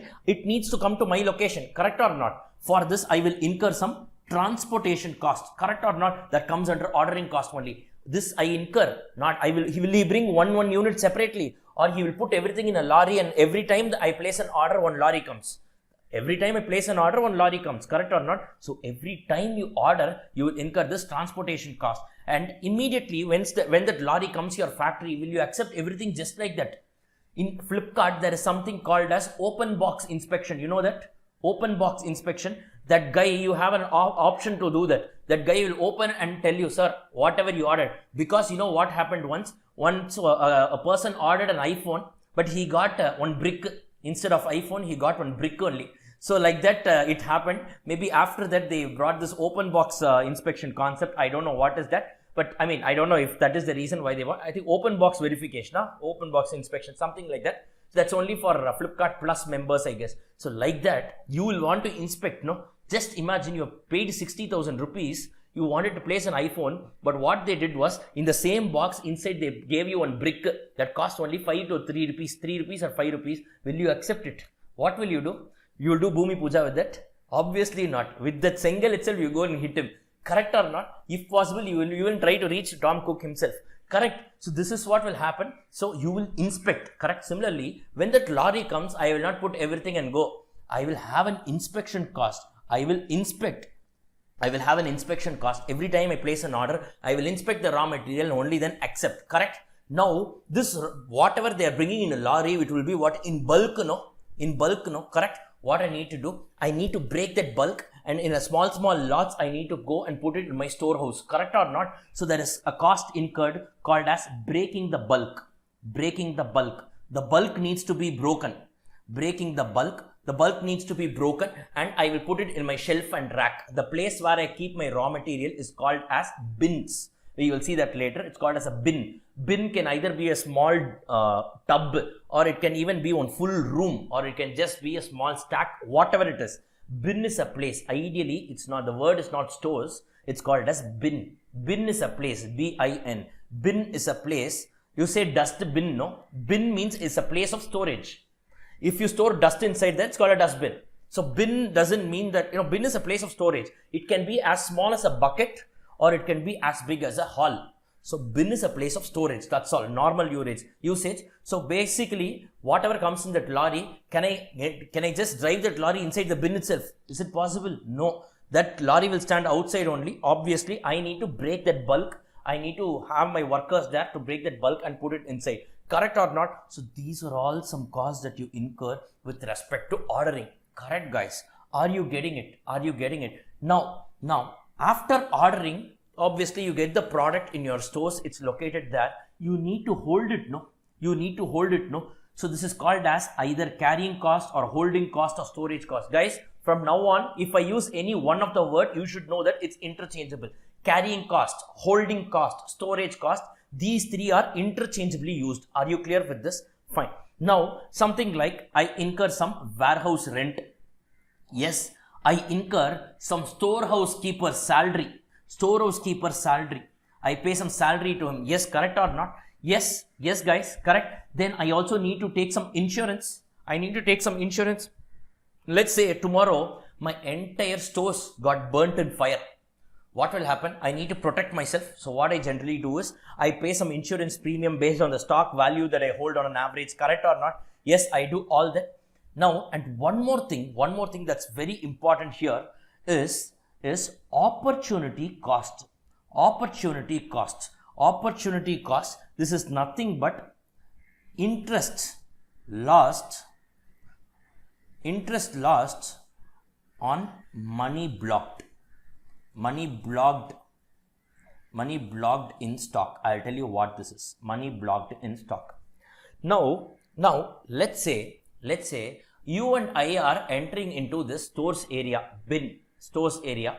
Let's say there are 50,000 units or 50,000 kgs of raw material outside.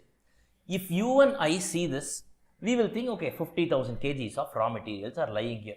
But this is not a way a businessman will look. Businessman, what he will think is, there are 50,000 kgs of raw material inside. Every kg I purchased at 10 rupees. So 50,000 into 10, 5 lakh rupees. 5 lakh rupees, I have blocked it by way of stock. Had I kept this 5 lakh rupees in an FD, I would have got some interest at the rate of 6% per annum. Correct or not? So, because I am blocking the funds on my stock, I am losing out on some interest. Are you clear with this? So, that is also one of the costs that you incur. That is also called as an opportunity cost. The value of the next best alternative foregone. Sacrifice that you are foregoing. So, the opportunity cost on interest.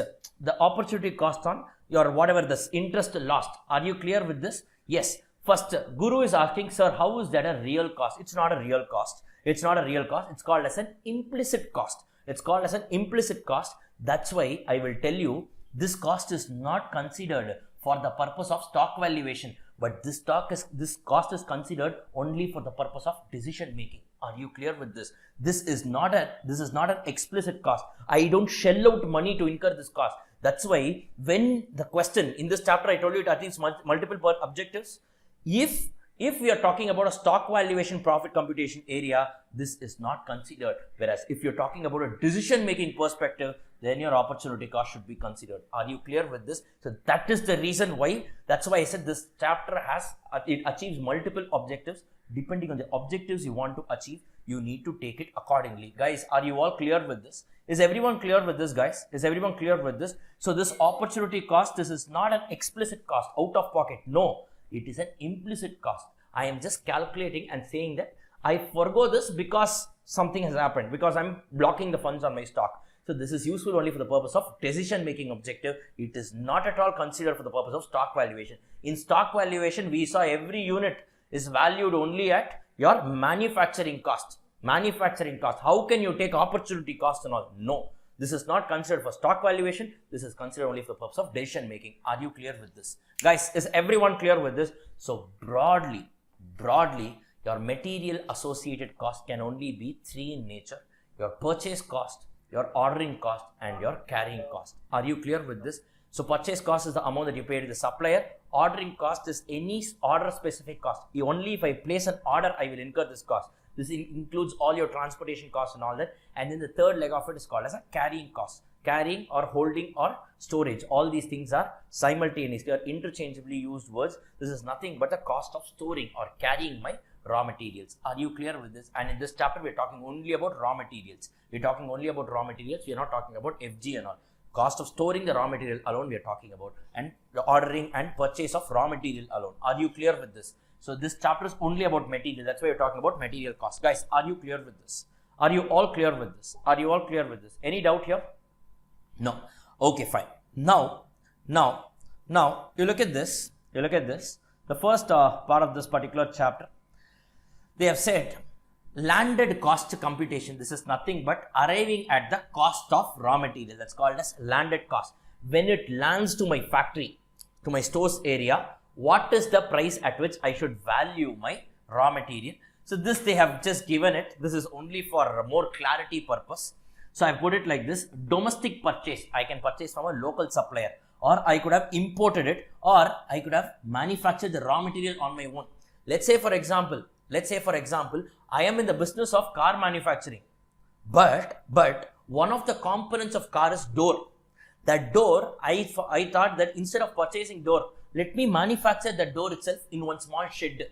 Correct? Then this raw materials is also getting self-manufactured. So raw material can either be purchased locally or imported from abroad, or I myself can have a separate division and manufacture it. Correct or not? Now, if I purchase it domestically, what are all the costs that I should include for the purpose of valuing every unit of raw material? You guys know. Invoice price minus trade discount, and GST you need to reduce provided it is eligible for ITC. You guys know that. If it is eligible for ITC, it should not form part of your cost. That's why they are doing what? That's why they are reducing it. Correct? Are you clear with this? Suppose GST paid under composition scheme, what will you do? If it is paid under composition scheme, it's not eligible for credit, so it can form part of your cost. Correct? Then they have given insurance, freight, delivery charges, rejection, rebate. So insurance now, this is not your insurance for carrying. This is your transport related insurance. They are talking about transport related insurance, or maybe they are talking about you would have talked certain things based on your agreements. You would have talked certain things with your supplier. If they don't take delivery within this time and any loss happens, I will actually bear that loss. You have something called a Sale of Goods Act in your foundation. You didn't have the Sale of Goods Act, it was there in your foundation. Yes, you would have studied there. Once it is apportioned and kept it for a particular person, then the risk lies on you. Fine, forget that. So this is basically all your raw material related associated cost comes in here. Are you clear with this?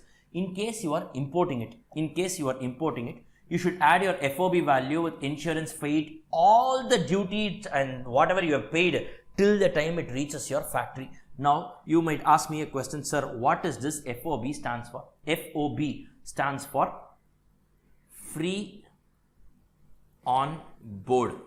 Free on board. Free on board. The short form for that is called as FOB. This is actually a concept that you will learn in customs in CA final. So, it's okay. Basically, what happens is, let's say I am importing a product from US. Okay. I'm in India, I'm importing a product from US.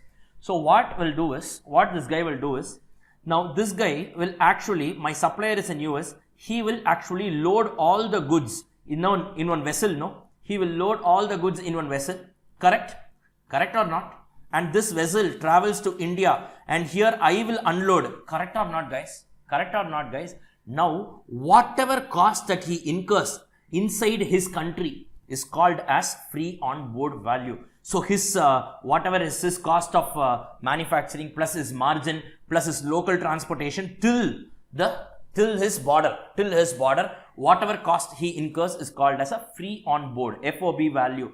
On that I will add the cost incurred inside the sea. What is the cost I will incur inside the sea? Insurance on the product and freight on the product. I will have to pay the shipping freight, correct or not? Yes, apart from that, I will also need to pay insurance, correct or not? Insurance, what? Freight insurance, travel insurance. If the ship sinks in the sea, then who has to bear the loss? So I will have to bear the loss. So what the shipping company will have to bear the loss. So what the shipping company will say, I will not carry any goods that are not insurance, covered by insurance. So first you insure and then I will carry your goods. So basically in the sea, during transit, I incur what? Insurance and freight. Correct or not? Correct or not? So free on board is a cost I incur up to the boundary of the supplier's country. In the ocean, I incur what? Insurance and freight. That is for the transportation. So basically, if you see, you don't need this, but anyways, let me tell you. Free on board is there. Free on board is there. Correct? Plus free on board is there. So this is basically my cost. From that, if I add insurance, sea insurance and freight, it's called as CIF value, cost, insurance and freight. This CIF, what is CIF? CIF is nothing but the cost that I have incurred till the time it reaches the boundary of my Indian soil. Till the time it touches my Indian soil, whatever cost I have incurred is called as a CIF cost. So till the time I move, till the time it crosses the US soil, whatever cost I incurred is called as free on board. Free on board plus insurance plus freight, sea insurance plus sea freight or air insurance plus air freight. Till the moment it hits, till whatever cost I have incurred till it touches my Indian soil, this cost is called as CIF. On that, after that, I should also add all my local import duty, and from my port, I will have to take it to my factory, local lorry charges and all, I will add. So basically, your raw material cost will have all the costs you incur till the time the particular products reach your godown or reach your particular bin or stores. Are you clear with this? Are you all clear with this? FOB, CIF and all, I think in one attempt somewhere they asked. So that is the reason why I am actually, students somehow felt that this is something that we haven't studied at all. No, these are some terminologies and jargons that we use generally in customs, indirect taxes customs. But anyways, for the limited purpose of your requirement of exam, I have just explained you. So in case you have given FOB, add insurance, sea insurance and sea freight or air insurance and air freight as the case based on transportation. So you get your CIF value, that is the cost incurred till it reaches your Indian soil. From that, you add your local cost that you have incurred here. Import duty, delivery charges. You get all the cost incurred till the product reaches your factory. Are you clear with this?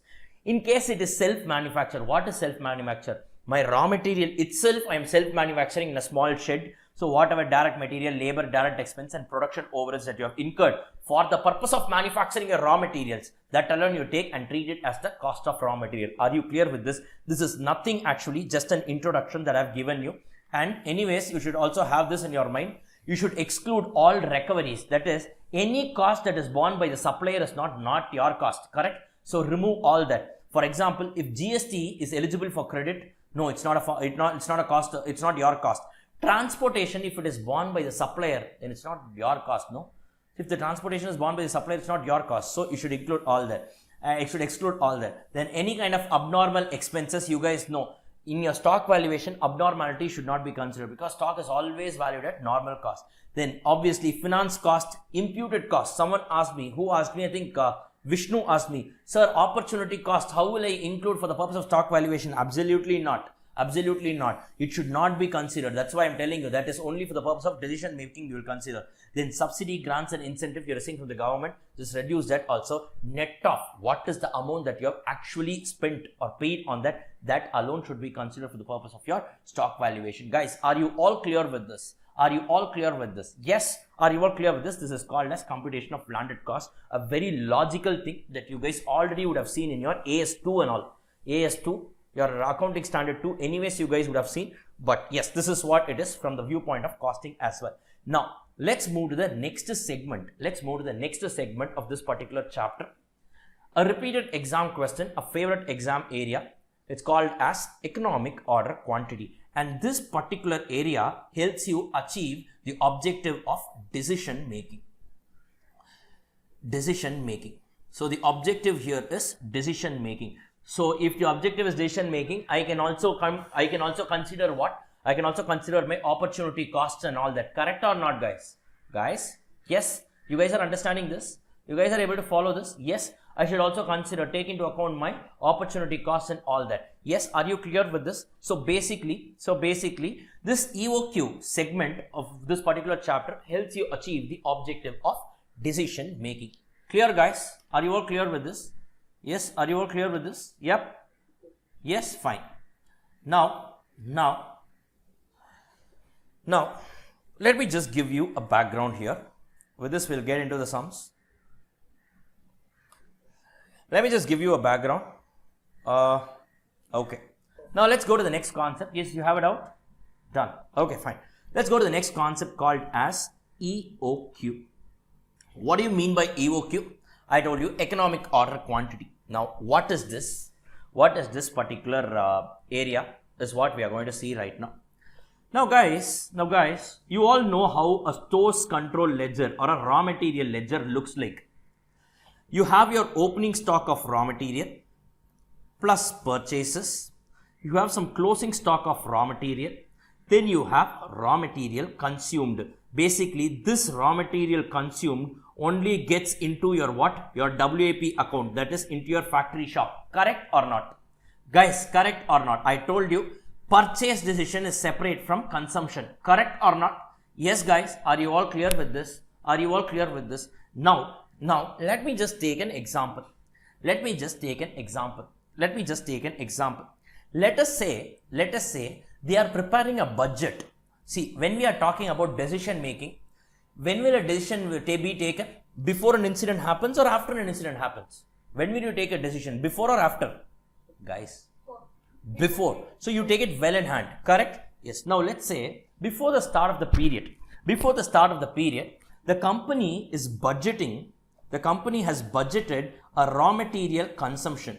A company has budgeted a raw material consumption of 1,20,000 kgs. The company has budgeted a raw material consumption of 1,20,000 kgs. Basically, what does it mean? This year throughout, I am going to put together for the entire period, I am going to consume raw materials that is equivalent to 1,20,000 kgs. I will pull it from the stores and I will start consuming it in my factory shop. Clear? Clear, guys? Yes. Now, the company has two options.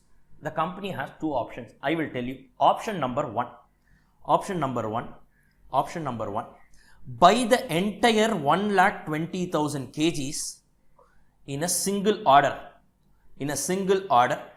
So you put it, you buy it in a single order, you store it, entire 1,20,000, you store it in your particular stores area. Whenever the production manager is asking you, then and there you issue it. Or option number two, you don't buy the entire thing. What you do is, you just buy 10,000 kgs at a time. But like that, in a year, you place 12 orders. So you will again buy the same 1,20,000 kgs only, no doubt. But here what I will do, I will buy it every time in lots of 10,000 kgs, but I will place 12 number of orders. It's not a single order. Are you clear with this? So ultimately, how many kgs you are going to consume? 1,20,000, no doubt about that. How am I going to purchase it? I'm just going to purchase the entire 1,20,000 in a single order, or I'm going to place 12 orders and buy only 10,000 kgs at a time. Now you guys tell me which is better. Come on guys, you guys participate. Tell me which is better. Hello? Which is better? Sorry, which is better? Guys, which is better? Option 2. Why is option 2 better? If you can look at it and on the face say that one option is better than the other, then why should we study this area called as decision making? Now, remember we saw cost indifference point and all. Both the alternatives, prepaid, postpaid. One alternative had an advantage by way of lower fixed cost. The other alternative had an advantage by way of lower variable cost. In this scenario also, both the alternatives have one advantage. So it depends. Sir, what advantage, sir? What advantage do we have here? Now, you tell me, just look at this, you tell me. I am saying order quantity. Order quantity means what? Every time I place an order, how many units I am going to purchase. Now, let's say I am increasing the order quantity. In this example, I am purchasing 1,20,000. Every time I purchase, how much you purchase? That's called as order quantity. If I increase that order quantity, you tell me what will happen to the number of orders? What will happen to the number of orders? Number of orders, will it increase or decrease? Guys, participate. No, please unmute and participate, guys. I'm shouting. Please unmute and participate. Please unmute and participate, guys. Please.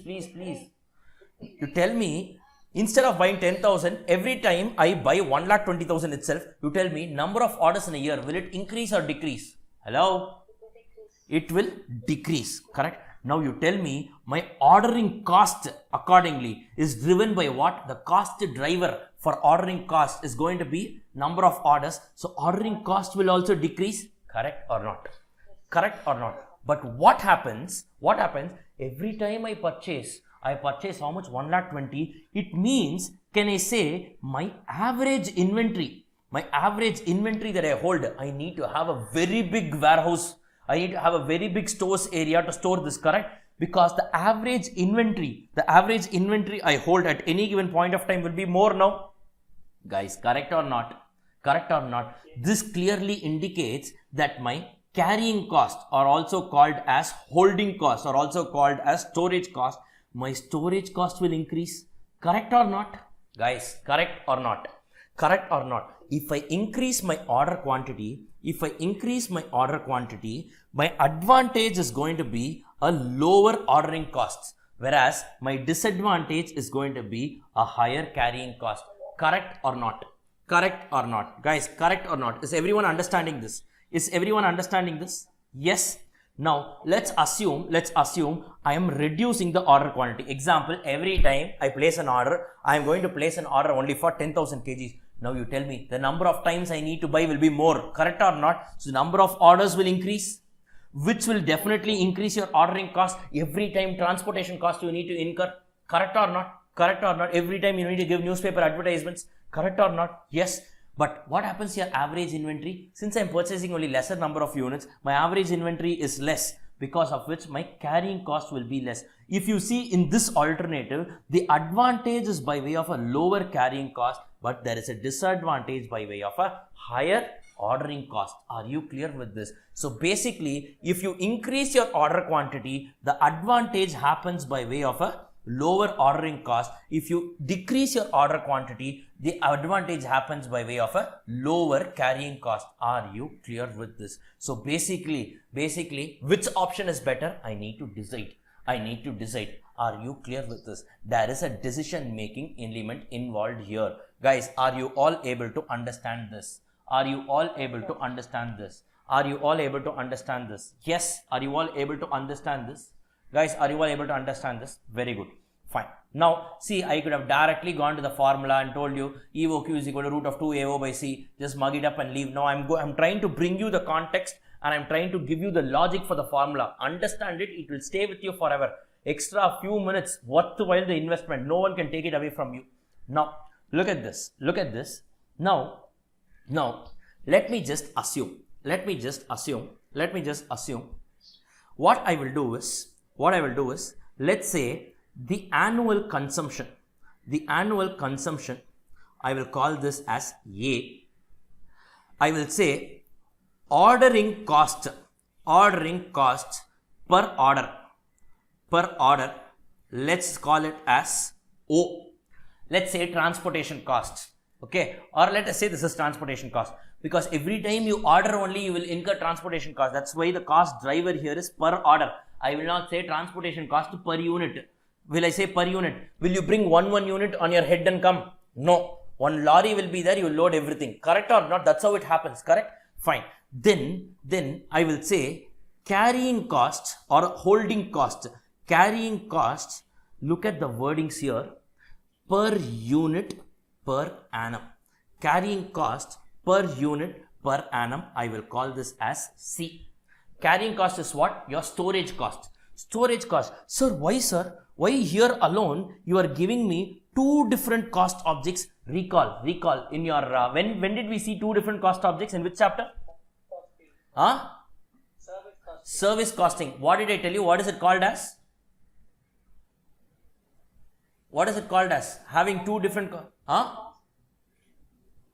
Tell guys, what is it called as? Multiple cost objects coming together is called as? Composite cost object. Excellent, Yashwant. Composite cost object. Now, sir, when your cost is driven by more than one cost object, it's called as a composite cost object. Now, carrying cost, example, let's say your warehouse rent, correct or not? Warehouse rent. It is driven by two things. If you say your warehouse rent, it is driven by two things. Example for carrying cost. One is your quantity. The other one is called your duration.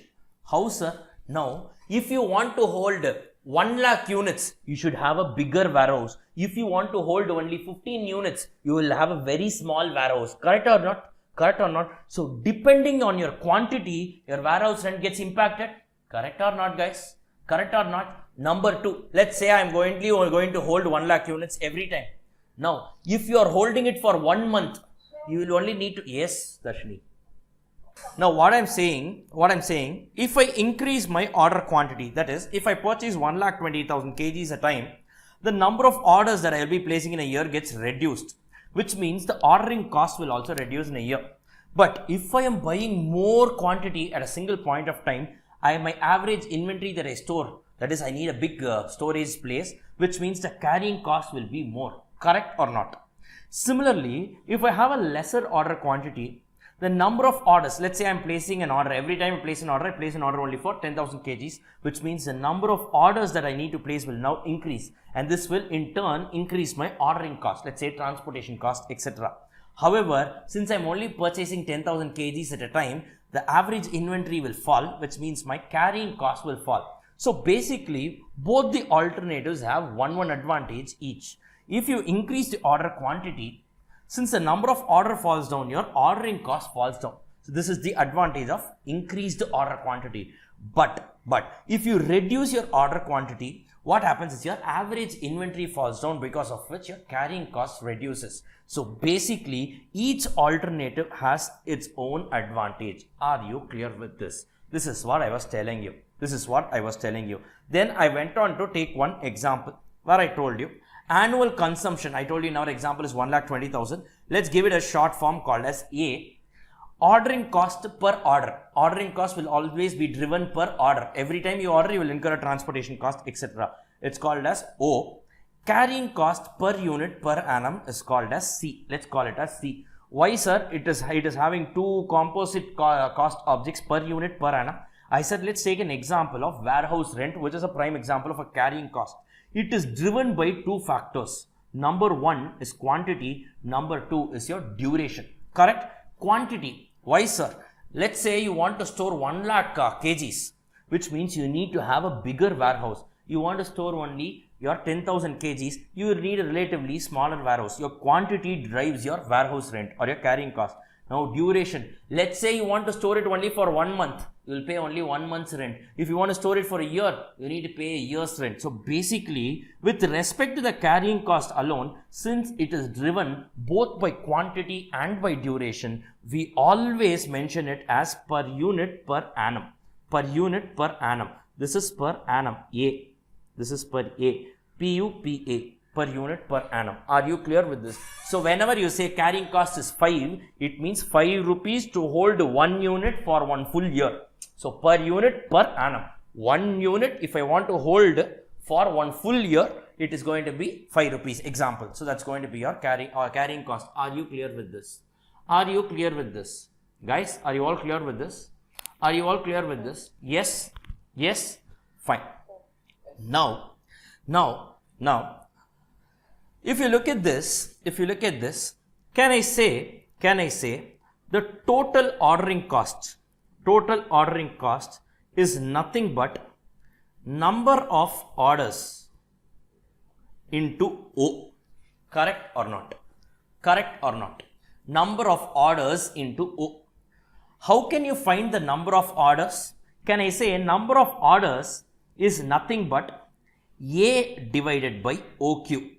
In our original example, let's say my per annum requirement is 1,20,000 kgs, and every time I place an order, I place an order only for 10,000 kgs. It means A is 1,20,000, order quantity is 10,000.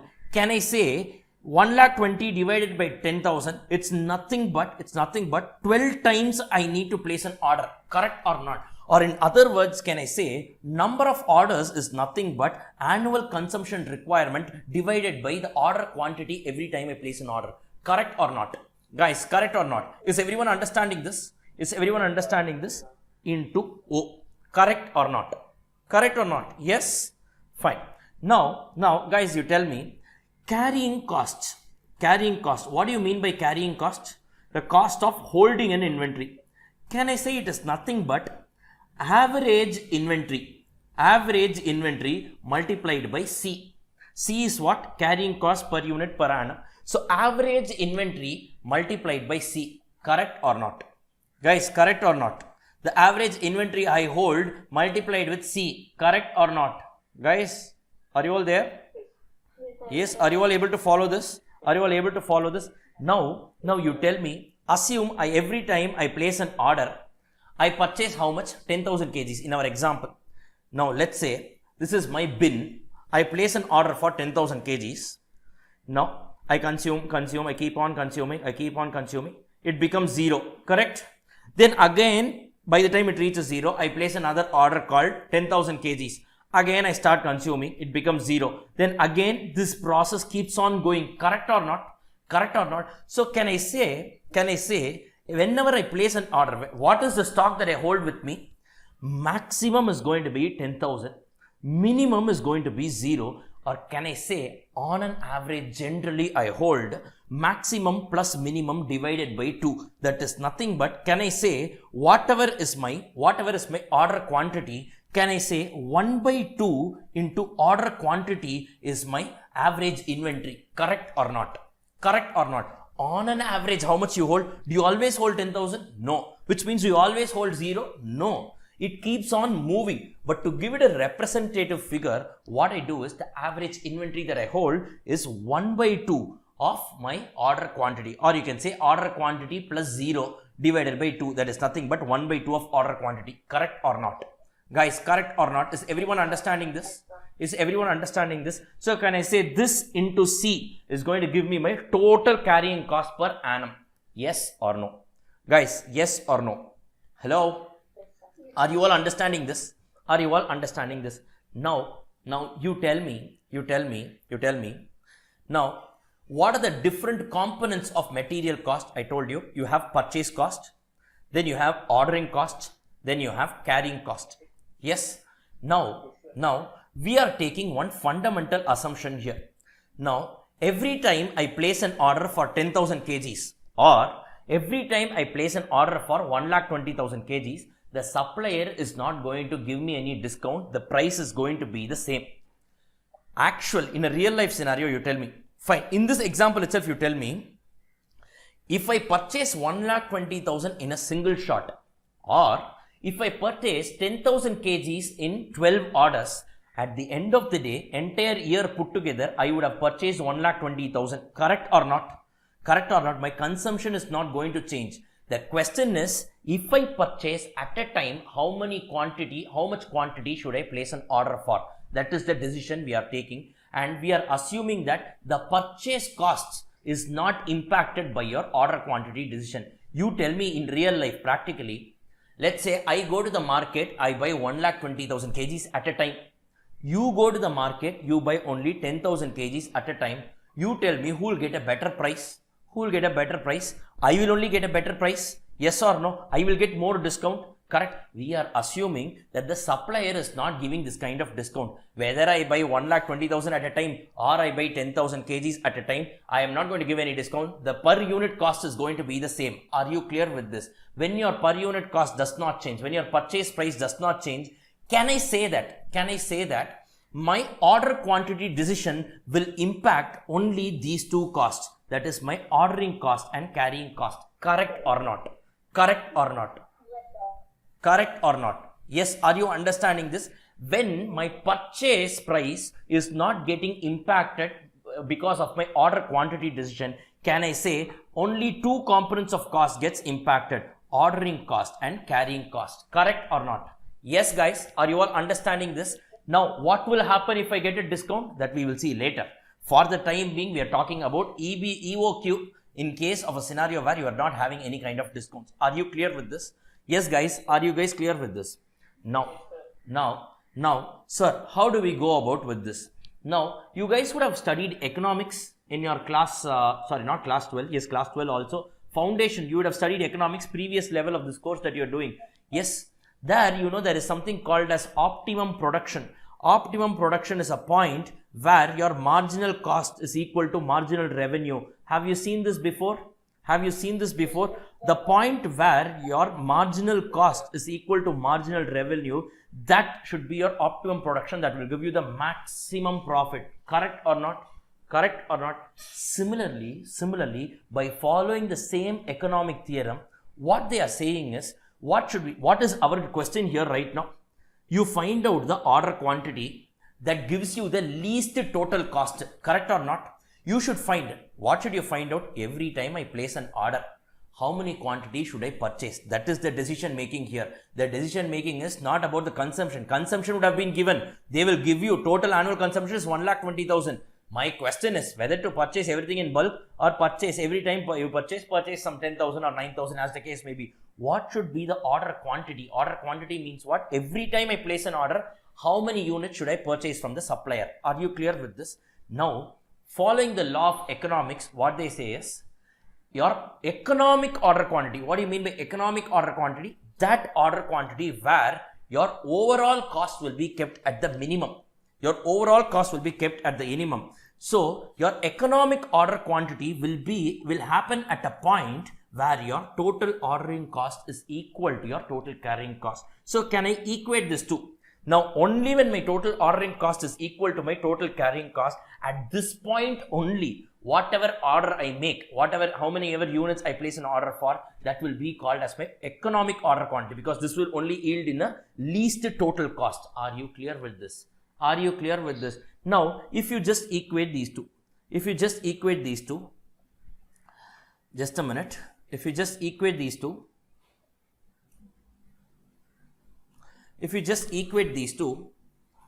Now what do you get here? If you just equate these two, is it visible, guys? Is it visible? You want me to zoom in a bit? Okay. Now, if you equate this two, can I say that this is nothing but so A divided by OQ into O is equal to 1 by 2 into OQ into C. Correct or not? Correct or not? Yes. Or in other words, if you cross multiply, can I say 2AO, that is this 2 goes here, 2AO is equal to OQ square into C. Correct? Correct, guys? Yes or no? Yes. Are you understanding this? Or in other words, can I say 2AO by C is equal to OQ square? Correct or not? In other words, can I say OQ is equal to root of 2AO divided by C, and the point at which this OQ happens is called as an economic order quantity, hence I call it as EOQ. Are you clear with this? So EOQ formula is nothing but if you equate the total ordering cost and carrying cost, whatever you will get is your root of 2AO by C, where A stands for your annual material consumption, O stands for your ordering cost per order, and C stands for carrying cost per unit per annum. And if you are able to do this, whatever answer that you get, that should be the most optimum quantity that will only give you the least total cost. Are you clear with this? Guys, are you all understanding this? Why total ordering cost should be equal to total carrying cost? Sorry? What do you want me to repeat? Ordering cost Why total ordering cost should be equal to your total carrying cost? I told you law of economics. Optimum production happens at a point when your marginal cost is equal to marginal revenue. Correct or not?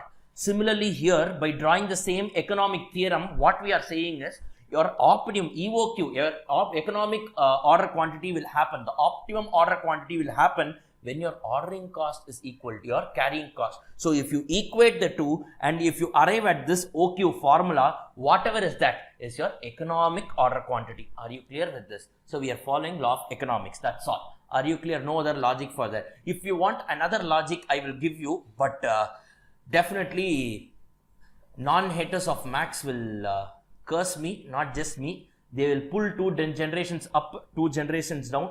They will pull everything and they will curse me like anything, so I don't want. This is actually based on a mathematical concept called as differential calculus, dy by dx. Fine, let me not get into it. By and the dy by dx portina, super I will get this formula. So in fact, you will get this double differentiation, d square y by d square x by dy square. And my double differentiation panna, you will get the answer actually. But let me not get into it. So I should not tell you something because I know it. I should tell you something only if it is relevant for you. But that's why I said economics and I just took it forward and kept it. There is another way of deriving at it. You can easily do it, beautifully do it using your differential calculus. You can also do it using that way. But forget that, guys. Are you clear with what we just did right now? So basically your EOQ formula is nothing but root of 2AO by C, where A stands for our annual raw material consumption, O stands for what? Ordering cost per order, and C stands for your carrying cost per unit per annum. Are you clear with this? Yes, how we got this formula? Are you all clear with this, guys?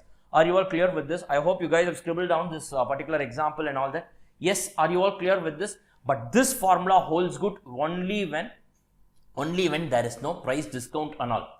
Based on your order quantity, if I am giving some discount, then this formula will not hold good. So this formula holds good when you don't have any kind of price discounts. Are you clear with this, guys? Yes, you are understanding? Yes, sir. Yeah, fine. So let's just go to this particular the book that I've given you. So what is the meaning?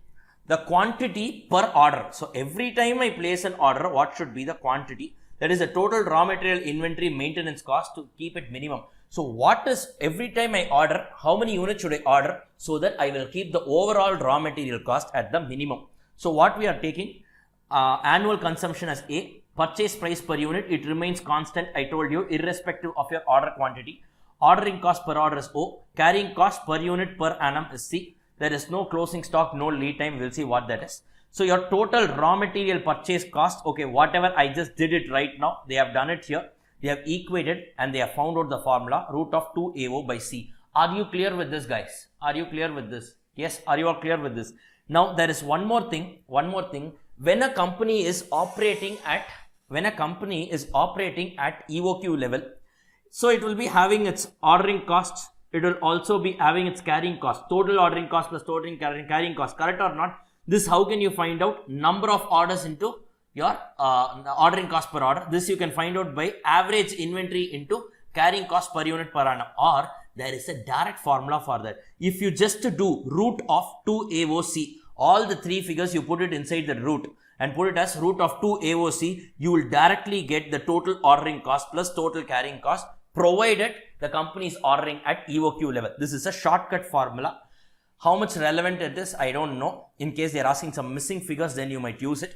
But generally, they will ask you to find these two things separately, add it up and only arrive at the total relevant ordering and carrying cost. But in case you want to know the direct formula, it is root of 2 AO by C. Please don't ask me for this derivation and all. That again gets into a big thing. This is just in case you want to use it, you can use it. In exam, they are asking you for relevant cost alone. So please don't use this formula directly. Don't expect them to give you 5 marks. Please compute the ordering cost separately, carrying cost separately and add it up. We will be doing it the next sum.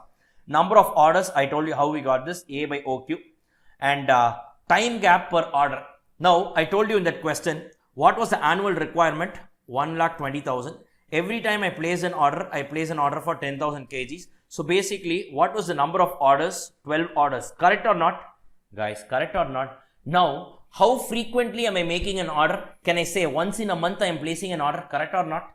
Guys, I'm saying in a year I am placing 12 orders, which means once in a month I am placing one order. Correct or not? How did you say once in a month? It is nothing but you took 12 months divided by number of orders, 12 orders. You got it as 1. Correct? That's what I'm telling you. Period. If you want it in months, take it as 12. If you want it in days, take the numerator as 365. Weeks now 52 and so on. Divided by number of orders. If you get it, you will get the time gap between two different orders. Can I say 1 month? Once in a month I am ordering. Which means what? The time gap between two orders is only once a month. The formula is nothing but days or weeks or months, as the case may be, divided by number of orders. Are you clear with this? Are you clear with this? Guys, are you all clear with this? And EOQ with different price levels, meaning what? Price discount and all is all there. How to do it? We will separately, I have a sum, I will do it. For the time being, you just don't read it, I will tell you. The one sum we will do it here, and then one sum we will do it with EOQ with price discounts. Are you clear with this? So this is all about your EOQ concept. So what is this EOQ concept talking about? It's basically asking you to find out the number of units or number of kgs you can order.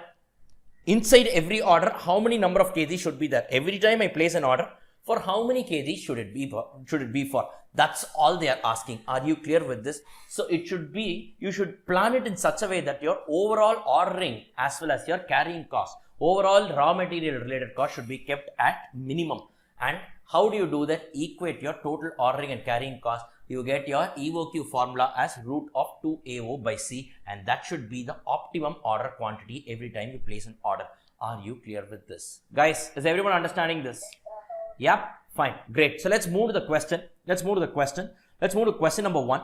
Now this question, if you see, is a past exam question. It's a past exam question. Repeatedly tested exam question. So just watch out for this. So let's get started with this. Basically, they have asked 2 questions inside it. So let us see how to do this sum. Shall we, guys? I'm reading out the question for you. The gardener is deciding on the economic order quantity for 2 brands of lawn fertilizer, Super Grow and Nature's Own. The following information is collected. So basically, he has 2 different types of raw material. For him, it's a raw material. Okay. Annual demand, actually saying it shouldn't be demand. The word demand is used only for your FG. When you're talking about your raw material, the right word should be consumption, annual consumption. But anyways, since they have given, don't question the question, examiner. Don't question the question. It's okay, let it be there. Okay, fine. Next, annual demand they have given. Super Grow 2000, Nature's Own 1280. Ordering cost per order is given. Annual carrying cost per bag is given. Per bag, in the absence of information, it is per bag per annum only. So in the absence of information, you can take this. So compute the EOQ for Super Grow and Nature's Own. Can you do it easily? So this is your A, this is your O, this is your C. So root of 2AO by C if you will get the EOQ for both the products. Then for the EOQ, what is the sum of the total annual relevant ordering cost and annual relevant carrying cost of Supergrow and Nature's Own? You know how to do that. Ordering cost is nothing but number of orders into ordering cost per order. Carrying cost is nothing but average inventory into carrying cost per order. You can do it, or directly you can use the formula root of 2AOC, but please don't use that unless and until it's really required, because if they are asking for this, it means they specifically want you to find out the ordering cost and carrying cost separately. Next, for the EOQ, compute the number of deliveries per year for Supergrow and Nature's Own. This is nothing but they're asking for the number of orders. Anyways, while calculating the total ordering cost, you would have done that. So it's a easy sum, it's a fairly an easy sum. Since they have two products in a single sum, I think this has been tested frequently. This is as good as two sums. So shall we just go do it, guys, quickly? Guys, are you all there? Yes. Let's do this. Let's do this. Come on. Take question number 1 on page number 61. Question number 1, page number 61. Yes, write on part 1, EOQ. Part 1 is EOQ, economic order quantity. First, guys, tell me, EOQ formula, what is it? Hello? Root of 2AO divided by C. Yes. So now what you should do is, in exam you should write where A stands for annual material consumption, O stands for ordering cost per order, C stands for carrying cost per unit per annum. In exam, please write it. In class notes it's okay, but in exam you should write where A stands for what, C, O stands for what, and C stands for what. Clear? Clear with this? Fine. Now first let's do it for Supergrow. Let's do this for Supergrow. Supergrow. So tell me, EOQ is equal to, substitute root of 2 into, what is A? Hello? A is 2000 bags into O is how much? 1200 divided by what? C is how much? 480. So how much is it? How much is it? Calculator, do it fast. It's going to be 100 bags. Guys, this root, no? This root is equally therefore denominator. Okay, don't square root only the numerator. Do the entire thing. The entire thing is within the square root. So root it up and then, so divide it and then root it up. Okay, so it's going to be what? 100, right? 100, right? For basic decimals, you can just round it off. 100 bags, correct? Which means if I order 100 bags, that will be my most optimum quantity. That is when I will get the least total material cost. Next, for Nature's Own, Nature's Own. Nature's Own. So tell me, guys, what's it for Nature's Own? EOQ is equal to substitution. Tell me substitution. What is it? Root of 2 into 1280 into 1400. The whole divided by 560. I get how much bags? How many bags, guys? You get how much? 80 bags, right? Yes? You get 80 bags? Fine. You get 80 bags. Are you clear with this? This is ideally two different sums. They have merged it together. That's all. Okay. Are you clear? So all the calculations should be separately done for Supergrow, separately done for Nature's Own. Are you clear with this? Guys, are you all clear with this? Yep. Done? Perfect. Right. So let's move to the next one. Part 2. Write down part 2.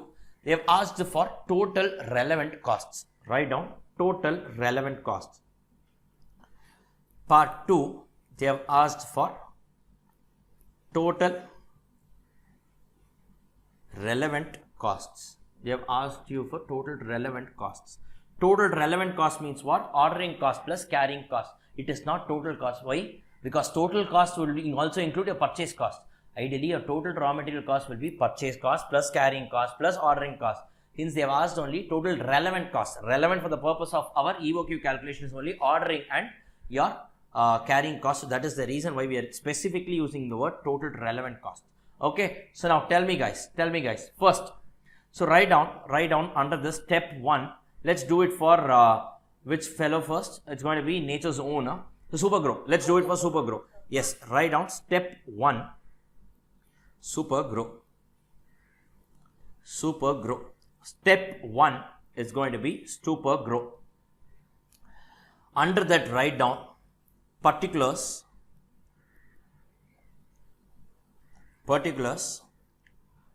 formula, computation and amount. Particulars, formula, computation and amount. First, write down ordering cost. Can anyone tell me the formula for computing the total ordering cost? Hello? Number of orders into ordering cost per order. What is the number of orders? How will you find it?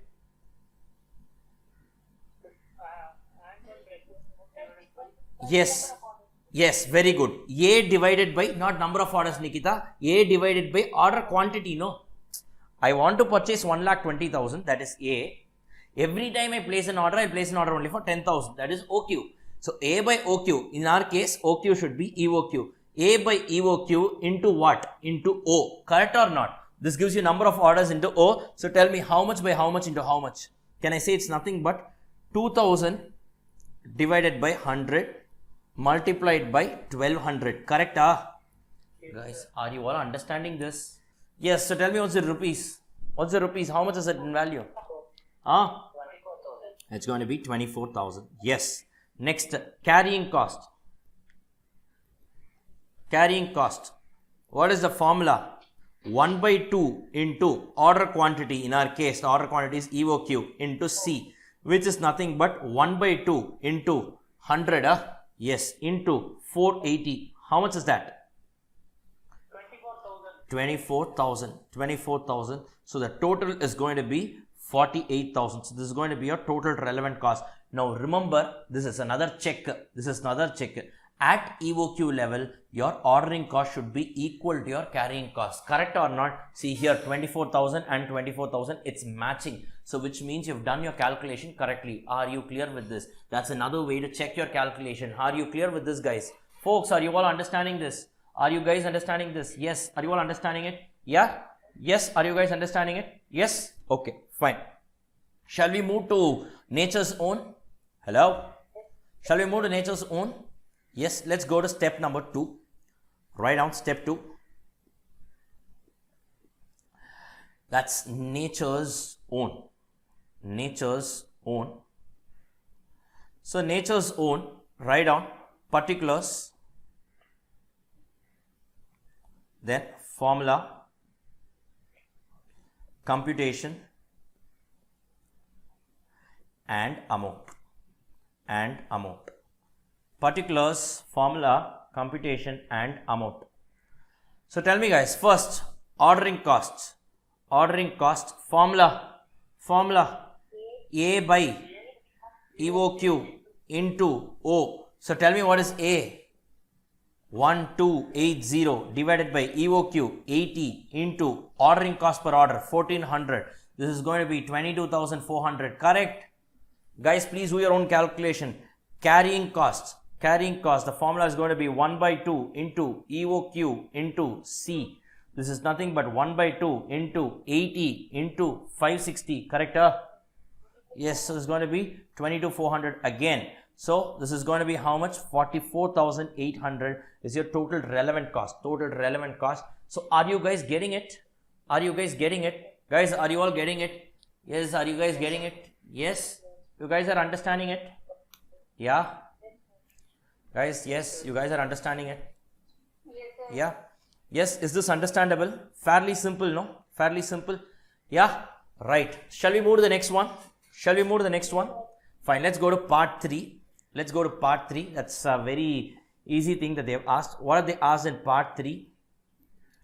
Number of deliveries / that is nothing but number of orders. I think we've already done the number of orders. What is number of orders? A by EOQ, that we have already done it, but anyways, don't write already done. Please do it once again. Then they will also write already given marks. Please refer previous question. No, you need to write it once again. Okay, write down first. number of orders. What's your formula? A divided by economic order quantity or just order quantity. In our case, it's A by OQ. Fine. Now, for super grow. So tell me guys, how many orders? A is how much? A is 2000 divided by every time I place an order, it's only for 100 units, which means 20 orders. Correct? For nature's own, it's going to be 1280. That's your total annual consumption divided by 80. That's going to be how much? That's going to be 16 orders. It's going to be 16 orders. Guys, are you all clear with this? Yes? Are you all clear with this? Guys, are you all clear with this? Yes? Are you guys understanding this? Yes, guys, you guys are understanding it? Yeah? Yes, sir. Yes, guys. Right? Fine. Are you all understanding it? So basically your economic order quantity when there is no price discount, the formula is root of 2AO by C. Are you clear with this? Now for the purpose of computing the order quantity which is economical for you, the relevant costs are only ordering cost and carrying cost. You equate the two. This holds good provided he is not giving you any price discounts if you purchase more quantity. So if your purchase cost remains the same, there is no price discount and all, in that case you can use the formula of EOQ. Are you clear with this? Guys, are you all understanding this? Yes? Are you guys understanding it? Okay, very good. Now shall we move to the next area? Now let's get going with the next area. Okay, so let's get going with the next area. Okay, so now you tell me what happens in a real life scenario. You tell me. Now I am a person, let's say you and I go to the market. As I told you, I place an order for 10,000 kgs. You place an order for 1,20,000 kgs. You tell me who among us will get a better price? Who will get a better price? Guys, who will get a better price? The person who places more order. Every time I place an order, see, I know that, look, one guy is going to purchase 10,000 kgs 12 times. Another guy is going to purchase 1,20,000 kgs one time. If you see for the year as a whole, both the parties would have purchased only the same quantity. No doubt. But that is not the way market functions, no? Today you come and in per order, per billing, if you have more quantity, I will give you a price discount. Per billing, if you have lesser quantity, you will lose out on the discount. Correct or not? Guys, correct or not? Guys? Yes, sir. Yes. Are you understanding? So, your order quantity can impact your pricing. It can impact your purchase price. Now you tell me, in this scenario, you tell me, if I increase my order quantity, now can I say that my purchase cost overall will be less? Correct or not? Because I get a discount for every unit that I purchase. Correct. But what happens if I increase my order quantity? Yes, the number of times I need to order, my ordering cost, that will also be less. But my carrying cost will be more. Correct or not? Because I need to maintain more stock. Correct, guys? Let's say I reduce my order quantity. Meaning what? Every time I purchase, I only purchase, let's say 10,000 kgs. In this case, my purchase cost, what will happen? It will increase. Correct or not? Purchase cost. Why? Because you will not get any price discounts. You are only buying in small lots. You will lose out on price discount. Correct? Now, since you are buying in small lots, number of times you need to place an order is more, which means your ordering cost will also be more. Correct? But since the quantity is less, every time your carrying cost will be less. Correct or not? Guys, so when you have EOQ, when you want to find out an EOQ with discounts, in that case, can I say that your order quantity impacts three things, not two things. It impacts all the three components of your material cost, which is your purchase cost, ordering cost, and carrying cost. Clear or not? Clear or not? Clear or not? Now you tell me, if I use that EOQ formula, I am only taking into account the ordering cost and carrying cost. Correct? Impact. Because I'm equating the ordering cost with carrying cost and saying that quantity is my economic order quantity. But in real life, you tell me, when there is a price discount, this purchase cost should also be considered for the purpose of taking decision. Correct or not? Now you tell me, can I use the EOQ formula in this case? Can I use the EOQ formula in this case? No. Reason being that EOQ formula ignores the impact the order quantity has on your purchase price. Hence, in this, when you have a price discount, you cannot use your EOQ formula directly. This is the first point that you need to know. Are you clear with this? Guys, is everyone clear with this? Is everyone clear with this? So when there is a price discount, you can't use your EOQ as it is. Are you clear with this? Are you clear with this? Then sir, what should we do in this case? What should we do in this case? Now let's take an example. Let's take an example. How it will look like. Typically, I'll tell you the sums. They will tell you quantity and price per unit. They will say, let's say you are placing an order anywhere between 0 to 249 kgs. The price will be 6 rupees per kg. Let's say your order quantity, every time you place an order, you are placing an order for more than, 250 or more up to 799. The price will be 5.9. Let's say 800 to 1999. Let's say the cost will be 5.8. Fine. Now let's say you are ordering 2000 to 3999. The cost is 5.7. And if you want to place an order, every time you place an order, you are placing it for 4,000 and above. 4,000 and above. The cost per unit will be 5.6. Just take an example. Let's take an example. Now, every time I place an order, if I am placing an order for kg, see, over a span of the entire year, I am going to purchase 1,20,000 in our example. That is fine. But that 1,20,000, I can also buy 1 kg 1,20,000 times, or I can also buy the entire 1,20,000 kg one time. No.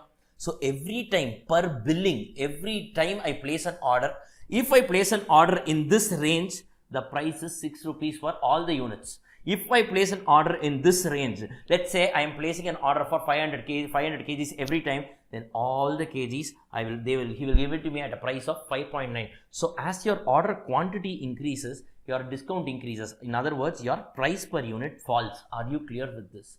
Are you clear with this? Now, in this case, what you need to do in exam, guys, what you need to do is, from every single range,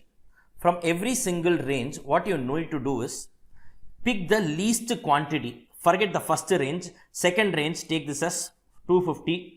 Then third range 800, fourth range 2000, fifth range 4000. For the first range alone, 0 to 249, pick any quantity of your choice. Don't take it as 0. So let's say 20 kgs. Okay, clear?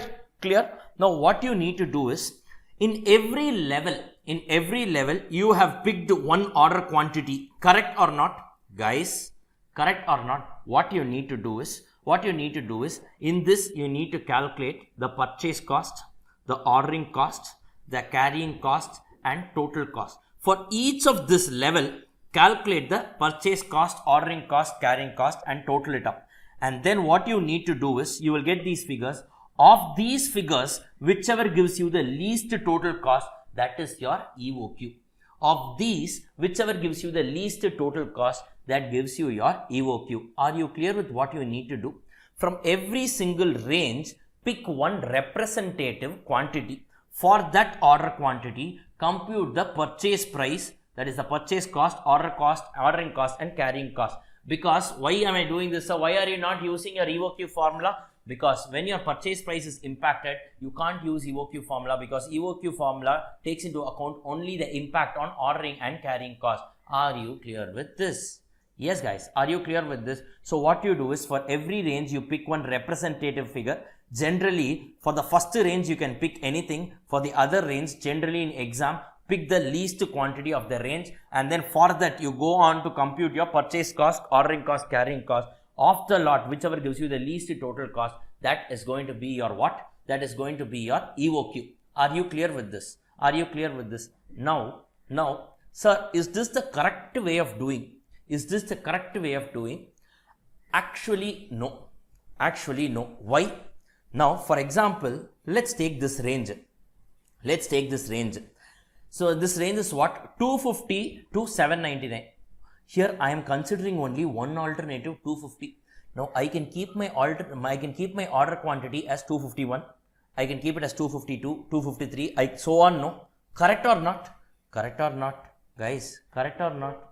Every time I place an order, should I always place an order exactly for 250 units? No. I can also ask him to supply in lots of 300, no? In 400, no? Or 401, 402. There are multiple alternatives within every single range. But you are considering only one particular alternative. Correct or not? Correct or not? Yes or no? So ideally in a real life scenario, how they will compute EOQ when there is a price discount is, they will say, what they will do is, let's assume EOQ, the order quantity, let's take it as 1, let's take it as 2, let's take it as 3, let's take it as 4, they go on till 4,000.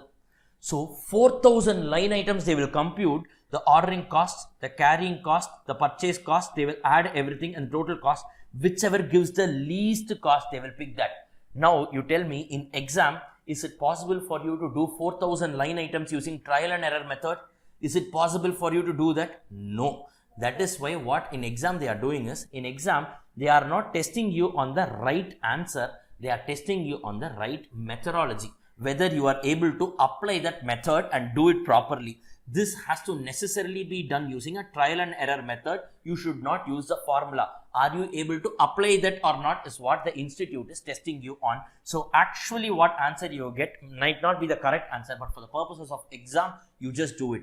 In real life, computing this is difficult. No, it's very simple. You have a software called as Microsoft Excel. All of us know that.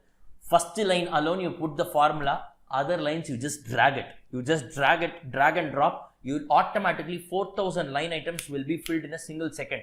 Will be filled in a single second. In your exam, it's a pen and paper model. You won't, they can't test you on all those 4,000 line items and all. So what they will do is every range pick one representative figure and close it off. Are you clear with this? Guys, are you all understanding this? Is everyone understanding it? Is everyone understanding it? Yes, you guys are understanding it. So shall we just do this? Shall we just do the next sum? Shall we just do the next sum? So the next sum, what we are going to see here is how to compute EOQ when there is a price discount. Are you clear with this? Shall we do it? So when there is a price discount, so from every range pick one representative quantity. For that you compute the purchase cost, ordering cost, carrying cost, add all the three, total cost. Whichever alternative gives you the least total cost, that is going to be your EOQ. As simple as that. Are you clear with this? Shall we get started with the next question, guys? Hello? Yes? Yes? Let's do this. Let's do this. Let's do this, guys. Come on, let's do this. So let me go to the next sum. So please take page number 62, problem number 2. Page number 62, problem number 2. 62 then, 62. Yeah. Okay. So from the following particulars with respect to a particular item of materials of a manufacturing company, calculate the best quantity to order. Calculate the best quantity to order. Meaning what? In other words, this best quantity to order is nothing but EOQ.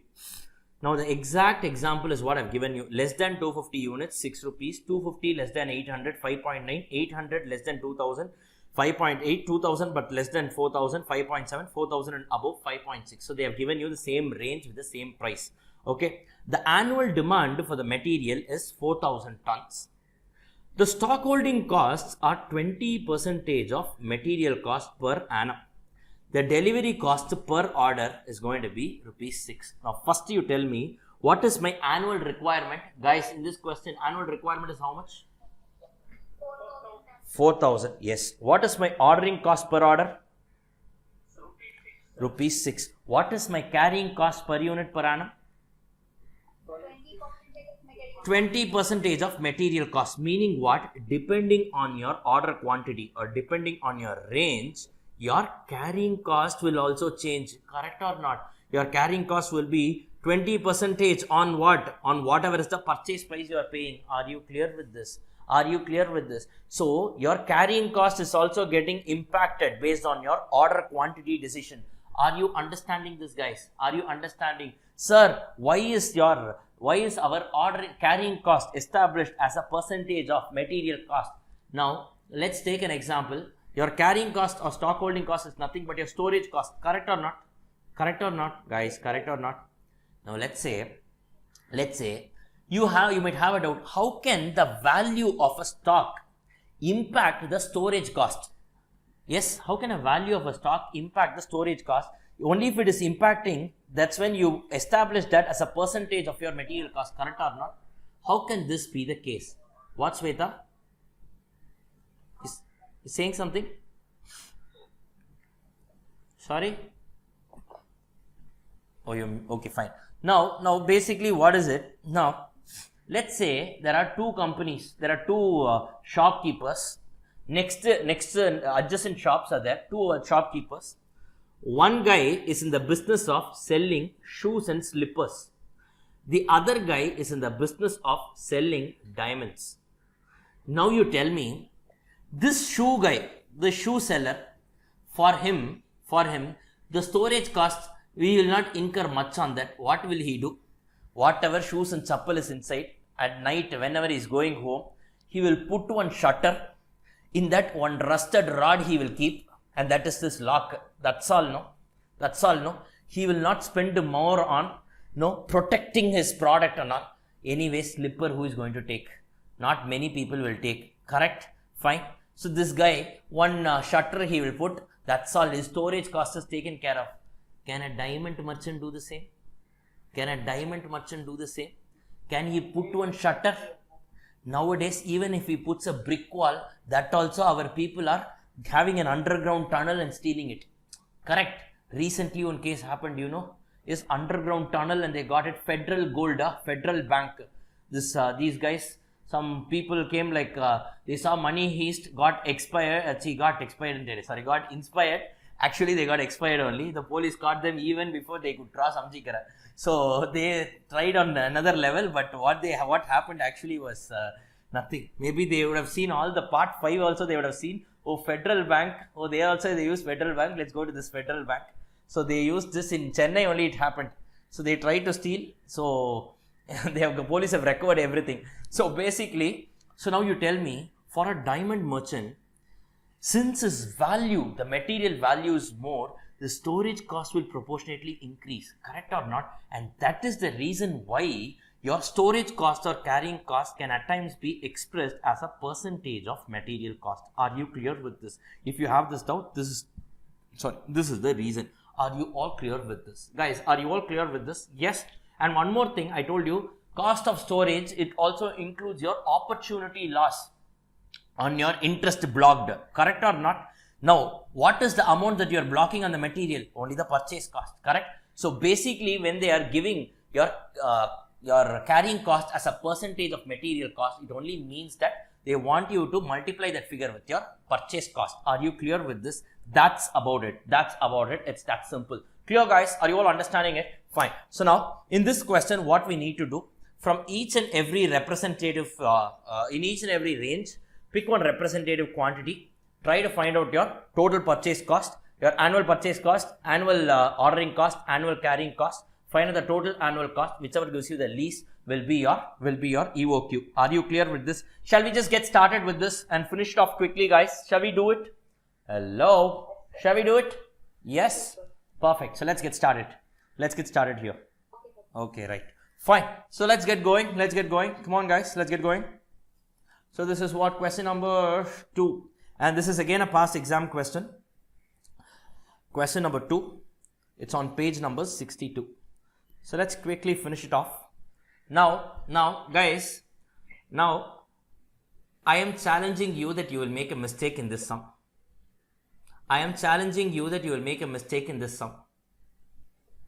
Will you prove me wrong? You want to prove me wrong, which means you will get it wrong. I want you to prove me wrong. I want you to prove me wrong. I will be the happiest person if you prove me wrong. Let us see. We will do it together. Don't worry. Don't worry. Let us see whether you are getting that right or not. Okay. Let us see. Simple thing only. Little alertness if you have, you will definitely get it. No rider and all. Nothing out of the blue. Logically, if you think, you will get it. Fine. So let me give you the template.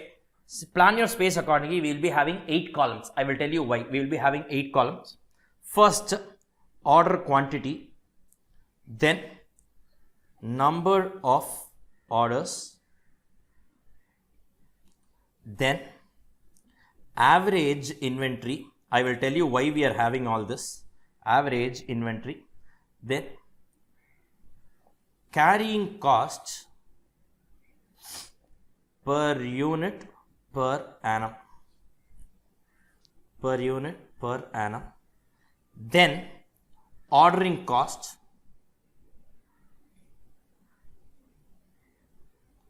then carrying cost. This is your total ordering cost. This is your total carrying cost. Total carrying cost, then purchase cost, then you have your total cost. So let me just number this. I'm just numbering it for you. This is column number 1. This is column number 2. This is column number 3. This is column number 4. And this is column number 5. Total ordering cost. Ordering cost is nothing but 2 into 4. 2 into 4. Column 2 into column 4. Don't say it's 8. It's 2 into 4. Column 2. Number of orders into carrying cost per unit per annum. Sorry. It is 2 into, the second thing into 6. Sorry. It's given. It's constant per unit, no? What, guys? You are not understanding, huh? What is your total ordering cost? Number of orders into rupees 6 per order. Correct, Yes, sir. Guys, correct or not? You are understanding this? What is my total carrying cost? It is nothing but average inventory into carrying cost per unit per annum. Can I say this is nothing but 3 into 4? Guys, correct or not? Purchase cost. Then you have your total cost. So this is going to be number 7. So this is going to be 8. What is 8? 8 is nothing but 5 plus 6 plus 7. Correct? 5 plus 6 plus 7. Correct, guys? Yes, are you all understanding this? Are you guys getting this? Yeah. Fine. So number of orders, can I say this is nothing but A divided by order quantity? Correct? Average inventory, can I say this is nothing but 1 by 2 into order quantity? Carrying cost per unit per annum, can I say this is nothing but 20% into purchase price? Then the others are all filled up. Now, shall we get started, guys?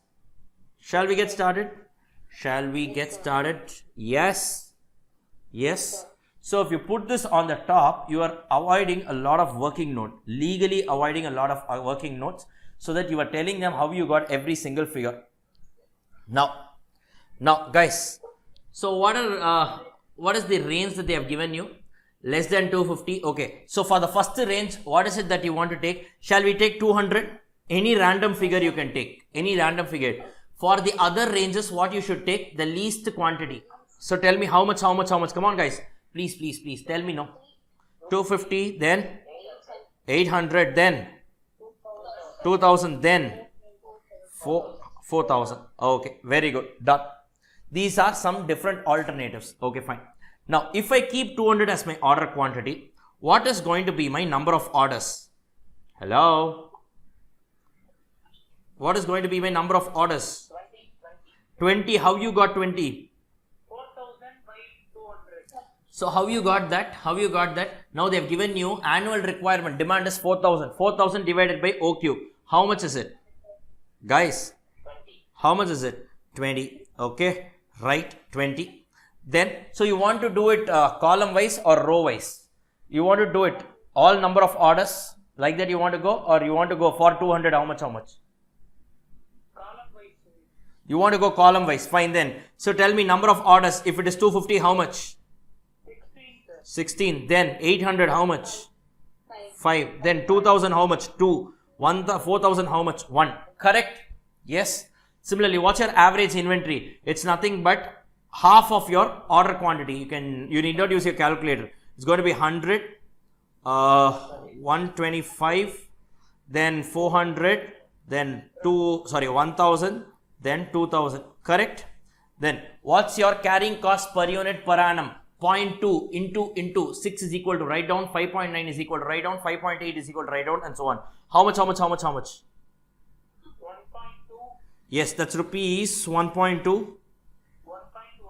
1.18. 1.18,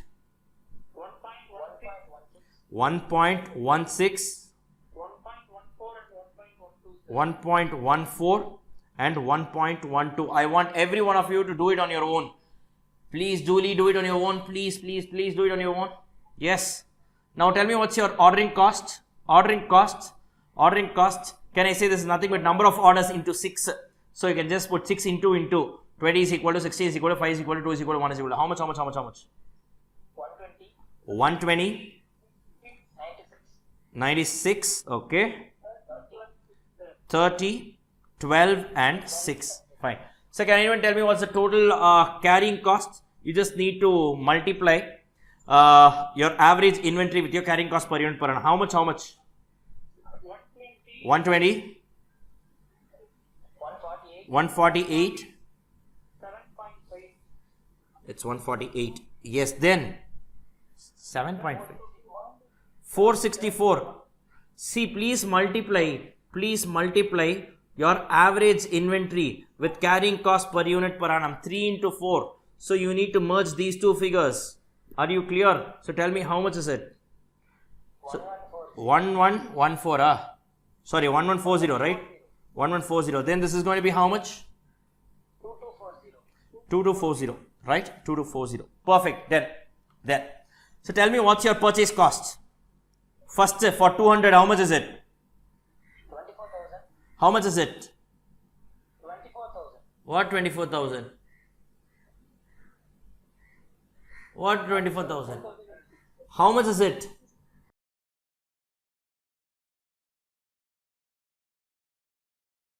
How much is it? 1,200. How much, Yashwant? Tell me, no, please tell me, guys, tell me. Yes, tell me. Yashwant, you are telling something. 1,200. 1,200, how you got? 200 into 6. 200 into 6, Yo, I'm talking about purchase cost. Oh, 6 rupees is the purchase cost, Okay. Right. How about you, Nikita? What is the answer?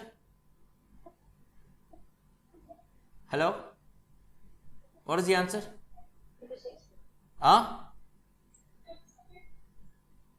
Sorry? 200 into 6. Is it? What, Venkatesh? What do you say? Do you agree? 4,000 into 6. What about you, Rohini? 1,200 1,200. How you got? 200 into 6. Now, 1 second.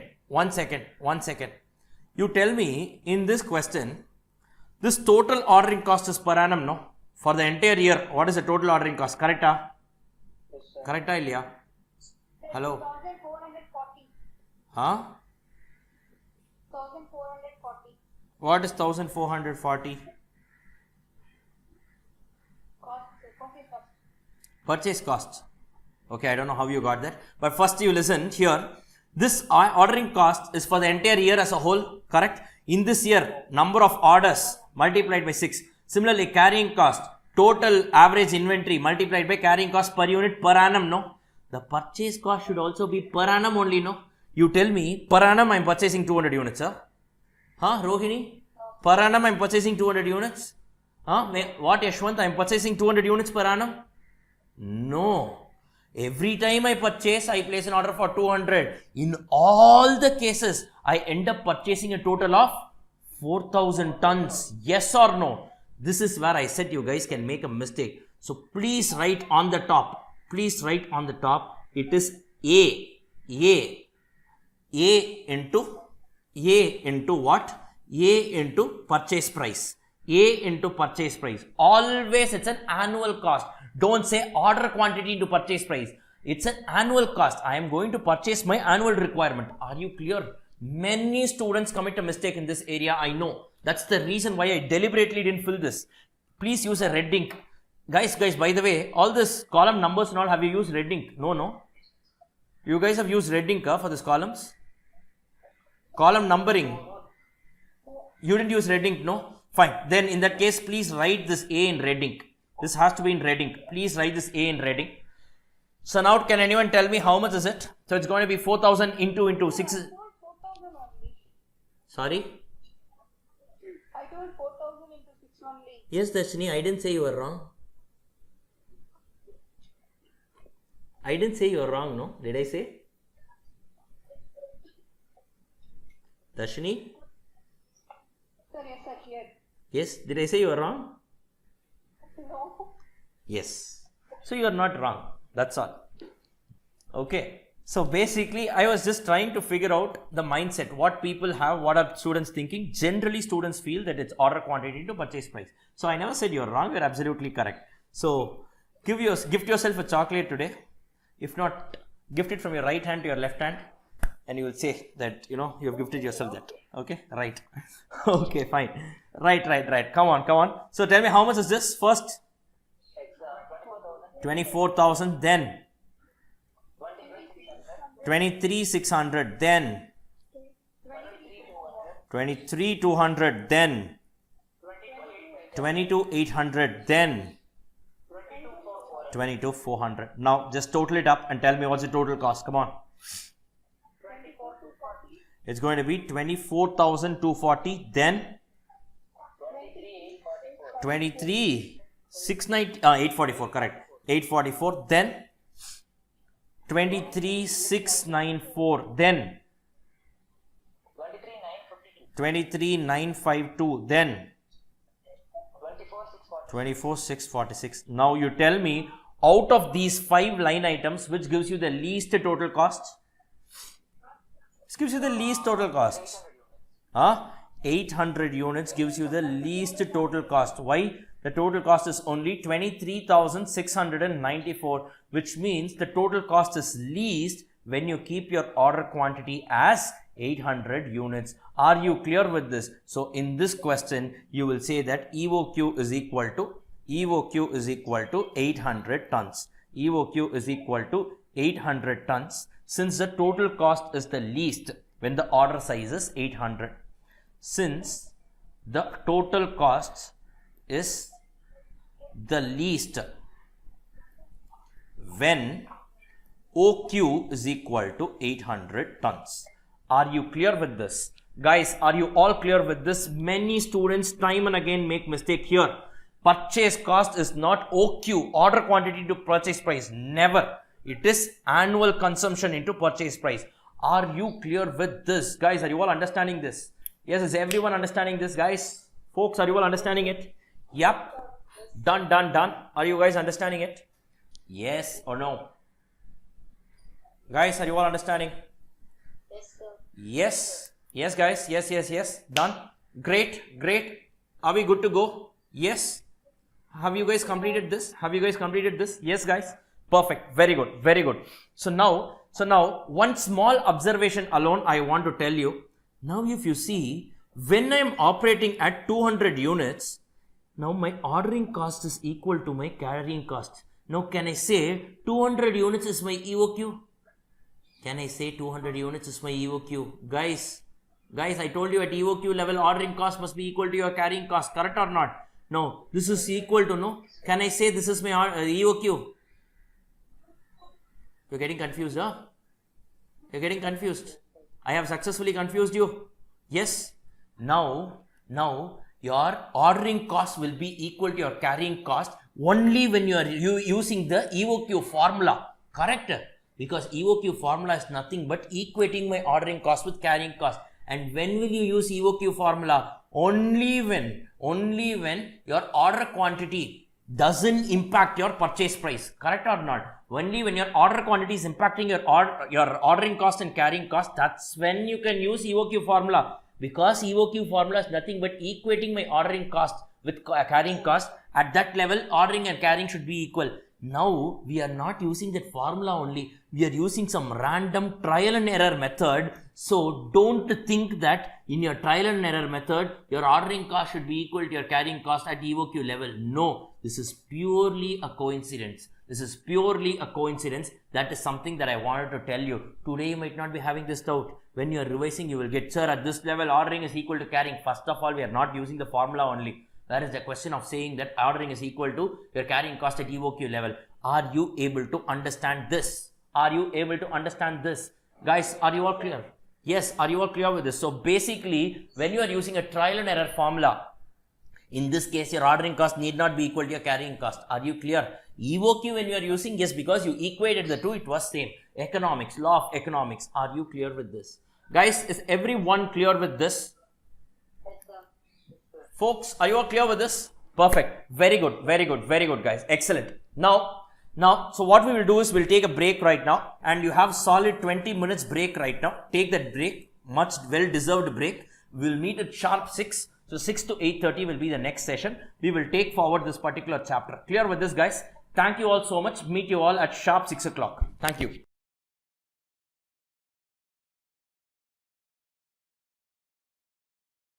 Now let's move to the next part of the particular session. Let's next leg of this particular chapter. A very interesting part. So the next part, the next segment of this particular chapter is about stock levels. Now basically, they have given reorder level is your maximum rate of consumption into maximum lead time. Minimum level, reorder level minus average into average. Maximum, they have given some formulas and all that. Okay, so you can read it better than me. Okay, so shall we get to the problem? Now, they have given a few things here. There are some formulas given in this question. Stock level and all. What is it? They have given minimum, maximum rate of consumption into maximum read time. So they have given a lot of things. Now, what are these formulas? What are they talking about? Let's get into this particular discussion called as stock levels. So this brings us to the next leg of this particular chapter called as stock levels. Stock levels.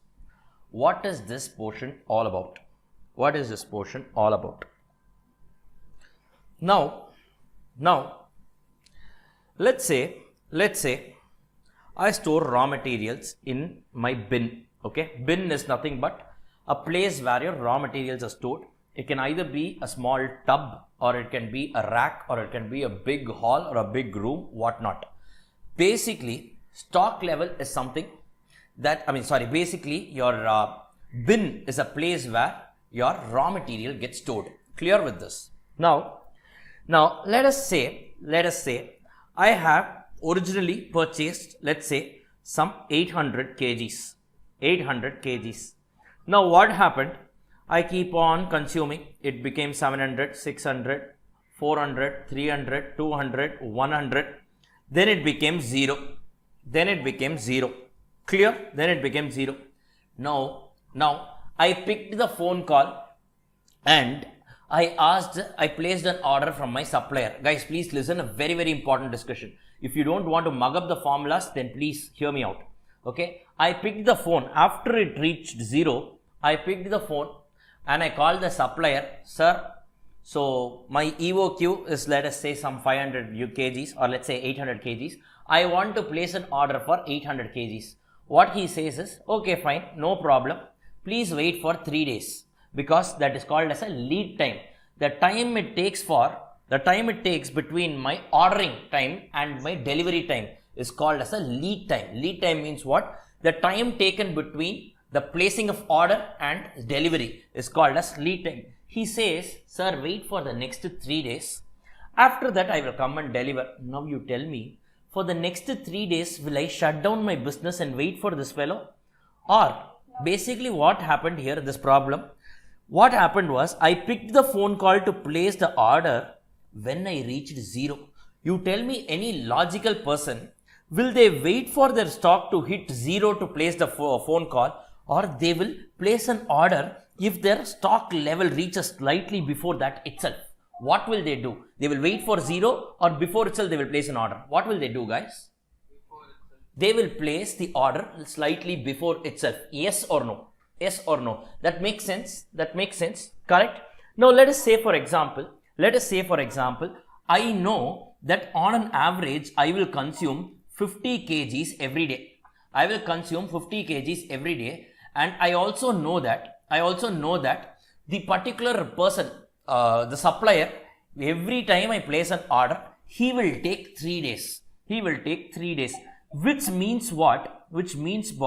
The moment my stock hits 150 kgs, I will place a phone call so that by the time it reaches 0, that guy will ring my bell and he will come and deliver. Correct or not? Correct or not? What I am trying to say is, by the time my stock reaches 800, 700, 600, it keeps on reducing. The moment it touches 150 kgs, I will pick my phone call, place an order, so that during the lead time that he takes, I will consume everything, and by the time my stock touches 0, that guy will be on my doorstep with this 800 kgs of whatever that I have ordered. Correct or not? Guys, are you understanding this? Are you understanding this? Is it understandable? Is it understandable? So now, basically, I will not wait for the stock to hit 0. I will place an order even before it hits 0 slightly. So, this is called as reorder level.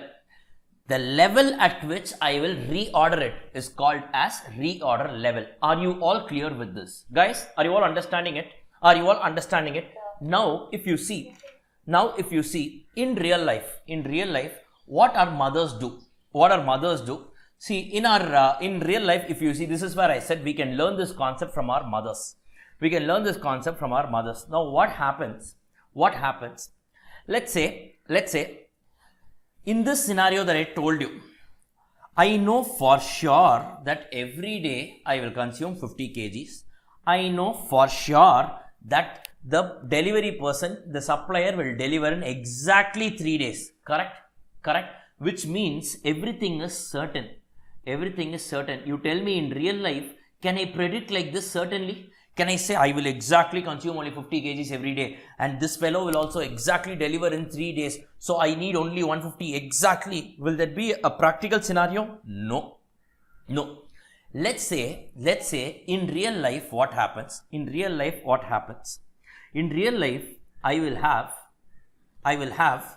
I will say that I will give them a range.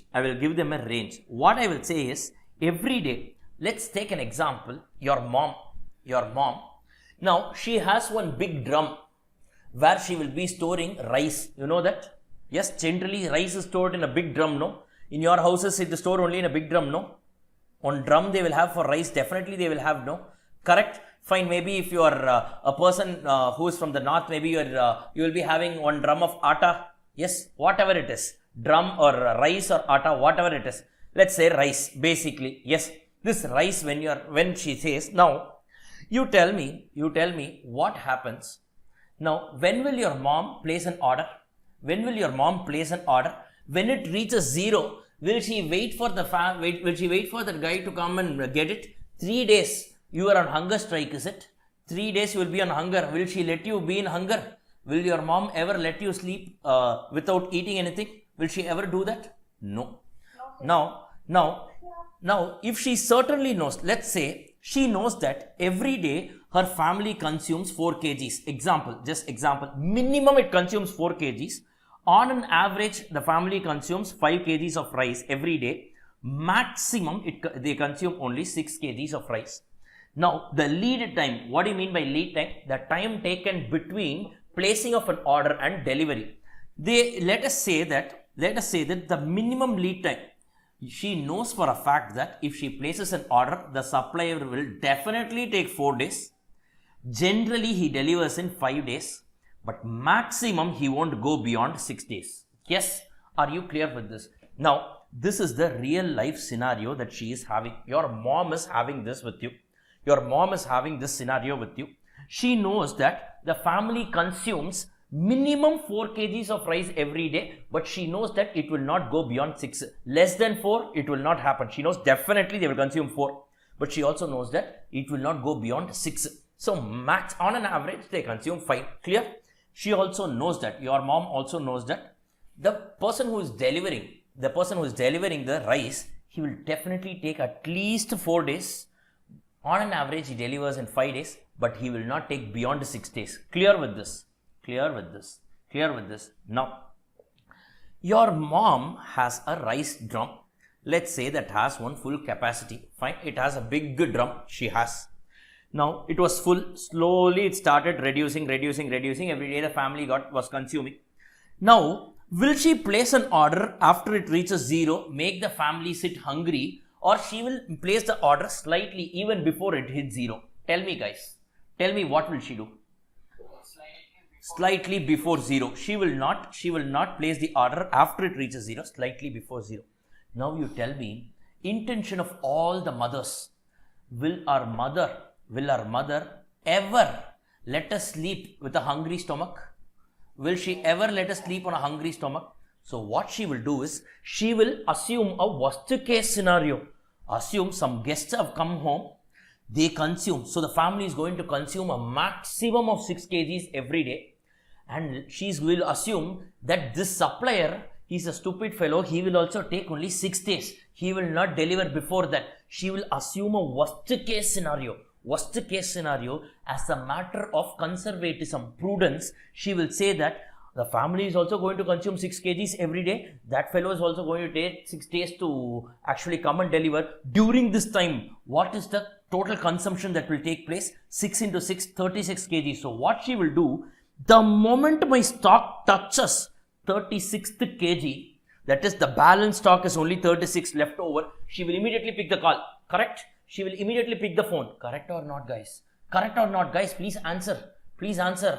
Yes, she will immediately pick the phone and place the order. Correct or not? Extreme prudent. Moms are all extreme cautious. She will never let you go on a hungry stomach. Correct?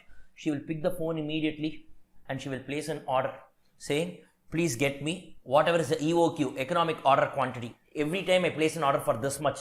See, EOQ is how much units to place an order for. Reorder level means when to place that order. Reorder level talks about when to pick the phone.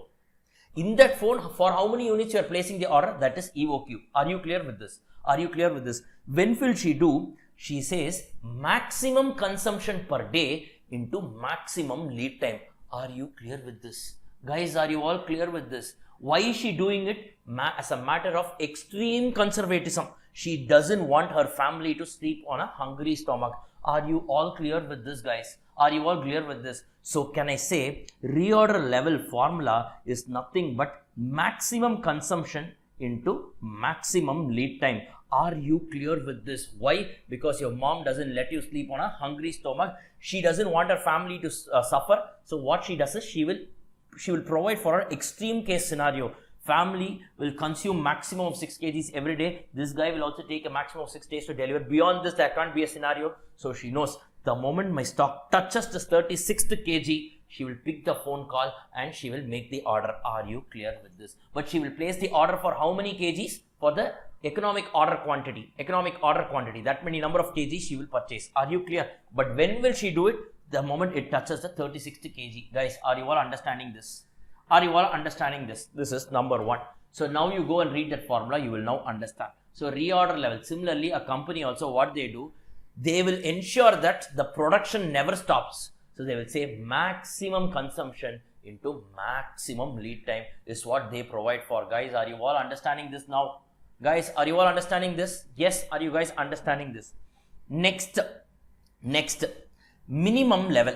Minimum level. What is minimum level formula? Now, you guys know, let's take the same example. Now, you guys know that what is the reorder level? Guys, what is the reorder level? Hello? maximum into maximum, that is maximum consumption into maximum lead time. So now she has this big drum. Let us say at the moment it reaches the 36th kg, she takes the phone call, correct or not? She takes the phone call, correct or not, guys? Yes or no? Yes or no? She picks the what? Hey, please, Guru, please. I don't understand. Generally won't happen. What generally won't happen? What generally won't happen? What generally won't happen, Guru? Why can't you just unmute yourself and say? Why do you waste your time? Sir, but for companies which do this, won't increase the storage cost, sir. Won't it increase the storage cost? Now, can they go out of stock? I am not saying to buy entire annual requirement. I am just saying whatever is the maximum number of days that a guy will take to deliver, for that many number of days, you take the maximum consumption requirement and store it. What is the problem here? Because if you don't store, someone comes with a requirement. If you can't sell them, you are losing out on your profit. Is that fine? I am not asking you to store your entire annual requirement. I am just saying provide for a worst case scenario. That's all I am saying. Clear? Now, in a company, that's what they do. They will take every day what will be the maximum consumption multiplied by the maximum lead time that the supplier will take. They will always, the moment the stock touches that level, they will pick the phone call. And they will actually place an order. Correct? Yes, guys. Now, you tell me in real life, practically what happens? As a matter of extreme caution, she placed an order at the time it reached 36 kgs. Correct? But generally what happens during the time, what happens? Generally, you know that only 5 kgs will be consumed, and only that supplier will also take only 5 days to actually come and deliver. Correct or not, guys? Correct or not? Yes or no? This is a matter of extreme caution. But what generally happens is only average consumption takes place into average lead time. So 5 into 5, how much is that? So by the time my stock reaches, I would have consumed only 25 kgs, correct or not? Which means by the time the next lot reaches, I will be having how much with me? 11 kgs, correct or not? Yes or no, guys? Please answer. Sorry? Are you understanding? What I am trying to say is, she will pick the phone and place an order the moment it reaches 36 kgs. But what happens in reality? During that time, only the family would have consumed average consumption, and the supplier would have also taken only average lead time, which means from 36 only 25 would have reduced, which means this 11 kg I will always have with me, So by the time the stock hits 11 kg, that guy will ring the bell and he will replenish again with my new stock. So which means this 11 kg will go unconsumed always, which means at any given point of time, if you go and peep inside your mom's kitchen where she has stored the vessel, she will always be having, at any given point of time, the rice quantity will never go less than 11 kgs. It will not go less than 11 kgs. This is why, because of her prudence. This is called as minimum stock. So now, minimum stock, can I say what is the formula? It is nothing but reorder level. That is because of extreme prudent. But what happens actually? Minus average consumption into average lead time. Are you clear with this, guys? Are you all understanding this? Your stock can never go beyond this, can never go below this. Your stock can never go below this. If you look at the rice drum, it will never go below 11 kgs at any given point of time. If these are the figures, it will never go less than 11 kgs at any given point of time. Guys, are you all understanding this? Yes, you guys are understanding this? Yes, are you all understanding? So reorder level formula, maximum consumption into maximum lead time. Mom, prudence. Yes. Next, minimum stock. You know that below this it will not go. Reorder level minus average consumption into average lead time. Are you understanding this? So can I say that this 11 units of stock will always be there in my case? Correct? It will not be the same 11 units. They will keep churning it. But any 11 units will be there. Same 11 units, if you keep for 1 year, 2 years, then it will go waste, They will keep any 11 units. That's why they follow first in, first out and all. So first whatever came in will go out. Then another 11 will be there at any given point of time. That's why if you see, even if someone pours a rice on top, what they will do is they will go and mix it so that the bottom rice will come on the top. So old rice, you will start using it first. I am not saying whatever you purchase first will be there. No, at any given point of time, definitely 11 kgs will be there. That's what I am saying. Okay, are you clear with this? Now, this minimum stock is also called as safety stock. Safety stock. This minimum stock is also called as safety stock. It's also called as safety stock. Why is it called as safety stock? Because at any given point of time, you will be holding it. It's called as a safety stock. So the other name for minimum stock is called as safety stock. The formula is reorder level minus average consumption into average lead time. Guys, are you all understanding this? Are you all understanding it? Yes. Are you guys understanding it? Fine. Now, what is the maximum stock that your mom can hold at any given point of time? The maximum stock that your mom can hold at any given point of time. Now, let's again take this particular. So, let's take the same example. Let's say there is a drum. And when did your mom place an order? The moment it hit 36th kg. What we are trying to find out, what is the maximum stock that she can hold at any given point of time? Meaning what? Beyond this, she will never hold. You ask me, no sir, if I hold more, that is a cost for me. Yes, that's why they are also having a maximum cap limit. Beyond this, if you see, your mom, even if she has that capacity, big drum also, beyond this she will not hold. What is that? Now, you tell me, when will there be a scenario where I can hold the maximum stock? Now, your mom places an order the moment it reaches 36th kg, correct or not? Guys, everyone please unmute and participate. That's when I will know. Please guys. Yes, right. Now, what happens during that period? Everything happens favorably to her. What happened? The family also consumed only the minimum consumption every day. And this fellow, this supplier was also a good person. He also supplied it. He took only the minimum time. Correct? Let's say she provided for 36 days, but what happened was the family was also consuming only minimum stock every day. Maybe because you guys are, let's say we went out and ate or something like that, or we were out of station, something like that. The family's requirement was also very less. And fortunately, this guy also delivered quickly. So during the time, lead time, how many kgs got consumed? How many kgs got consumed? Can I say 4 kgs into 4 days? How much is that? Guys, how much is that? 16 kgs. Meaning what? By the time this fellow rang my bell with the new stock, I was touching how many kgs? My balance kgs with me was 20 kgs. Correct or not? And now he came, and on top of this 20 kgs, he poured the reorder quantity. Reorder quantity is nothing but your economic order quantity. Correct or not? So can I say the maximum stock that you can hold is nothing but reorder level minus minimum consumption into minimum lead time. On top of this, I will add my reorder quantity. That is nothing but your economic order quantity. Correct or not? Everything happens in my favor. I ordered when it was 36 kgs. Families also consumed minimum, and this fellow also delivered it in the minimum lead time. So during the lead time, I have consumed 16 kgs, which means by the time he knocked my door with this particular new stock, I was reaching 20 kgs. So on top of that, he has actually replenished with your new economic order quantity. Economic order quantity is nothing but whatever we have just found. Let's say it's 50 kgs. So can I say max beyond 70 kgs, you can never find the stock go up. Correct or not? Guys, are you understanding this or not? Okay, fine. Basically, what do you mean by ROQ? ROQ is nothing but reorder quantity.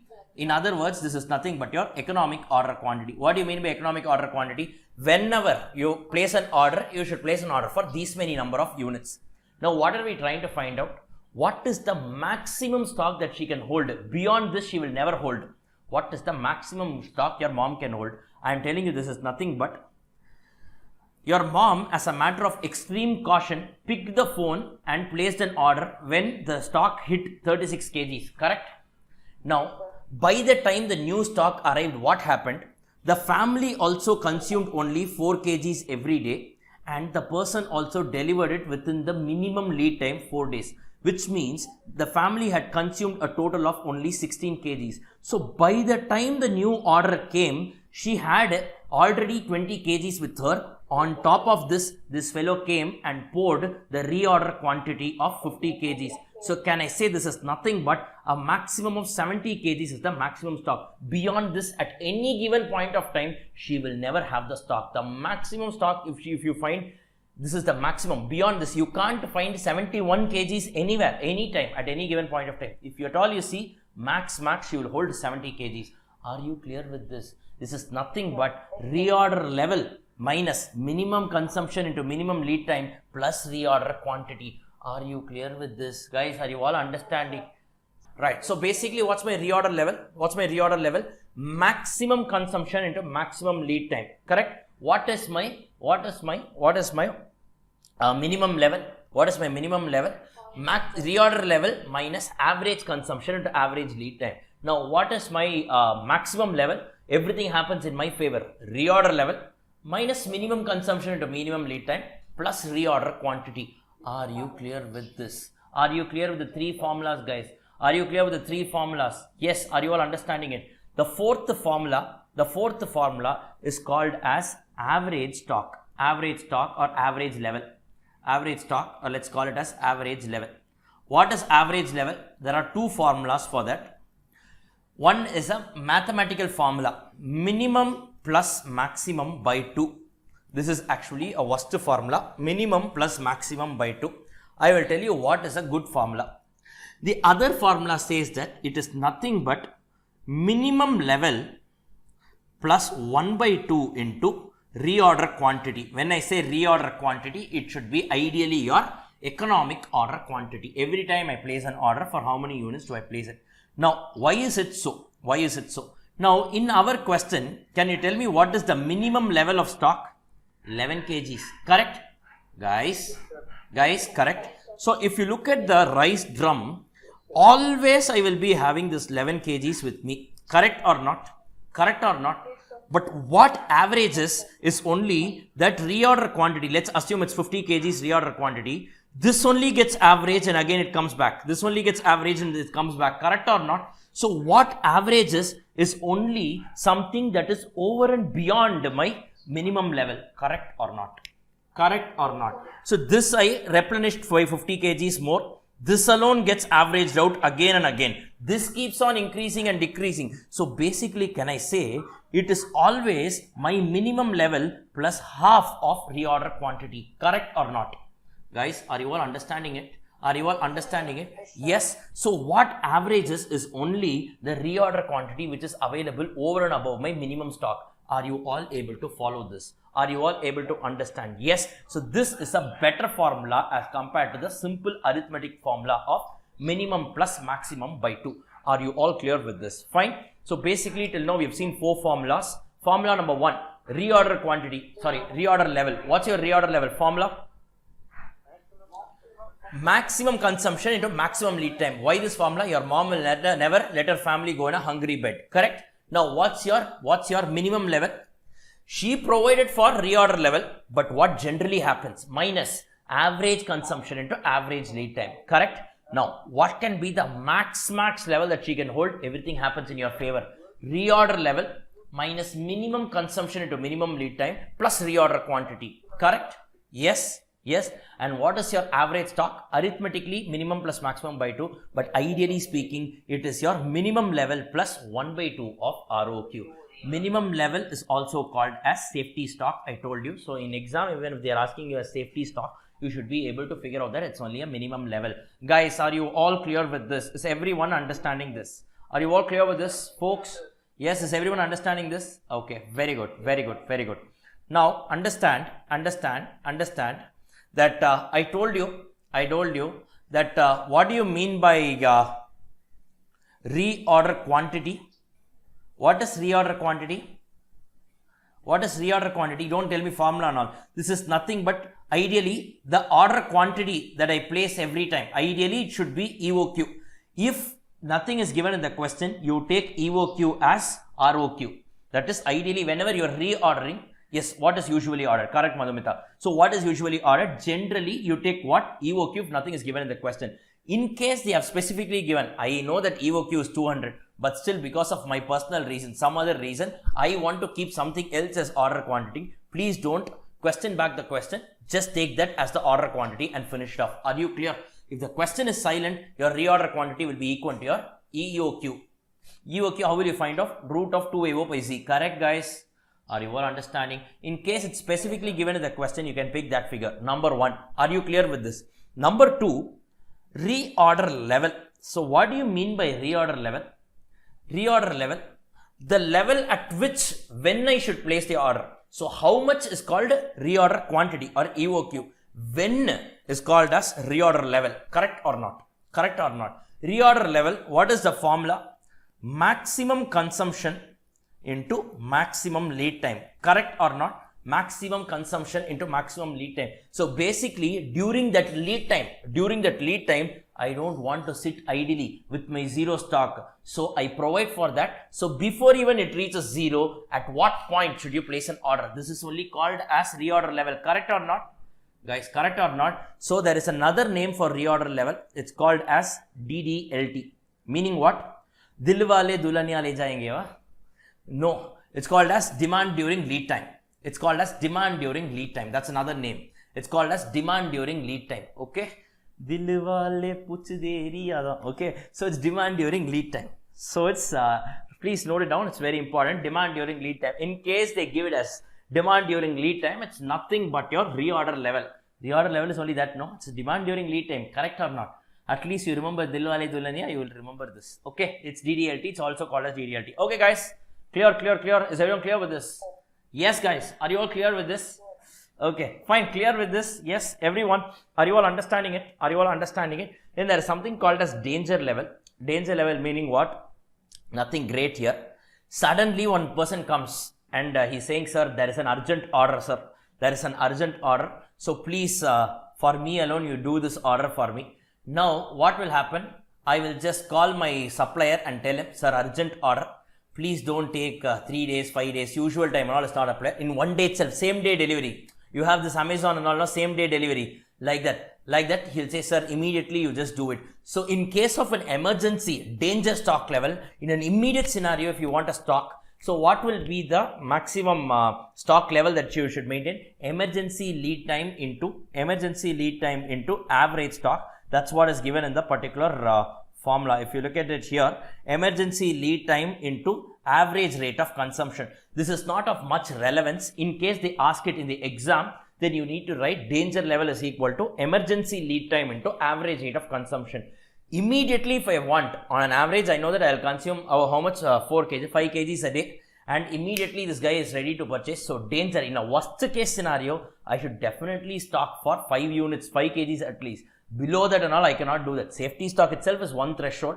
If at all you're going below safety stock, please don't go below danger stock level. That's what is the meaning. Are you clear with this, guys? Are you clear with this? So basically, what are the formulas that you've seen? Reorder level. Reorder level, this formula is maximum consumption into maximum lead time. Correct? Then what is the other one? Minimum stock level. What is the formula? Reorder level minus average consumption into average lead time. Correct? Then what's the formula for your maximum level? Reorder level minus minimum consumption into minimum lead time plus reorder quantity. Correct? Then what's the formula for your average stock level? Minimum plus maximum by 2. That's your arithmetic way of calculating, or the practical way of calculating is your minimum stock, or which is nothing but your safety stock, plus 1/2 of ROQ, reorder quantity. Fine. And danger stock is nothing but your emergency lead time to average rate of consumption. Guys, understandable?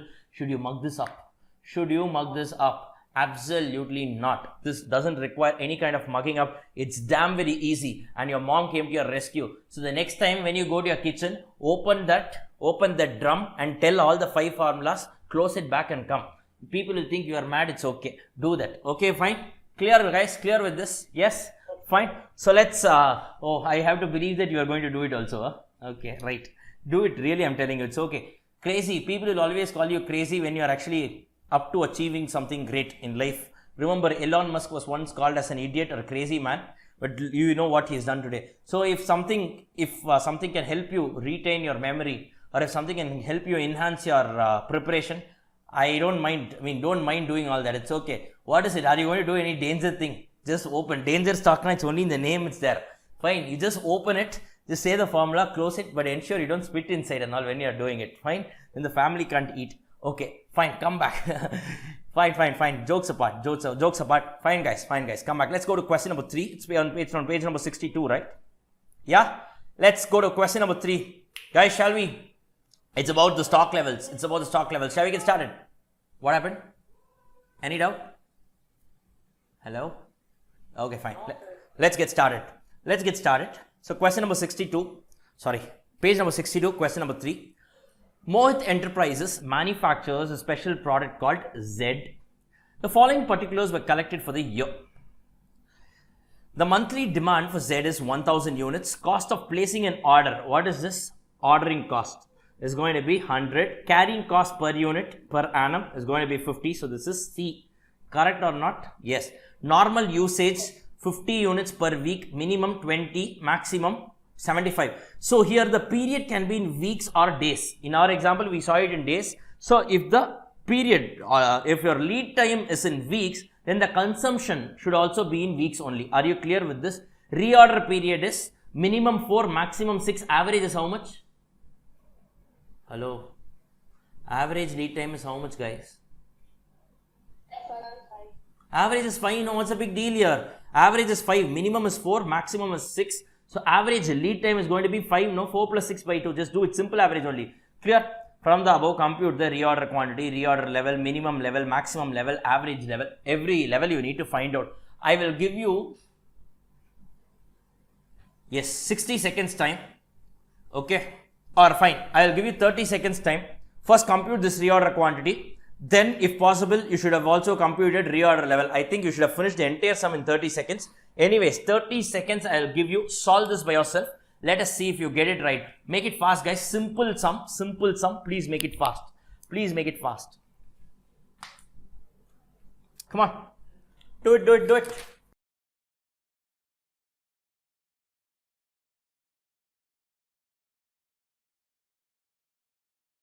So in the absence of information, what is your reorder quantity? Hello?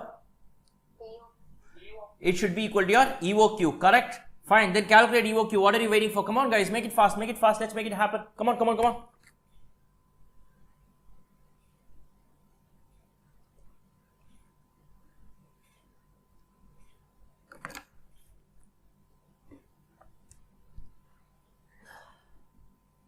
EOQ. Okay, already one student has got the answer. Others, come on, do it, guys. At least tell me the reorder quantity, no? Balance, I can do it. Guys, you're taking a lot of time. 450, Guru says. I think, who was that before? Madhumita, I guess. Madhumita said 400, huh? Someone said 400. Who was that? Reorder 11,450. I'm asking for reorder quantity. I'm asking for reorder quantity. EOQ. Reorder quantity. Okay, fine. Right. Okay. So, which is right? Sorry, which is wrong? So, majority always wins is a wrong analogy. So, 400 is wrong. 115 is only, it's also wrong. Then, however, 186, that is also not incorrect. So, that is only correct. So, 186 is the right answer. Can anyone, others, guys, figure out by yourself. I have told the answer. At least now try to figure out. Come on. We don't have much time. Come on, guys. We don't have all day. Hello? Okay, fine. Let me tell you. So, basically, EOQ formula, what's your EOQ formula? Guys, root of 2AO by C. Okay, fine. O is 100, C is 15. A, how much? How much is A? How many of you took 100? Sorry, how many of you took 1000? How many of you took 1000?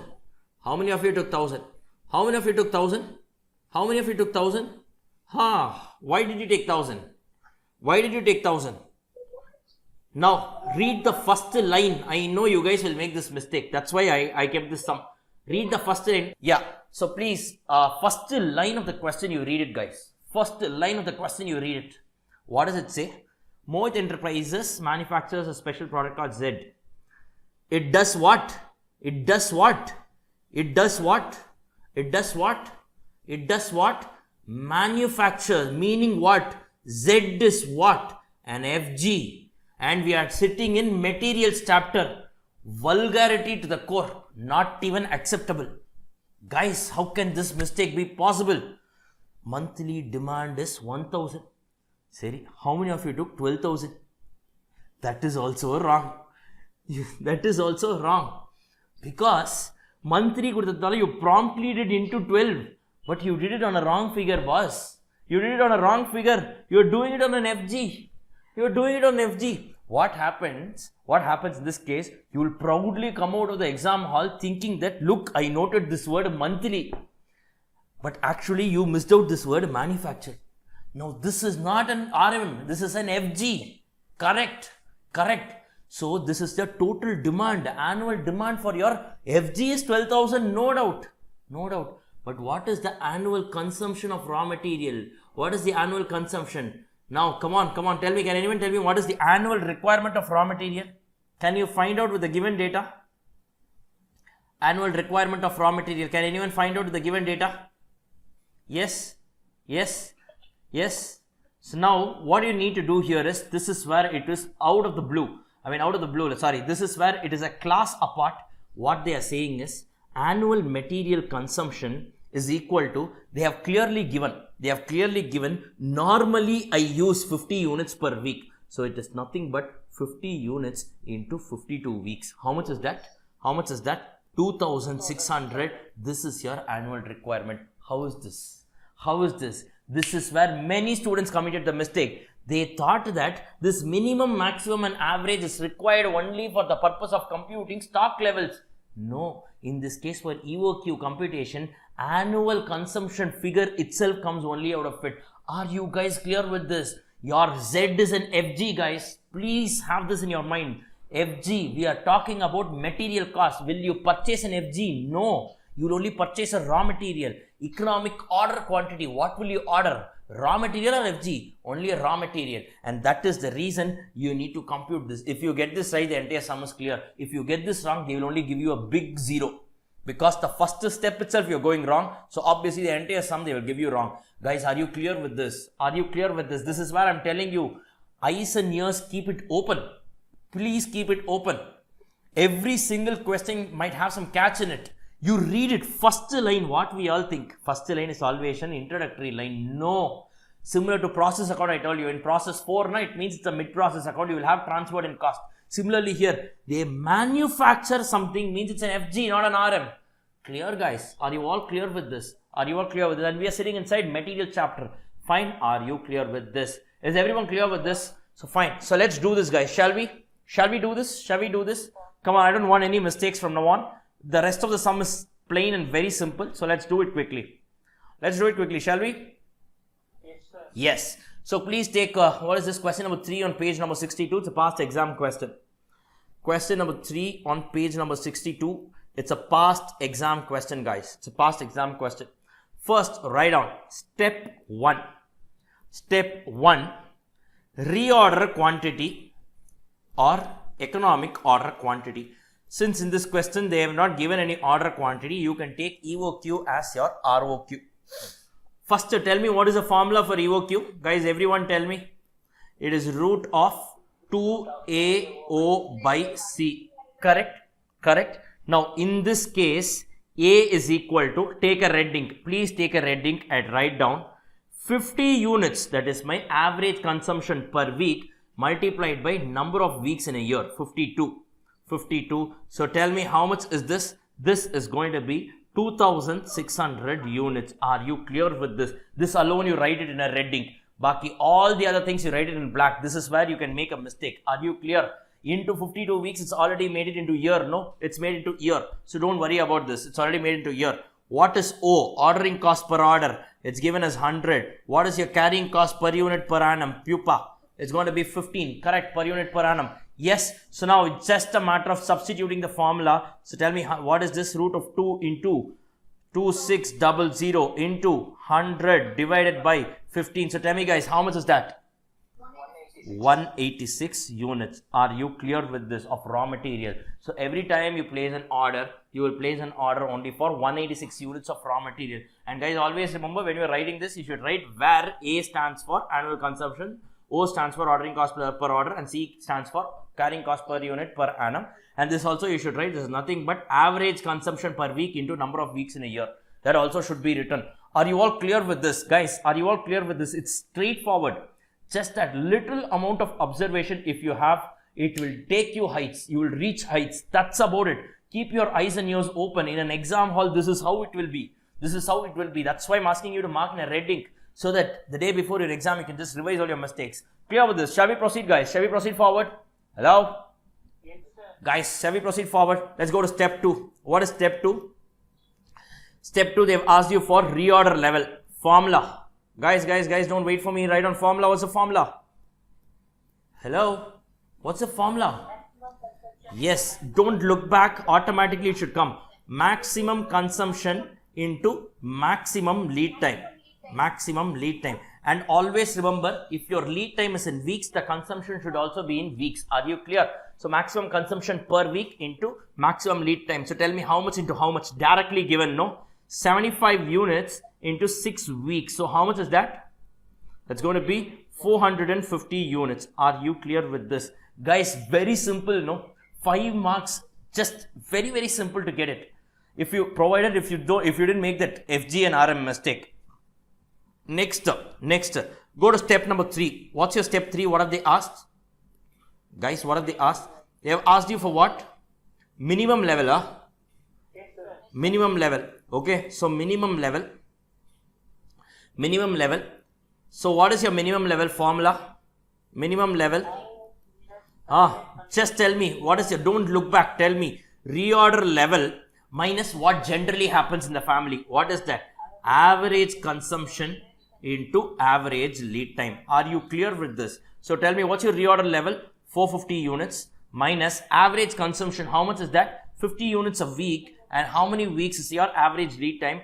5 weeks. So tell me, how much is this? How much is this? It's going to be 200 units. Correct or not? So your minimum level is going to be 200 units. Guys, are you all clear with this? Is everyone clear with this? Guys, are you all clear with this? Yes. Next step. What's your maximum level? Step 4. Step 4. What's your max level? What's your max level? So reorder level minus everything happens in your favor. Minimum consumption into minimum lead time. Correct, guys? Correct, guys? Then plus what? Reorder quantity. By the time it reaches this level, your shopkeeper comes and rings your door to refill the entire thing. So tell me, how much is that? Reorder level. How much is reorder level? 450 plus 450 minus what's your minimum consumption? 25 units into minimum lead time 4 weeks plus what's your reorder quantity? 186. So how much is this, guys? It's going to be 536 units. Correct, guys? Are you all clear with this? Guys, are you all clear with this? Is everyone understanding? Yep. Done? Are we done on this? Are we done on this? Yes. Yes. Fine. Yes. The next one is what? Average level. Average level. So write down step 5 is going to be your average level. Step 5 is going to be your average level. Clear? Now, how many formulas are there for average level? Guys, 2 formulas. One is just simple arithmetic formula. So write down the first formula is maximum level plus minimum level divided by 2. The other formula, what is it? What is it? Come on. Minimum level plus half of EOQ. What average is EOQ? ROQ. Use the word ROQ. ROQ and EOQ is one and the same in this question.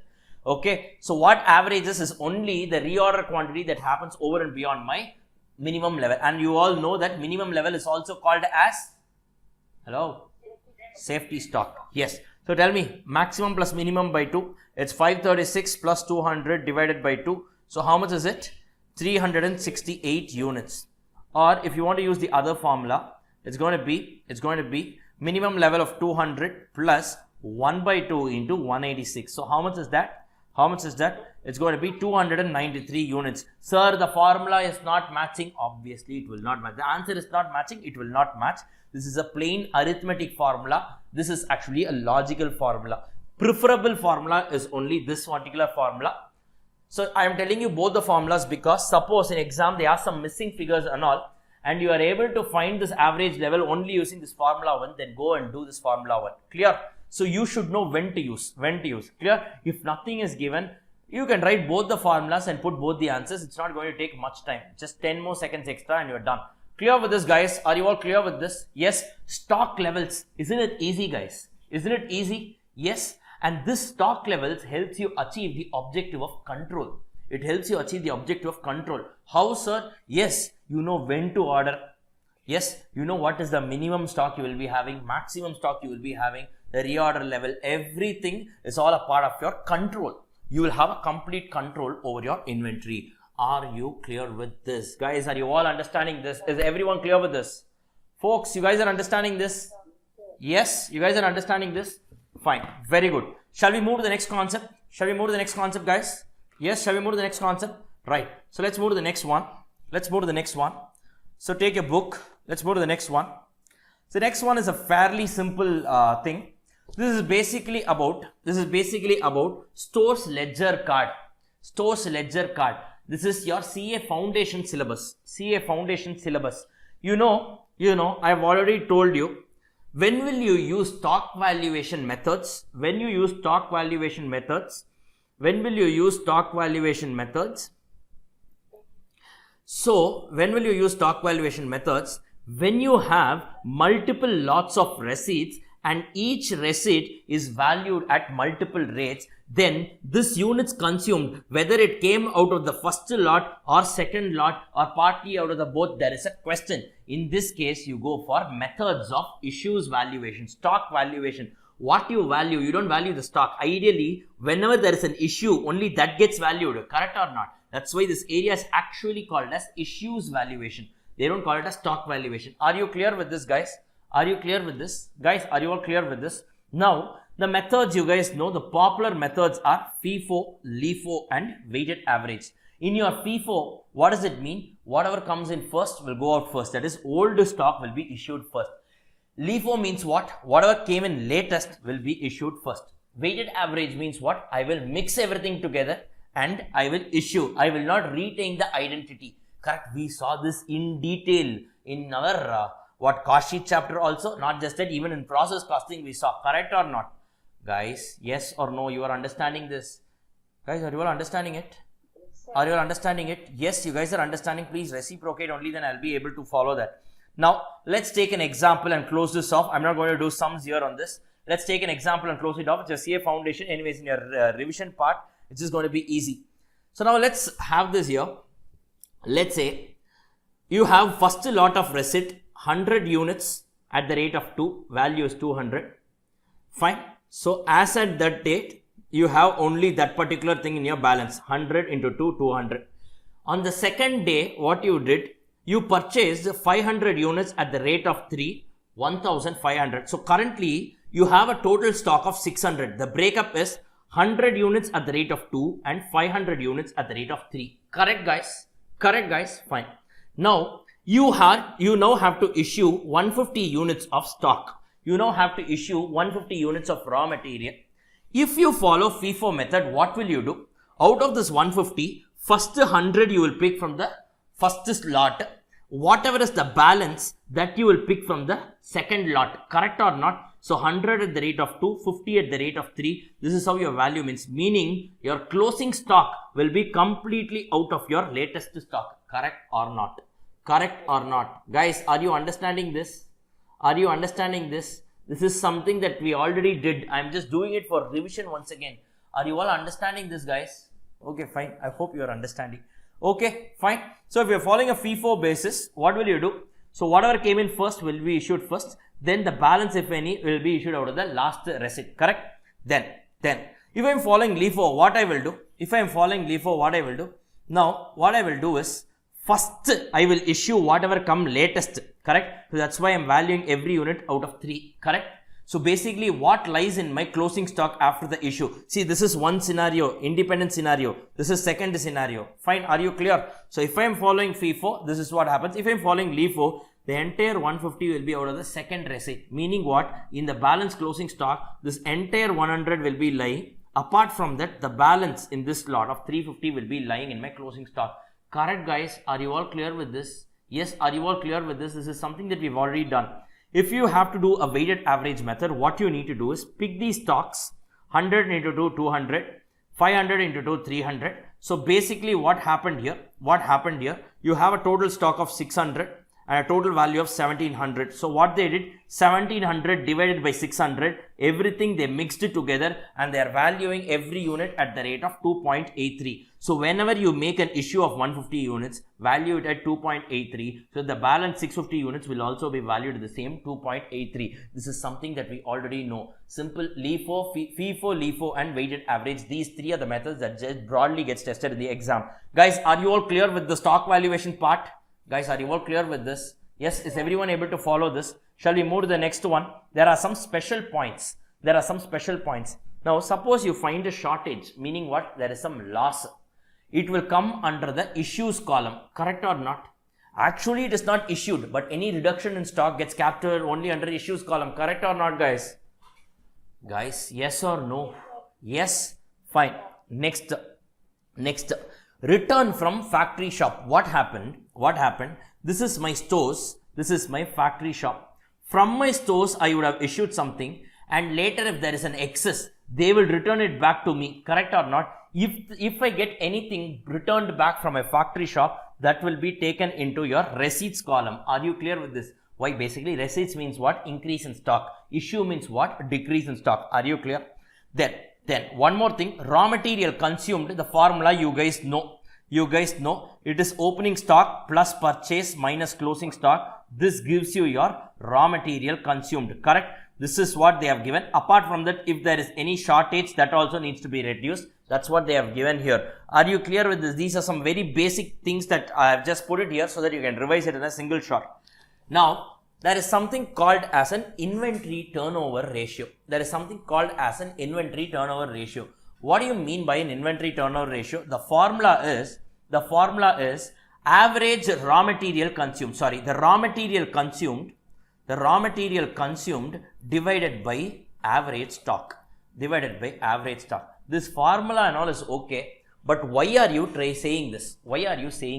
This is the problem. Why are we doing this formula? Why is the formula such that it is only raw material consumed divided by average stock? Now, let us assume, guys, that the total requirement of a particular raw material, let us say it's going to be 100 kgs. Clear? Guys, are you all understanding? Are you all here? Yes. Let us say the total requirement for a particular year is 100 kgs of raw material. On an average, generally, if you come to my stores and see, generally I will be having 10 kgs with me. This is nothing but your average stock. Now, on an average at any given point of time, I hold 10 kgs, correct? And overall in a year, I will be needing how much? 100 kgs. Can I say that my stock gets emptied and refilled, like this? It keeps on turning over again and again for a total of 10 times in this particular year. Correct or not? Now, this is the meaning of inventory turnover ratio. How many times your average inventory gets over and replenished? How many number of times it happens? That is only called as inventory turnover ratio. How many times it turns over? Churning. How many times the churning happens? That is only called as inventory turnover ratio. Clear with this? So, if there is a more inventory, if the inventory turnover ratio is high, it means that the stock is very fast moving stock, which means it gets over quickly. It gets over very quickly. Again and again and again, it gets replenished. So in a year, if it gets replenished, let's say 20 times, it means this is a very good stock. It's a fast moving stock. There is a huge demand for this. Correct or not? So I track based on this. So based on my inventory turnover ratio, I can see whether a stock is slow moving or fast moving. Are you clear with this? Are you clear with this? Yes, are you guys clear with this? Are you guys clear with this? And your stock holding period is nothing but the duration divided by the inventory turnover ratio. The duration divided by inventory turnover ratio. Let's say, for example, the annual consumption is 120 kgs. Let's say on an average, I hold 10 kgs. So which means in this period, can I say that the stock has turned over 12 times? The stock has turned over 12 times. Meaning what? Or in other words, can I say monthly once I had to replenish my stock? How did I get this monthly once figure? 12 months divided by 12 times. Or in other words, the period in months or days or in weeks divided by the inventory turnover ratio. If you do that, you will get the period for which the stock takes to get emptied. From full to getting emptied, what is the stock holding period that gets captured here? Are you clear with this? Guys, are you all getting the logic for this? Are you all getting the logic for this? So inventory turnover ratio, it shows the number of times your stock gets replenished, and your stock holding period shows you for how long it takes for a stock to get emptied. Are you clear with this, guys? Are you all clear with this? So with this, we have finished this particular area as well. Clear? Shall we move to the next one, guys? Shall we move to the next one? Yes. Yes. Fine. Now this is something that you have already seen. This is one area that you have already seen in the chapter called as marginal costing. Now supplier selection. There is something called as supplier selection. This is nothing but your indifference point. Simple, guys, simple. Let's say you want to purchase your raw material. You can either purchase it from supplier A or you can purchase it from supplier B. You have two options. Supplier A says, sir, you pay me 50 rupees, all-inclusive price. I will come and deliver it to you at your doorstep. You need not pay any 1 rupee also more, no delivery charges, nothing. I have considered all the delivery charges and only I have kept the per unit cost. Clear? Clear, guys? Clear, guys? Yes? Yes? Are you clear with this? Or you have an option of going to supplier B. Supplier B says, sir, I will supply it to you at 40 rupees per unit plus 10,000 rupees you need to take care of your 10 rupees you need to take care of your transportation cost. So pay me a fixed 10,000 plus every unit 40 rupees you pay me. Are you clear with this? Now this is a real life scenario where you need to take a decision. Now which supplier will you prefer?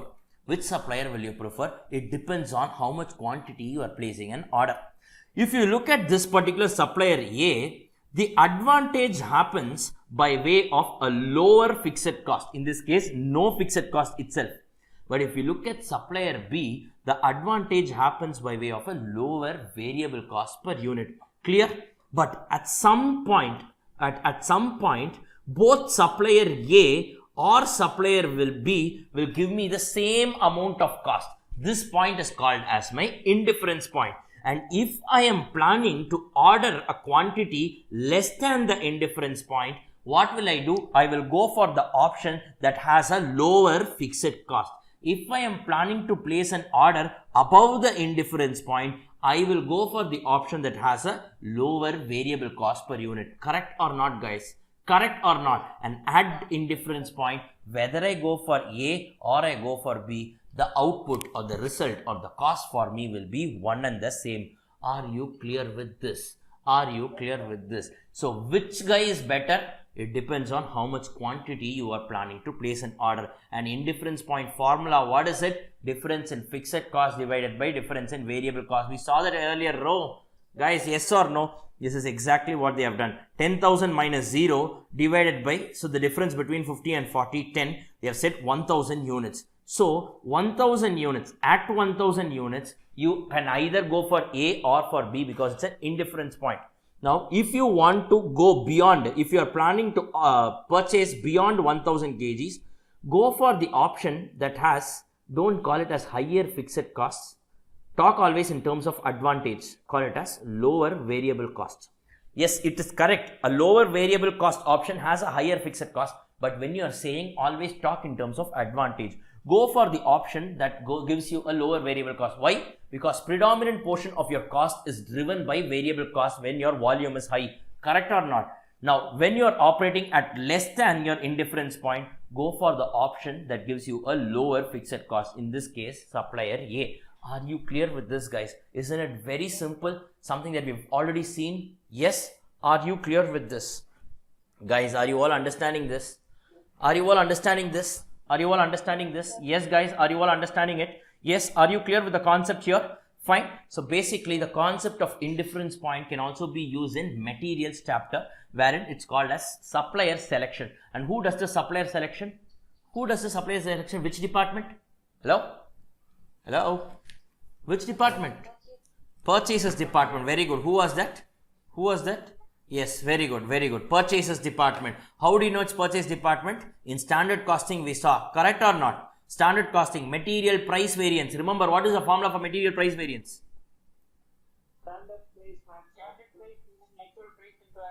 Excellent. Standard price minus actual price into actual quantity. Correct? Yes. Very good. So yes, I am responsible only for the price. I am not responsible for the quantity. Are you guys clear with this? Are you guys clear with this? Fine. Now, let's go to the part C of this particular chapter. Part C of this particular chapter.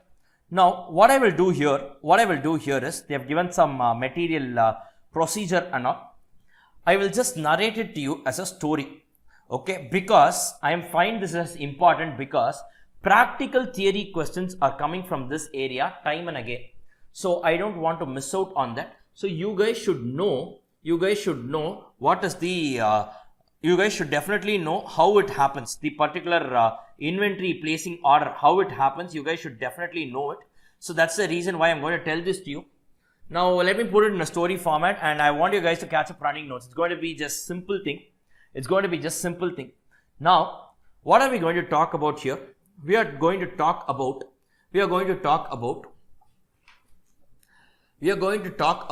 material purchase procedure. We are going to talk about material purchase procedure. Material purchase procedure. Okay, fine. Now, how will I purchase a material? How does it happen? Starting to ending.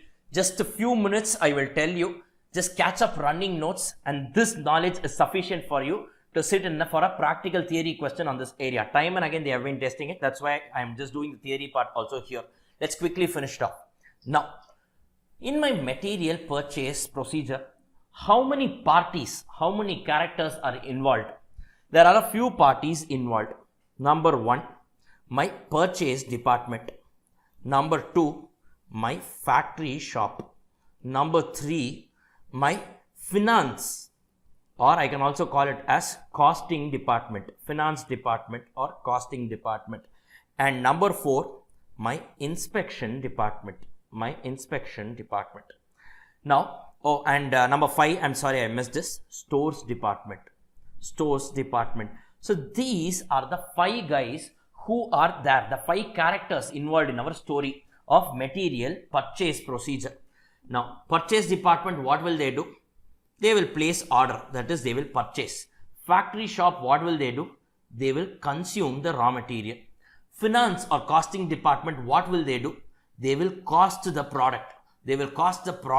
Or can I, in other words, I will say, they will find out the cost per unit. They will prepare all the store's ledger and all. Correct or not? They will prepare the store's ledger. Correct? Yes. Then inspection department, what do? They check on the quality of raw material. And stores department, what do? They store the raw material. These are the guys who are involved in this. I will narrate it in point-wise format. Quickly, just make a note of it in whatever way you can understand, and we are done with this area. Clear with this? Shall we get started, guys? Shall we get started? These are the characteristics of, these are the characters involved in our story. Now, first what happens? When my raw material touches my reorder level, my stores department, what they will do? They will alert my purchase department to purchase raw material. Correct? I told you. When will you place an order? When will you place an order? The moment you touch your reorder level. Correct? How many units you will place an order for? That will be your EOQ. Correct? So what quantity? EOQ. At what time? ROL, reorder level. Clear with this? Have a clear distinction between the two. Clear? Now what happens? This purchase department, what they do, they will invite quotation. They will invite quotation and they will choose the supplier. They will choose the supplier based on many parameters like price, quality, delivery, lead time. So many parameters are there. They will choose the supplier. Clear with this? Clear with this? Now, once the supplier is fixed, once the supplier is finalized, what happens? They both enter into a contract. Who both? The company which is purchasing, that is my purchase department and my supplier, they both enter into a contract. That is called as purchase order. So purchase order is not an invoice. It is a binding order. It is a binding contract. In that contract, what they will say, the supplier will say, I undertake to supply 5,000 kgs of goods to so and so at so and so time, at so and so place, at so and so rate, and I will take care of the delivery cost, or he will take care of the delivery cost. All the terms of the contract will be mentioned in the purchase order. Are you clear with this? And it has details of so many parameters like price, quantity, your lead time, your who takes care of the delivery, etc. So many things. All the characteristics of the contract will get covered inside this purchase order. Guys, are you all understanding this? Are you all understanding this? Is everyone understanding this? Yes, guys, is everyone understanding this? Next, once this happens, once the supplier is finalized and the purchase order is also raised, what happens? Now, that fellow will send one truck. That fellow will send one truck to my factory. He will send one truck to my factory. Correct or not? He will send one truck to my factory. Correct? He will send one truck to my factory. Correct? Now, what I will do, will I accept this as it is? No. Here is where our inspection department comes in. Here is where our inspection department, they come in and they check the quality of the product. Are you clear with this? They check the quality of the product and they have two options.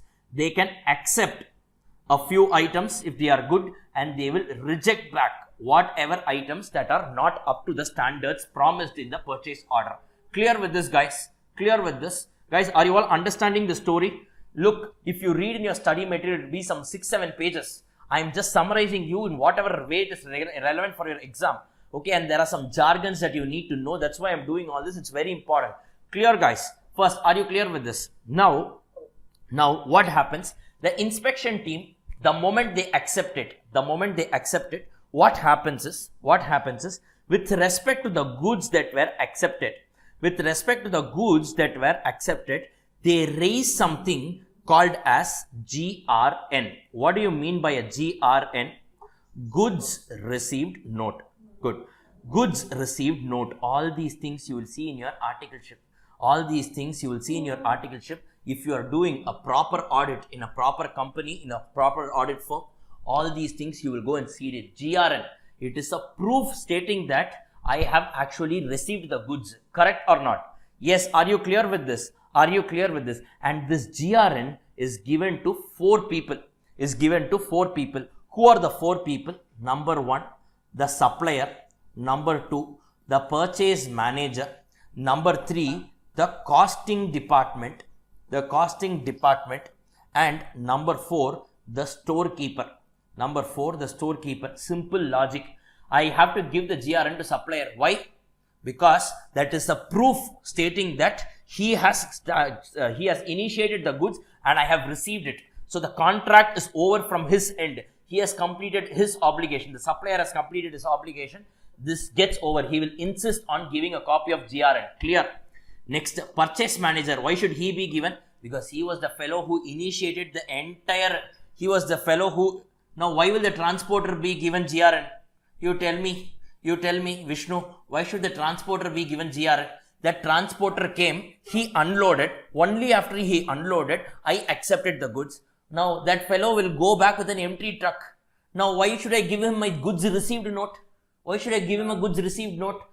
For your e-way bill and all, for your e-way bill, what is a supporting document? You tell me, when will you raise an e-way bill? Before you start the journey or after you start the journey? After all. Before starting. Before starting itself, you will have GRN with you. Then, obviously, the transporter need not get a copy of GRN. The transporter will only get a copy in your GST. You will study either if it is a taxable supply, it should be under your tax invoice. If not, it should be under something called as a bill of supply. That's all. Your GRN, why should I give it to the transporter? That fellow is not even, he has delivered the goods. Then what has he has to go vacate the factory. Why should I give my goods received note to him? Okay. Now I need to give one copy to the purchase manager because this fellow was the one who actually initiated this particular entire transaction. Then I need to give one to the costing department because they are the guys who prepare the store's ledger. So now every single issue and all, they will have to keep a copy saying that every single receipt of goods, they will be having a GRN with them. They will, for the documentation purpose, tomorrow if auditor comes and all, they will be able to show that. So costing or finance department, and storekeeper should be given. Why? Because after inspection, this goods, accepted goods, will go inside the storeroom only, no? Yes, and with that, it will be supported with a document called as GRN. So that this fellow will say, the storekeeper will see, in GRN, it is given as 100 units. Okay, 100 units are physically there. Very good. I am accepting. So obviously the storekeeper should be there. So these four fellows should be given a copy of a GRN. Are you clear with this? Are you clear with this? Now what happens? Now, based on this GRN, based on the GRN, the storekeeper,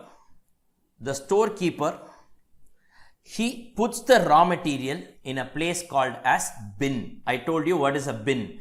Bin is a place where your raw material is stored. It can just be a rack, it can be a drum, or it can be a big hall, or it can be a small room, whatever it is, the place where your raw material is stored. It's a storage space. So every single unit of raw material should be supported by GRN because that is a proof stating that your actual quantity is tallying with the accepted quantity. Are you clear with this? Are you clear with this? Now what happens? Now, and you should know one more thing. Every type of raw material has a separate bin.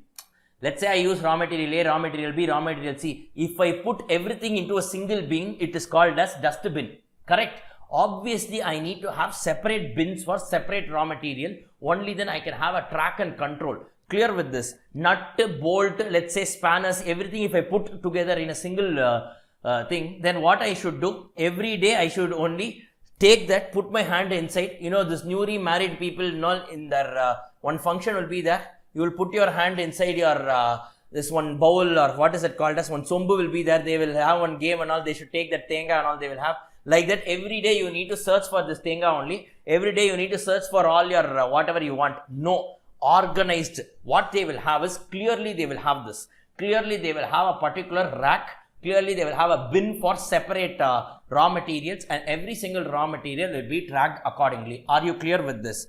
Next, you tell me, now the raw materials have reached my bin, correct? Now, whenever this, ultimately why am I storing it? Because my production manager will keep asking me, no, correct or not? Now you tell me, whenever the production manager wants, now how will he get it from me? One WhatsApp call he will do, Will he say that? Obviously not. It cannot happen like that in a factory. Even if your friend is sitting as a manager, you can't send a WhatsApp message, send 5 kgs. No. So what happens? Every time the factory shop, it requires the raw material from the stores. They will always issue a document called as MRN. It's called as MRN. It stands for Material Requisition Note. material requisition note. Material requisition note. Every time I place a request, it will be put on record. I will say that, look, I need 500 kgs. So please forward it. So the production manager has to necessarily issue something called as a material requisition store. Based on that material requisition stores only, material requisition stores only, so your stores, your stock will move from your storekeeper to your factory shop. So your actual raw material will move only if we get the material requisition note. Are you clear with this? Are you clear with this? Guys, are you all clear with this? Yes, are you all clear with this? So what happens? If you see, the factory shop is here, the stores is here. Fine. Now, when the stores issues raw material, it moves against what? A document called as MRN. So your raw material will flow from stores to your factory shop using a document called as material requisition note. Now suppose the factory shop feels that they have some excess stock. By mistake, I ordered more. So please take it back. From your factory shop, they will return the excess excess raw material. For this, again, they can't directly give. They will issue a particular document that is called as stores debit note. Stores debit note, or it is also called as shop credit note. Shop credit note. Stores debit note or shop credit note. Sir, why this funny names they are keeping? Very simple. Raw material WIP. Look, suppose if you are issuing back from your factory shop to your stores, now what happens? From your WIP it will get credited and to your raw material it gets debited. Correct or not? Reduction in WIP stock, credit. Increase in raw material stock, debit. Correct or not? Guys, are you understanding? So, which place gets debited? Stores. Hence, it's called as a stores debit note. Which place gets credited? Your factory shop. Hence, it's called as a shop credit note. Are you clear with this? So, a stores debit note can also be called as a shop credit note. What is this document required for? When your factory shop is returning any excess raw material back to your stores. Are you clear with this? Guys, are you understanding? Yes, sir. Yes, are you all understanding this? Are you all understanding this? Yes, are you all understanding this? Fine. Shall I just scroll down? Yes. Now, if you see, there are two records so this is about your inventory purchase procedure. Apart from this, there is one more very important area from a theory viewpoint. There is something called as bin card and stores ledger. Bin card and stores ledger. What is it?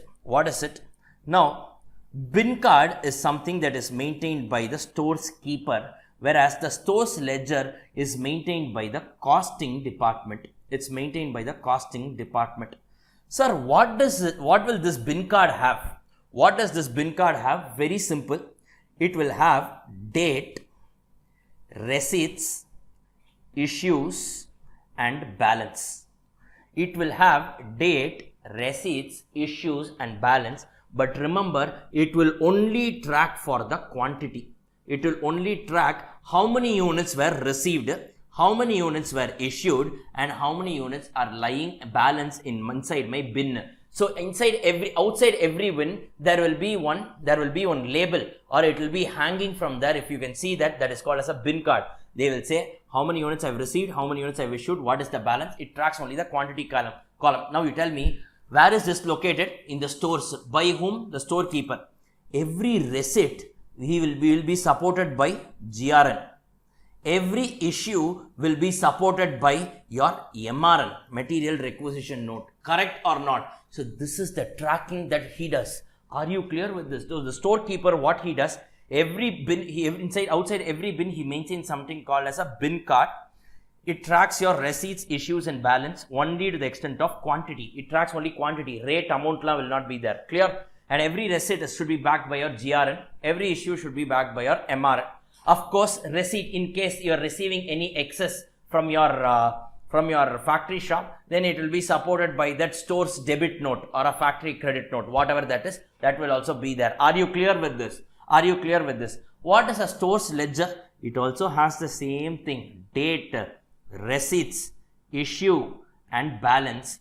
But here what you will have, inside every column you will track the quantity, rate and amount. Are you clear with this? You will track the quantity, rate then amount. So this is the reason why your stock gets valued only in using a stores ledger and not in a bin card. In a bin card, only quantity column is there for everything. But here you have quantity, rate and amount. Are you clear with this? Guys, are you all understanding this? Yes, guys. Yes or no? Say something. No, please. Yes, sir. Are you all understanding this? Yes. Are you all understanding this? Now, apart from that, in your bin card, every day there will be a balance. Correct or not? That balance should actually tally with what is physically inside the bin. Correct or not, guys? Correct or not, guys? Correct or not, guys? Correct. Now, this balance quantity gets tracked under bin card. This balance quantity column is also getting tracked under stores ledger. Now, what happens? There will be one inspection team. They will also, what they do, apart from their quality control, what they do is, they will also go and they will also physically inspect whether the quantity mentioned in the bin card and stores ledger are physically there. If the quantity actually there is less than the quantity mentioned in the bin card, it is called as a shortage. It is called as a shortage. So if the actual quantity is less than the quantity mentioned in the bin card or my stores ledger, it's called as a shortage, and this shortage is only a loss. Correct or not? And this loss only we can treat it as a normal loss or abnormal loss. So now you tell me, without this inspection, can I identify shortage? No. Unless and until I identify shortage, I can't find out my loss. And only if I find out my loss, I can find out my normal loss and abnormal loss. I can apportion it. So first this inspection should be done. Are you clear with this? And the process of maintaining bin card, stores ledger and physical verification put together is called as perpetual inventory control system. It's called as perpetual inventory control system.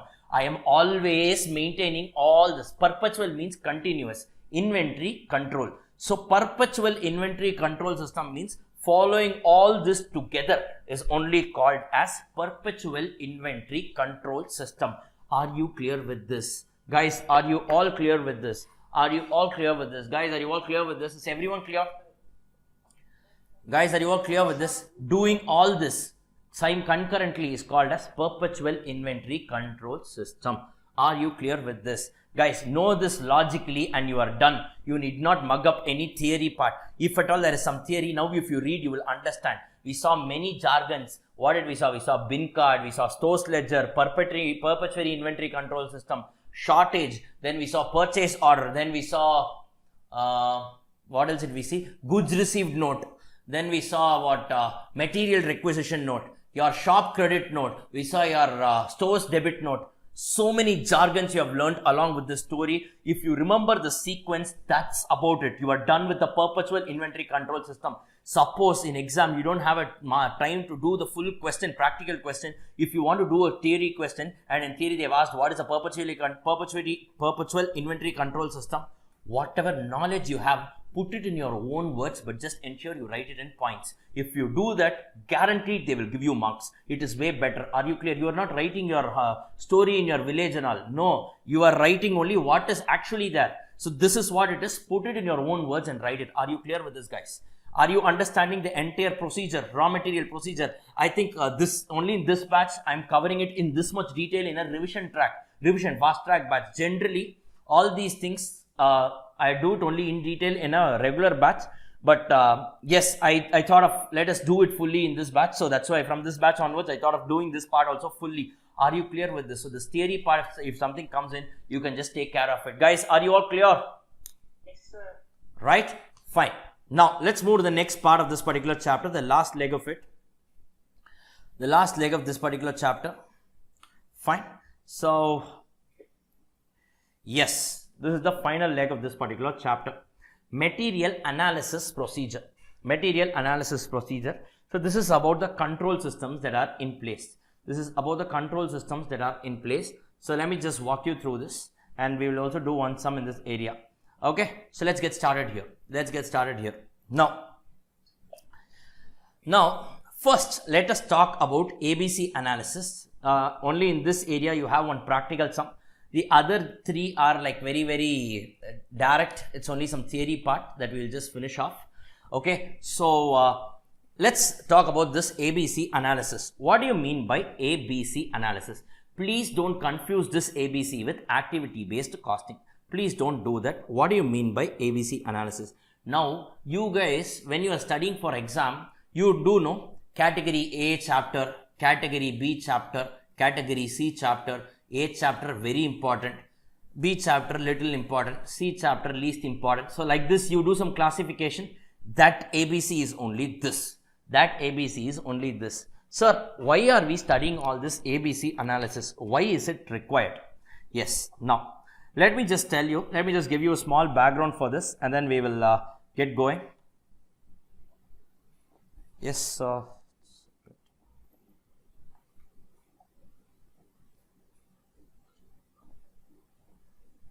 okay, fine. So let's get going here. Now,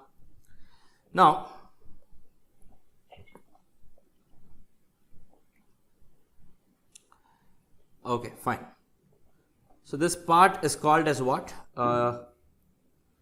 It's called as ABC analysis. Now, you tell me, now in your ABC analysis, what is it that we do? Now, let us take a prime example. Let's take a company like Maruti. Let's take a company like Maruti. And you guys know what business they are into. What business? Automobile business, right? Guys?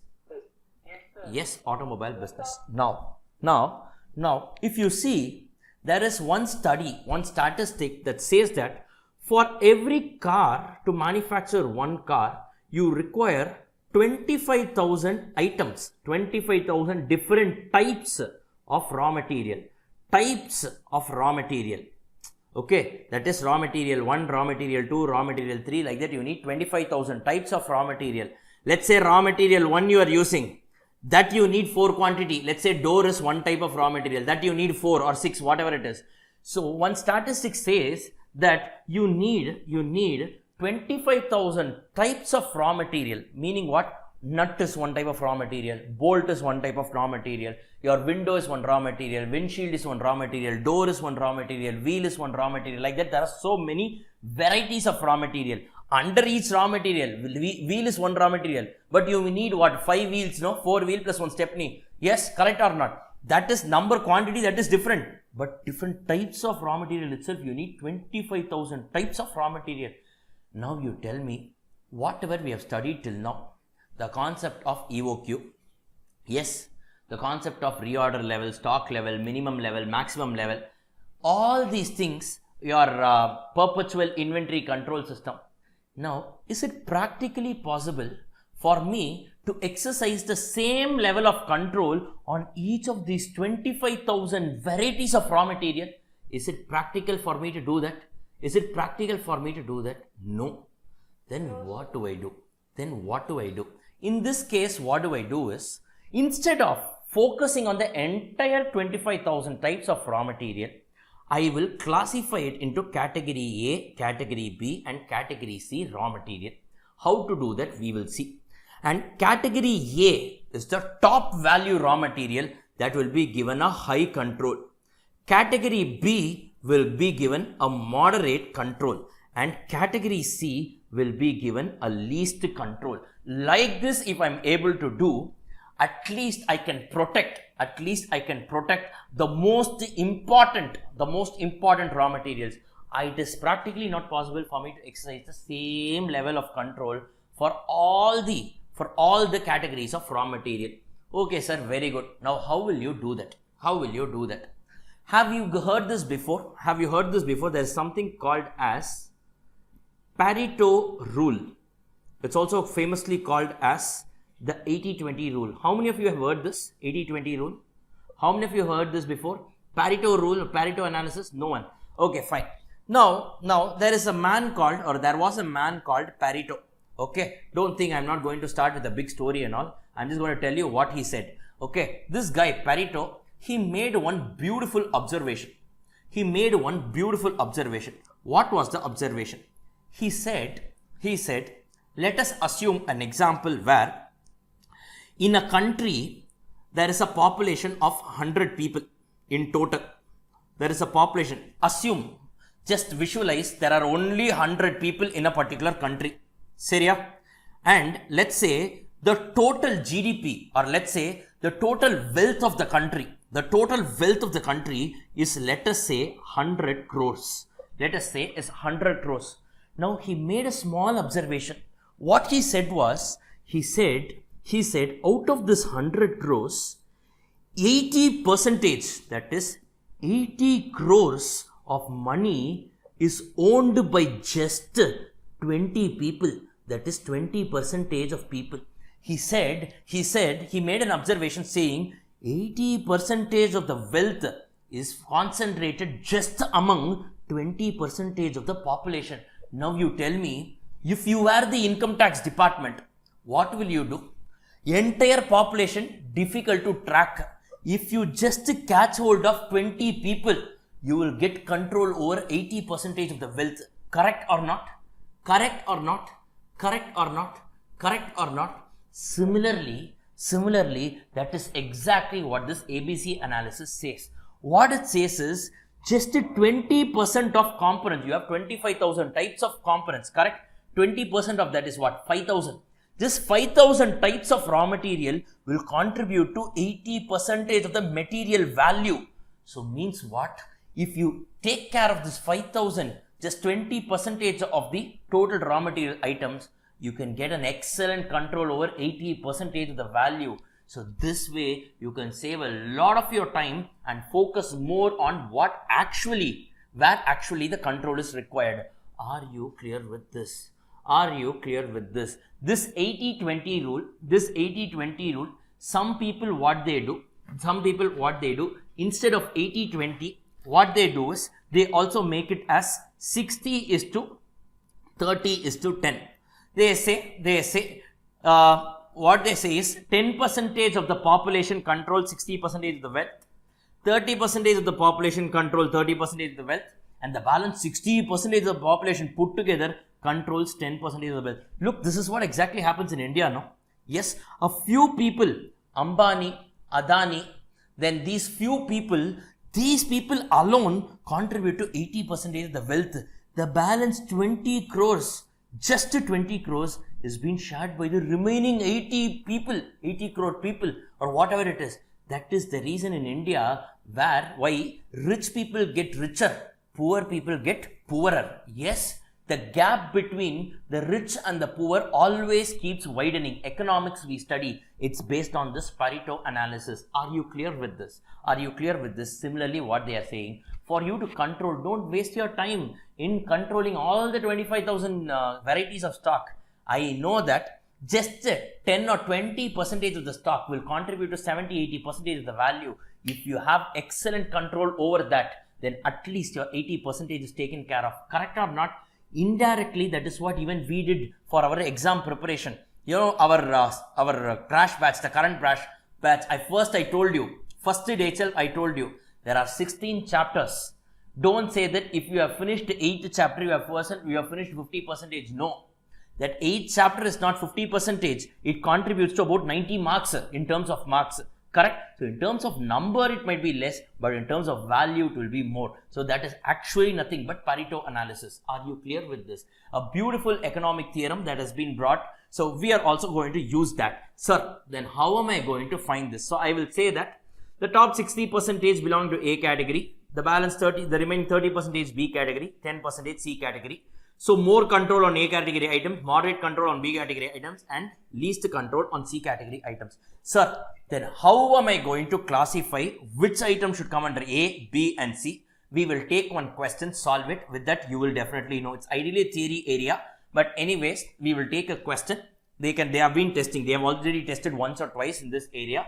So let's not take the chance. Let's do it. Shall we, guys? Very small area. Shall we do it quickly? Yes. Let's do it quickly. So let's take this question. Yeah.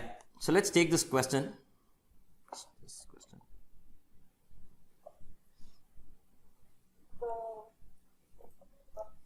let's take this question. Question number 4, it's on page number 66. Let's take question number 4 on page number 66. The following information is obtained from the accounts of XY Company Limited. So they have said item number 1, 2, 3, 4 like that. They have 12 different items of raw material. How many units are there in each category they have said, and what is the cost per unit they have said. Clear? Next. You are required to draw a plan of ABC selective control taking the following basis. A category item. If an item contributes to 50,000 and above, you put it as A category item. 15,000 to 50,000 B item. Below 15,000 C item. Clear? Shall we do this sum? I'll tell you how to do it. When we are doing it, just parallelly we will solve it. Shall we do it, guys? Hello? So please pick your calculator. Please pick your calculator. We need to do this quickly. Please pick your calculator. It requires some calculation things and all. So take down question number 4. What's the page number, guys? 64, 66. So question number 4. Yes. So question number 4 on page number 66. So let's get going here. Shall we? Yes? Yes, sir. Right. Okay. Okay. So let's get started. Write down. Please write down table 1. Table 1. I'll tell you what is this table 1 or not. Just do as I say, you will automatically start understanding it. Write down item number, units, cost per unit, total costs, percentage to total, and rank. I'll tell you what these things are. Let's say this is A, this is column B, this is going to be C, so this is going to be B into C. That's about it. Now, shall we just get started? Shall we get started? Yes, let's get started here. Now, what are the different items? You have 1, 2, 3, 4, 5, 6, 7, 8, 9, 10, 11 and 12. Clear? Fine. So tell me the units, guys. Copy paste from the question. Please copy paste. How much? 7,000. Then, guys, are you all doing it along with me? Yes? Tell me. 24,000. Then 1,500. 600. 38,000. Then 40,000. Yes, 40,000. Then 60,000, then 3,000, then 300, 29,000, 11500 and 4100. Cost per unit is also given in the question. 5, 3, 10, 22, 5, 3, 10, 22, then 1.5, 0.5, 0.2, 3.5, 8, 0.4, 7.1 and 6.2. Oh, you guys are Rohini finished, Done. Okay, fine. So tell me the total cost. Just multiply the 2 and tell me. So it's 35,000. You said you've done. Tell me, 72,000. Do it. Then 72,000. Then 15,000. Then 13,200. Then 57,000. Then 20,000. Then 12,000. Then 10,500. 2,400. Then 11,600. Then 81,650. Then 25,420. What's the total? You could have just click that M plus as you did the calculation, you'd have got it. Anyways, I'll tell you, it's 355,770. Yes, 355,770.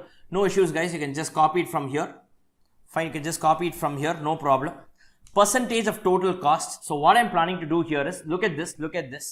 So I will establish this 35,000 as a percentage of total cost. So if I do that, let me do the calculation. You need not worry, copy paste from here. It's 9.84 percentage. Product number 2 contributes to 20.24 percentage. This is 4.22 percentage. This is 3.71 percentage. This is 16.02 percentage, 5.62 percentage, 3.37 percentage, 2.95 percentage. Then I think it's 0.67 percentage, 3.26 percentage, 22.95 percentage, and 7.15 percentage. If you add it all, you get 100 percentage in total. So basically what we are trying to do is, we are trying to establish that particular value of raw material as a percentage of total raw material cost. If you do that, you will get the total value of that particular item as a percentage of the total raw material value. Are you clear with this? Guys, are you clear with this? Are you clear with this? Now, can you just rank this? Now, based on the percentage, rank and tell me which gets the maximum rank. Can I say this product number 11 gets rank number 1, then product number 2 gets rank number 2, then product number 5 gets rank number 3, then my product number 1 gets rank number 4, then product number 12 gets rank number 5, then product number 6 gets rank number 6, and product number 3 gets rank number 7, then product number 4 gets rank number 8, then product number 7 gets rank number 9, then product number 10 gets rank number 10, then product number 8 gets rank number 11, and product number 9 gets rank number 12. So based on the descending order of percentage of value, I am ranking the products and saying, if you look at this, if you just take care of item number 11, you are taking care of 22.95% of the value of your raw material, which means that is huge. So basically that gets the topmost rank. And if you just go to this item number 9, constitutes only to 0.67% in value. Are you clear with this? You tell me, you have one box full of 1 kg of coal, COAL, coal, and you have one small box where you have a diamond ring. You tell me, can you say just because the quantity of coal is more, I will control more on coal? What is this? Absolutely not. Though despite the fact that the quantity of diamond is less, in terms of value it is more. So it makes more sense if I exercise more control only on diamond as compared to my coal. Are you clear with this? Has everyone noted this down? Shall we proceed? Guys, have you all noted this down? No one is answering. Only 2-3 students are answering. Yes. Okay, fine. So go to table number 2. I'll tell you. Go to table number 2. Table 2. Now, prepare this table on the basis of ranks. How am I going to do that? Please write down rank, item number, cost, category, percentage cost, cumulative percentage of cost, and percentage of items. I will tell you what each of these things are. Once we do this, I will tell you what these things are. You will automatically start getting it. Now guys, just copy paste and write the table 1, but here you should write it in the order of ranks. So can you do this? So tell me, this is what? Rank number 1, rank number 2, 3, 4, 5, 6, 7, 8, 9, 10, 11 and 12. What are the items and item numbers? I will say the item numbers are 11. It is 81650 in value. Item number 2, 72,000 in value. Item number 5, 57,000 in value. I'm just copy pasting from the previous step. Item number 1 is 35,000 in value. Then item number 12, that is 25,420 in value. Item number 6, that is 20,000 in value. Item number 3, that is 15,000 in value. Item number 8, rank number 8 is item number 4, that is 13,200 in value. Then it's item number 7, 12,000 in value. Then you've got item number 10, that is 11,600 in value. Item number 8, 10,500 in value. And item number 9, it is 2,400 in value. So on the basis of rank, I have prepared the item number and I have prepared the cost. Correct or not? Guys, are you understanding this? Are you understanding this? Anyone has a problem till now? Guys, are you all understanding this? Yes?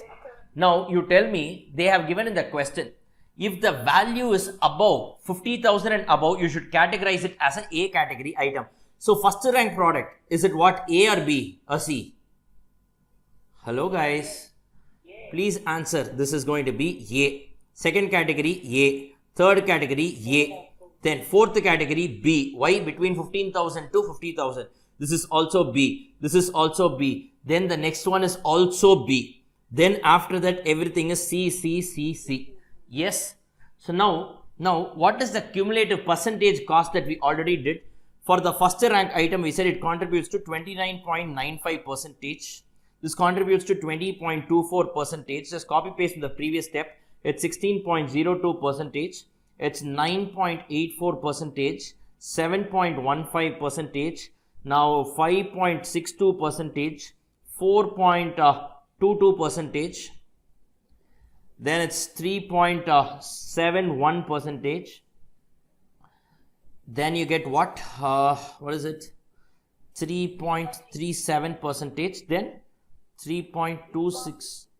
Then 2.95 percentage and 0.67 percentage. Simple. Now what you need to do is the A category items put together. What is the cumulative percentage it contributes to? Add it up. 22.95 plus 20.24 plus 16.02. How much is it?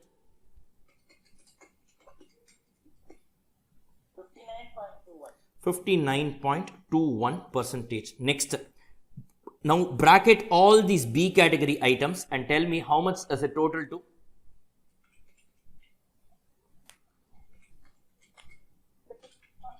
$26.83. Correct. Then bracket all the C category items and tell me how much does it account to?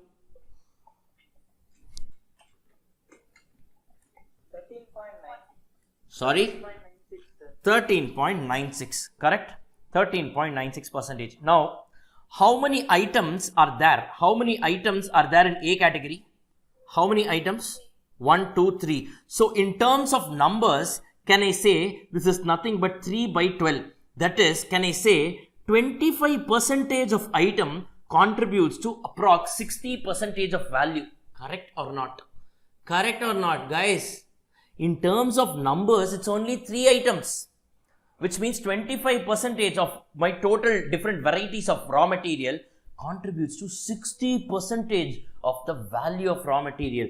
Here, in terms of items, if you see how many items are there? 4. Can I say 4 divided by 12? How much is this? 33.33 items. Percentage of item contributes to approx 26.83% in value.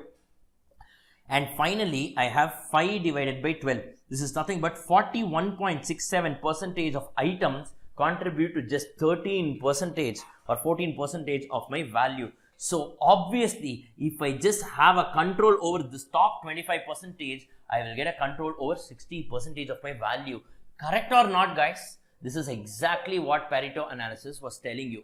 This is exactly what Pareto analysis was telling you. So put that as a percentage of items and percentage of cost. If you see, just a small number of items will contribute to greater amount of value. Are you clear with this? Have you all noted this down? Have you all noted this down? Have you all noted this down? Is it complete, guys? Everyone has completed this? Yes? Yes? So let's just scroll down and write down the final answer. Write down answer. A-A category. Write down your observation. 25% of items constitute 59% of value. put a semicolon. On the top you write down control required. Control required. Write down highest control. Highest control required. B. 33% of items constitute what? 27% of value. What is the control required? Moderate. Then C. It is 42% of items constitute how much? 14% of value. The control required is lowest. So obviously you should know, now you have learned how to control, what to do, decision making, but where to channelize this efforts is what ABC is telling you. You better concentrate more on high category products so that you can get control over 59% of the value of your raw material. Just 3 different types of raw material. Correct. Item number 11, item number 2 and item number 5. The top 3 ranks, if you have control over that, you will have control over 60% of material value itself. This is what ABC analysis is telling you. Guys, are you all clear with this? Are you all clear with this? Is it clear for everyone? Is it clear for everyone? So that's about ABC analysis. That's about ABC analysis. I hope you guys have written this down. Yes? Yes, shall we just proceed? Last just 5 more minutes and we will just stop it there. That's all. Fine. I thought we can finish this chapter and start employee cost. That was my original plan today. That's okay. No problem. No problem. Yes. Yes, guys. Clear? Shall we just finish the balance areas? Now there is another area concept. Yes, you guys have completed this, no? Yeah? Okay, fine. So basically there is another thing called as JIT. JIT means what? Just in time. It was a Japanese technology. In fact, this was founded by, the concept of JIT, I think, was founded by Sony Incorporation, I guess, if I'm not wrong.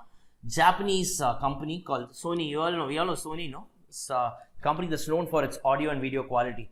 Yes, that company, it was the first company to do JIT. I'm not sure if that was Sony. Sony was the first company to find out either just in time or something called as Kaizen costing. I'm not sure. But anyways, it's a Japanese version of inventory management. Simple. What is it? Just in time purchase. Meaning what? Generally what we do, we purchase, correct? We purchase raw material. Whenever the production manager asks, we will give it to him. He will produce, he will keep his stock with him. Whenever a person comes to the shop or whenever a person comes to with a demand, he will sell it, correct? So basically, I will produce and keep and I will try to push, correct or not? Now, because of this, what happens? Unnecessarily, I am maintaining a lot of stock with me. That's where just in time, JIT system came into picture. In this JIT system, what they are saying is simple. You don't produce and keep. First, let the customer come. He will place an order. Once he places an order, then what you do? You go and place a request to the supplier, purchase the raw material, produce and give it. So, just in time, you purchase and produce. This is called as just in time system. So, in this system, I don't maintain a raw material inventory. And since I get an order and I need to immediately purchase, I should always have a local supplier with me. And I should always, the order quantity will not be EOQ. It will be the lowest quantity. How much ever I need, that alone I will do. Since I order in low quantities, number of orders will be more. So I have a higher ordering cost. But the advantage here is the carrying cost is very less. And the stock out scenario, the chances of me running out of stock is very high. Simple example. When you go to a hotel and order a plate of dosa, will he already put the dosa and keep it ready for you to sell? Or only after seeing your face, what will he do? Only then he will turn on a stove, correct or not? Yes, in fact, in a worst case scenario, only after seeing your face, he will go and buy that dough itself, what do you call the batter? The batter itself, he will go and buy only after that, correct or not? They will not waste it. They will not produce 100 dosas and wait. Only after seeing you, they will even put that dosa on the tawa and they will give it to you, correct? This is called as a just-in-time inventory system. Are you clear with this? If that is being practiced even in a factory, it's called a just-in-time inventory system. Yes, there is, and this is what it is all about. Then there is something called as VED analysis. What is VED analysis? Vital, essential, and desirable. Now I told you this is another measure of control. Theory da. So basically, raw material can be a direct material or what? It can also be an indirect material. Correct? Certain materials are very vital. Without that, the production itself cannot happen on a day-to-day basis. Example is coal or fuel. Let's say I'm having a coal as a fuel. Without this coal, I can't run my machine. Correct? It is a vital product. Essential product means what? It is very much required, but not on a very urgent basis. Let's say lubricant. Lubricant is required, but every day I will not pour it. No, every day I will not be using it. It's called as an essential product.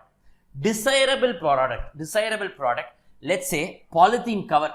Now this polythene cover, what is it? Now this polythene cover is used to what? Carry the product. Now without that also somehow you can manage, but if it is there, it is desirable.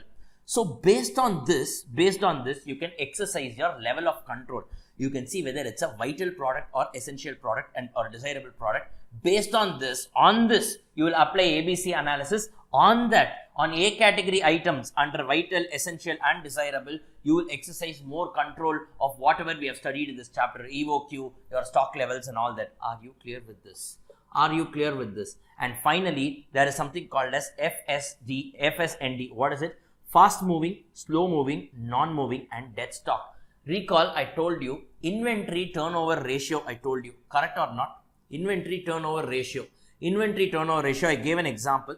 Let's say annual requirement is 100 kgs. I have an average stock of 10 kgs. It means, or let's say annual requirement is 120 kgs, average stock is 10 kgs, which means that my stock will turn around 12 times in this year, which means what? It will get emptied 12 times in this year. Correct or not? This is the meaning. Correct, guys?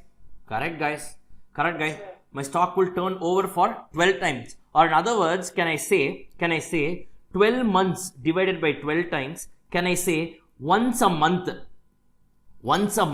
I keep on replenishing my stock? Correct or not? Meaning what? The stock gets over within a span of 1 month. Correct or not? So basically the stock holding period is what? The duration divided by the your inventory turnover ratio. Correct? Based on that, I calculate my stock holding period. Now, if the stock holding period is less than or equal to 1 month, it means it's a fast moving stock, no? Hot cake. It's a fast moving stock. I can't mind, if I buy, it will not even stay with me for 1 month. It immediately goes off. Correct? Now, if it takes more than 1 year, but less than, if it takes more than 1 month, but less than 1 year, the stock holding duration, if it's more than 1 month, but less than 1 year, it's called as a slow moving stock. And if it is not consumed in 1 year, beyond 1 year it happens, it's called as a non-moving stock. And after this non-moving stock, let's say I'm having it for 5 years, 6 years with me, now it has become spoiled, obsolete, it's called as a dead stock. Are you clear with this? Why is this analysis required? Because you need to exercise more control on a fast moving stock, moderate amount of control on a slow moving stock, and the least control on non-moving stock. Why? Fast moving stock means it has a ready market. Using that raw material, I can convert it into an FG and it has a ready market. So obviously that requires the highest level of control. Are you clear with this?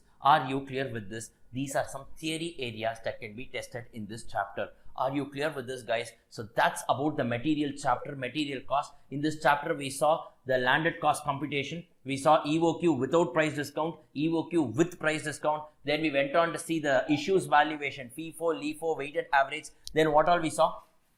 We saw stock levels. Correct? Then we went on to see the material purchase procedure.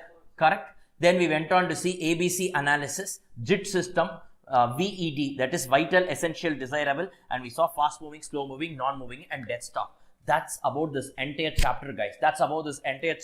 So basically, if you see here, another 5 marks is done in your kitty. So basically, we have covered now, till now, the marks that we have covered is 80, right? The 80 marks is something that we have covered now. Now don't think the other chapters are not important, because I'm saying this because you might have that mindset already. I've covered 80 marks. No, look at this. Look at this. Employee cost. Past 6 out of 6 attempts they have tested it. But the problem is it doesn't come in a pattern. Where this question comes, it sometimes comes in question 1 and question 5. Look at this. 5 mark compulsory plus 5 mark theory. 5 mark compulsory plus 5 mark theory. Then 5 mark practical plus 5 mark theory, or 1 10 mark practical, or 1 6 plus 4, or 1 10 practical. It doesn't show a trend, but employee cost definitely gets tested in every past 6 out of 6 attempts, which means that it is over and above this. It is over and above this 80 marks that I'm telling you. It's a bonus for us. It's a bonus for us. So make sure, just ensure. And budgeting chapter is also a likely 10 mark question based on the trends that we've been seeing. Clear? Fine. So tomorrow's agenda is going to be what? Tomorrow's agenda is going to be employee cost and budgetary control. So let us see how far we can finish. And till now, what are the chapters? Just a minute, guys. Just give me a minute. Yes. Just give me a minute. So till now, what are the chapters that we've completed? So we have finished your material cost also, process cost also, joint and buy also, material also. Correct? Yes, guys. Yes. These are the chapters that we've completed till now. So if you see, we have covered 9 chapters. We have covered 9 chapters here. So 9 chapters are done. So we are just left with a few more chapters. 9 chapters are over. We just have employee cost, budgeting, cost accounting system, contract costing, unit batch and job costing. Apart from that, there is a theory where I will just be giving a normal discussion, and because in theory much of a value addition I can't do. It's something that you need to read, but I'll tell you how to read and all strategy, and I will share that strategy session. So that will also be there. That will be a very detailed session. What you saw in the first day was just which chapters are important, how to predict and all that. But in the last class, I'll be telling you how to present the exam and all. I think this was day 7, no? This was day 7, right? So we have 3 more days, and we just have some 5 small chapters left with us. These 5 are small. So 10, 11, 12, 13 and 14. These 5 small chapters are there apart from theory area. So yes, easily and comfortably, in my opinion, I think we can finish it. So 3 days, 3 days, all the 5 chapters plus theory and exam strategies we will cover. So this is going to be the agenda for the next few days. Are you clear with this? And guys, please don't miss the next few lectures, because I'm telling you, institute is known for being unpredictable. So don't think that I've already covered 80 marks. That's all. I'm telling this 80 marks so that it will remove the fear from your mind. But don't think that that's sufficient. No, it's not sufficient. Let's prepare fully. We have taken this up. Let's prepare fully. I will strategize and I'll tell you how to do it. Clear? And certain chapters are showing past trends. In fact, I'll tell you one more observation that I made. Last 3 or 4 attempts, if you see, always there is one 5-mark question from this cost accounting system chapter. Always, if you want to go and see, 5 marks definitely somewhere or the other they are asking. Can either be a reconciliation question or a ledger question. Somewhere or the other they are asking. And this contract costing, once it was tested, 2 attempts back it was tested for 10 marks. Suddenly it comes for 10 marks. It doesn't come at all. So we don't know how this comes in. Unit batch costing and all. Batch costing, you have a concept called as economic batch quantity. Here and there it comes for 5 marks and goes off. So basically you can't predict certain areas. So let's play it safe. Just 3 more days, guys. That's all. Just 3 more days. We will finish the entire subject, and then you will have the great amount of confidence. When you enter the exam hall, it should be such that you have a great deal of confidence. Once you finish the exam, forget about the result. Once you finish the exam, let me tell you what my objective is. And this should also be your objective. Once you walk out of the exam hall, you should feel satisfied with the way you have performed. That is what is there only in your control. Passing, failing, exemption 90 plus, that's not there in your control. That satisfaction, crores and crores of money cannot buy. And marks also cannot buy. The moment you finish and step out of the exam hall, today I've done something, that is some great efforts I've taken and I've executed properly. My work is over. That if you have that amount of, if you have that feeling, the moment you come out of an exam hall, I'm telling you, somewhere or the other, whether immediately or later in your life, you will reach heights, because that is the only thing that a person requires. Perfection. I know that not all of us are not perfect, but at least let's aim for it. Now, everyone is not perfect, so will we give up? No, let's aim for it. At least to whatever extent it's possible, let's aim for it. Okay, so guys, I want you all to just focus only on this. Whatever is there, just ensure that you give your level best and just leave the rest. You just leave the rest. Exam results and all, it will come automatically. If you have done your best, hard work never fails. If you have done your best, it will never fail you. It will never fail you. All this now May and November is and all what? It's just a battle. We need to win the war. That's all. Battle any times you can lose. Win the war. That is CA. That is CA. Your CA degree is the war. Ultimately, that's what you need to be more focused on. That doesn't mean that, sir, battle soldier, the battle na fail. No, don't prepare to get failed. Yes, prepare to win. Even if you fail, just accept it is what I'm trying to tell you. But what is it? Even if you fail, just forget it. Right now, don't think about the results. Focus only on what is there in your controllable, and I'm sure you guys will reach a long way ahead. Clear? Yes, guys. So thank you all so much. Thank you all so much. Thank you all for actually letting me extend beyond 8 o'clock also. Thank you so much, guys. And in fact, today's session, just to put it on record, the time that we have spent is 6.5 hours. Effective 6.5 hours we have spent. So actually saying this online proves to be more effective. Online proves to be more effective. We have spent 6.5 hours. Every day we used to spend only 5.5 or 5 hours 45 minutes. But yes, today you won't believe we have covered 6.5 hours fully. I have the recording, I have the tracker with me, so that's why I'm telling you. Clear, guys? So thank you all so much. See you all tomorrow at sharp 1 p.m. Whether it's a face-to-face or completely online, I don't know. You will be informed on the Telegram group. So don't worry about that, because I don't know whether the things are fine there at the academy side. So if things are fine, then I will let you know. I or the admin will let you know. Don't worry about it. So yes, guys, thank you all so much and good night. Yes, Darshini, tell me you have a doubt.